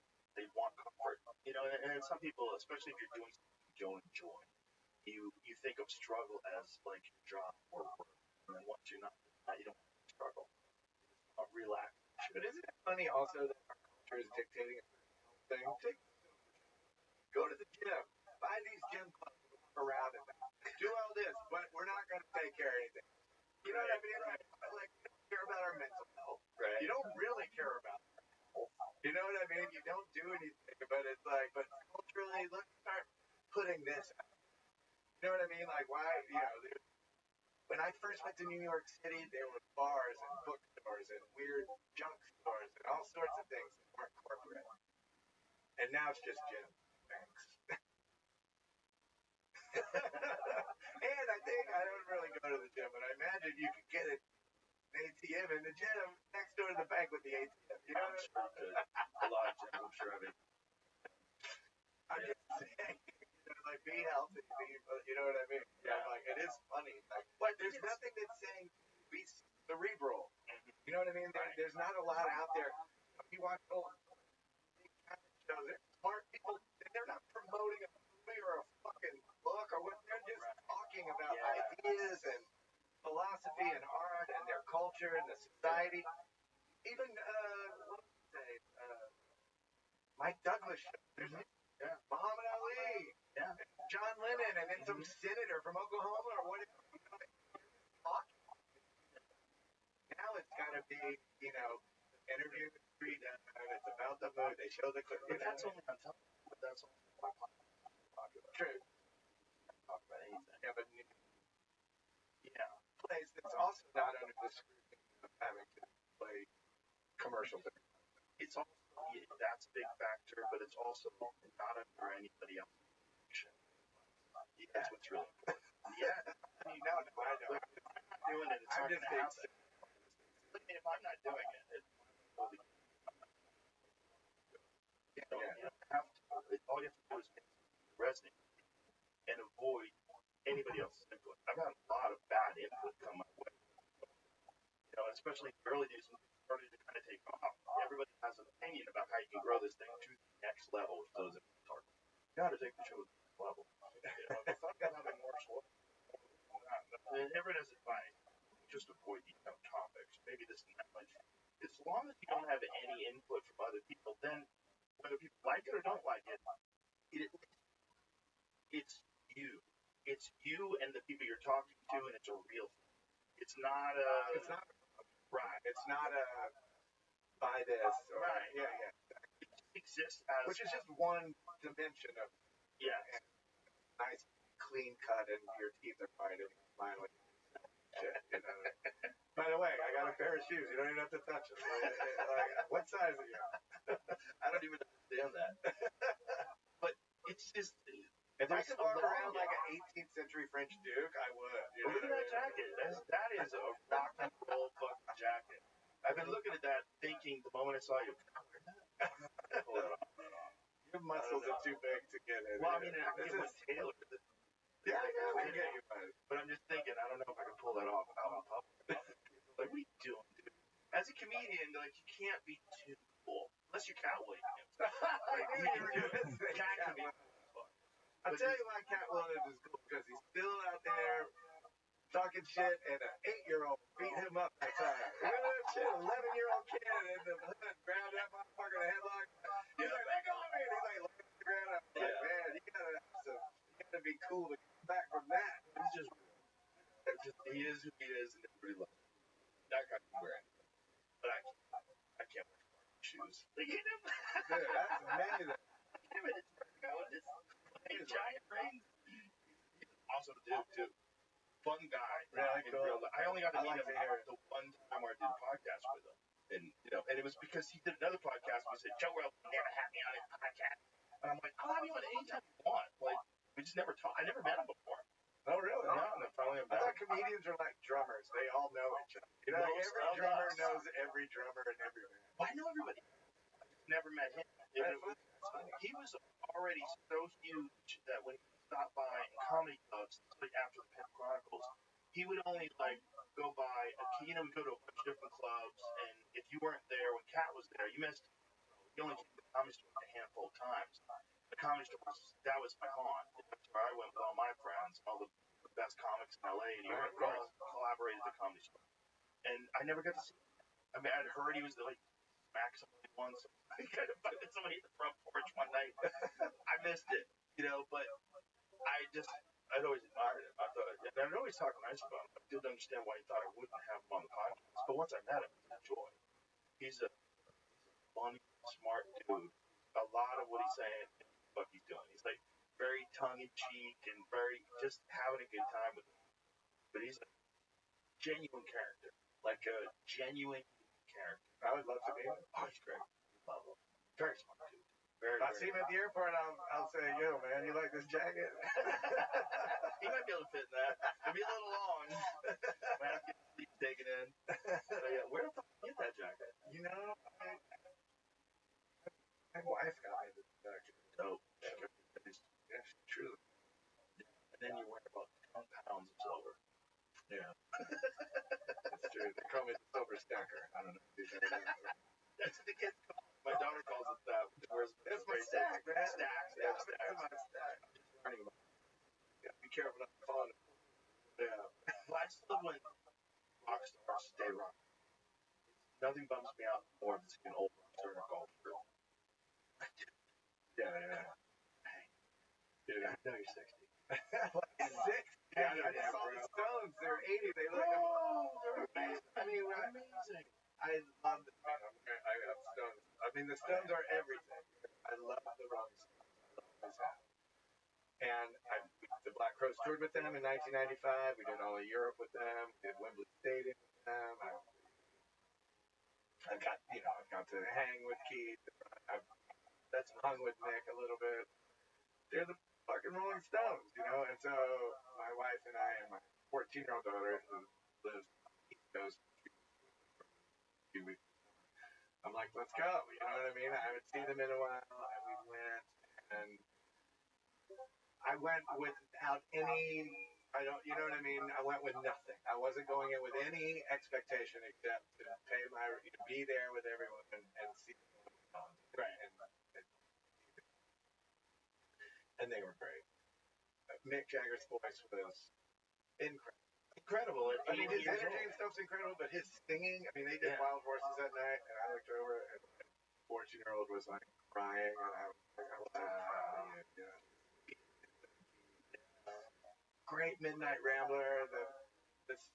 They're in a stadium with just like Ronnie and Keith just had like 2 speakers on stage and still playing. A lot of bands don't play live anymore. They have their digital shit through the PA. There's not even any sound on stage. Wow. It's all through their me. That's whatever it takes for you to get the gig. I'm hip to do what I've seen. Personally, I like a lot of sonic chaos. You want it real. Yeah. I want to feel it. I saw them at CODA, Circuit of the Americas, a couple years ago. Yeah. And when you watch Mick Jagger walk out on the stage, he's really there. Like, how is that really him? I told my wife, he's like a Sasquatch, but everyone's seen it. Right. It's like, he's still out there. I remember Bill Hicks had a bit in 1988 about the Stones built. In 1988, about this crazy thing. Oh my God, the Stones have a new album. What? This is 88. Yeah. And here we are in 2024, and they're still out there killing it. And the show was amazing. It was amazing. Amazing. It's so good. The best. I consider myself a Midnight Rambler. One of the best Midnight Ramblers.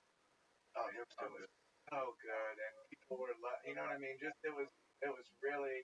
I'm so happy that we went to SoFi Stadium. Yeah. It was great, you know, because I will admit sometimes, and okay, let's be honest, I get access. You know, we have sometimes in big places like that, something happens. I get a little bit like, not because of that people would know who you were. I just get weird around giant crowds. Right. I did when I was little. I didn't like theme park, you know, all sorts of weird. Yeah. But that was so cool. I was so inspired. You know what I mean? Yeah, I like floated out of there so happy. That guy has 2 trailers that takes them everywhere that are just a gym. 2 huge trailers that are just like Mick Jagger works out every day. And when he gets out on that stage, like he's fucking 80.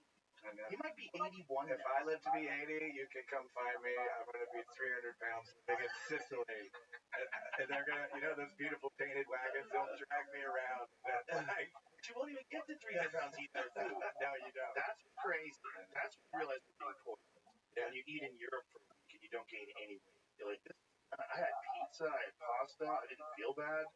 You come over here, you feel like you get with a tranquilizer compartment. We're poisoning yourselves. You won't get to 300 pounds. Yeah. Unless you drink it. Yeah, even the wine is. Well, it's just there's something about like just the air there, the atmosphere. I'm English. We are pretty much in our DNA English, and then like a big scoop of Polish Jew. You know, not even a big scoop. My grandfather and my dad were shiksa-loving Jewish men who whittled me and my brother. And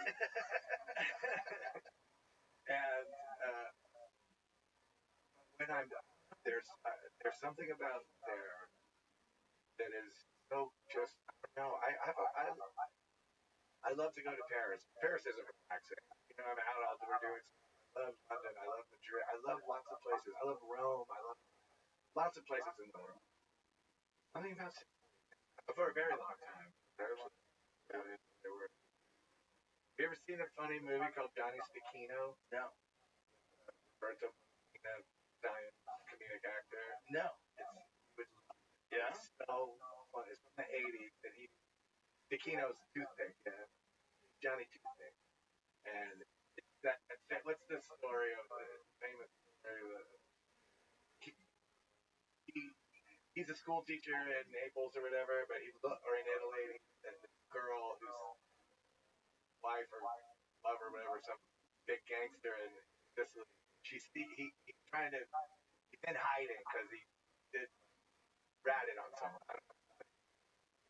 Sees him and looks just like him, so she brings him to Sicily. Like walking around, you're like, yo, what are you doing? You know what I mean? Like, so it's that kind of thing, but it's unbelievable. Remember, there was an Italian singer who created a very popular song where it was fake American. God, I'm trying to remember his name, but it was a song where he's singing fake words that sound like he's singing with the Rolling Stones or the Beatles, but he's doing it with fake words. It's like what he thinks American songs sound like, but it's gibberish. This is the guy. What is his name? Adriano Celentano. Give me some volume on this. Listen. It's really cool. You should listen to the song. This song is very cool. There's a couple of different versions of it. This is like a live performance. Another one that's like really fucking interesting what that guy did. That's cool. That's really good. Yeah, he just made up fake American music. It's fucking great. I'm gonna do that next week. Why not? Fuck it. I mean, there's a lot of songs that words aren't really words. They're just kind of like sound. Dan Auerbach talks about that.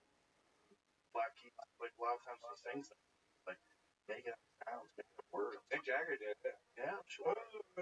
Yeah, or he took words and mashed them into something that was more. Especially live in the '70s. You're like, but man, he's not lost any of the energy. If you watch like his old performances now, it's just an older guy on the same vibe. It's very cool. They play everything in the same key. You'll find a lot of older, and I get it. Singing is a physical thing. I mean, my one thing is kind of like the muse. Like if I stopped singing, it would go. You know what I mean? If I didn't sing, I'm gonna take 2 years off. I would never get back to where. Why is that? It's just the nature of the physicality, I think. You know what I mean? Especially as it's 35 years, 40 years of singing. So it's like you're working muscles. Yeah, vocal cords are just muscles. Wow, and you're working on a regular basis to get out of shape. Yeah, and then like that, but then it didn't come back. Or won't come back to where I'd like to, I really like where my we sing the songs in the same key. It was funny, we played the Forum. We were the first concert in the Forum, LA Forum, after COVID. And it was a bit, I had never played there. It was a big night. It was, friends and family. It was great. George Dukoulias, who's produced our first two records, and signed the band. After the show, he was like, if I'd known you'd still be singing them 30 whatever years later, we could have put the keys down for you, That wasn't how it worked back then.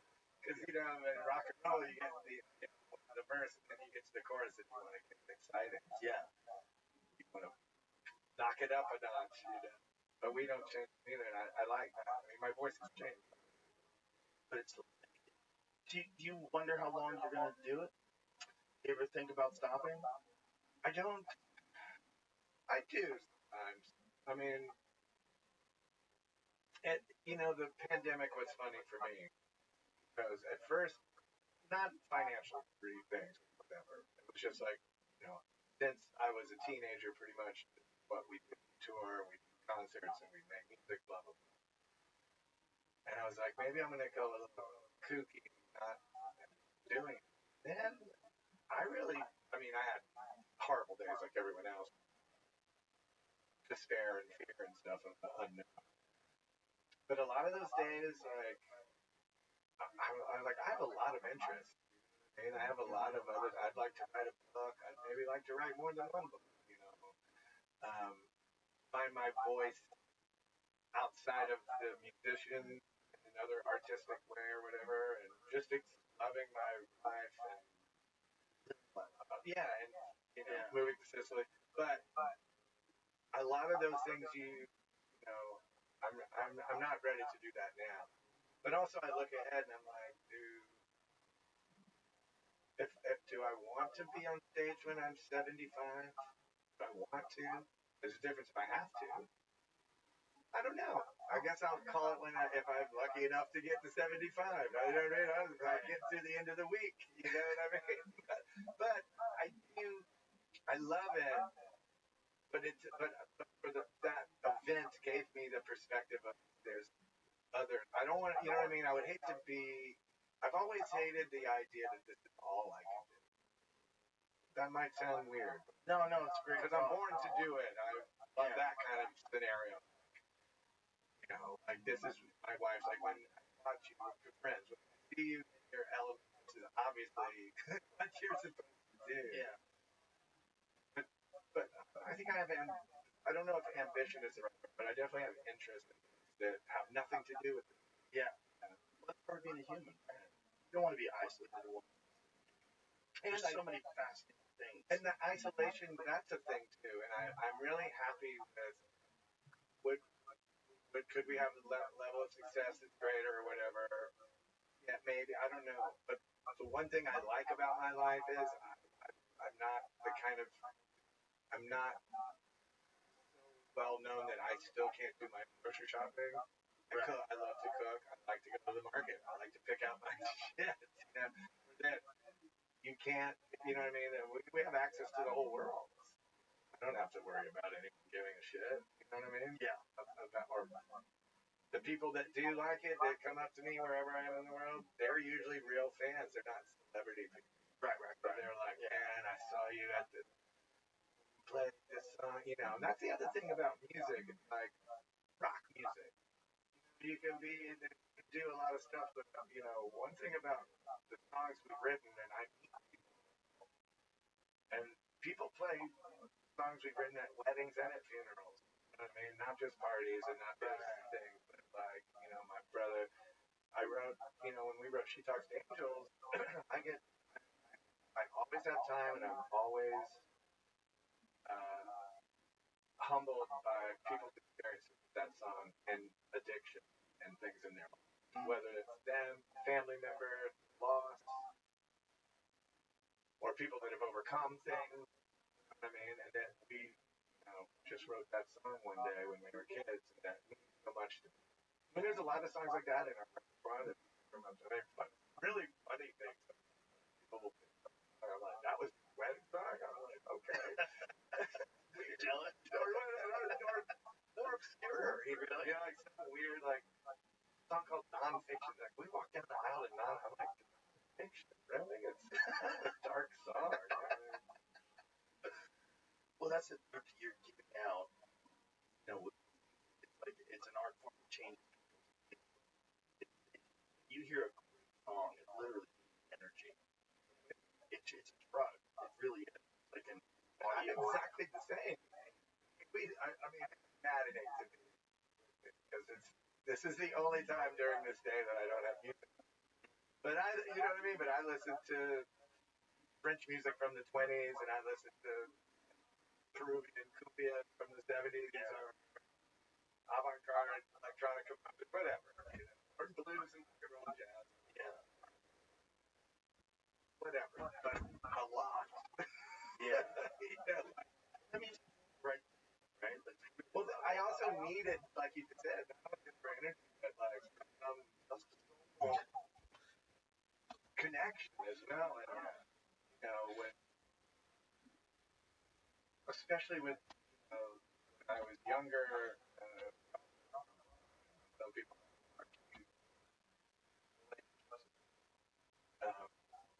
but if there's a certain melancholy that comes over me, only some artist that can I can sail across that deep water with. You know what I mean? To kind of assure me that I'm not the only one.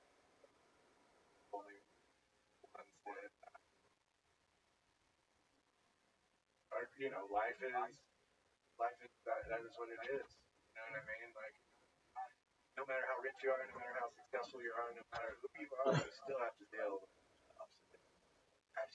I think adversity is the thing that really makes. That's one thing as like I'm not afraid of it.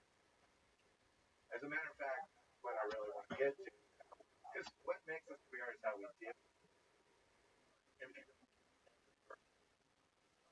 And if you push it under the table or this or that, and yeah, then where are you? You know what I mean? Where's the and the great and it's these things are cliches, but the greatest lessons are the hardest ones. You know what I mean? Those are the ones that stick to you most, and those are the ones that make you grow. I have a great friend in a fantastic band for us. We've been friends. His name is Jim Jones. The band's called the Jim Jones All Stars. He's a band called The Hypnotic. And we've been together for 30 years. And he went through really heroin addiction in the 90s. And it's funny to talk to him, and I love that, but he's like, yeah, man, lesson, tough lesson. I'm happy you're still here to talk about it. But I love his attitude. You know what I mean? I love that spirit. I mean, that it didn't, I learned from this, and I've moved on from this, and I don't have any regrets. I don't have any resentment towards this or anger towards about it. It's no one's doing but my responsibility. Take responsibility. Big, and that's important, and I think we see a lot of that going away. People, and every story is different. Not everything is the same. What is real and what isn't real, that's for every people. But the fact that can be captured in a song and let carry through bad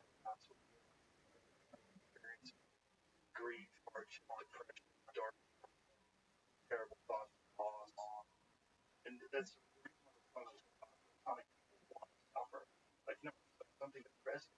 And anger is a part of that too. You know what I mean? Like, and it's funny, like with the newer music, I'm like, you guys, like the world looks pretty shitty. Aren't you guys pissed a little bit, or you're just like, no, I'm just gonna get some likes and my pants fit right and my hair is good. I'm like, okay, I get pop music is like for the young people. I'd like to see in the heart a little more anger, or I'd like to see more. It's like when I'm looking at music coming out today, there's a great absence on new rock bands that seem like rock bands from the past. Guitar, bass. Yeah. I mean, god damn it, people still love that music. What the fuck is going on? Yeah, you go see AC/DC there in a fucking stadium. Yeah, you see Metallica there in a stadium. The people are going. What happened? I mean, where is it? I think it's definitely there. It's just, again, I think people, for some reason, think the music business is supposed to be the cage. They're just like any other fucking salesman. They always have been. Just because one salesman had a cool taste and one didn't, don't kid yourself. Right. They're not artists. They're salesmen. And there's cool people and not cool people. But they're not, you know what I mean? Yeah. And I think, like, now we live in a time, and you see it a lot. You see people making comments about it, art industry, about how you're just following. Whereas before, yeah, you had things that were popular, but someone said, fuck, sign the Stooges. Yeah. Danny Fields said that, but he had great taste, but he was still a record company guy, the business side. Someone, you know what I mean? Someone said, sign Susie and the Banshees, whatever. Someone said, dude, Bob Dylan, you didn't know when they made the first Bob Dylan record that he'd be 83 years old, Bob Dylan, you know what I mean? Yeah. And a lot of people said, don't sign him. He's not marketable. He's not commercial. And, that's my thing. I'm looking for still that maverick spirit or somebody who does have the wherewithal and or vision maybe something is a little bit outside the box still could have not just it would have importance and it can be popular. Well, of course, and it always has been that way. The idea that everyone has a short attention span now, and we're interested in this thing. No, that's not true. That's just still, it's still nothing. There's still like a. Thanks. Thanks for having me. Yeah, it was super fun. Really Yeah. enjoyed talking. I got to talk about a lot of weird stuff. Yes, sir. Thank you very much. Cheers.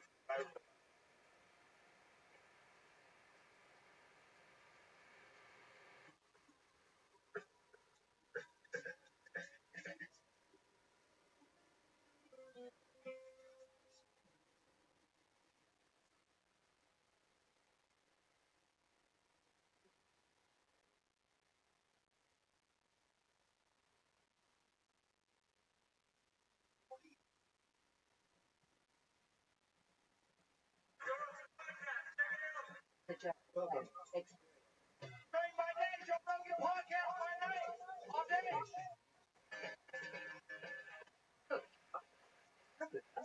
Nice to meet you.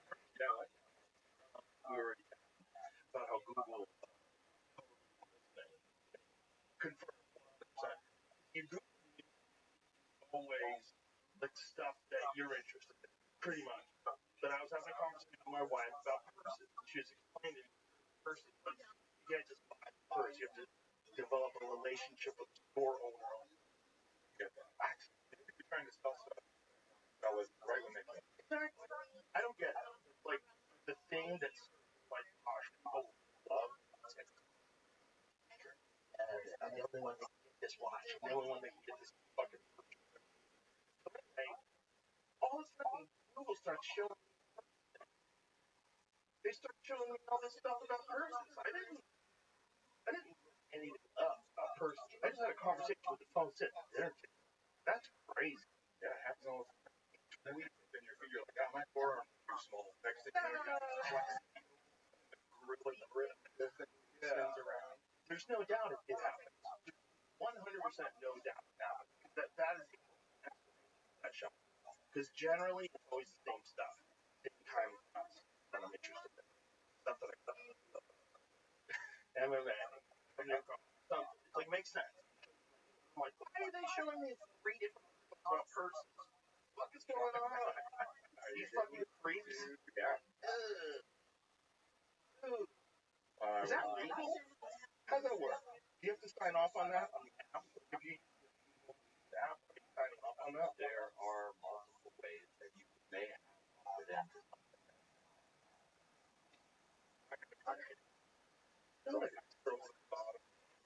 If you read them, there's nothing wrong with it. It's that one. Apple's pretty good about it. I think that's probably the best about that. There's a company that actually stepped in and said, we're going to stop share. They were the first that did. What exactly did they do? They made a big deal. It was an advertising move, and a lot of people got pissed off for it. Might have been that the option opt out on the settings of the iOS for the first time. Something like that. I think you're right. Something like that. A bunch of people like, this is going to affect our advertising. But yeah, you guys are stealing money. Stop doing that. I spend my mornings through my emails driving. Oh, yeah. There's companies, like there's one of our ads. It's like, which one is that? They'll find the subscription. Which one is that? Oh, like they go find it. They'll It's do like it you for know you. what you're subscribed to. And you're like, oh, National Geographic, Bill, whatever it is, whatever. I'm leaking money. I'm sure. Apparently, everybody. It's just you get so accustomed to subscribing. Like, oh yeah, that's easy. I'll get the cereal every month. Yeah, I'm 5 years into a lot of week-long subscriptions recently. How do you get? How old? Okay, you might be old enough to remember. I'm 57. Do you remember the Columbia Record House deal? Oh, hell yeah. Nobody paid for that. How did they make any money? I still have to collect collection. He has a lot of good ones. I feel like Girl, that I was need you to getting fucking tell everyone. Yeah, I think that was part of their all these say fun they things. sold millions of credits. I also think it was probably a way to get their artists off. They could say we lost all this money in Colombia. Like they could like factor it in, and say I know it's 4 million copies, but actually 400,000 in Colombia, and nobody's gonna hammer calls. Is that what it was? I don't know, but he's not that guy. Did that happen to him? I know that his record deal had bankruptcy, all that stuff.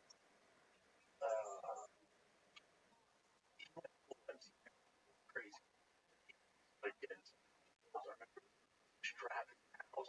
He had like super expensive marble that's being brought in, and then they, I guess, they pulled the rug out. Pretty fast. I don't know the MC Hammer thing, but they for sure don't want to pay you all that money. Oh no way! If you look at royalties for comics, it's 0.00 like 15 zeros, and then 1 cent. Oh yeah, you get nothing. For audio, for comedy audio, you get nothing. It's always, especially comedy albums. After like 1980, fucking comedy albums. I don't know, but it's like plus the lawsuit, where they had to take a bunch of people off of Pandora, Spotify, and everything. The lawsuit they went, they're trying to get writer and performance. Just a company. It was I can't remember.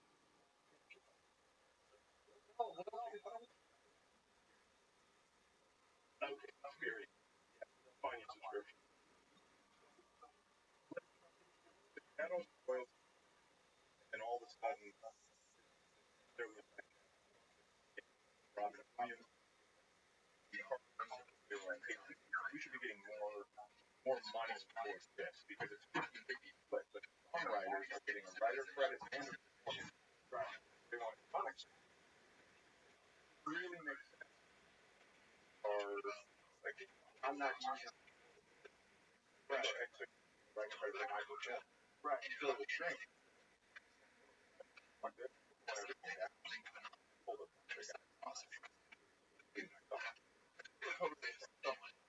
Who wanted to be credit like with writer and performer? Is that to the Thomas? Thomas gets paid twice? Okay, so like an artist that didn't write the song, the comics like don't get paid twice. Entire content. But him was like Because the writer well, no, it's right. Like I think far you Following the conversation, yeah, there was some sort of I thought Columbia University, writing. Boston. This is amazing Brian fascinating joke was this is the audience asking you. This is my impression of God when he made you. Okay, just oh no, the cat fell off. Too much fun. How much is your favorite? I don't remember. I think it was $500. I don't remember. Great line. I was thinking, it's like I'll never. I go, don't to me. Use it. When you're like cool bottle. And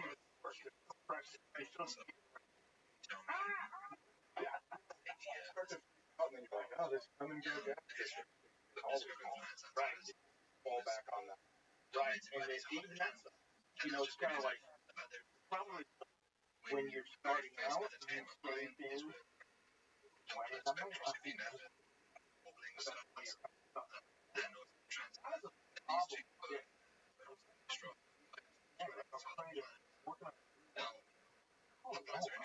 the chemistry is fascinating.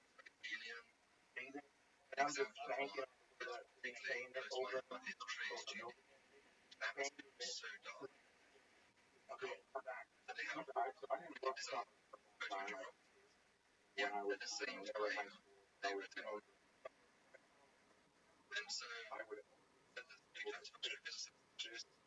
Even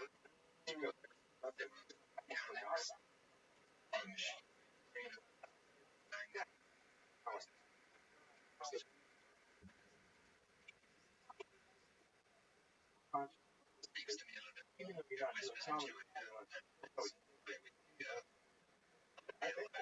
so it's kind of like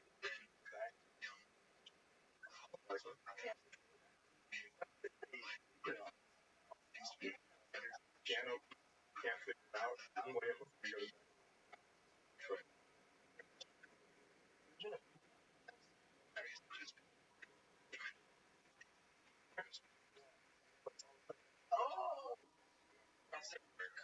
one more I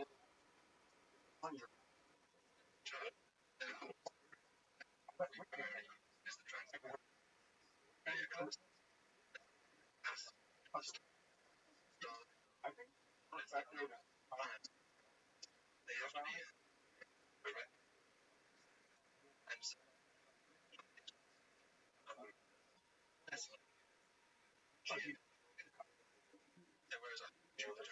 perspective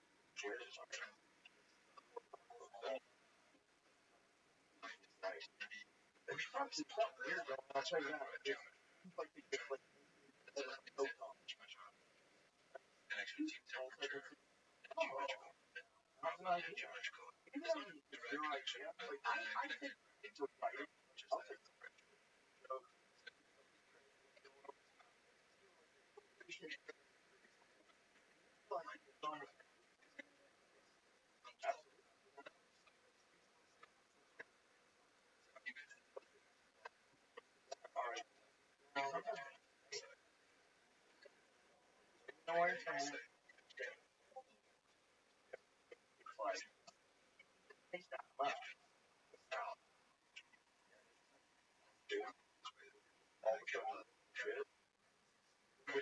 the glass and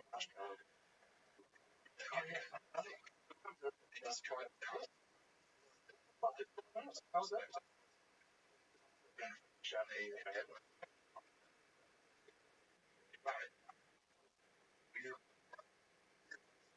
It's not we're almost everybody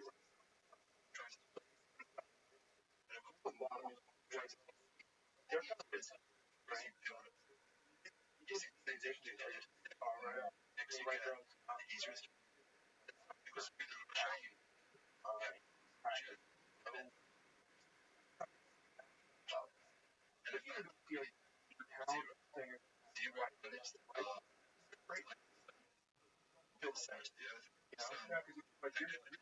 Good at playing the guitar, you know, great. You're good at making something else.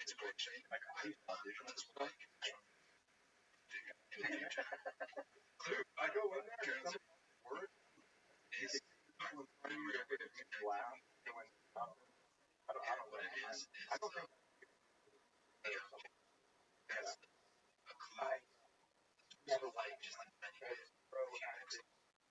no which no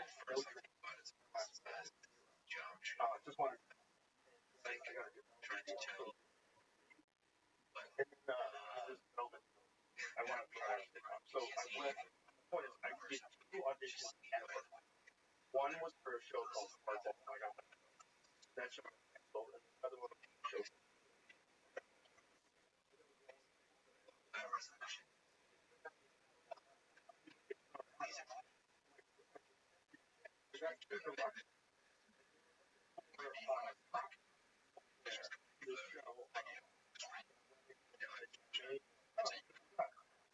and then I did this show where just deadly challenge conspiracy theorist perfect show. But I got paid. They always I was 30 old and it was I wouldn't like football with fish y'all. I want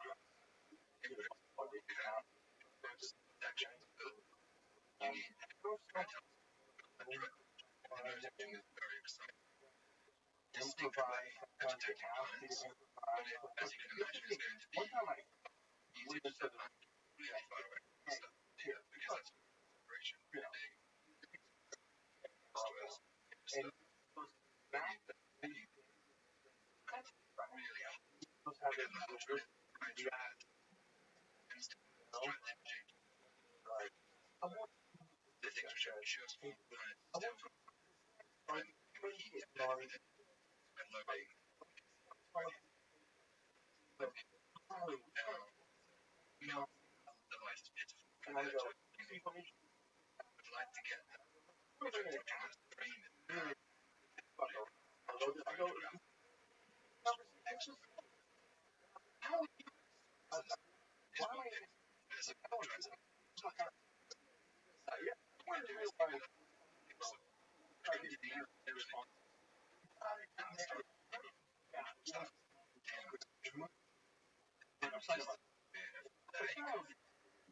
yeah, I mean it's going like on being effective. what? Indirect Written some weird way for people trying hard to make people talk. exactly. Every person movie see this word.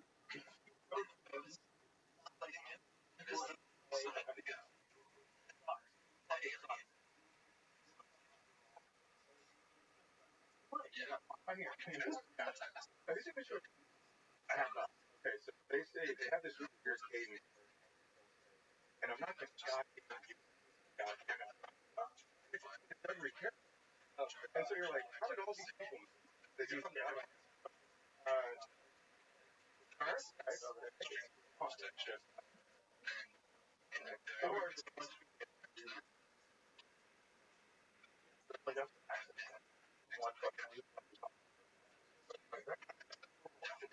I was all this too. I was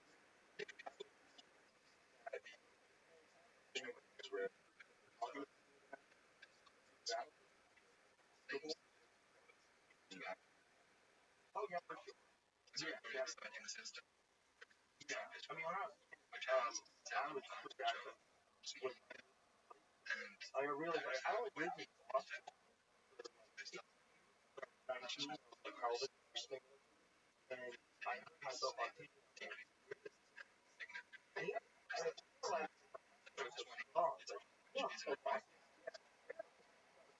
Until I get a couple yeah. Those are Any questions about whether it would be like a style, you are you hop on stuff like that take a little time to come up with this. you don't want to remember me, I gotta go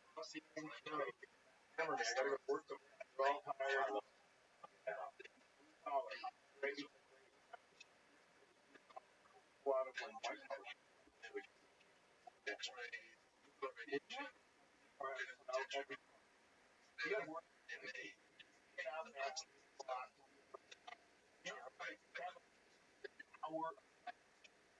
due to that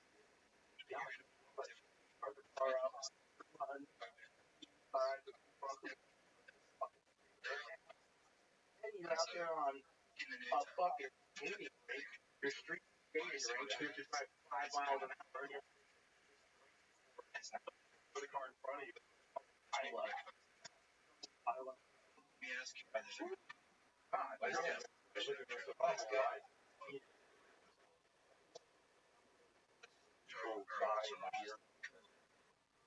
That's even the sword. in our society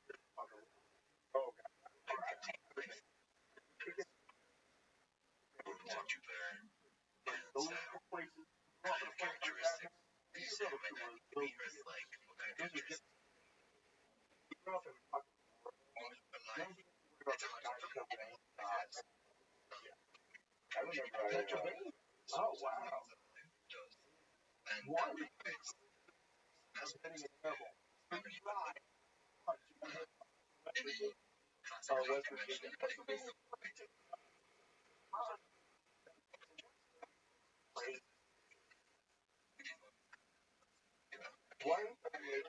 every month.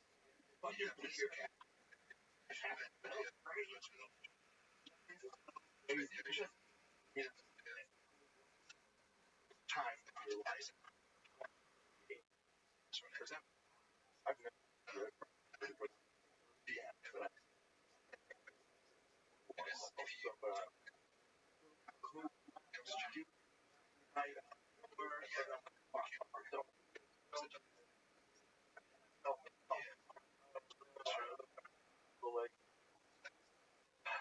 you know what? Vultures at gate. That's what that's all about. You know? That's a thanks for you. Come back like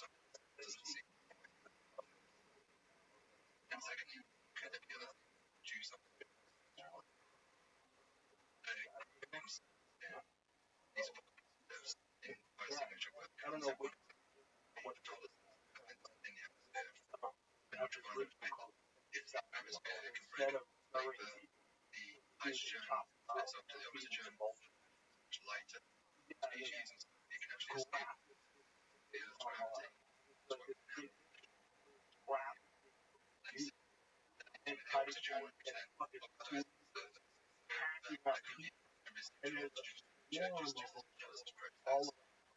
instead of body part, then both his power and things. Right? Body.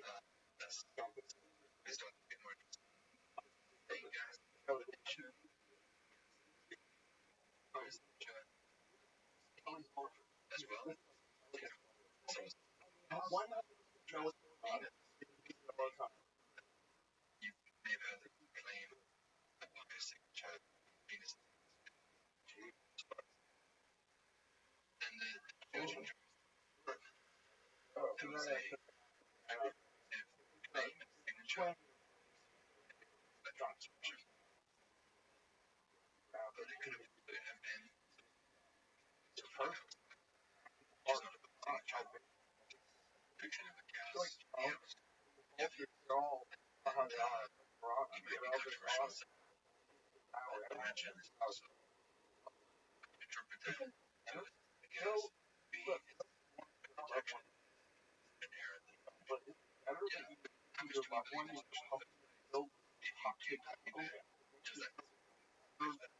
never wrong. You can examine it later. Trying to get free.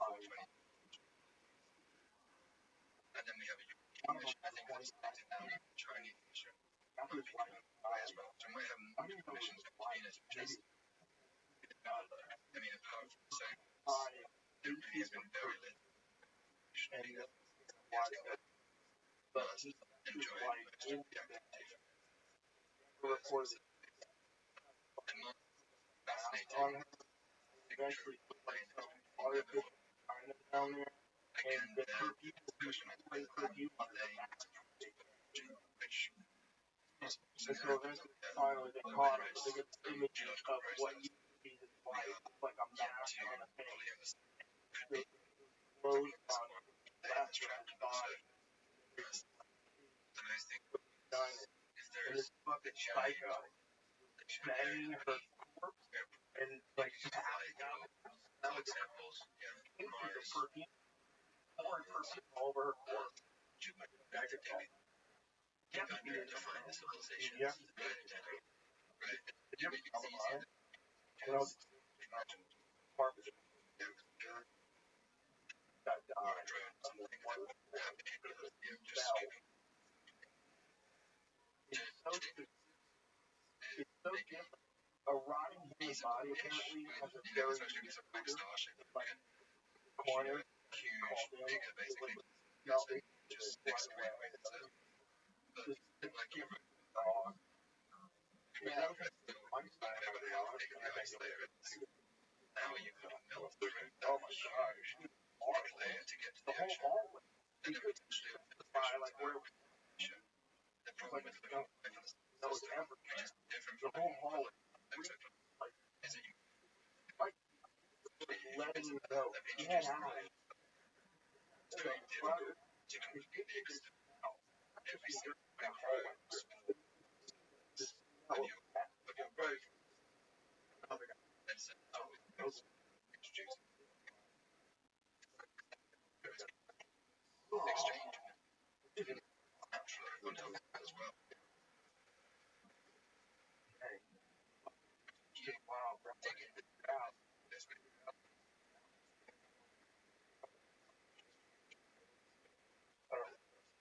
It was a very, very, it was gross.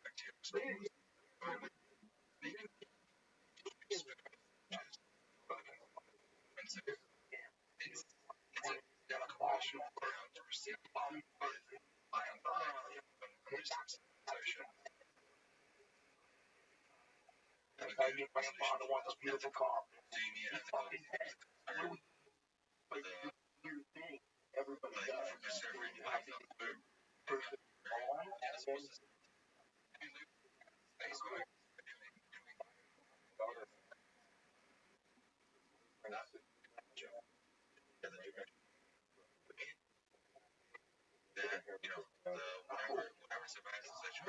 like someone has to sign up. That has to be very that's not her.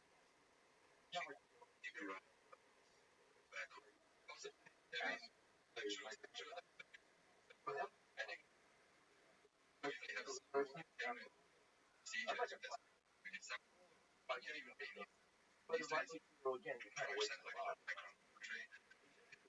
Brown, go back just like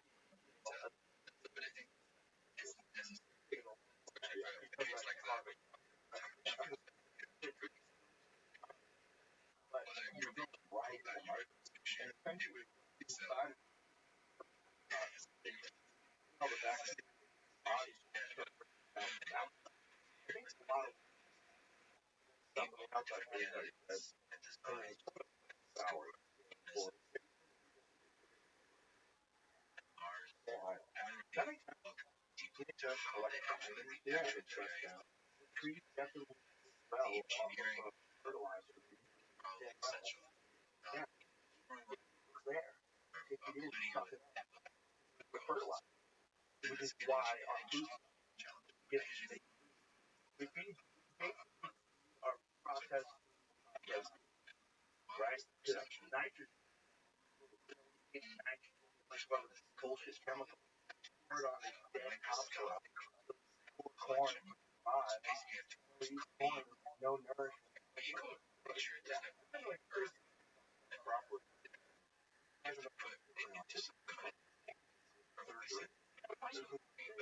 Yeah, that's what they're all.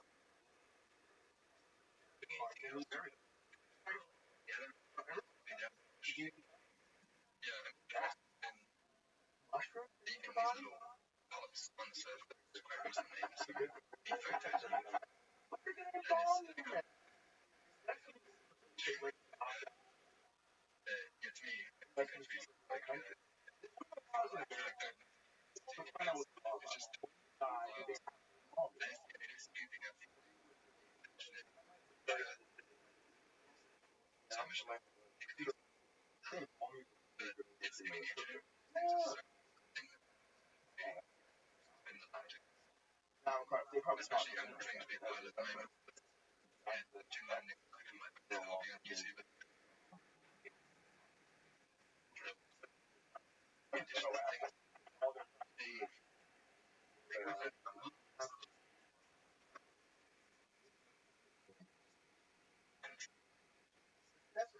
Grand Total Law.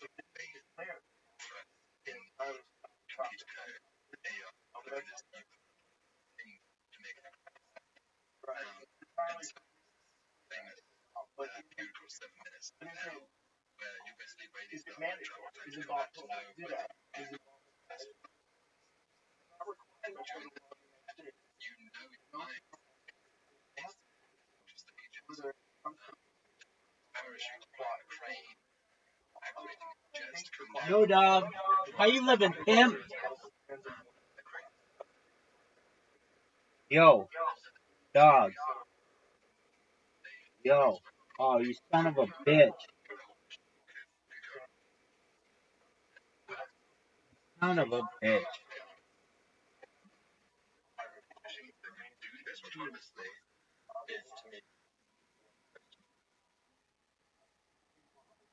That shit sucks.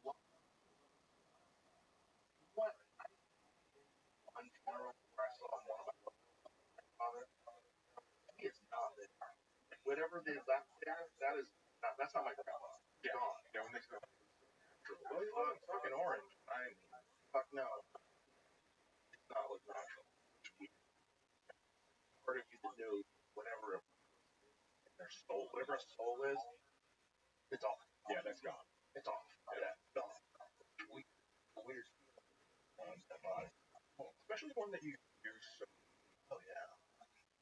It's a weird. God. It's for everyone. One day, everyone in your life go. But you're lucky. You know what the luck is? You know, if you live long enough. I was phone numbers the other day, and I was going over my phone, my contact list, and there's a lot of people dead.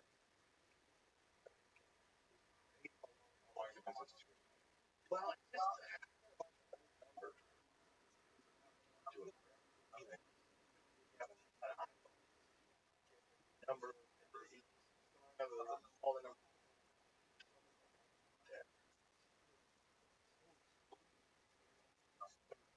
Count the numbers. You know, go through all this. Fuck. getting that's about to start happening? That sometimes happens not because especially right.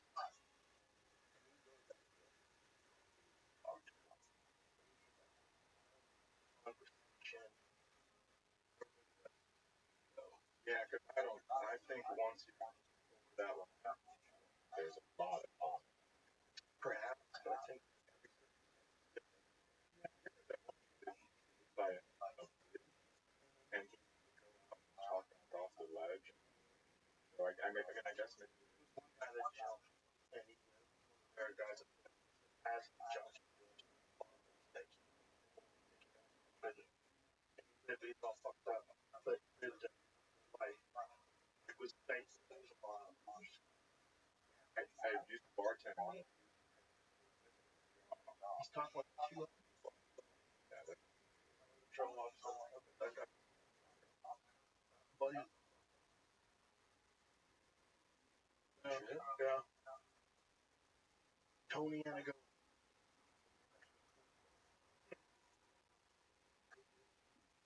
I had talked to him once. I had talked to him.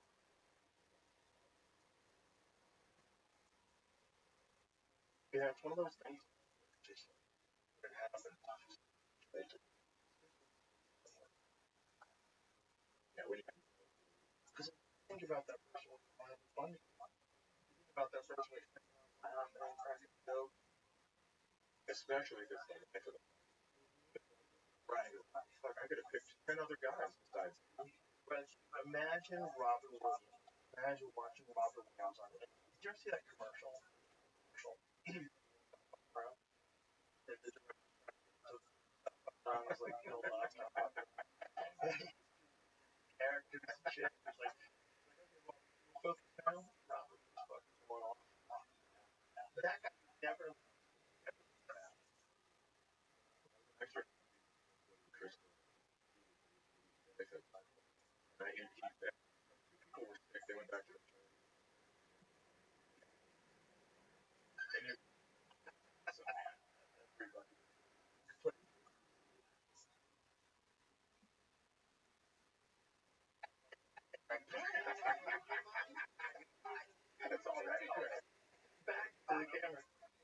He's a different guy. Everything. This place is fabulous. I want to be like. Oh yeah. Yes. Oh, Mayo hygiene spray. You know, sometimes below the waterline you could reek. That's why I need you. Hard breath, please. And I'd like to say,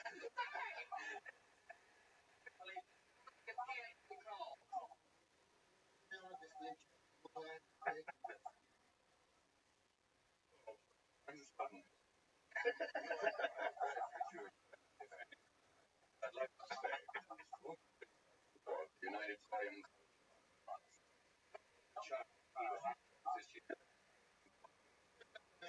States this year.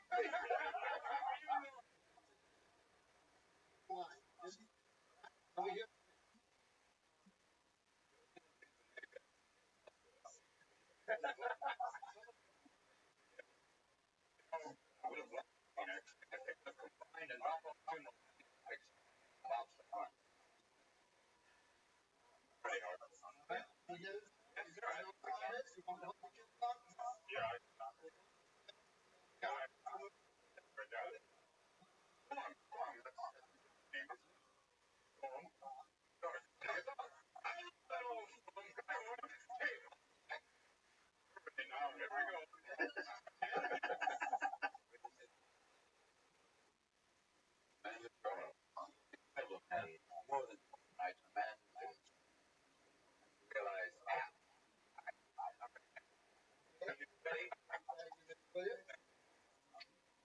Yes, directing commercial. Damn, I can get technical. Already storm, directing goddamn commercial. Incredible. Find a camera small enough to work with. God bless him, trying. Already on my foot. I love this message, Diane. Thank you. He just wasn't gonna do it. He's a maniac. Oh, dude. People get mad when you bring up the jokey allegations with that guy. That's just that's hilarious. People think that you're not supposed to talk about that part. Because that was part of him. Yeah, you have to talk about it. The guy's great. He's great. He's very awesome. And I wonder if his brain works quickly that sometimes it was out before he perhaps, you know, you don't I don't know how his brain works. Obviously he has problems with there's a lot of physical problems contributing to suicide. Depression is part of that too. But put it in context, wasn't him. Jonathan Winter, who he's inspiration.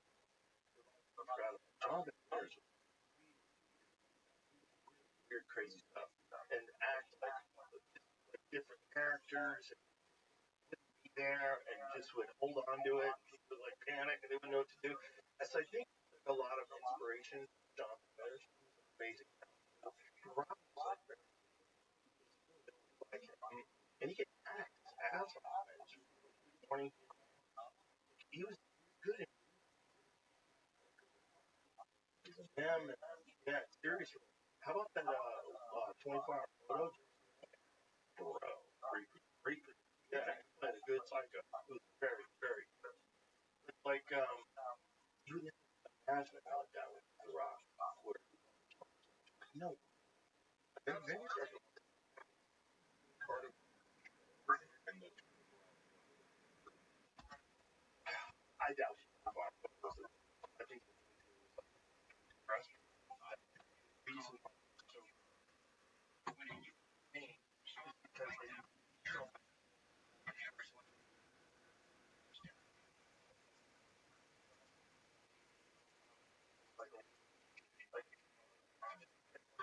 like Richard Daniels is happy with him.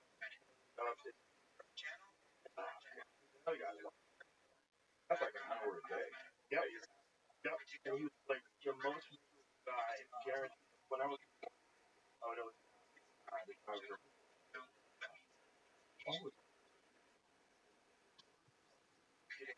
but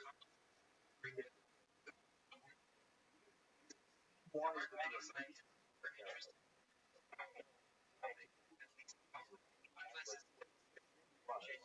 He was grounded for Seinfeld,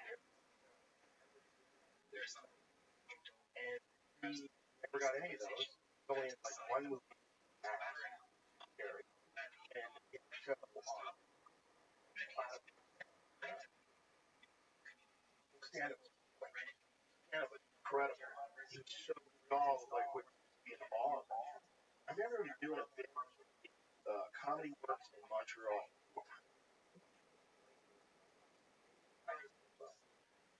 Jim Rose.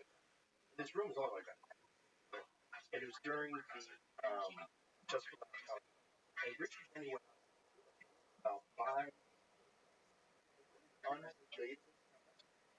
Like, you know, where you like, how do you get anything like this? And murdering. Just murdering. I can't remember what he said, but I was crying laughing. It was so funny. And there were so many punchlines. So, his sense of irony, his sense of sarcasm, the way the punchlines, the writing. All day he prepared best, and then he was get ready to horrible. I knew one of them I don't girlfriend had the trauma before. Brilliant. People can't find out. You're that good. Like, want to hug him. Oh. I've told the story before. Went to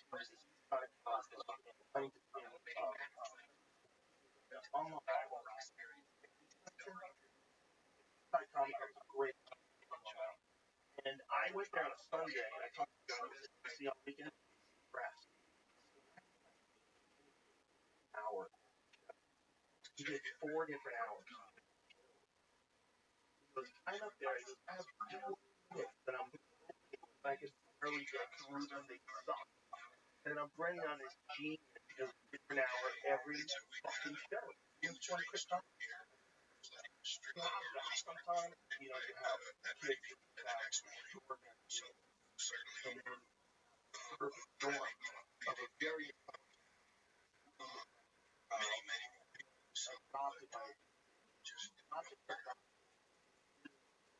college and his life and philosophy, he understood he war historian, and he was also managed by Jeffrey, Jim Jacobs,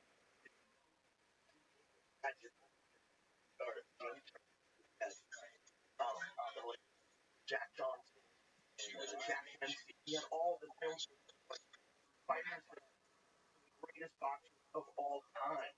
Billy Peck, you know, Patterson. He had all old footage on reels, and he was like the biggest collection of boxing footage. And Mike was being managed by him, so Mike would sit there all day and watch Jack Johnson, watching old killers. You know, these guys just, you know, and no one gets a chance to see them. You know, we're talking about 19. They didn't have VHS stations, right? When did they come along? They were like 82 or something like that, right? So, like, in the 70s, like late 70s. Like, so let's make sense of this. So he's 50. He was a year older than me. So how old was he when he was 13? What year was he?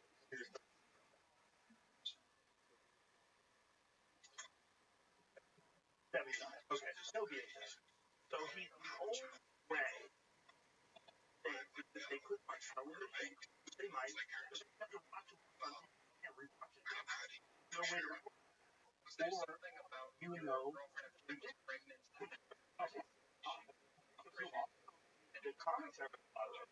If you watch a lot of those old black and white and they sound, and they like put the sound later, Jim Jacobs does the commentary. I know his voice. And he was a genius too. And they had the incredible convergence of all these things that created Mike Tyson in like 1986. Like, oh, yeah. When you walk out there with no mask, fucking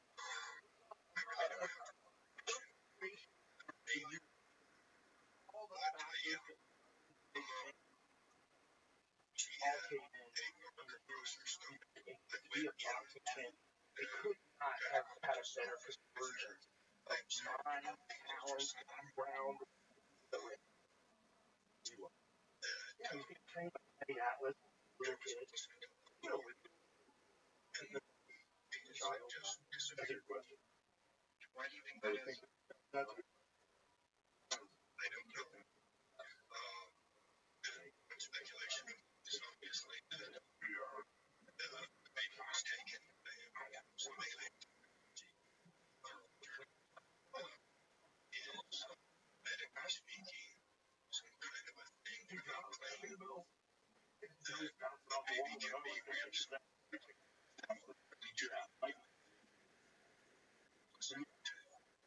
I would hypnotize them Have intuitions or feelings that these before they were aware of that. But I don't think hypnotize yes. what people think it is either. I don't necessarily. I've only been hypnotized once. I can't see like what the potential.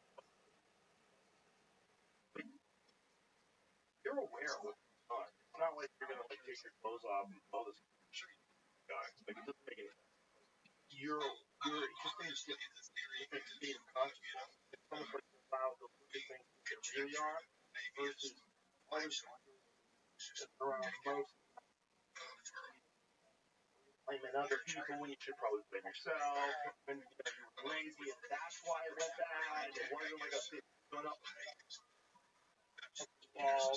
all that stuff that people on the wrong track with people drinking too much and gambling too much. All those weird things that are going on in your head, like you'll get past. Yeah, and you see you for a brief amount of time, and you kind of analyze and then someone who's like a good performance implant ideas, implant ideas in your mind of how you're going to push yourself. Kind of a lot of fighters, as a performance coach. The guy who did my friend Short, a lot of fighters. What is it? I think it's different.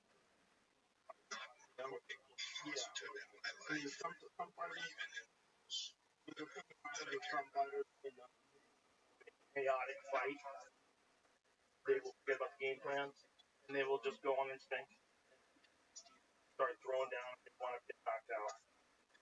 Bad. They panic. Right? I don't want to say panic, but they don't think straight. That's the best way to say it. They're still fighting. But you're letting that go. And you're not. Really good fighters know how these like chaotic. Don't do anything until you caught. It's very nutty watching on television. If you watch a competition like a Max Holloway, Dan Hagen, or Sean Allen, these fighters are very everything they're doing is a reaction to you, and then they have counters based on how you do things, and then they start downloading how you're moving and reacting, and then they start plotting. And he would take the first round, and then towards the end of the round, downloading. I guess in his prime, I've never seen anything like that. In his prime, downloading.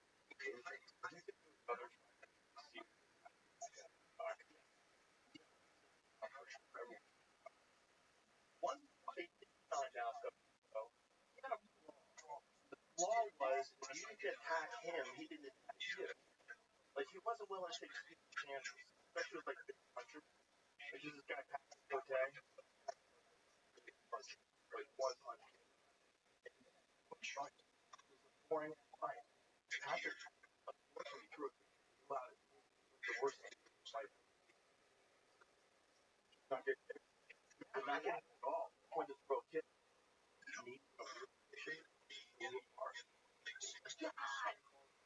happened before. It happened on basketball. Didn't even have, like, it wasn't happening like something. I'd rather watch a guy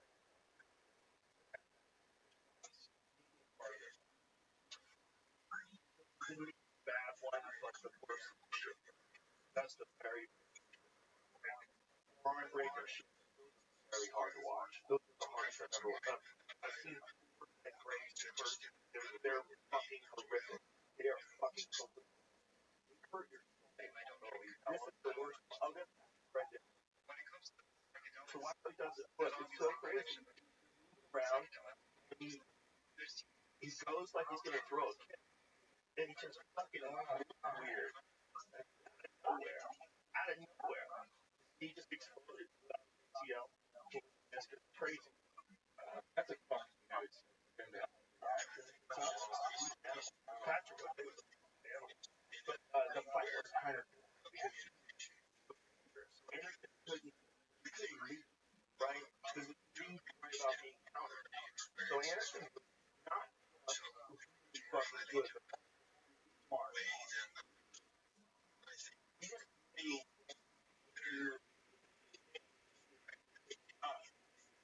again, once he figured out as the fight went on, like if you fight for it, it's also if you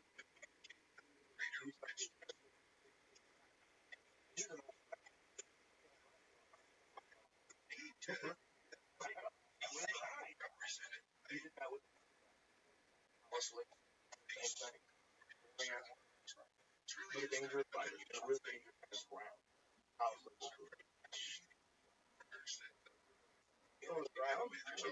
Stay on the outside, just kind of barely win around. But if you do something well, we're just so smart that we care what we're doing. It doesn't matter now. Performance is a great time. At the time, in my eyes, during his time period, running shit, still in my book, one of if not the greatest, whatever that, the conversation is so subjective. I changed my opinion on it all the time. But during that time period, he didn't give a fuck. He didn't care. It was like, it's you have to get mad at him. I was always of the mind that he's doing the 100% correct that fight. And to you gotta know when to get that. You don't get it all. Sometimes I was on his style. For him to engage in a style, that's stupid. It's smart thing to fight goes. And unfortunately, some of those fights were not fun. But you also were Belfort. Same guy. That Tommy fight. Forrest Griffin fight. All those things knockout. Monsters. In his prime, he was a monster. Take the root. Yeah. It's also like, oh, this is and he got knocked out by Chris Wise. Literally, what his demise was, they kept him. No matter what happened, they knew when to attack, when not to attack. But there's guys that, like, while, whatever those are, like, no one's going to be he was also so good in the championship, right? About performance in front of so many people, such high stakes. And if you've never experienced that before, first time you ever fight is so great.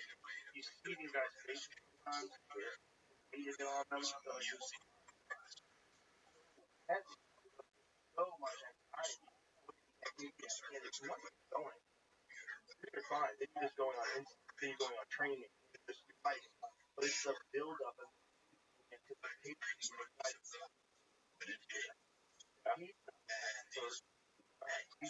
He defended the middleweight title more than anyone ever.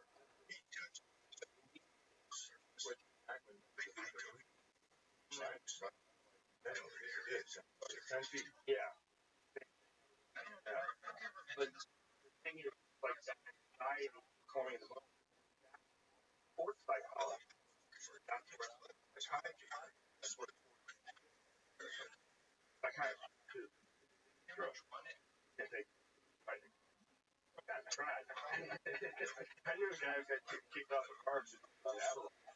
And they were like, take Adderall. I needed to.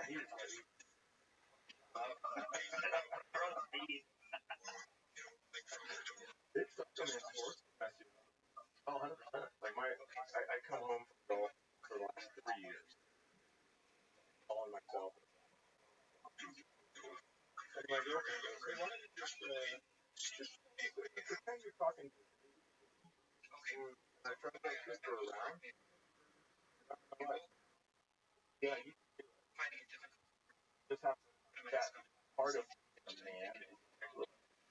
You know, like, make a mistake. You gotta avoid that. Because there's a zero good. There's a gym teacher. Real that is the voice in my head, dude. I'm just. Carl Clark was one of us.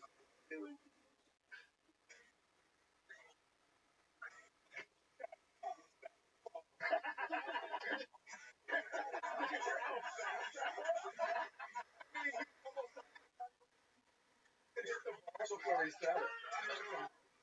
Oh my god, it's hilarious. And then the girl's taking a video laugh.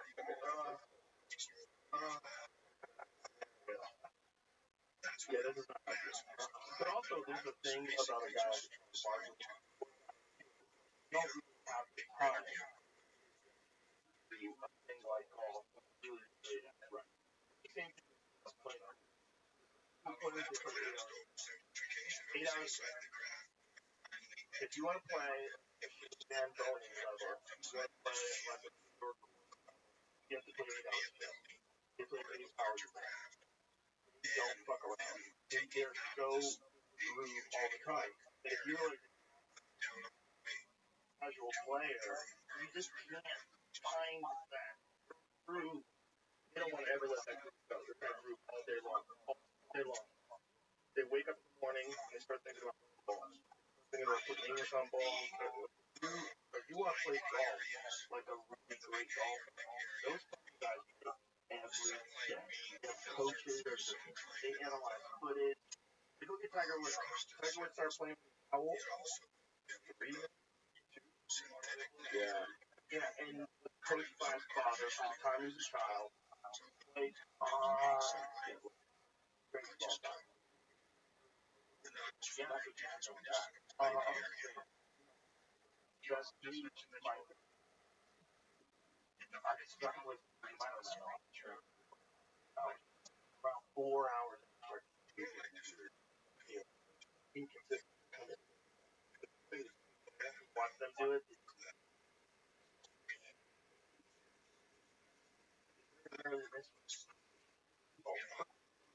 Back where they wanted to go. It's not the mistake. It's watching.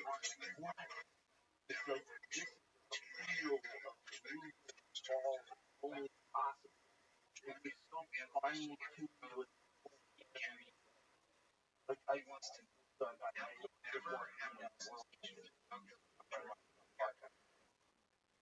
we were having a conversation about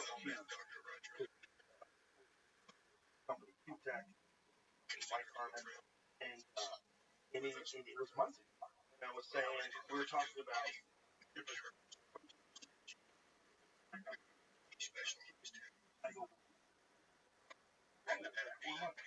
goes pretty much 3 or 4% off. 3 or 4% off. But this thing is fucking robot. Like his understanding of where he should be versus where he is. He wants to know exactly how much pressure to apply on that ball. That is a just a little off. I did it just right, but it went there. What the fuck?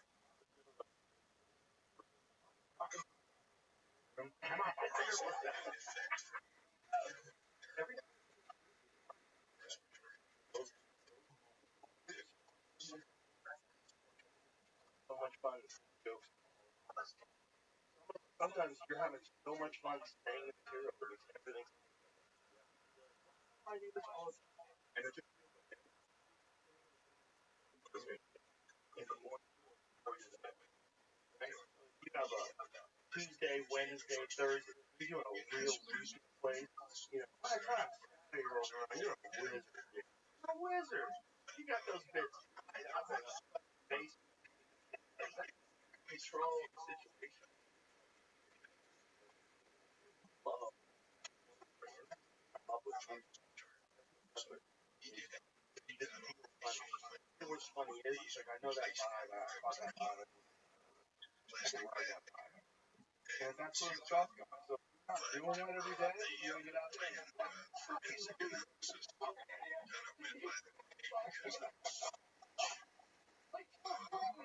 It's unavoidable. Just crazy. I'm not like people playing or playing or something. I've never played it. No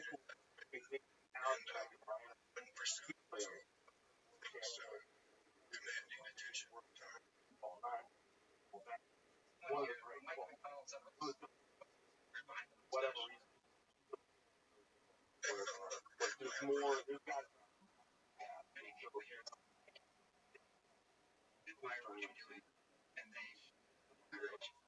every can't even everywhere you go. Like it's like one popular huge.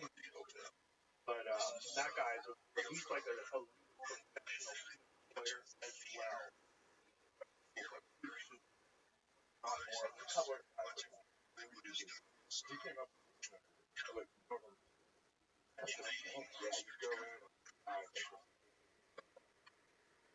I remember one of the movies,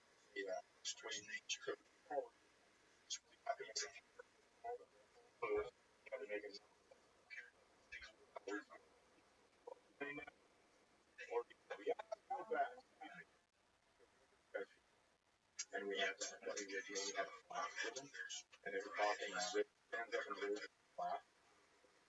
Never knew.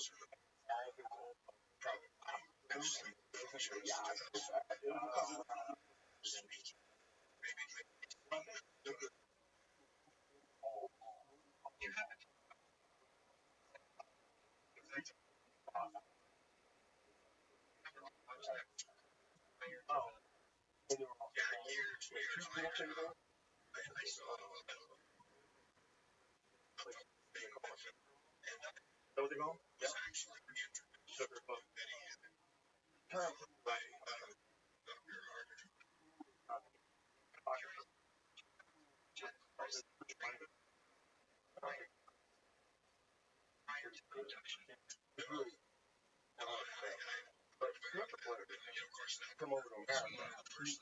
Come over to America and rock. They put a real gold pole. Also, they got a pole. Getting used to the ball. They also put the ball on the side on a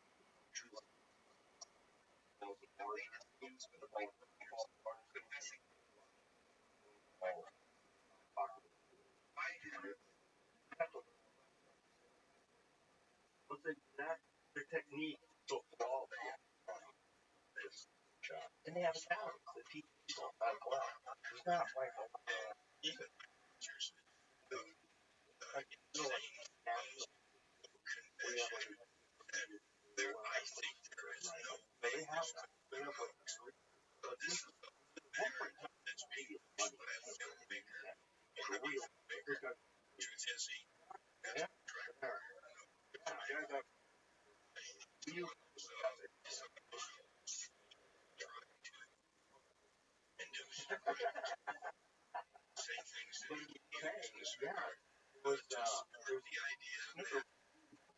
I remember going over there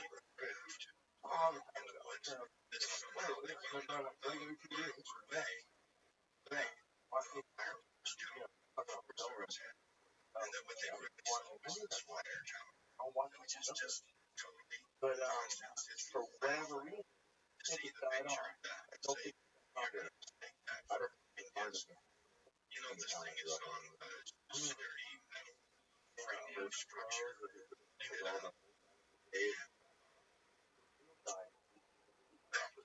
I was standing underneath this thing. It was no fun. And the game is also very like gentle gambles. Pretty quickly on that. I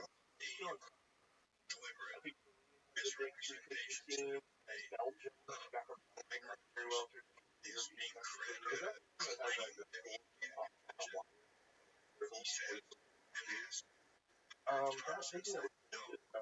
that's thinking of just for long. It's you get very I don't have to usually white ball and a red ball and but here there's bells. So the guy has to hit a ball and it has to go 3 pushes and then hit the second.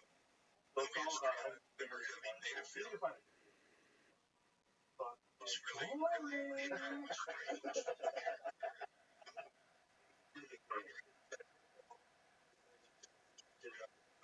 it really does is you learn this game. Just how to steer your balls, move helps just like appreciate the pocket players, helps learn how to play safe and just all.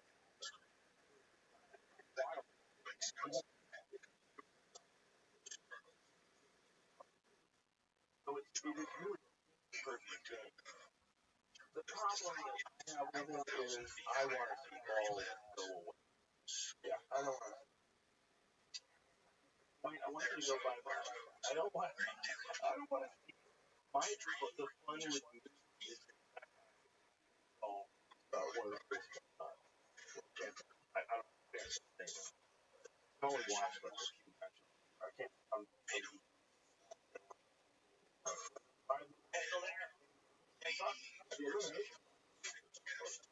exactly. I would watch and then like basketball or reviewing play.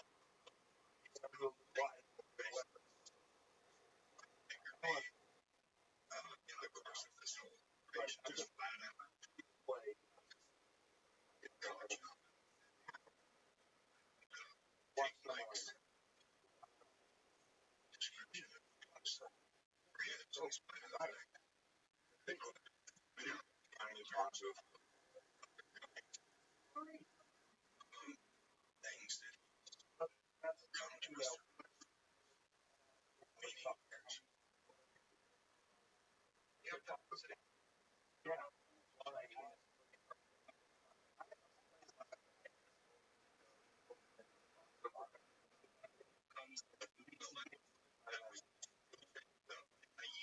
Football, baseball, the commercials. Soccer never stops. It's like they play on the clock. The clock keeps going.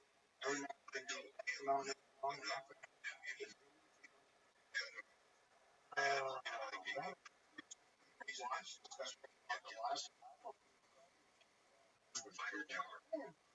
Theory that he was so anxious to but nothing lie and he tells that I was in deep discussions with him fucking taking balls crazy angles. Wild. That's ridiculous. I have email exchanges. No one but they all have fairly small bodies. Just like filmmakers right. And I'm looking for somebody that wanted to just kind of do something and capitalize on the fame of the instant. Like really seriously to do a better remake. And those qualifications contacted me recently. They called put it out there. I watched it after a remake this, but just it's more coming. When they do it, I've read scheme to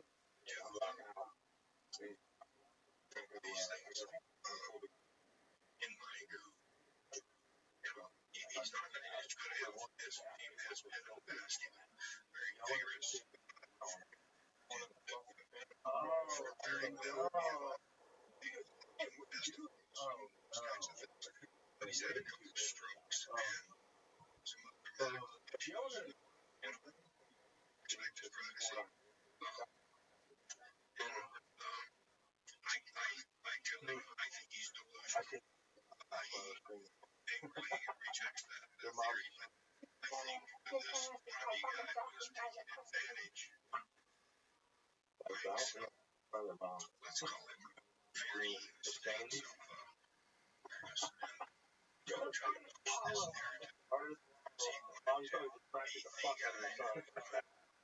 here your mom and all that shit.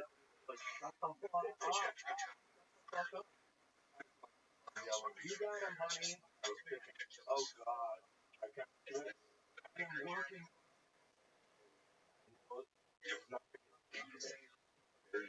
Laughing things go well. Yeah, that's it.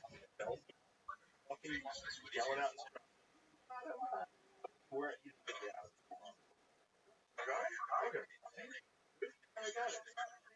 Especially freaking fucking distracting us. Got your own like even in sports. That's the problem. That's like her being on the team. Jump higher. Also, I think people back those days, like the grew up, they didn't know anything. People didn't know what to do about it. Telling the kids, they all yelled at the kids, called them fucking.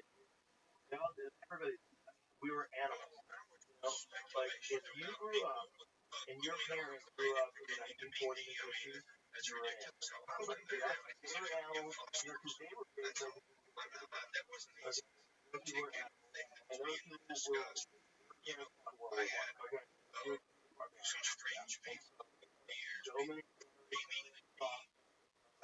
many where we are now. You know, if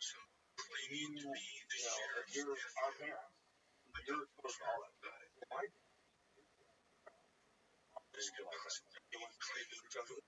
So he got raised.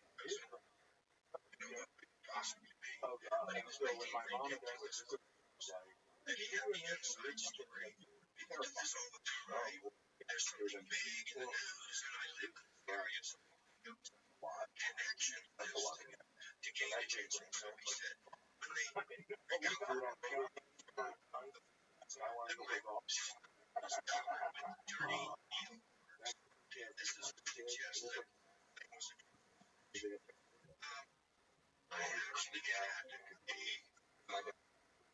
Welcome.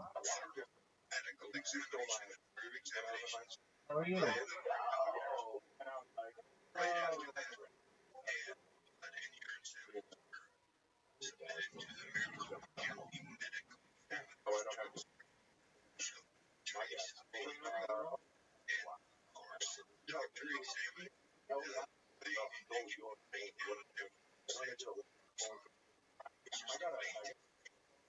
My car was in he made a copy of it. And then when I brought that I had to drive in there, I stole the car and drove to Los Angeles.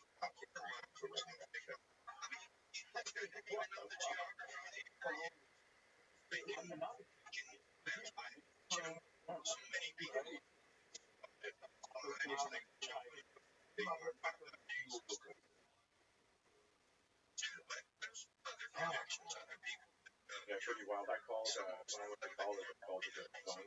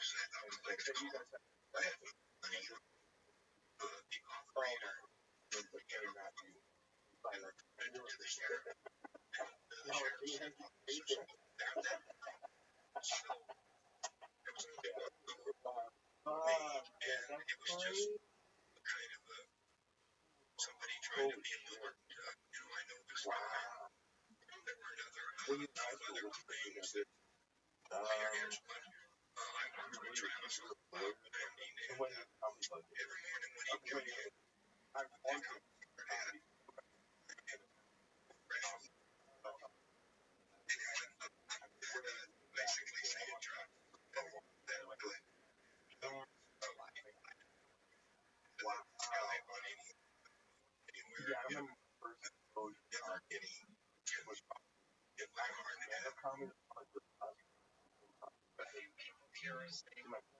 the Bill Cosby records, and might have had a George Carlin. Everyone had records, nothing on TV.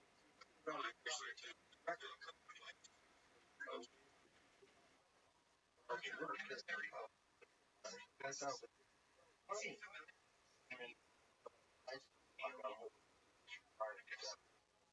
My girlfriend howling laugh at Richard Pryor. Like, this is so crazy. What he's saying is so crazy.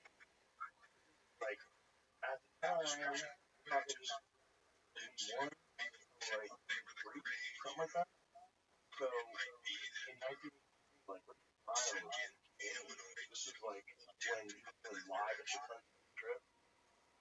My parents couldn't see that. And we were in the movie theater, and I'll never forget this. The first time I've never seen a comedy in a long time. I'd only seen like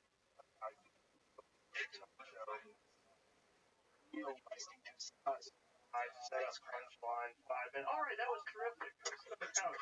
I would just sit there. I was talking about this. And that was my close to comedy. The theater. I remember. I'll never forget the theater watching live the trip and looking at the audience. People were moving around. I remember this guy holding his stomach and he was clapping his chair and his wife was clapping him.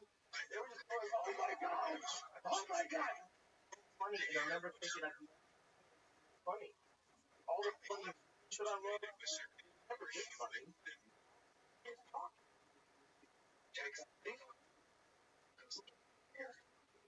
Who's he doing that? I remember the first comedy I ever saw was the guy Wild Bill Bauer out of Minnesota. And I'll never forget this joke. I come my bus, and I think of the kid to myself, big guy, and I laugh about it. I mean, it's like the funniest shit in the world. It's a great joke. That was my introduction. So I think people are freaking out. Oh, that guy. You're right. It does like seems like a crazy. To be that good of a joke, you want that guy's fucking. Find out. I was a guy named Bob. He was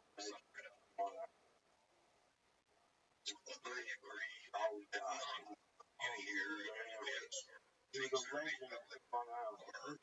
This day, all the time, always early.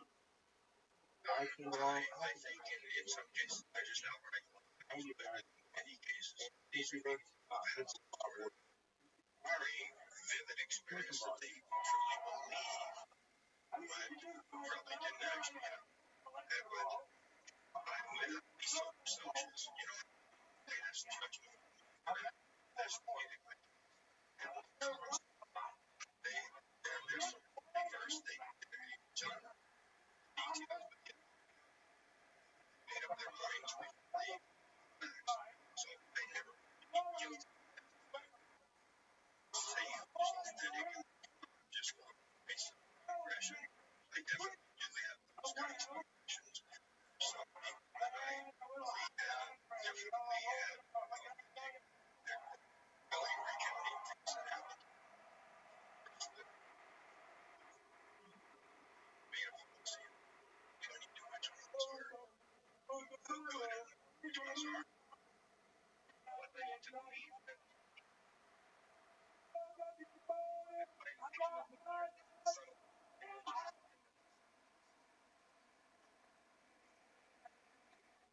Many things. I hope it goes into that. You know, it's kind of just way besides conversation.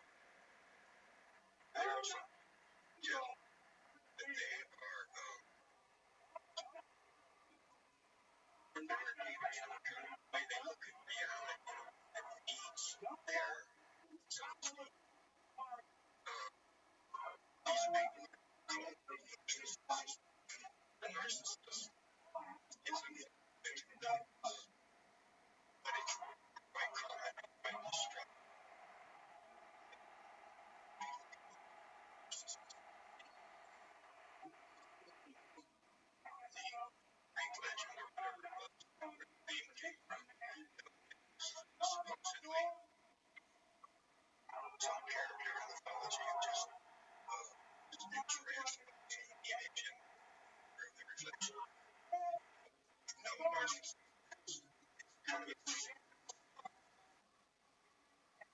surrendering self-esteem becoming extremely dangerous. And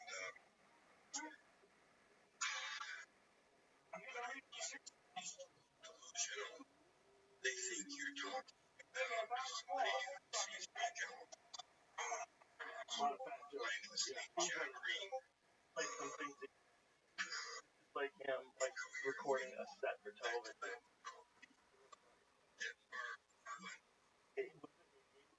Yeah. That wasn't the best set.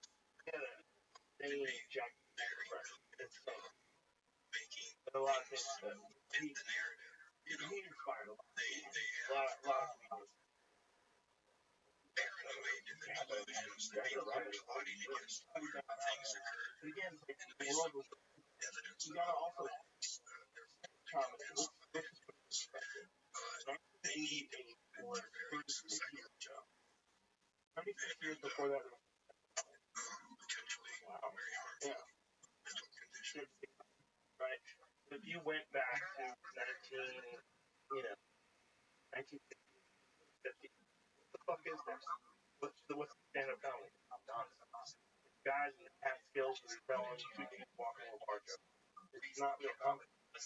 When he first comes along, and then everything changes. And you get more Saul, you get, eventually, they come later.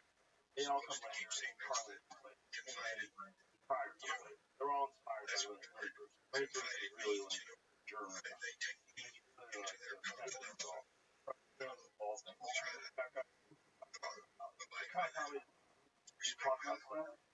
Like everybody was just telling jokes, man. They were just being jokey joke guys. You know, there's Don Rickles, like insult guys, insulting people that were doing like spiritual comedy. Funny.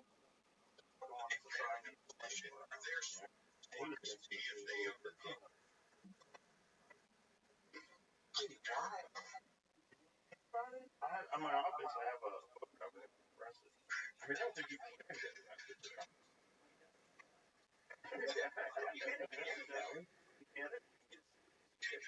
I know. I had a guy on the podcast. There was a few different things. This guy had a joke. Mike, what? Mike Ward. He had made a joke about a kid that they had done for a really big kid. Live 2 years later. You know, about money back. But anyway, the point is that this joke, like they shoot and they got charged.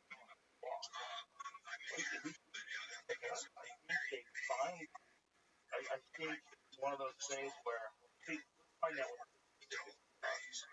another one in Cooper, where a comedian was getting heckled.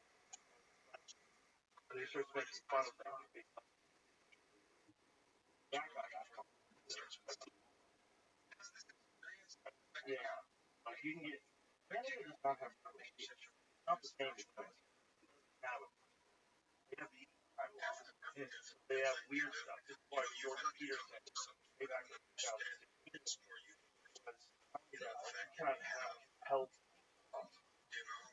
Canadians who mock disabled child gender did not free. That's not like former child does not free. So went to the Supreme Court. This is 2021. What? Definitely way before that. It wasn't in Texas. It must have finally won. So 5-4 decisions. Wow. Fuck yeah. Fuck your job. The top court ruled Friday while meeting Mike Ward's Jeremy Gabriel, a young man with Treacher-Collins syndrome, chosen as a target not because of his ability. In its ruling, the court found the board's jokes not seek to incite others to mock Gabriel and not be blamed for the actions of Gabriel's classmates and others who carried the joke. Folks, this is what happens when you try to be nice. can't be too nice. You can't go that far. You gotta let people say things. If you don't, then you enforce that. I'll tell you. Yeah. One way means to urge to exit from the place, rather than being encouraged to have You try. But it was ordered 1,000 more. But that's like as much as time. and then other beings I think from my younger friend, I think it was a lot more.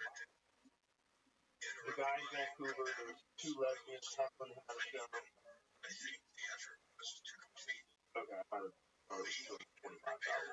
needed to be made, and I so therefore I was in Calgary.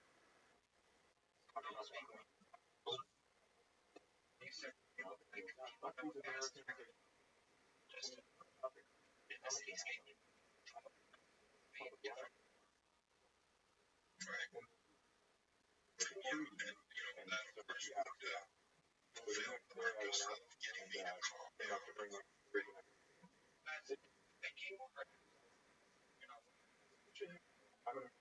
down. And then I took $1 It's possible for some sort of direction of my efforts. and no loss. Start to flatter these creatures. Well, you were right.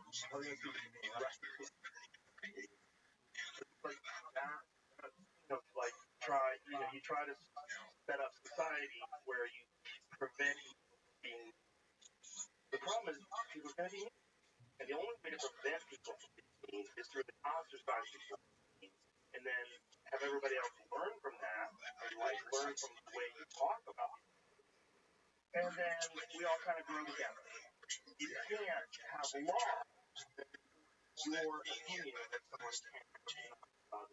So then you gotta get that guy's joke. Friend, you'll get a joke. It's not so like then you don't get punished. Fun. Buddy, it's a joke. Marley didn't shoot any sheriffs. It's just fun. Fun thing to say.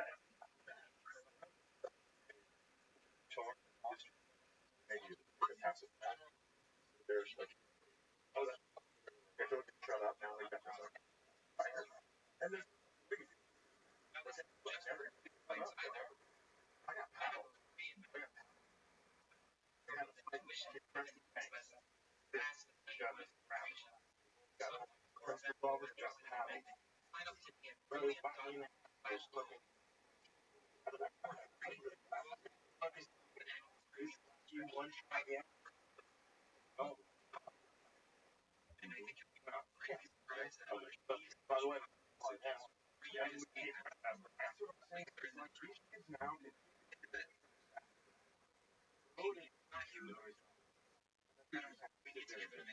well, yeah, especially when you get into high school, things get very, very, very, very frustrating.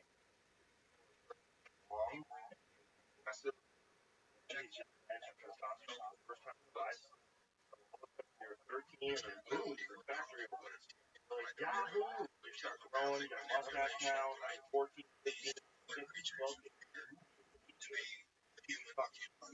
So I'm thinking you know, they were either really were or they teachers talking about shit, about species boxing, or creation they came up with in order to online video, sports, there's always a guy that would take them. I always felt that.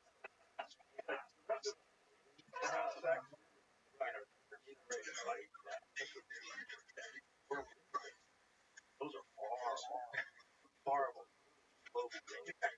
Not much. Like a lot of hair blowing. I was watching this tall guy. Shitty punches back there. Nobody's helping. Everyone's screaming and cheering. And then we wonder, why does nobody want to be a teacher? Why is the education system? Why? Well, look, this is fucking the whole thing. Like you couldn't even you gotta start from a foundational level in the back end. Like come out of help get the fuck out of this place that's total fair.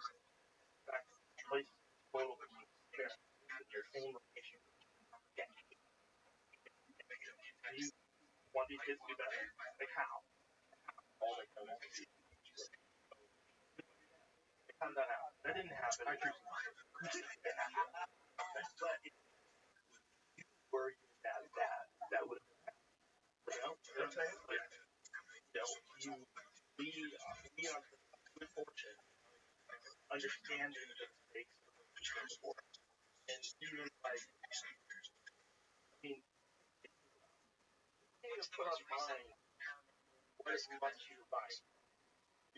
Create grows up outside of Chicago.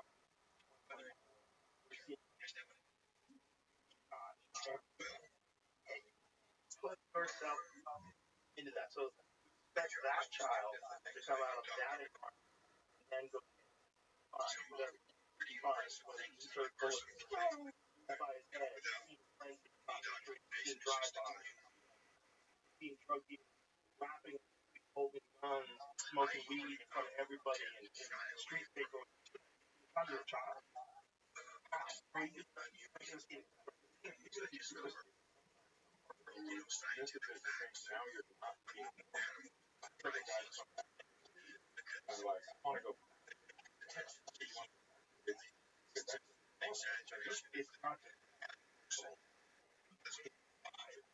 you're saying,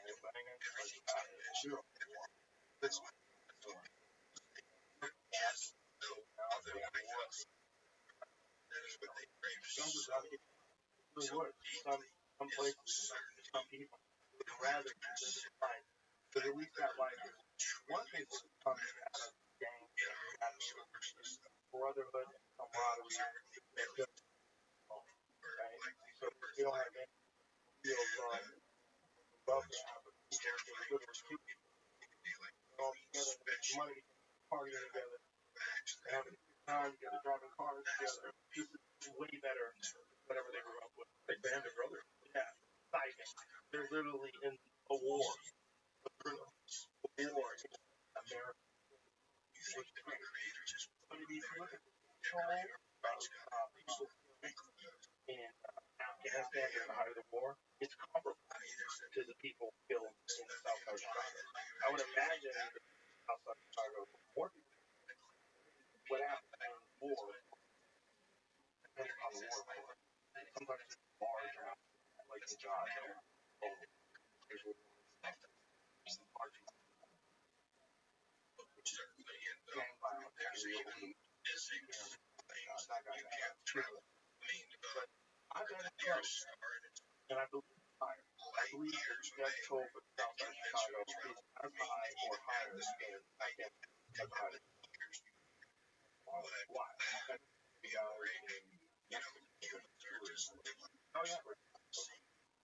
What's the weather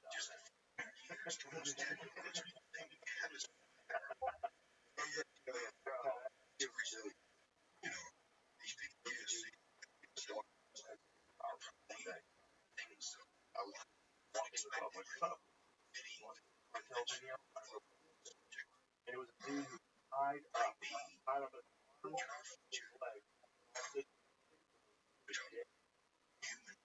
was like, I mean, like this went down his ride out of the port of the dog. I don't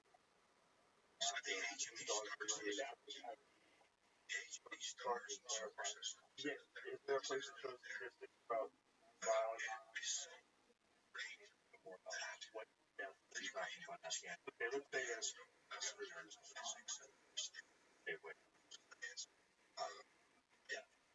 Okay, let's say there's is the weekends are all total.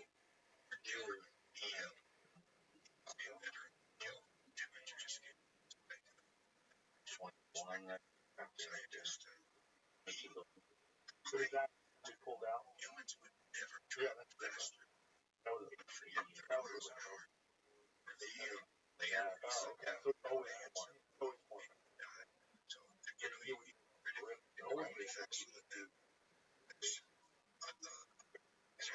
I think that's what it was. Okay, so if people in Afghanistan killed, also, so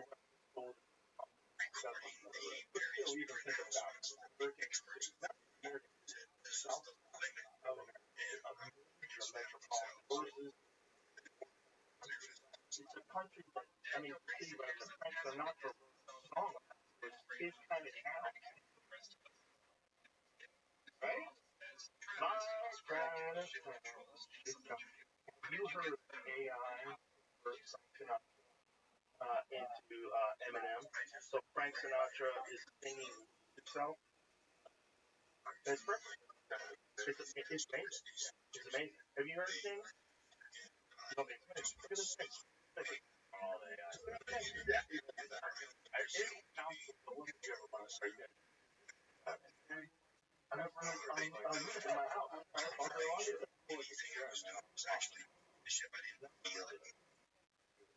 No, you're right. Yeah, fascinating how complicated it is. So,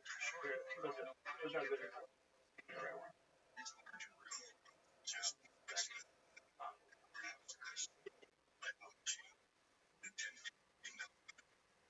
who is that? Oh, it's not AI? Oh, he's great. Keep him going. Isn't that guy that covers all? Yeah, so we have a problem here with sound stuff. YouTube shit. Can't play that. I don't know.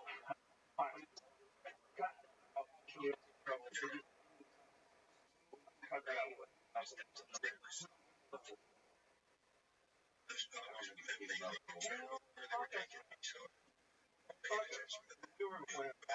Oh, yeah. And, yeah, I thought, so I saw a YouTube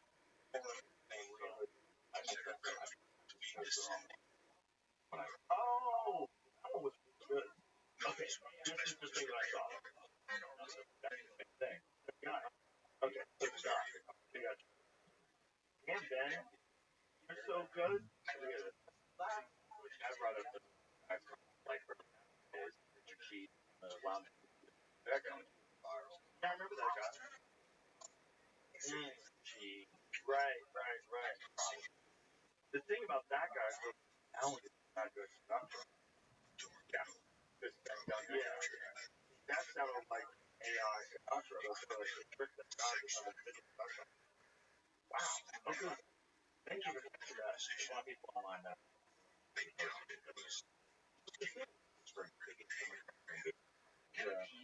Yeah, I was reading talking about how they make money on Instagram and they make $1,000 and freaking that's what I told like I make money like a business from I'm like what? $1,000 an hour. How much on my album? No, actually, would make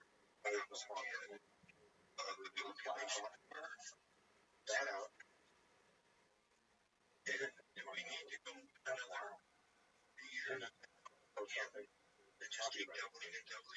It's fucking fine. These are limits.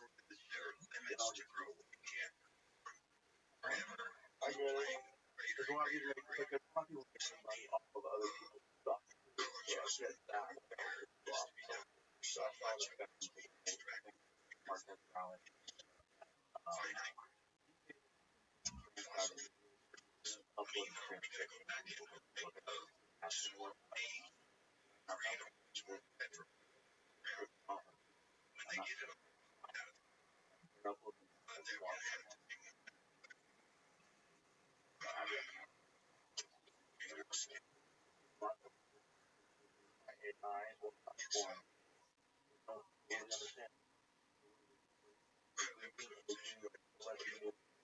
Sometimes you get stuck into like you read like a little bit of a story and then after blank.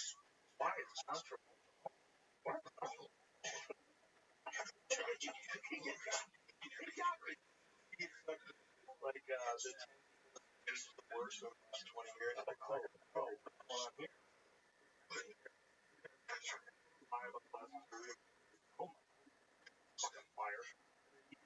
and it's like next. Each one you click, they get a click. It's not like not all on one page. It's multiple pages. We had a guy back in the day because you read something so that every time you went to his website, if you afterwards bought something from Amazon, he would credit his account. Like you went through his website link, you get Amazon. Yeah, so you like put like a cookie in someone's computer or something. I don't know exactly how. I don't want to say how.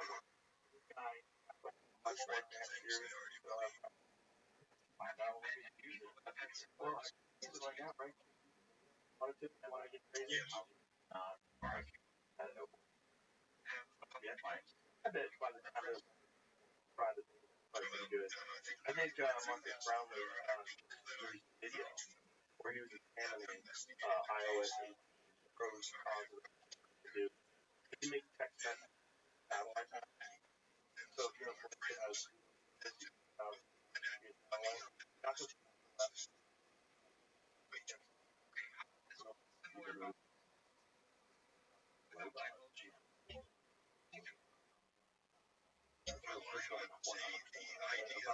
asked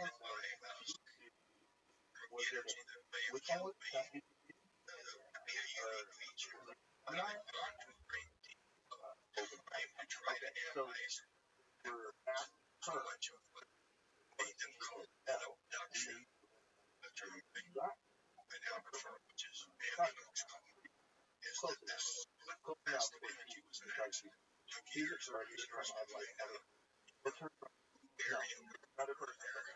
but her sounds like which people are super for, right?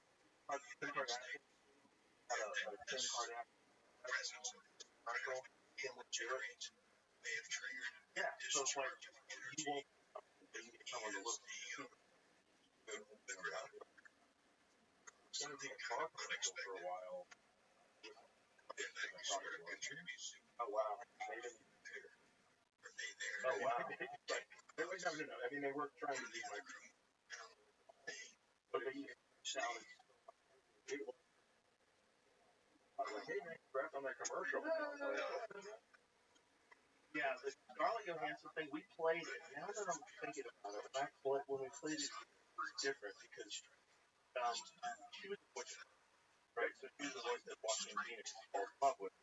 But the clip that we played was her like talking, like he was playing the regular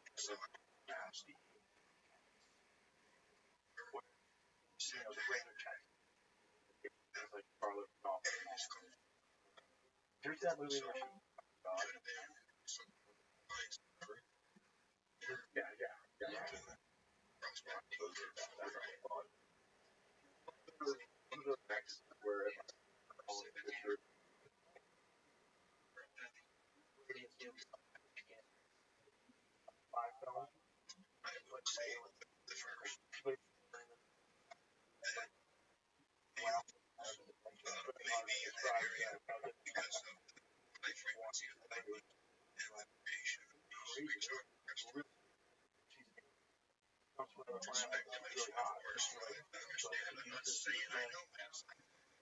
under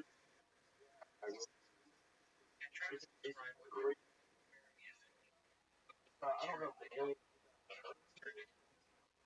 I don't remember how she's it was good.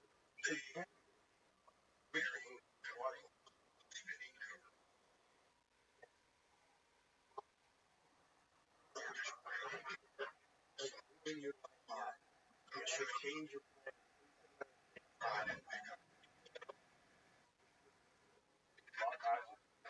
trouble.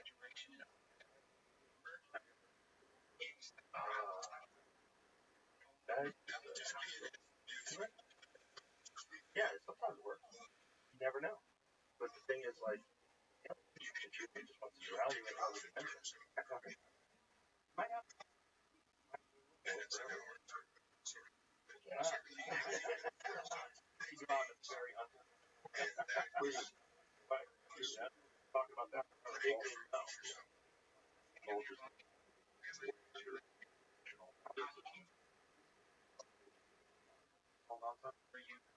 I wait. Like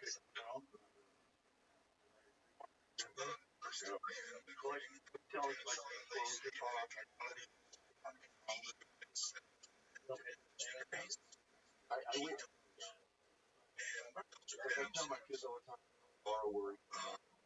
You're gonna have to worry about it. Yeah, I'm not necessarily worried about that.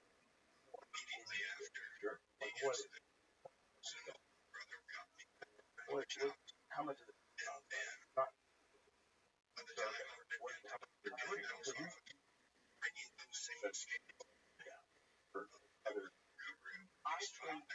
highly likely that the universe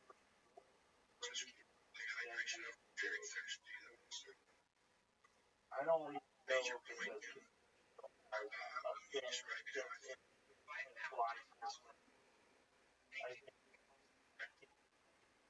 it might be something always here. That's awesome. So many instances of things like what we know that are really like the biological text, thousands and thousands of people talking about things like flying gods. Where's that? So, phenomenon? Shooting stars? For sure, some of them probably, right? Some of them across the sky, something destroying lights up at night, and follow that, right? And then people, 10 years from now tell that story, and other people tell the story that told them, and that can tell some of that. There's also uniformity to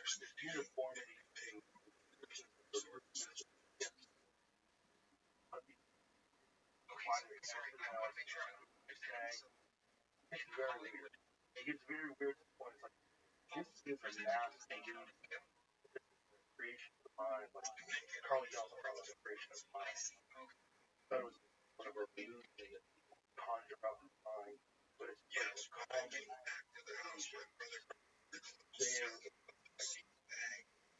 But then there's also like physical. The physical element. When you were a scanner,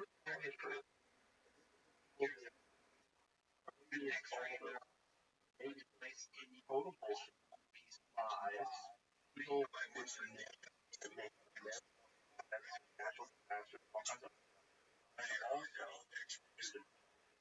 and then also I've always okay. Also for another planet. All this was not that was a bullshit or it might be all of it. Everything combined. I think a lot of people description it can be just yeah, you see a lot of things going on simultaneously. We're concentrating on one. Some of them are 100 based on government owned work on some incredible probably about person in it. Probably removed as new novel things that they don't want to release. And they probably don't know how to weaponize it yet. So they're probably finding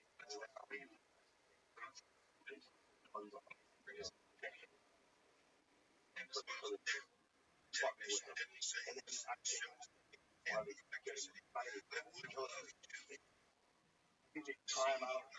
It's like they try out back to they try out lines. Now they just cut current and make sure that people are going to get all this garbage out. They're just scared. I think probably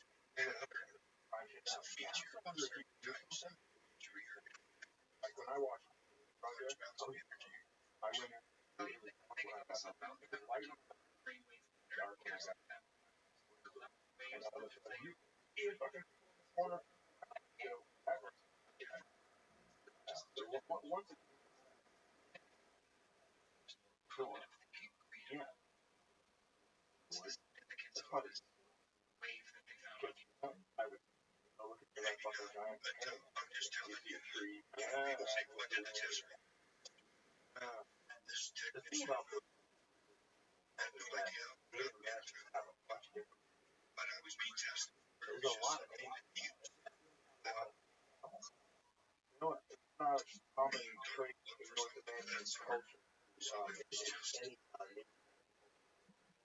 worship a bunch of different things, or they talk about a bunch of things not real. Mostly they're talking about real things, right? Like they talk about the spirits of God, the sun, they tend to talk about Mother Earth, God, fire, nature. They have like that.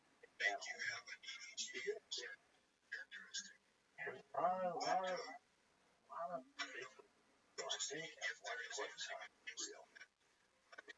Greater adventure? Yeah. Well, they know there was a real, right? They know there's a thing called Gigantopithecus. Gigantopithecus alongside human, for sure, 100. Was a bipedal hominid in 8 to 10. Like orangutan. Covered in, I'll say 1930s, at an apothecary shop in China. Anthropologists found these massive primates, and instantly belonged to a gorilla, belonged to any primate. When they took them to the site, they started doing it. All of them, something about the position of the jaw that indicated it stood up on 2 legs. And by the size of it, they found some other things. I think they have a very skeleton, but they know that it's a real animal, and they know it existed as recent, I believe, 100,000 years ago, for sure. But it could be current. So then you, I think, real stories got passed. Probably. I could get behind that. Yeah. Also, where it existed makes sense, because if you think about the sightings are all in the Pacific Northwest, Alaska, which also has a lot of sightings.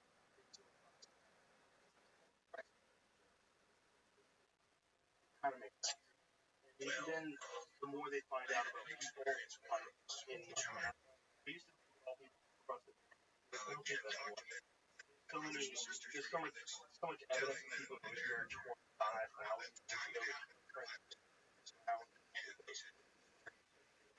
They now are more than 20,000 years. So that's just the past, right? That's just got lucky. We got people that were here 50, 100.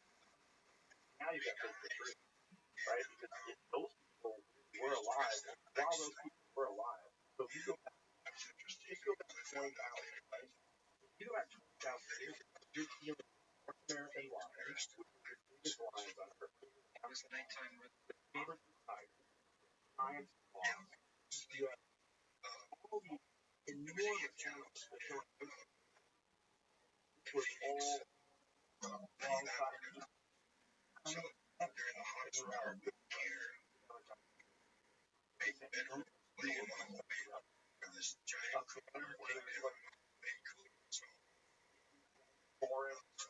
like big fucking plant-eating shitheads that people live there. Makes sense. They probably existed, just like all these other things. And they don't find a whole lot. Unless they're in the Star Base, they don't find a whole lot.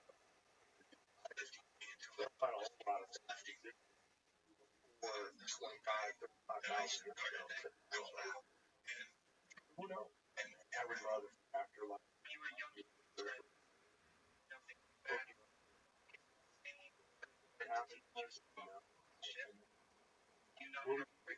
How did get that cord hooked in? See an hour of pain. All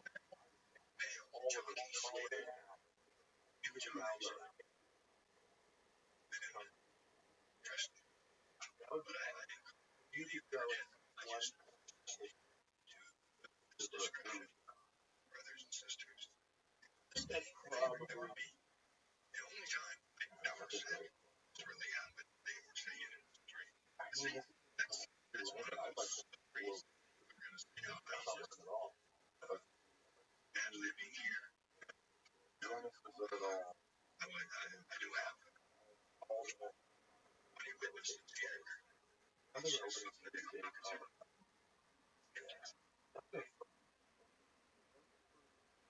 War.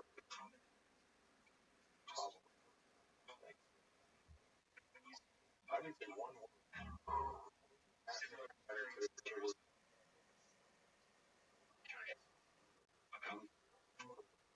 This is going to get turned into Travis's first personal cases.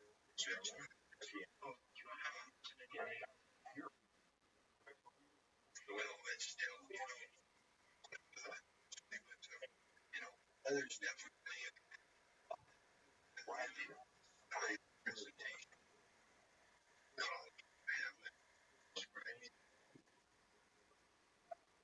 Other guys are things. I don't want to give anybody a list of things. Their next story would pretty well. And just in the experience How about that? itself, not just in the way they related it to me. There seems to be real indication. Like this season of USA is the craziest that's ever existed. There's so many twists and turns, so many plots, so many incompetent, bumbling fools. There's no way that raised a heartbeat. No way someone got stop saying that. I would have been right. President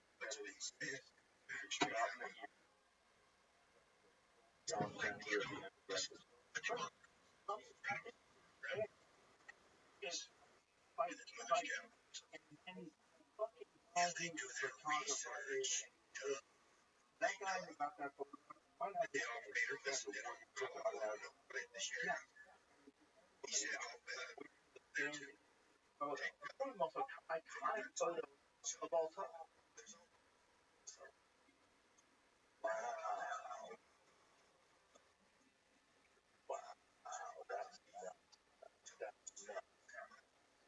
He has the bullets are flying. This fucking dude doesn't get stuck. He's still got a camera right behind Trump, and he's just got a camera out. That is so gangster. I mean, you want to talk about getting shot no matter what? He's running around, flying his way. I don't think you're holding up something black in your hand. That's because it's a president.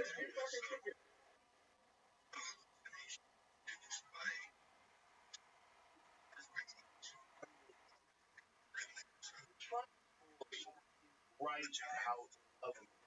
And I'm hoping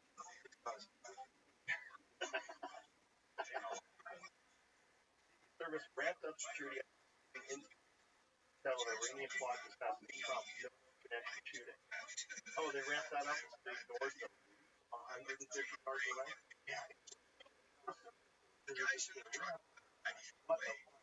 All and so much of it that seems fake, like the female Secret Service agent can't holster her weapon. Have you seen it? It's like moving around all around. She tries to holster her weapon. She can't get in there. She can't get out. Stops for a minute. Tries to do it again. It's so fake. Do not. It looks like it's a bumbling person in a movie, like almost like a comedy of errors or a Coen Brothers movie about an assassination attempt on the president. Now, this lady, but you watch what her got. Coming out, tried to put it in there, she couldn't do it. Thinking about putting it back in there, finally gets it in there. Like the whole thing, it's like look at her fumbling around. The whole thing is crazy. They're erratic movements, no one knows exactly what to do. It seems fake. That's an audition. It's like, okay, panicking, you don't know what the fuck is going on. You be here. You're like, what? Like you said, one, Secret Service, cool, calm, collected, you know, high ready with the guns, standing in the area, looking left and right. You want them to like twist ice. You don't want to stand in this fucking squirrely, try to put the gun back in. When you see the Reagan, Dive on. They dive on. Yeah. Bang, dive on. This it's almost like as the simulation gets further and further along, it gets more more and more look at this. Big guy, immediately. They get it done immediately. They're ready to survive. Also, the Trump one is just so nuts too. Like, turns his head at the last second, and the bullet grazes hits the back of his head, dead, and then we fall into chaos. Who knows what the fuck happened? People think that the Biden administration had Trump killed. And then it's a question, how the fuck does this 20-year-old kid climb on that roof 150 yards away? And yeah, he's like, right there. And they're yelling, not a gun. There's a guy in a prone position on a roof 150 yards away from the former president. The whole thing's nuts. The whole thing stinks of either incompetence, or design, or we're gonna make fucking fake movie. You almost watch the most bombastic and manly of presidents. See him with these two female bumbling Secret Service agents, especially the one. To see that, everything happened the way that they knew this guy was on the roof. Hear that guy pointed his rifle before that at a cop. So the cop is pointing the rifle, the cop ran away. The guy climbed the roof with a ladder. He's 20 years old, and then you find out he was in a BlackRock commercial. You're like, is this the Black Mirror? Tell me what's going on. Is this real? Is this real? And then Trump goes golfing with a bandage on his ear the next day.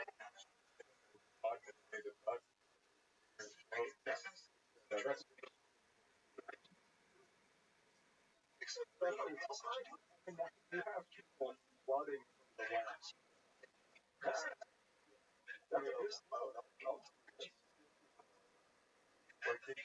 The guy that got to run anything behind him. Trying to get him out. And now he's going to defend himself. I wonder if they're doing the old, like,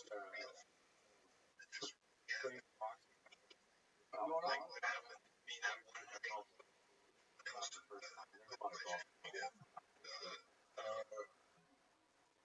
Stop running our train. I just want to. You son of a bitch. Golf. Very touching. Golf. Bullshit.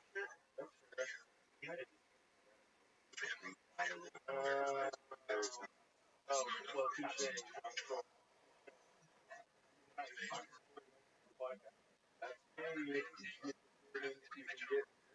I did. The whole thing's so wild. There's video of a kid sitting at the BlackRock. The video of the kid, like, they're saying he's in early high school. It doesn't seem like everyone's having fun. Talk about how they just having fun. And you look at like, how is this?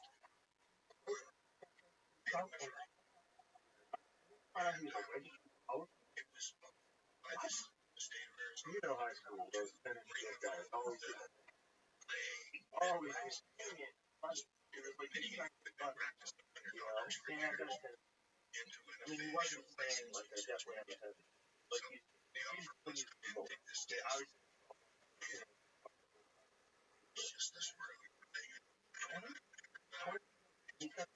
just like he and he actually got off and then they like you see in this 20-year-old kid, his life is over. Like somehow or another, he talked himself in, tried to assassinate the president alone in Pennsylvania, got on top of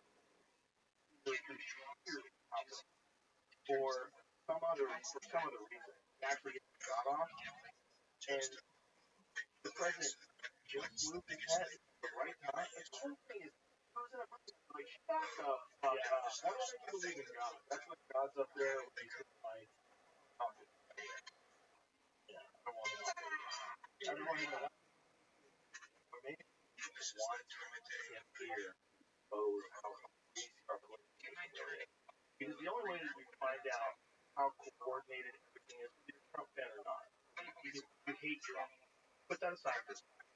And just look at how much coordination there is in the media to go after him.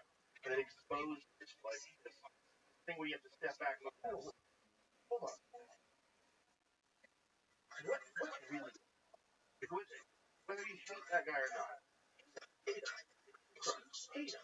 He's alive. Hate him. Do you think that they're all in lockstep with the way they talk about him, even with things that aren't true? Like, especially the Russia collusion that they all talked about for years. I thought, like, he colluded, and that was like, the crazy thing about him winning the presidency. Oh my God, work with Russia. Maybe Russia has something at the earnings, right? That was just bullshit. And they did that for years, and you start going, okay, what else coordinate where everybody is saying something or streams like that? You know, Seymour Hersh says he blew it up. It's in the journalist. It's like, no matter what they say, I am telling you, we blew this up. Other countries, Russia, they didn't blow up their own pipeline. And look at that. This is possible. Oh, you hear about what happened? So far, I'm telling you, what is motivation to these stories? Are these narratives by the government? Large everything by television stories and what you're voting for? Who is it? We were a lot of people. And I will because he's for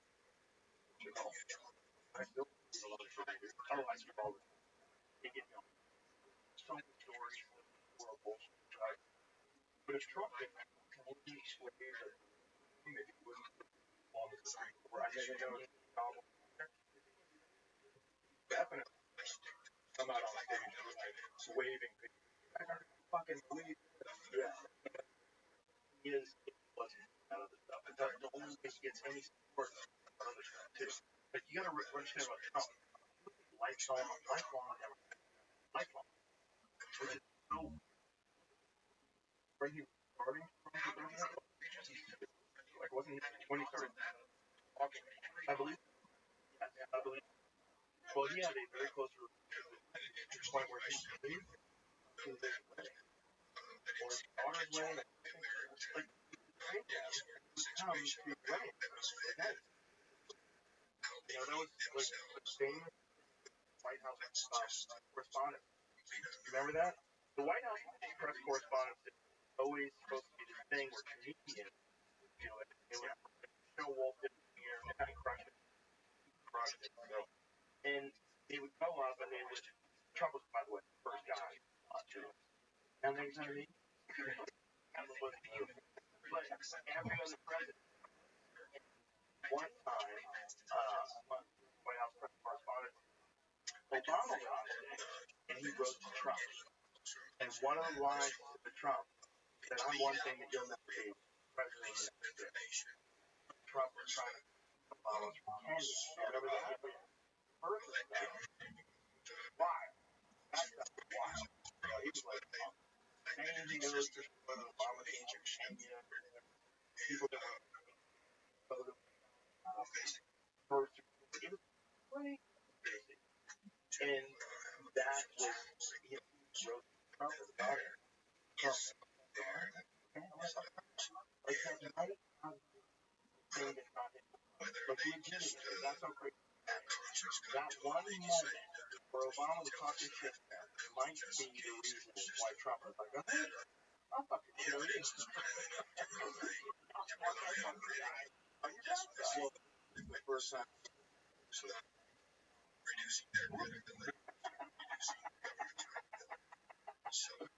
What a crazy.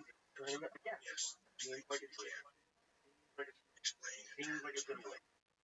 That's it. It really so much of it really, so much of life really feels like it's real. And the thing about the Trump stuff and all of this stuff that's happening, social media and AI, the guy who's at the helm of one of the biggest social media networks in the world, Elon Musk. Elon Musk said that the odds of us not being in this simulation are in the billions. He believes wholeheartedly that we're in a simulation. I find him saying that because it's such a quote. Because when someone says that, you go, oh yeah. But when Elon Musk says that, he says it, he says it like with pure confidence. And it isn't no hyperbole stating it like I've analyzed something I've done for a long time. And he also made that statement. Do you like it or not? I just think it looks like he can't be penetrated with bullets. I've driven. It's different. Buys time. It was so fast. So big. But crazy. The kind of thing you would make. Like, let's make that fucking truck.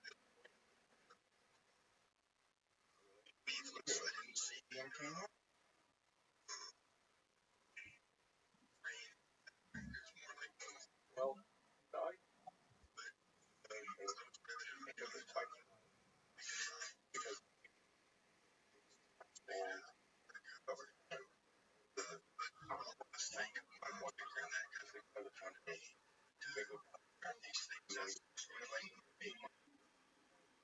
I'm sorry, I tried to just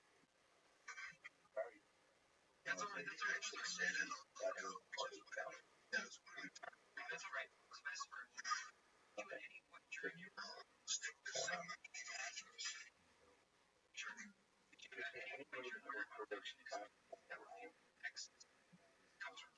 no, it was terrifying and painful. Or the numbers injured, you know, so it doesn't have anything to do. although we I enjoy the experience. On my podcast, could you talk And the question is like, what are the odds? Not he firmly but it might be what the universe is. We're talking about strangers in that might be why. It might be because it's not or nothing. The idea like our constant being field. Even if you like with quantum, right, which is there's these nervous where quantum level and they're looking at them and measuring them, they have a different reaction. There's something that's going on that interact with matter. Whereas it doesn't make any sense. Like it does you get down to like the lowest level understanding reality. You get it on and then you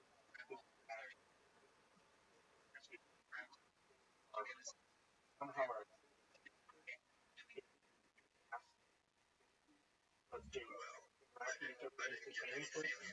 and if you take photons, and photons are quantum, if you know how to change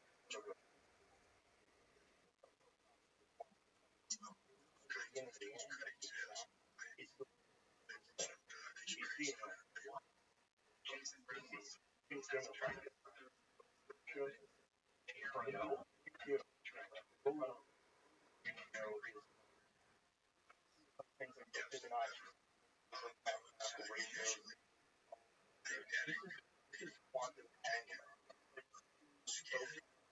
That are quantum angular and they get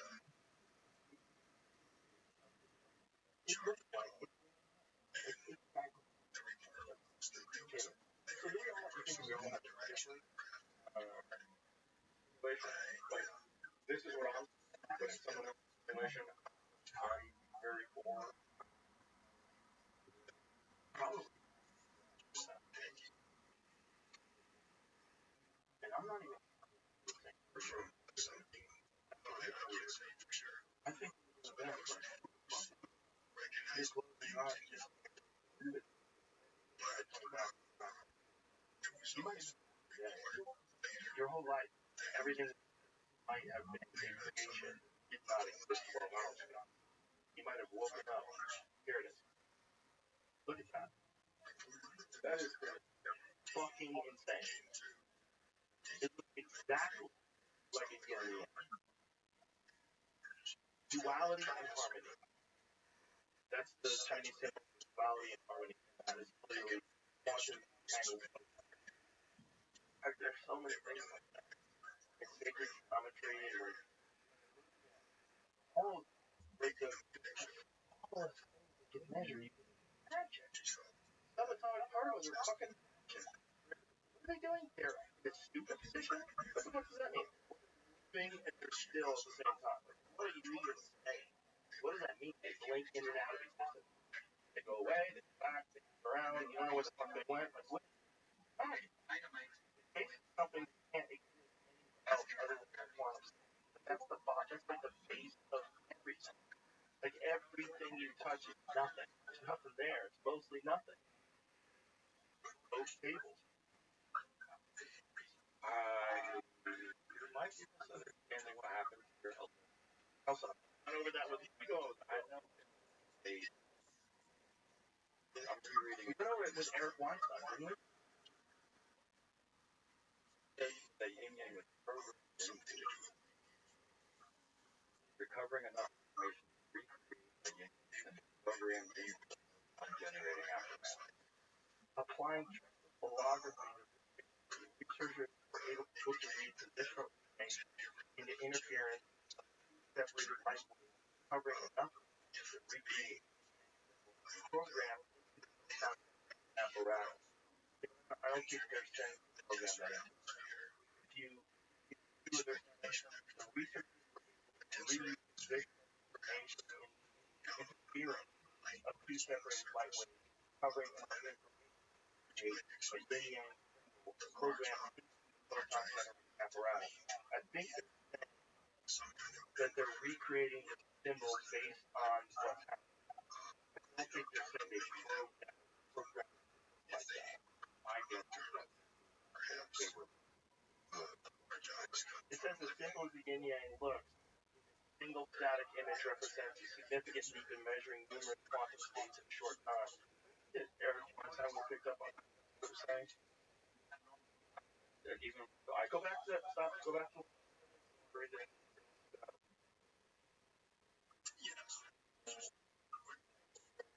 This method is exponentially faster than techniques requiring only minutes. Importantly, the detection time is not an issue, but it's complexity. The long-standing scalability challenge in projective tomography. They were looking at it, how to map by what they're looking at. On also all the dimensions of down. Well, how much? Right? Okay, let's give me an image. Google image. Let's see what the fuck. I mean, all this stuff is look at Trina passing through us right now. Space. What? What is this one? What is that? That shapes our photons. Look at that. Hologram of single photon. I don't know. If that is just that's just the bottom. Point like density integrated phenomena also light with dimensional holography, a well-described user waves, history coded with other waves and wavelength off of three-dimensional objects, a hologram generated. It experience occurs as a result of the phase creation for two waves, complicated pattern of lines.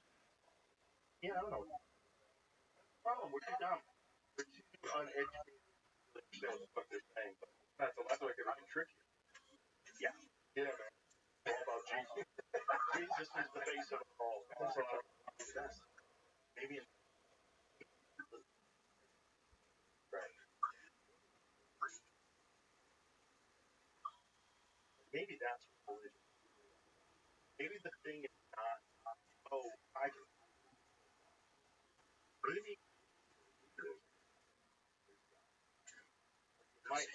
that's how weird should be. I think if you believe it never is wrong. Right. Also,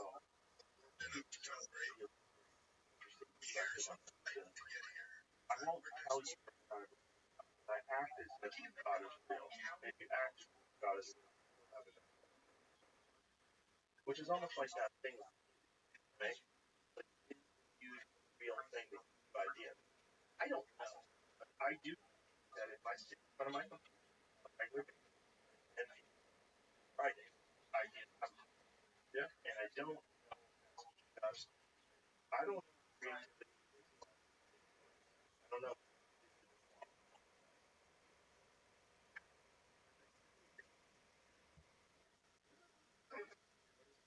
Nice. Yeah, that kind of. What about there's some creative that absolutely and it's literally art.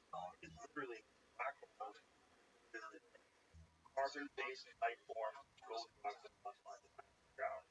Makes great us. If you wanted to find evidence of God, then you God. It makes sense that it was God. It is everything. We want it to be a person. We want it to be a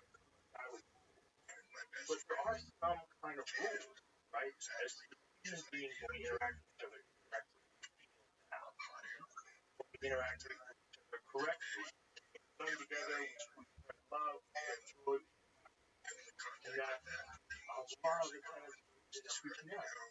So it's almost like some God people who have figured some whisper of what God is out, and they wrote it down.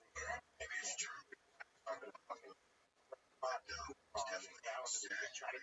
Nothing is. Whatever that is,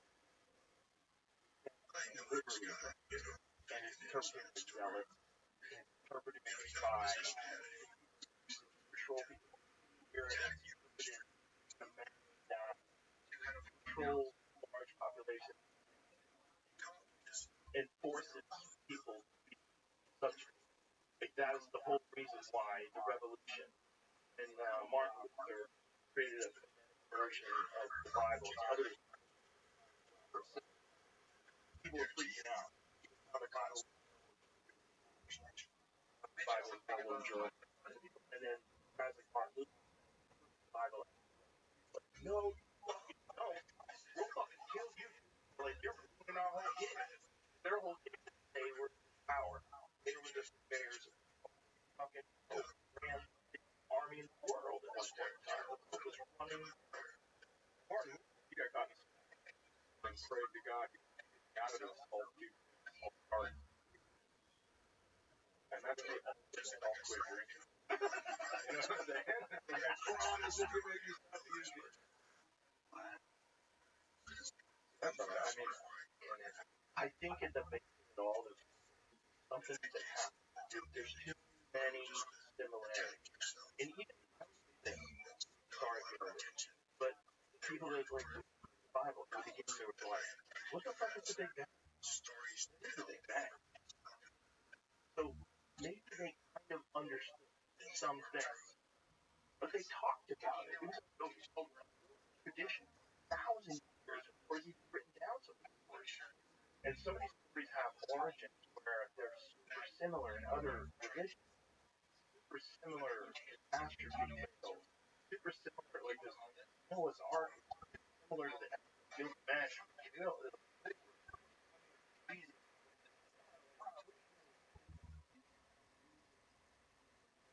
beginning, right, maybe that too, sure, that too. But I find myself like I used to have an hour I get dust, they're everywhere, and I just go, thank you, I don't believe thank you, and then I get home and I look,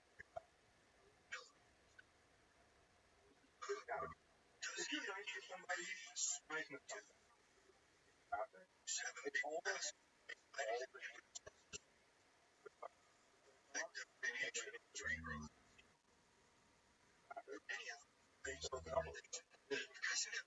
what I think.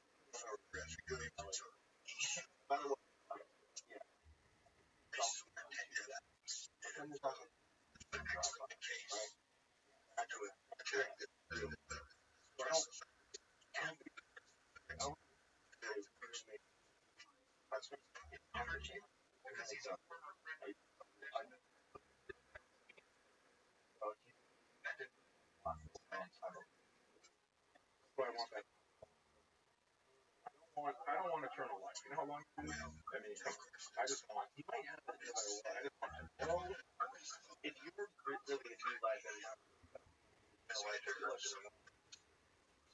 That's what some.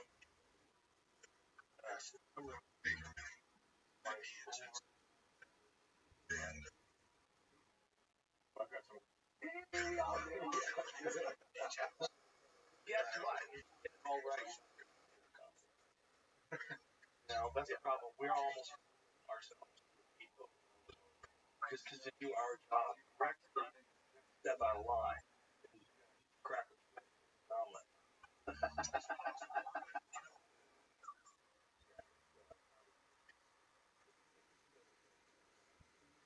Yeah, sure. So I was up there, and I just my home in big traffic crowd.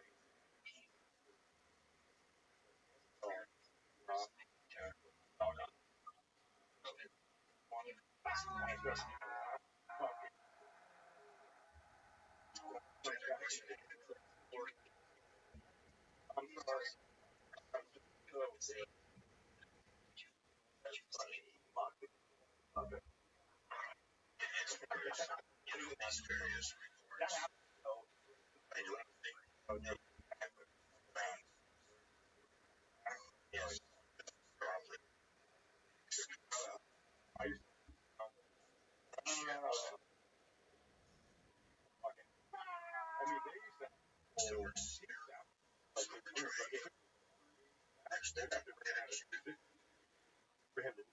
they used to have oh, God. They would bring. Oh, my God.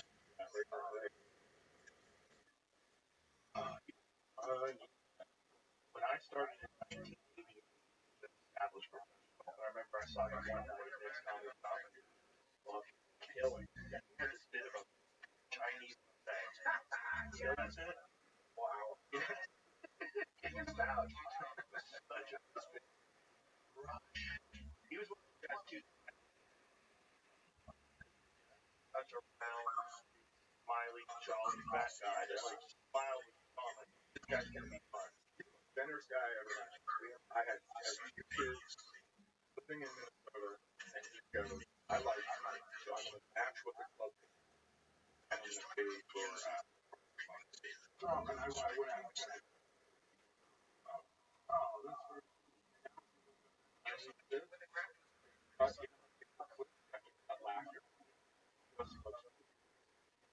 Because they cut all the laughter out. Oh, so no. It's just him like doing the accent.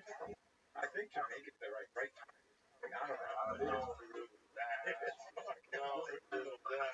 Oh, no.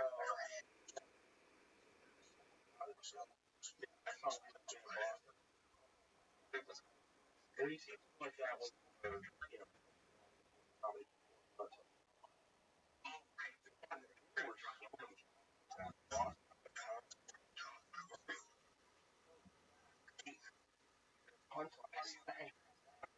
Energy.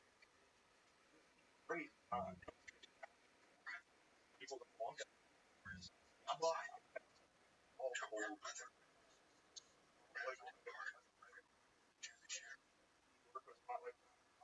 For people that are fucking still shit. You know, can't be on the questions. Only give away what you want.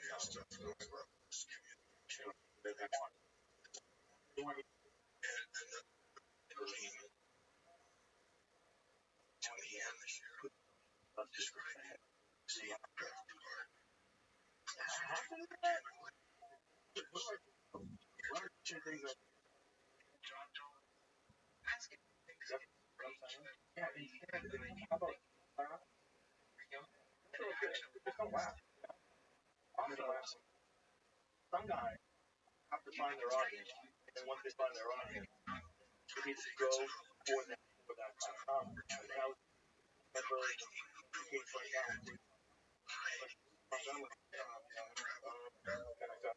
I just killed somebody last night for the first time. I didn't know anything about this guy. I thought he was sure guy.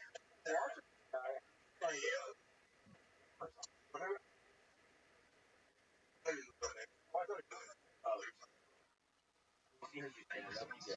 Like when he's and a huge following. And when you get like Black Youth came to my podcast and they were gonna come to the club after. When somebody comes, I say that call me. Call up. So you're gonna get the other side. What are you? That's you going to do. Right up. Like full confidence. How to crush us. But I didn't know what you're thinking about. This guy starting out crazy. He's so unhinged.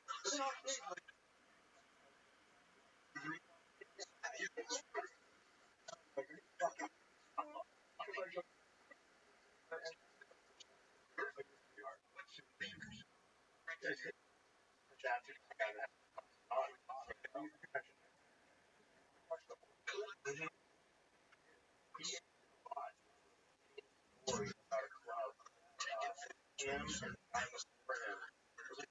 Really high energy guy. I think the guy actually did like a backflip or something like the clothes set out. That was the bit. And then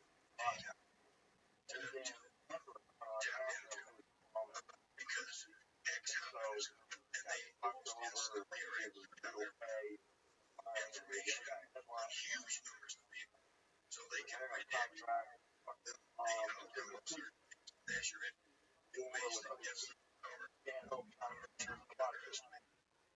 you get many people saying but that was a guy once you would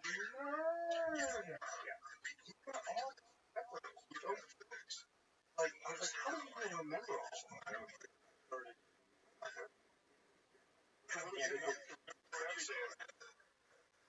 That was ran for it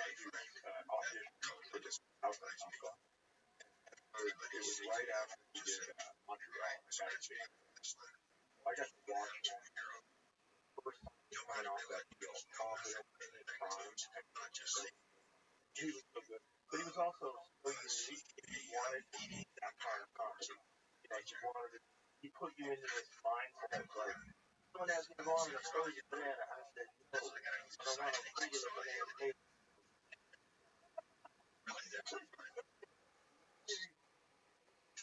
Such a free,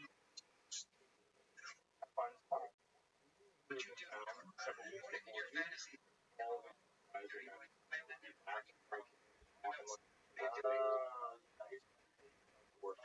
Just refusing stars on it.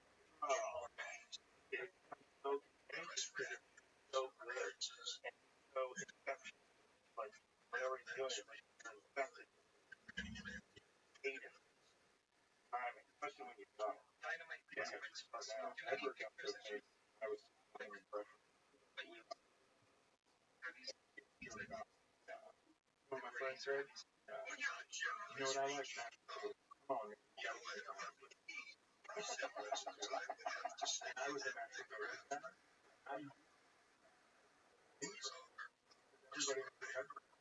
When I was that's hilarious. That's hilarious. That's funny. Yeah.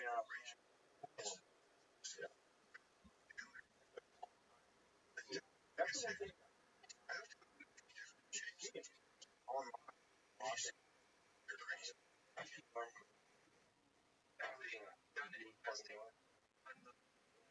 I just found more places when you don't have to know about having no, that's the bad guy. fourth largest object after the vagina.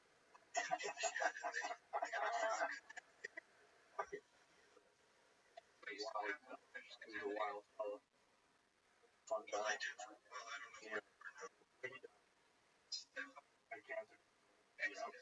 We're surprised that even after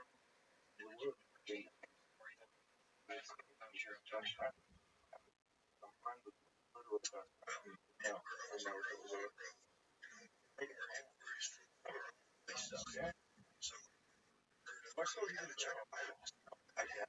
Yeah. Which is a weird. Is that the one you have?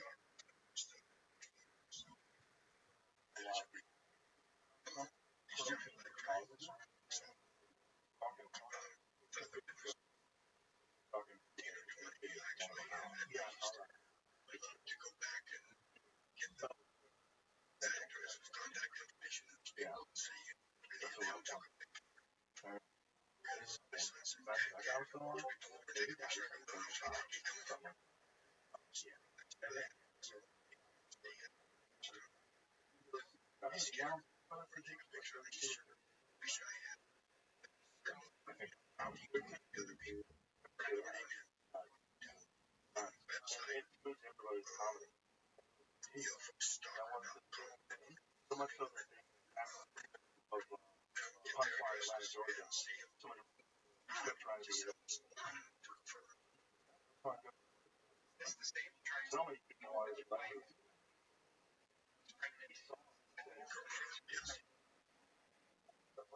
so profound at the time.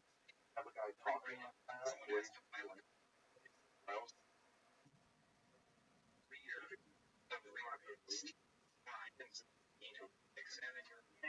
you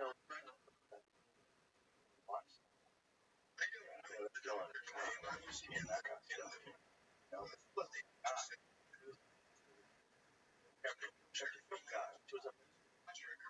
for whatever reason, for fun. Yeah, people are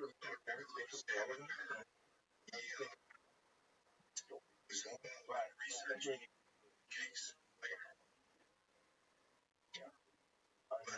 Perfect. Undeniable point. Fun part. Trying to figure it out. Yeah, fun part. Listen, man, it's been great to get to know you. Talk to you. Well, thanks for having me. My pleasure. A lot of fun. Everybody where they can get a hold of you, social media, website. Social media is at Chad Mayo. Special Experience.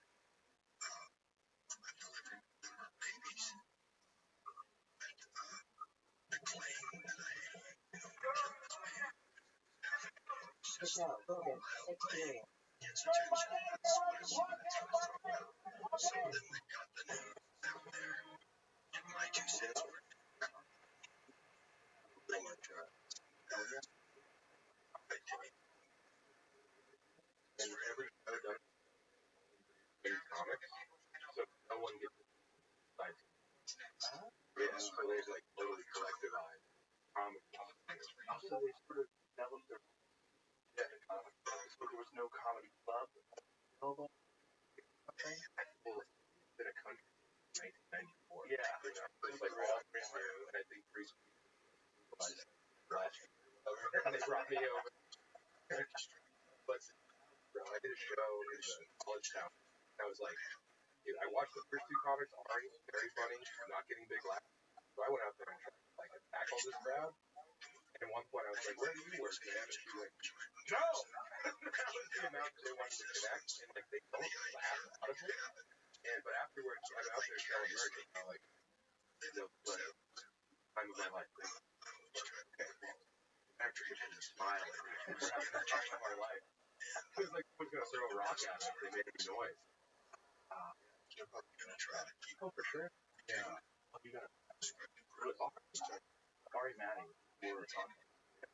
Very, very funny. He's such a joyful guy. Silly. Yeah. How did he get there? I think he just out of it. Yeah. It's like a great escape. All I can do is smile. It's interesting.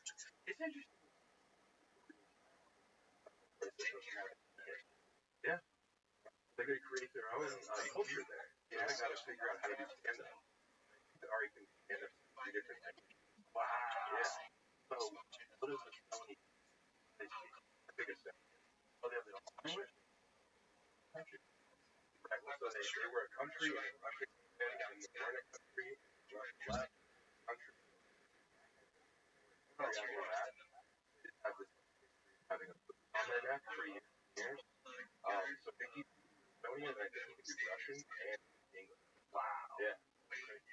And he can like kill you with his bare hands. He looks like with his shirt off. Yeah, he was an MMA fighter. Yeah, he had 3 fights. He's fighting Estonian. They're just scared of you. Legal. Oh, you do nice. And you just they quit doing act outs. Yeah. Pretty fun. Well, he's legit. I'm happy for him. I signed his like I don't know. James McCann is Shane from Australia. Oh, I do. That's right. Yeah. I do know him. That's right. I just so many fucking names now. So I've met more people in the last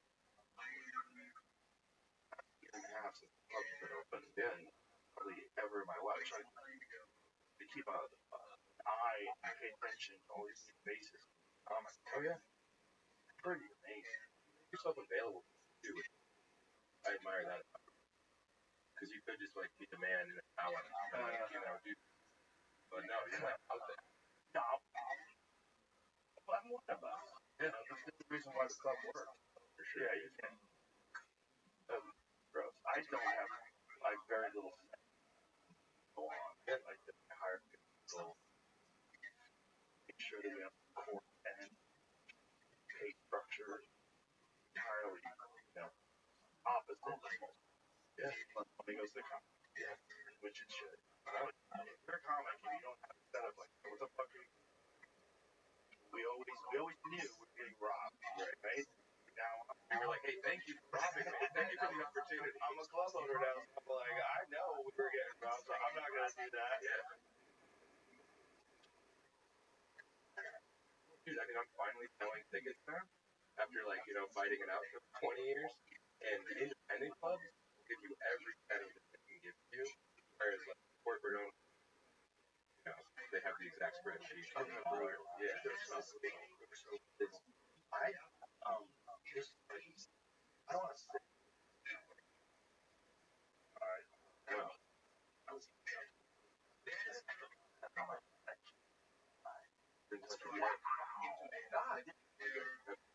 hands on the back. I've done it. You know, I touched my neck and my wife came home and I had to give her my penis in the soft. She was like, what are you doing? I'm just like crying, my dick and cream. Put napkin on his balls.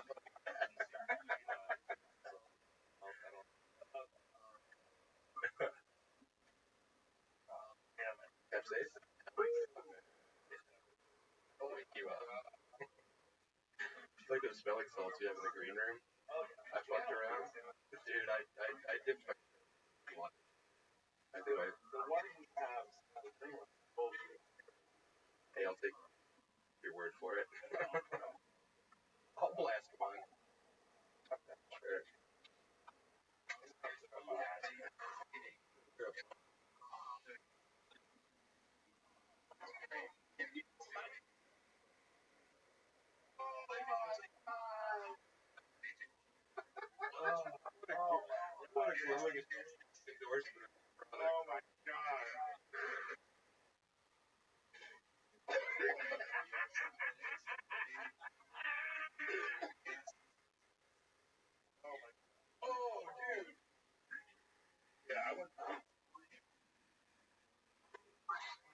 posted in my blog. Like it's, oh man, it really hits like that part of your brain. yeah, exactly. Let's podcast. Go fight Bruce. Right back. I did it to Chris wrong in the green room, and he's Bullshit. The two. Constant question is, but none of these guys know about that. That's Juju move. Bodybuilder dude. Goodness.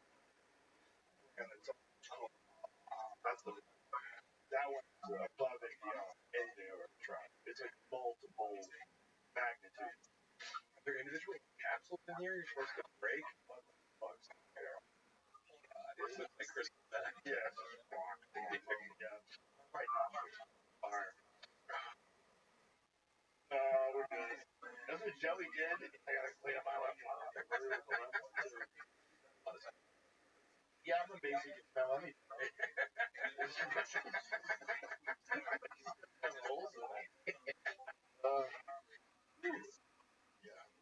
Yeah, thank you for having me.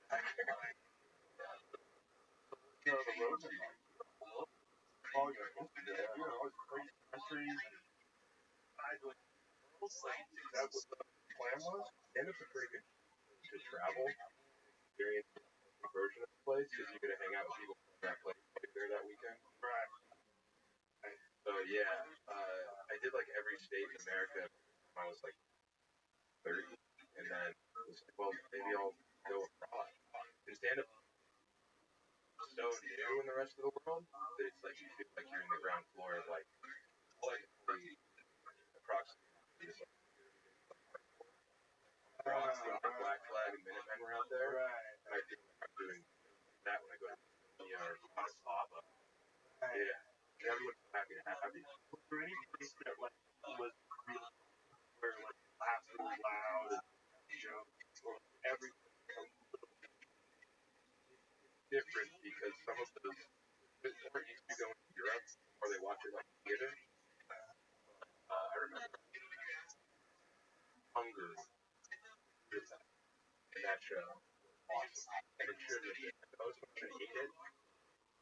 He was getting all sweaty up there and he would like take off his bombing so hard. God bless him. You know? When he comes off stage, he's like, you know, he's like, oh, the bro. And I went out there and I, made fun of him. And I was like, very good, you know? And I killed him. Yeah. I didn't think it was good. You don't walk out there and like they smile before. I got him. I took him to the Stockholm one. Yeah, Stockholm one. Yeah, I had a great time. Like he had never been to Europe. And I had performed Ireland, England, and we did two shows. First show not like that. Got laughs. Because yeah, but they died off. I go, no, that's what they do. Yeah.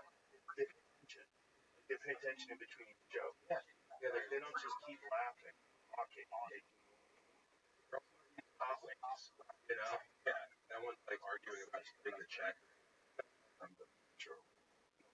Yeah. We're connected to two, right? Rest of pizza place to the left, Mexican place. Yeah. We're good. Everyone's fine. Yeah.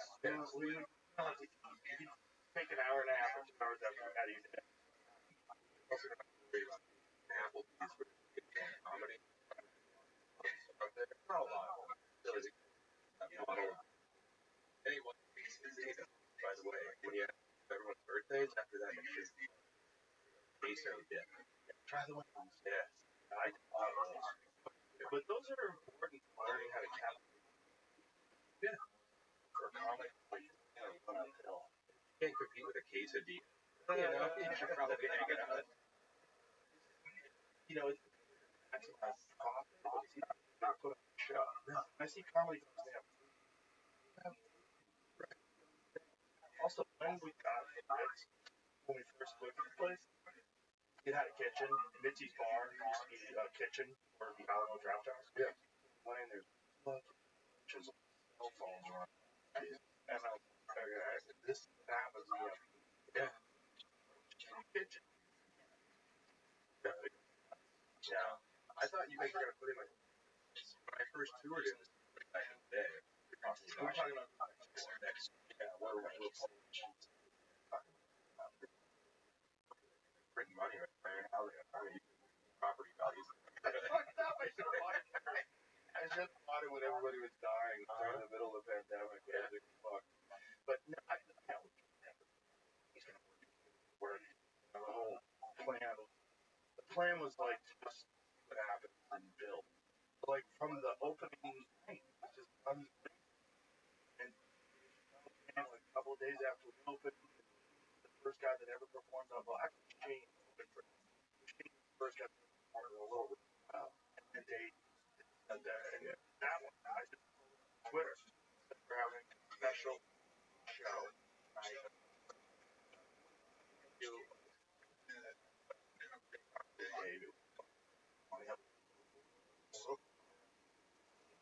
Set in the big room. He did a set after me, so he had no any big enough of it. And Junior actually over the one more.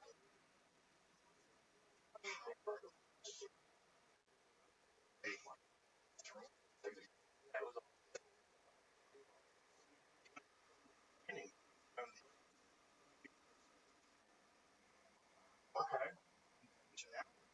Like, I think every night. So I'm like, I feel like I will have all some people. It's all about numbers. How many? Obviously, you need to analyze your material, right? But it's about getting on stage. One of the primary components part of it. Yeah. It's good environment. Shitty. You're gonna get plenty of those. Wow. I was the comedy bomb the Canadian great club of the so it's just like and they were packed shows. Hang on. And I'm just really freaking there's no way.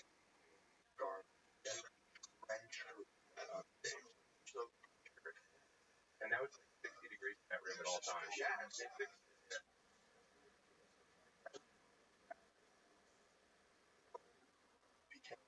The idea of making surgery uncomfortable. These are actually throw it up. Like, check it out. I remember.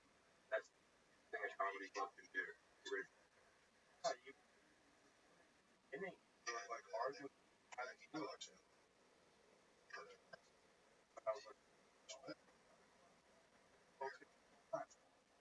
it's one time.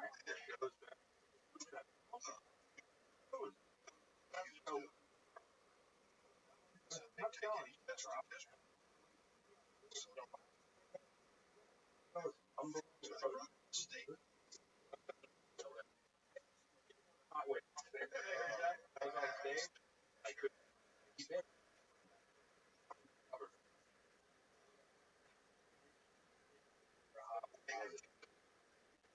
I never did that one. Comedy work.